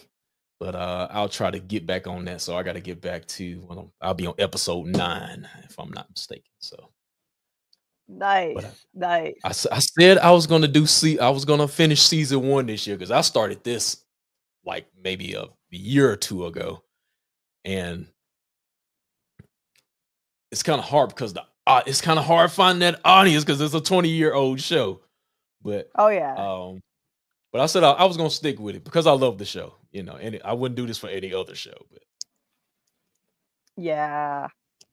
Like that's for that reason I've thought about doing content related to Lost as I watched it the first time, but then I think it's so old. I don't know. Like, but I don't care. When I finish it, I definitely want to do some streams discussing Lost and connecting it to From. Even though it's an old show, I don't care. I don't care if it's not like a popular hot topic now. It'll just be fun to talk about. So that's cool. That's awesome that you're doing that. Wow, I had no idea you were such a big Lost fan. That's great. yeah. Yeah. I like to talk to other people who enjoyed the show because it makes me not so worried about how it's going to end. When people tell me they hate it, I'm thinking, oh no, like, I really want this to pay off in the end.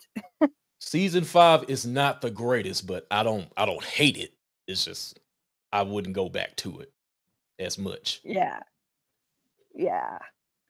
I think a lot of people felt that way. Even big fans of the show felt like it kind of stumbled when it hit the time travel stuff. But you can love a show and be critical of certain elements of it. No one's going to love everything. It's not going to be perfect. I have plenty of criticisms of From sometimes, but it's my favorite show on TV right now. So anyway, but yeah, Dieter dropped the link to your channel again. Make sure if you're not subscribed to JH Review's channel. And when the stream ends, I always have people watch this because I stream all night. I do have a replay gang, and so I do tend to see like more views add up. So I'll also, if you're listening on the replay, I'll put this link in the description of the video too. I'll edit it and I'll throw that in there. So yes, so definitely check out Justin's channel if you haven't already, JH Reviews. And I really hope you do. Oh, sounds like the cats are fighting. I hope you do come back on and join us again. Oh yeah, we'll see them. You're welcome anytime. Yeah. Oh, the milkman hat is just hilarious. I love it. Yeah, it's one of my favorite one of my favorite monsters, I think. I think Granny would be number 1. Milkman is number 2 for me. Dieter subbed. Nice. Dieter subbed. Good. I was a little disappointed in the cowboy though. He was getting up there and then he just disappeared. I know, right? Everyone was thinking he is going to be like a big deal now, like kind of. Yeah, this Smiley just came back in and like, nope. Nope. Stole his thunder. Yeah. It's still King Smiley. We don't have a new boss monster in town. Yeah. Everyone just assumed that. That's what you said. Yeah. That was so hyped up. Oh my god, yeah. He said this place couldn't break you. Yeah. I mean, how many times did fans rewatch that teaser over and over again? So of course we built the cowboy up in our heads like he was going to be really important. But yeah, we barely saw him again after that. Like, yeah, Jasmine. Yeah, we saw her once and then done. Yeah, 1 episode. Yeah. And then she was gone. Yeah. She was creepy too. It's too bad that they couldn't get her back. She was really creepy. But I think she was just a one-time thing. That she was an actual actress, not just an extra. I think they needed more of an acting performance from her, and that might be why we never saw her again. So, too bad. I would open the window. Well, then you would join Porn Stash and be dead, Dieter. Yeah, and you'd get a whole bunch of people killed too with that stupidity. Leave me alone in the colony house. Yeah, good luck. Good luck with that. I say the same thing to all the dudes thirsting over Sera. Good luck with that. Best sleep with one eye open. Oh, wait. Maybe like that's not gonna save you either. Don't you can't even be anywhere near her, okay? Because she will, you know, she will scoop your eyeball out of your head or slice and dice you.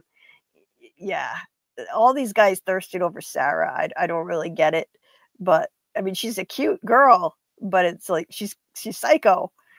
Or at the very least, she's driven to do psycho things. She was the MVP. Sera was the MVP now.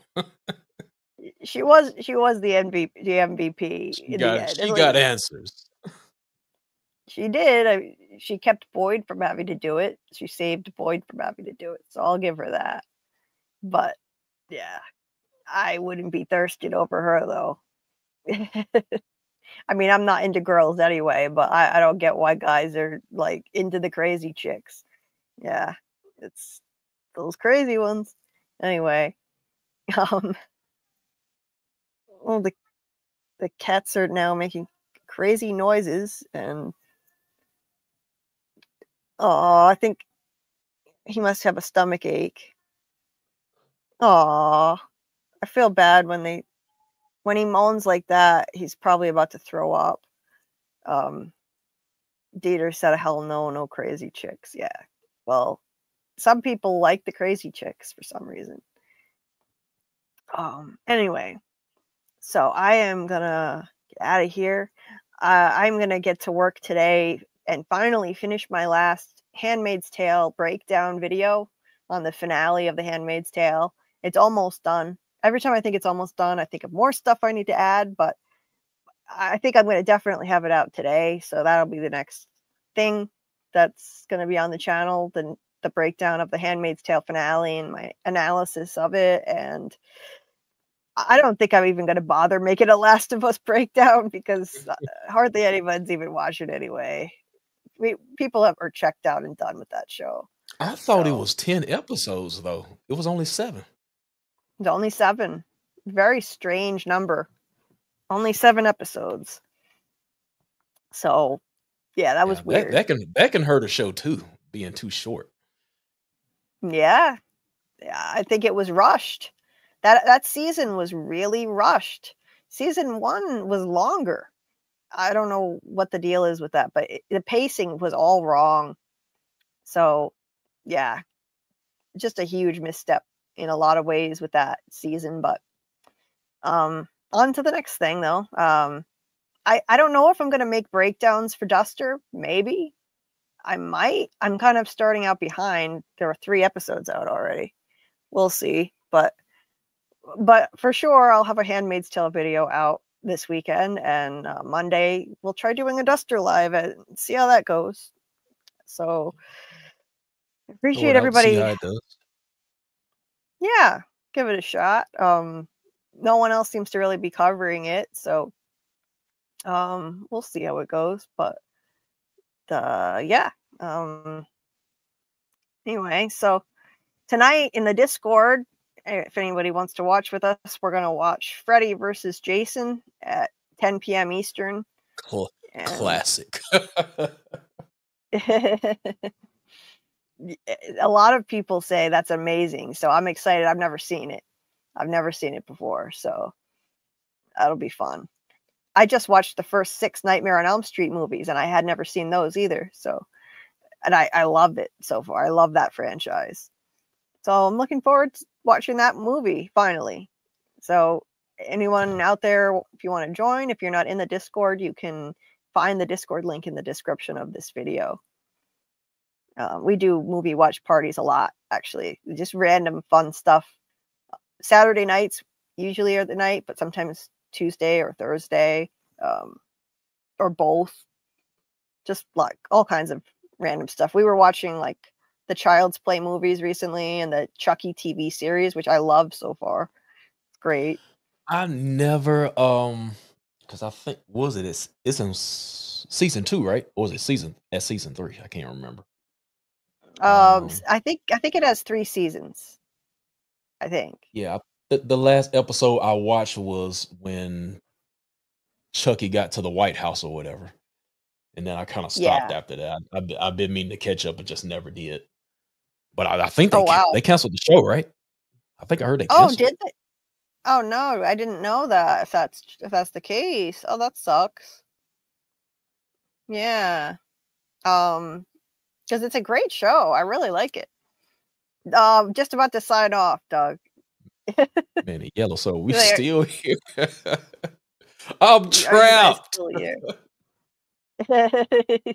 I pulled him into my crazy psycho I said I was gonna marathon hop life. on. Well, I just said I was gonna hop on real quick. I didn't say how long I was gonna be there, but yeah, I had like maybe 30 minutes in my head, and I've been here for 3 hours or so. Yeah, see, it's contagious. You caught the bug now. now you're stuck here. See, I had Tony doing this too. Tony never stays on his own streams longer than 2 hours, and he stayed on mine for like 4.5 hours one night. Like, it's contagious here. Yeah. You got the sickness. She has provided me with a much needed warm up because I just got up when she was like halfway through this. So now I'm good to go. Yeah. Yeah. So now, now you can like hopefully get that stuff done for your Yeah. channel, and Because now I don't have to. Oh, I gotta do this now. You know, I'm already in that mode. So good. Maybe we gave you some motivation. I'll be looking to see how that does. I'll make sure my notifications are turned on for your channel. I know I'm already subscribed, so yeah, I'll turn on I'm notifications. gonna send the link out to certain people in Discord anyway, so you'll know. Nice, awesome. Yeah, I'll definitely want to see that. Cool. Yeah, this actually happened with Tony too. Tony hadn't done live streams in weeks at one point, and he came on my show. He was on for hours, and then the very next night he came back and did a live stream. Like, he got the juices flowing, and he's like, he's ready to go. Okay, let's make some more content. He got back in gear. Sometimes joining someone else's thing kind of puts you in that mode again. All right. Doug said, I'm already home from the hospital, for Christ's sake. He already went and got an MRI and came back. Wow. Well, we're actually on our way out of here now. Dieter dropped the link to Doug's Cameo. If anybody wants to get a personalized Cameo, Doug is on there, so you can find that there. I think I have the link in the description of this video too, so you can look and find it there. Dieter, oh my God, it's not a dirty thing. He reads dirty connotations into everything. Jesus. Dirty Dieter's mind is in the gutter all the time. Anyway. Gotta throw in the pause. Yes. Oh yeah, we do that. But sometimes I forget. I walk into these things all the time, and I don't catch myself. Yeah, pause. Anyway, thank you so much for joining, Justin. It's been so much fun, and good luck with your content. I'll be watching for when you release that, and everybody in the chat, make sure you're subscribed to his channel, and hopefully we see you again soon. All right, guys. Have a good day or a good night, everybody. Enjoy your weekend. I'll see you Monday for the next live stream, 10:30 p.m. Eastern. And we're going to talk some Duster. So we'll do a watch party for that in the Discord over the weekend to catch everybody up if anyone needs to see it. So I'll play my outro on the way out, so you can see this crazy video that my friend Mr. Gregory made me. It's pretty wild. He used AI and he animated the From characters. So and he knows I love Kendrick Lamar, and so did this. Oh, I'm obsessed with Kendrick Lamar. Yes, that happens to be my favorite artist. No way. Are you serious? Rap wise, anyway. But I guess you could say overall right now, yeah. I just saw his tour. He came near my state on my birthday, and I went to see him. It was the first concert I've been to in years. He played Gillette Stadium in Foxborough, Mass, and I just went there, and it was the best concert I have ever seen in my life. It was amazing. So, Oh yeah, I've been seeing clips. In fact, earlier in the live, I was wearing my concert tee that I got from the concert. I was wearing that before you came on. I did a wardrobe change later, but Oh yeah, but yeah, I saw that part. I was in there. Yep. yeah. I might have Oh been yeah, working. I don't know. love. Yeah, I love Kendrick. I love his music so much. Yeah, I'm absolutely obsessed, and so yeah,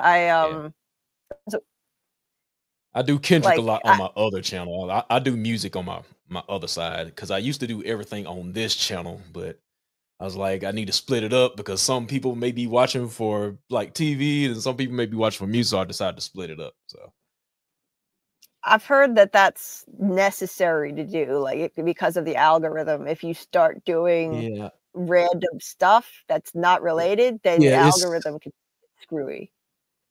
it's not good for your click through. Yeah. If somebody sees something on their screen, if you're talking about football and then all of a sudden you're talking about cooking, I'm not watching your cooking video. What are you talking about football? Yeah. So yeah, I've heard that some people have multiple channels and yeah, Dieter has embarrassing recordings of me rapping to Not Like Us. And not just that, actually. After I went to the concert, I was rapping lines from some of his other songs too, on camera, no less. Yeah, making a fool out of myself. Expose them. Yeah. Sound like an idiot, but but it's fun. I love the Julie. Yeah. Hey, it's there in the replay, but good luck to people finding it if you don't have Dieter's clips, because it was another marathon live stream when I was doing it, so it's buried in there. But after I went to the concert, I didn't intend on doing it, but I was so hyped talking about it that I was rapping little bits of N95 and Like That. I did the entire Like That verse, the whole thing, except for any N words he might have said. I don't remember if there are N words in that, but I have to skip those, of course. But other than that, I did the whole Like That verse, and I did part of Euphoria, and like N95. I just did the chorus because it's funny, and yeah, it's just fun. It's been a fun distraction. I'm in pain all the time, and when I went down the rabbit hole and I discovered that whole Kendrick Drake beef that I missed last year because my head was buried in the sand, I was just like, this is amazing. And then I dove into Kendrick's catalog and listened to his older albums. I only had known him for his hits. I only knew Humble and DNA and stuff like that, Bitch Don't Kill My Vibe. But then I went back and listened to his whole albums, and he's a genius. He's an absolute genius. I love it. To Pimp a Butterfly is still my favorite. Oh my God. That's a damn work of art. That is absolute genius. That one should have won a Pulitzer too. It was the next one. I always get them confused. I'm like, it was Damn? I thought it was. But right. You would think it was, Damn was amazing, but To Pimp a Butterfly is a masterpiece too. But it was Damn that won the Pulitzer. Yeah. But To Pimp a Butterfly, oh my God. The fusion of all those different genres, the rap and hip hop fused with the jazz, funk, and blues, and I was like, what am I listening to? This is crazy. I've never heard anything like that. I saw a PBS special that somebody uploaded to YouTube of him doing that stuff live, and it blew my freaking mind. Oh my God. with a live band, and it sounded. He was like rapping, but it was almost like rap scatting on one song. Oh my God, that was amazing. Absolutely And amazing. His performance, I think it was the 2016 Grammys. That's my favorite live performance. Oh, I think that's the one where I first wait. Which was it the Grammys or was it? It was the Grammys. Yeah. Was that like the one where he was like in a jail suit or whatever? He was chained up with his background dancers or whatever. So okay. Yeah, that was 2016. I don't know if that's the one that I saw because I've looked for any live performance of his I can possibly find on YouTube. I don't. It's not. That's not the one where he did DNA and Humble, is it? No. No, because okay. I mean, I forget which one that was. Because I don't. That one might not be on YouTube. Actually, I don't know because that doesn't ring any bells. And I've looked high and low for any. It may be in the VMAs. Because it was because I know it was like red, white. They were using fire dancers and everything. There was a lot going on. Yeah. Oh my God. Yeah. I all I know is that the first time I ever saw him on anything was some award show. I think it was the VMAs, and he did DNA and Humble, and it absolutely blew my mind. And there was some guy in one of those flame retardant suits, like running around on stage on fire. Oh, that was insane. That was absolutely mind-blowing. That's the first time I ever was exposed to Kendrick Lamar at all. I was like, oh my God, who is this guy? But I don't know, for whatever reason, I didn't explore the rest of his catalog after that. Not until this, a few months ago, really. I only knew his hits. I didn't know what I was missing. But that performance was mind-blowing, though. Oh my God. It's incredible. The political kind of statement that he was making with the guy letting himself on fire, it was very political, the whole performance. And you don't see a lot of bold political statements on the VMAs typically. He was definitely going for that. It was amazing. Every performance live on any show is insane. There was one where he joined Imagine Dragons, who I'm not even a fan of normally, but that was amazing too. He did a rap on, I forget what it was. It was on the Grammys with Imagine Dragons. It was Radioactive. He did an incredible rap on that, and I'm not even a fan of theirs, but he made me love that. And then there was an SNL performance of N95 and what was the other song? I think it was he had like this big ass belt buckle. Yeah. I think it was Rich. I think it was Rich Spirit. Rich Spirit. Yep. He did Rich Spirit and N95. He did Father Time too. Maybe that was another show. Might have been a different episode, but that was crazy. The Rich Spirit, and he had his shadow the shadow started dancing by itself behind him, and he's standing still. Oh, and then N95 started, and the physicality of what he did to N95 was crazy. Then, like, oh my God, it was so good. That's artistry. That's some artistry on a whole other level to what anybody else is doing. Absolutely incredible. Now I have to go watch all of those again. I've watched everything I can find of him doing live performances. I wish there was more. I wish they would take this Grand National Tour and make a DVD out of it, a high quality DVD, because that show was phenomenal. They gotta be. I'm pretty sure they have somebody filming that. They have to. They have to. This thing is like, it's not just any concert. It's the culmination of a culture. It's a cultural phenomenon.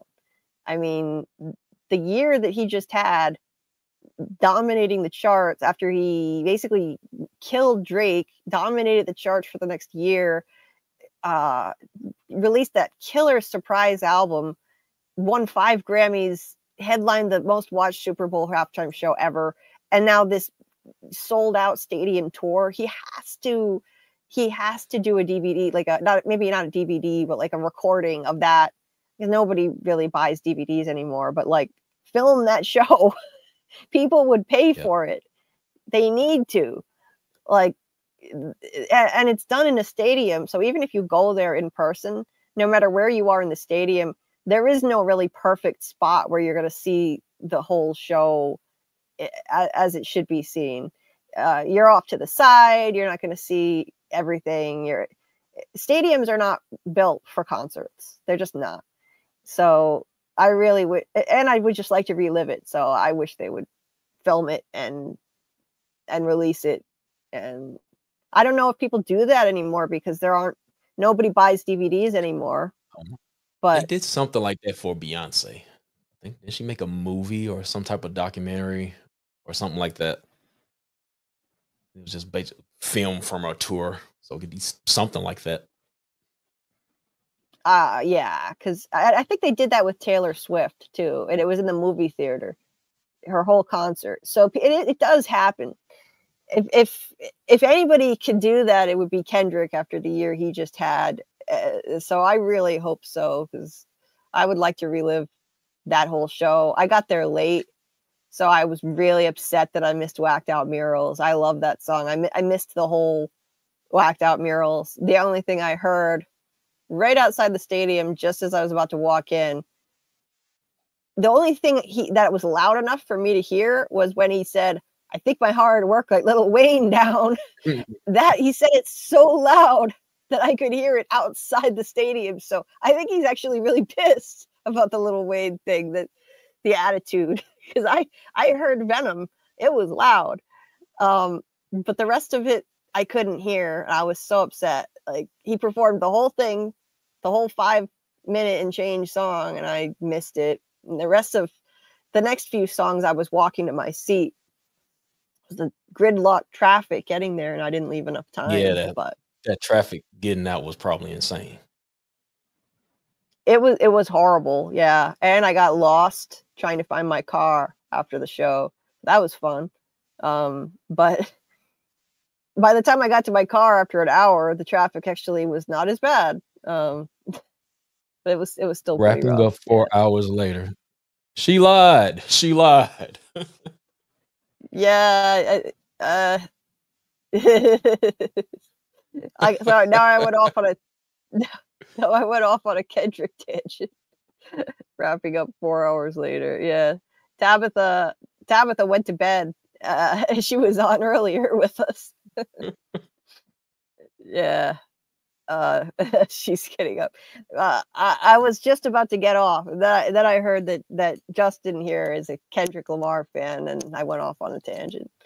But now I do need to go. I'm sure you need to go and and start your day. And I still need to get some rest, actually. Her kids woke up early. Oh, she couldn't have gotten enough sleep. Jeez. Tabatha, yeah. No way you got enough sleep. These days? Yeah, right. But anyway. I don't know how I even got on that tangent, actually. I said something about Kendrick Lamar. You was talking about no your idea. Kendrick shirt or something like that. Yeah, I have no idea how it started, but yeah, she got 3.5 hours of sleep. Ugh. Yeah, that's pretty rough, Tabatha. I still need to get some sleep myself. I haven't slept at all yet, so I'm gonna be living the vampire life today. Love you too, Tabatha. Yeah, I will. I have to eat something first. I'm gonna go eat something now and get some sleep. And Thanks again for joining, and hope you can join again soon. Yeah, we'll definitely do it again. Awesome. All right, people. I am out. But before I do, I gotta play my tag. Your wife shouldn't have dug that gym hole. Don't dig gym holes. I'll see y'all next time. See you next time. All right, guys. That's gonna do it for me too. My next live will be Monday night at 10:30 p.m. Eastern. Actually, yeah. Sorry, I almost corrected myself wrong. It is 10:30 p.m. Eastern. It'll be for Duster. We're gonna talk some Duster, which I'll show in the Discord over the weekend. So if you're in there, or if you want to check out Duster from HBO and join our watch party and find out when we're going to be watching it, just join the Discord. The link is in the description of the video. And we'll talk about the first 3 episodes on Monday night. So keep an eye out for my Handmaid's Tale finale breakdown, which I'm going to release later today. Working really hard on this one. So if you don't watch The Handmaid's Tale, but you know someone who does, please pass it along. Maybe just give it a quick view and a like. Throw an emoji in the comment section. That all triggers the algorithm. Anything that you put in the comment section, even if it's just an emoji, it triggers the algorithm. Helps push my video out so more people can find it. So if you see the notification go out, even if you don't watch the show, yeah, that'll be much appreciated. Because I am really working hard to make this finale breakdown really like live up to what an amazing show this has been and do it justice. So that's why it's not out yet, because I keep adding more to it. Anyway, I will see you guys next time. Appreciate you all. I'm not going to do a really long outro this time because my treadmill is not working. So I'm going to have to actually go out and walk outside. So I'm just going to play my outro video instead of the cameos and stuff this time around. And thank you so much, Dieter. Appreciate you. Thank you. Panda, I actually mentioned Kendrick first. So that's why I'm going to have to rewind to find out where that tangent started. Because I mentioned Kendrick and I said, I love Kendrick. And he said, do you? He's my favorite artist. So I don't know how that came in. Oh, thank you. Thank you, Panda. AKA Carl. Oh, geez. I need to get up. The pain is really spiking. I wish I could have been on the treadmill all this time, but it's not working. My treadmill won't turn on. What the hell? It won't even turn on anymore. And I rely on this thing. I'm on it 3 times a day. Oh, I'm in such trouble if I can't get this to work. I'm going to have to get a screwdriver and open it up, which causes me a lot of pain because I have to get down low on the floor. Thank you, Panda. I've worked really hard on those Handmaid's Tale videos, and hopefully people like them. I managed to pick up a bunch of new subs from it, so that was awesome. And anyway, hold on. I'm going to play my outro video, and I'll just come back on for a minute and say bye to you guys after. Yeah. That's a theory creaking open, baby. Yo, welcome to the screen where the plot gets bent. Julie B deep dives, not just for content. She don't react, she dissects those threads from the lens. Catching clues y'all missed when the credits end. What you know about freeze framing frames and while you blinking, she building an evidence drum. Got a notebook thicker than the lore itself. In a chat full of nerds with a mental health shelf. Yeah, she sees the glitch, peep the double cross. You just watching TV, she talk to the boss. Every theory and thesis, no throwaway guess. While y'all on season 1, she in season X. Said rewind and slow it, zoom in, enhance. Julie B caught the symbol in the window glance. While you tweeting what just happened like a clown, she already made a flow chart, color-coded breakdown. They don't die like us, they don't vibe like us. They've been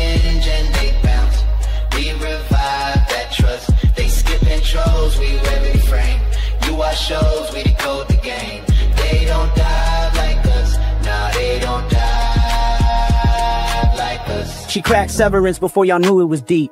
Predicted the Last of Us deaths in her sleep. When the camera pans, she ain't blinking once. Catch a ghost in the glass, call it theory punch. Watch parties lit like apocalypse nights. Call-ins while they bringing alien rights. Hey Julie, I think the trees are spies. Well, I have a spreadsheet that confirms that, guys. Zoom in, boom in, she moving through clues. Spinning Discord in the courtrooms, Lord of views. Got mods with receipts. Time stands with heat. Every rewatch turns into a Reddit elite. You stuck on the surface, we beneath with maps. Cross-referencing lore with the rector's caps. If your fave show got secrets, don't be dumb. Julie got the chalkboard out in From's where it's from. They don't dive like us.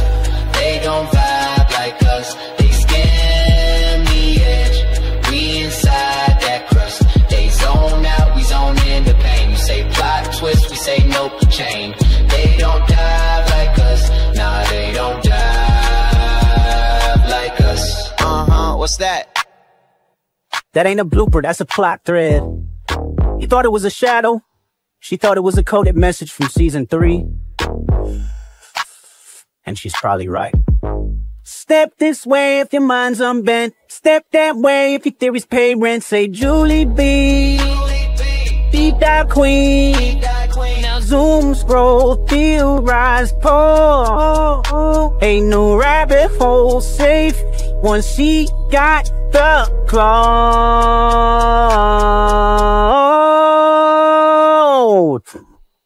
They don't die like us.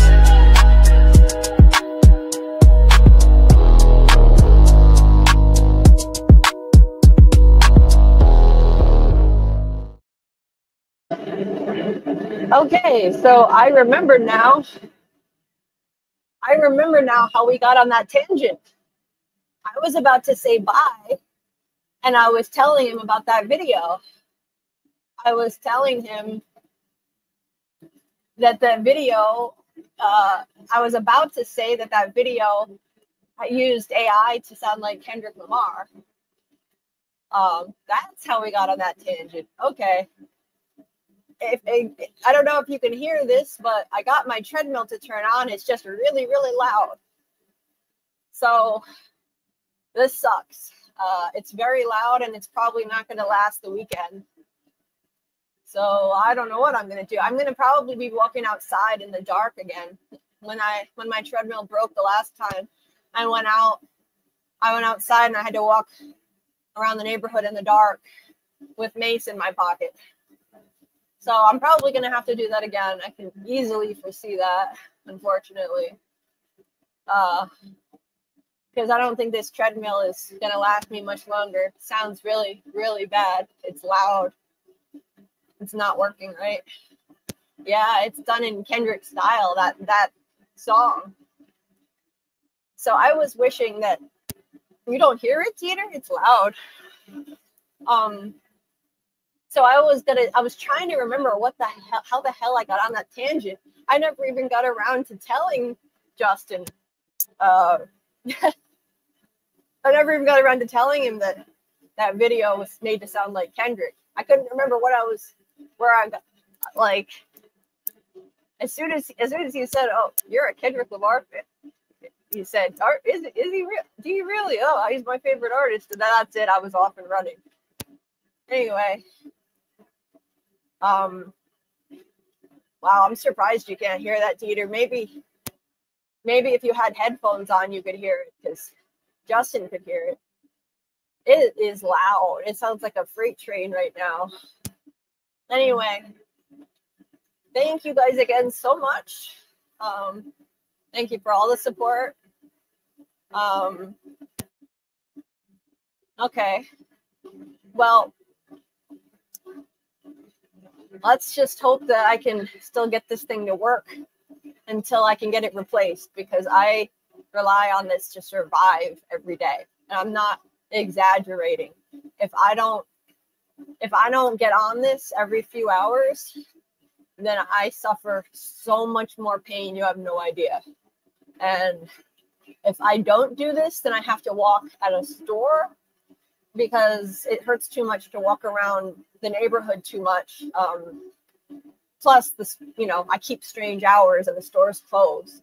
So, like, I have to walk around the neighborhood in the dark. that's probably going to wind up happening again. And it's not flat. If I don't walk on flat ground, my legs hurt a whole lot more. So this is really upsetting. I tried calling this guy who was going to help me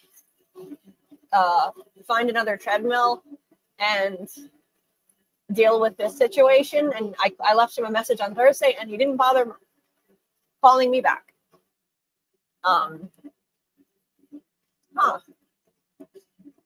Hey, Nightman, LOL. Sorry, Panda, I have no choice. If this doesn't work, if this continues to be as loud as this tonight, I'm probably gonna have to walk in the dark outside in the middle of the night like I did last fall when the treadmill was broken. Because if I don't walk, I'll suffer a lot more. I can't tolerate the pain unless I walk every certain amount of time. So if somebody jumps me, well, they jump me. But I don't live in a bad area.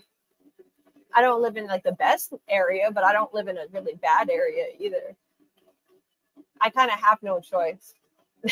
Give me his number, I'll call him.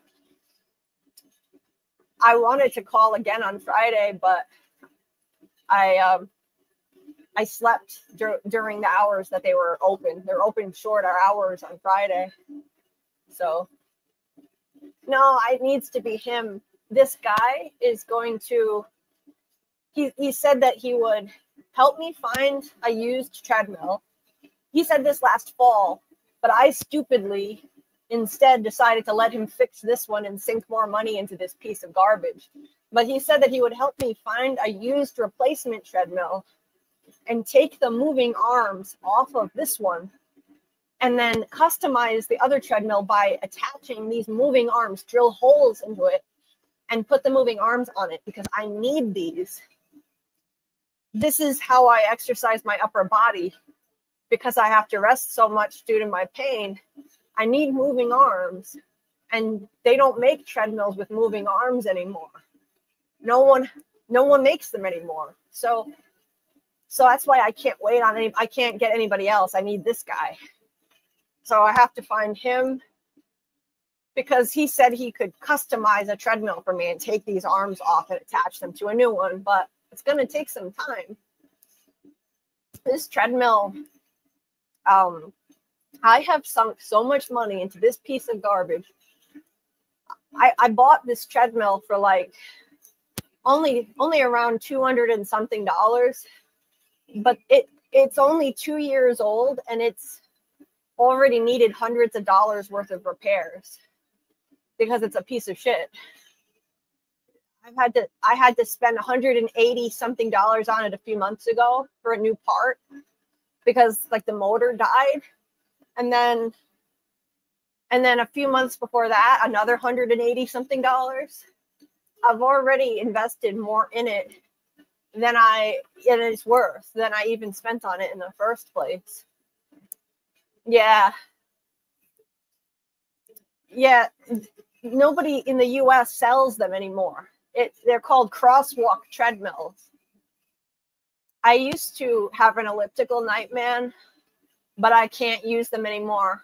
My legs can't tolerate them anymore. I used to love using the elliptical. I hate the treadmill. I had a really expensive used gym elliptical. But my pain in my legs got so extreme that I can't use the elliptical anymore. I have no choice but to use the treadmill. Weslow makes it. It's called Weslow, and it's a really cheap piece of garbage. And I knew it when I got it. It didn't cost a lot, and the plastic is really cheap and shitty. But I still expect more than within a year after I got it, I was already having serious problems. That's unacceptable. Within 1 year. Bullshit. Yeah. I shouldn't have I shouldn't have invested more into this a few months ago. I should have taken Noah up on his offer, the repair guy. I should have had him help me find a used treadmill and then customize it with my moving arms. So now I have to get him to answer my,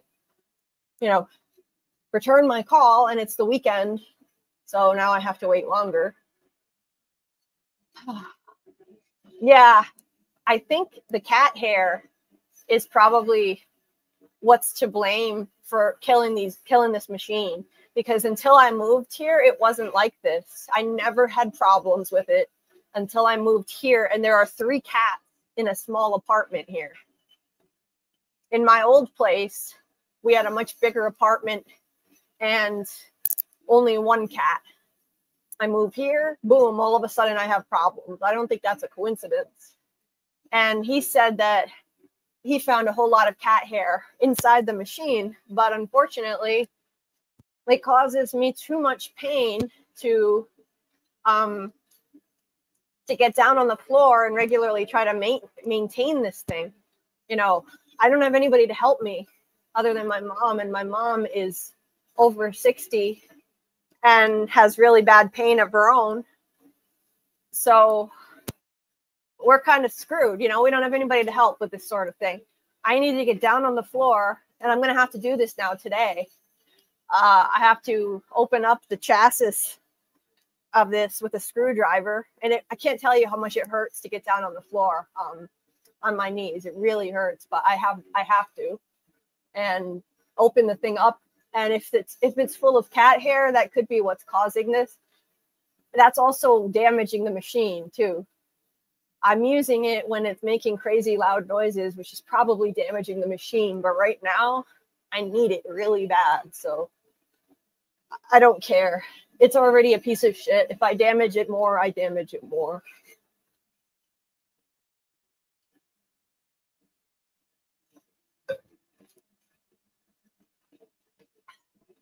Yeah. I should have listened to my mom though when she said I should get a new one. But I was just freaked out because I was afraid he wasn't going to be able to do what he said he could do, which is customize it by drilling holes in it and put the arms on. If I don't have that, then I don't have the full body workout that I need for my upper body pain. Oh, yeah.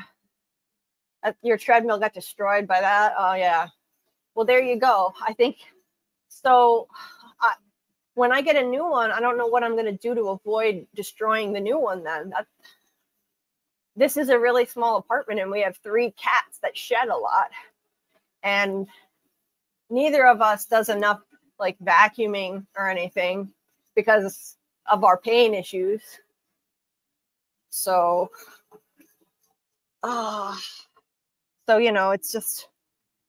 it's difficult, the 2 of us just don't have anybody around to help. And even just doing tasks as simple as vacuuming up the cat hair or getting down on the floor and cleaning the cat hair out of the machine regularly, which I should be doing, it hurts so much. You have no idea. So I don't do it enough.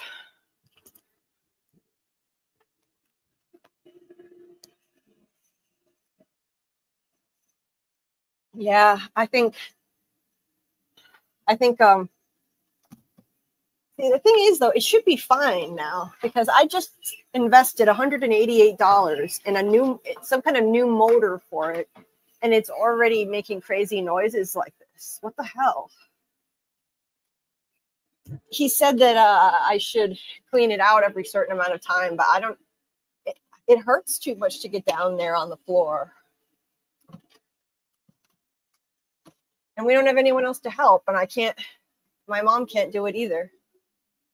So I'm going to have to start doing it myself when I get a new machine, because I can't let the cat hair ruin another machine. That's for sure. Yeah, I don't have any handy neighbors either, unfortunately. So I'll have to just do it myself. It's not easy because it's screwed on with like 4 screws and they're in really awkward places. So it really hurts to kind of contort myself and get down there. But anyway, I am super dehydrated, so I better stop talking and just walk and drink water. At least it's working. At least it's running again. So I'm not walking out on the sidewalk where it hurts more right now. So I'm just going to have to get through the rest of this walk and eat something and get some rest. So thank you guys for keeping me company. I appreciate you all. This has been like maybe the 4th time I was getting ready to say bye, but I really do mean it this time. So I appreciate you guys. Thank you again. If anybody wants to join our watch party for Freddy vs. Jason, it's tonight at 10 p.m. Eastern in the Discord. And check out HBO's new series, Duster. And if you need a place to watch Duster before we do the first live stream for it on Monday night, I'll stream it in the Discord. So I'll probably stream it, I'm thinking Sunday night. I'll do it Sunday. Because Sunday, we would normally do The Last of Us live stream. I mean, The Last of Us watch party. So since The Last of Us is over, so on Sunday, I'll do a watch party for Duster. So if anybody hasn't seen it, if you don't have HBO, or if you want to watch with friends, rewatch it before the live stream or whatever, we'll do a Duster watch party and stream all 3 episodes Sunday night. I'm thinking probably like 10 p.m. Eastern Sunday, but if that changes, I'll update it in the Discord and I'll tag everybody. So, yes, I'll make it. I will make it at 10, Dieter. I will for the watch party. Okay, bye, Dieter. Yeah, if you comment in the comment section after the stream, that does help a lot with the algorithm. Yes. Okay. All right. Yes, I'm gonna go hydrate now. Oh, okay. Thank you, Panda. You're a sweetheart. Thank you. I will check my phone. I have to get used to that because nobody else texts me. Nobody else ever texts me. I always get messages through either Facebook Messenger or Discord or Instagram DM. So I miss it if people text me, which is very rare. Anyway. You're sweet. Thank you. Yeah, Trace, I'll get some rest. First, I have to suffer through more exercise, though, before I can rest again. That's just my life. That's the way it is. I want to rest, but I got to push through this pain for a while longer. And then I'll eat something and get some rest. Appreciate you guys for caring. Thank you. Be right back. What? Oh, yeah. Yeah, Dieter probably would recognize BRB. Okay. All right. I will try not to overlook my texts, Panda. It's just nobody has texted me in years, except for maybe once in a blue moon, like, you know, very, very rarely. But most of the time it's appointment reminders or stupid mailing lists that I got on and I never got off, so I don't bother looking at my texts. Anyway. Treadmill with arms is trending on Google search today. Yeah, maybe it will be now. Yeah, people, yeah, just going to look for one, seeing if they still exist for me. If only, man. If only. Oh God, I want one so bad. I want one. Oh, I need one. It's not just want. It's not want. I need one. It's a necessity. Anyway, sorry. Anyway, now we are about to hit the 9-hour mark. That's a wrap for me. I'll play a couple I'll play a cameo or something on the way out, and I'll play that video one more time because that never gets old, for me anyway. I have it stuck in my head all the time. Grant created a bop. Kendrick should perform this song. Like, Kendrick should hear this song and perform it himself because it is a freaking bop that Grant made with AI. So I'm going to play a cameo, and I'm playing that video again on the way out. Have a good day or a good night, everybody. Enjoy your weekend. Check out my live for Duster Monday night at 10:30 p.m. Eastern, and our next From Live will be Wednesday at 10:30 p.m. Eastern. We're diving back into the Rewatch, and I believe we're on, hold on. Let me see what episode we're on next. It's been so long since I've done one that I don't remember, but I want to make sure I mention that. Wait a minute. Next week, we'll do a watch party in the Discord at 10 p.m. Eastern for, let's see, it'll be season 2. What episode? Hold on. Season 2, episode, I think, episode 5. Episode 5, and then we'll be halfway through when we finish that. So next week, we'll be diving back into season 2, episode 5 of From on Wednesday at 10:30 p.m. Eastern, and we'll show that episode in the Discord at 10 p.m. Eastern Tuesday night. Yes, Fletch, not for long. That's it for me. I'm done. Oh, the treadmill got quieter. Oh, I hope it stays like this for a little while longer because it's really loud.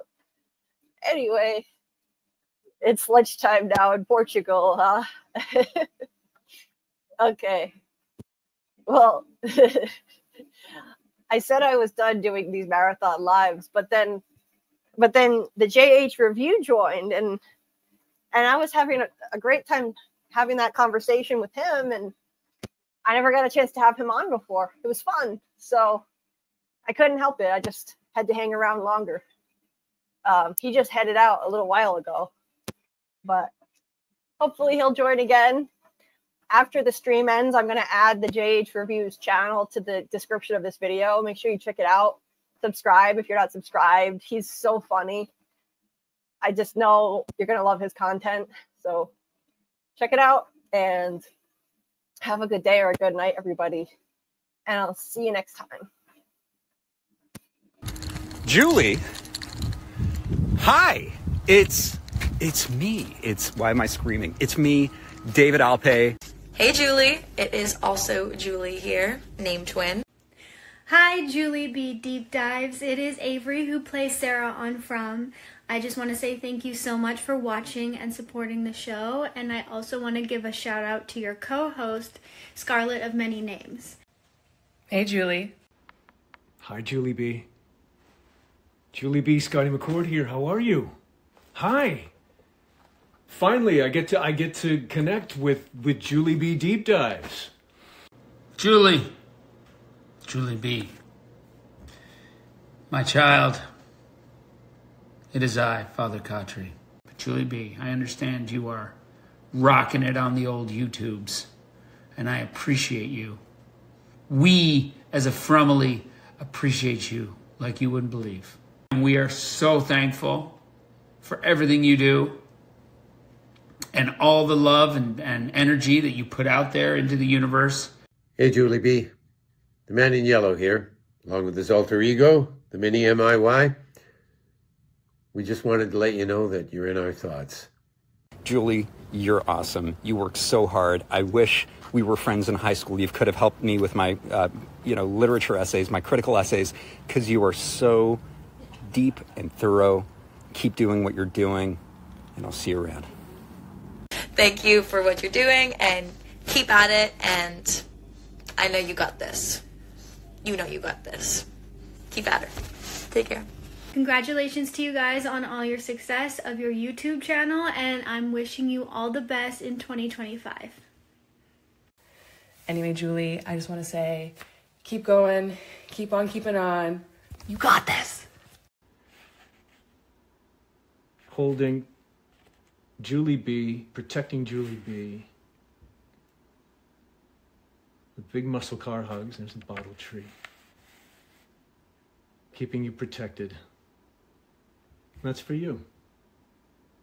That's for you and for all your brilliance and for everything that you've given from and helped make it what it is. So, Julie B, thank you, thank you. Thank you for season 4. We'll see you in season 4. It's coming. Hold tight.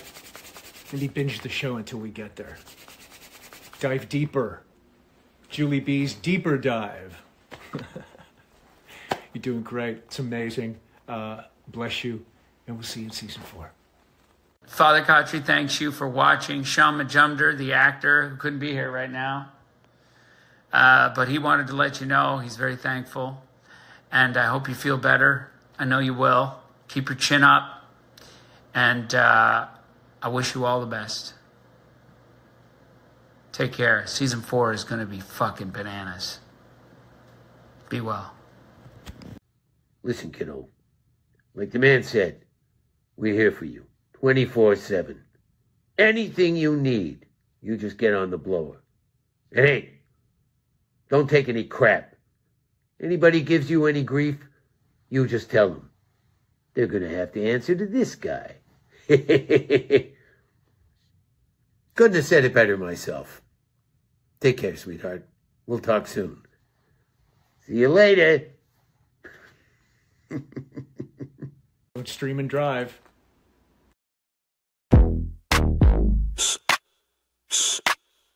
Yeah. That's a theory creaking open, baby.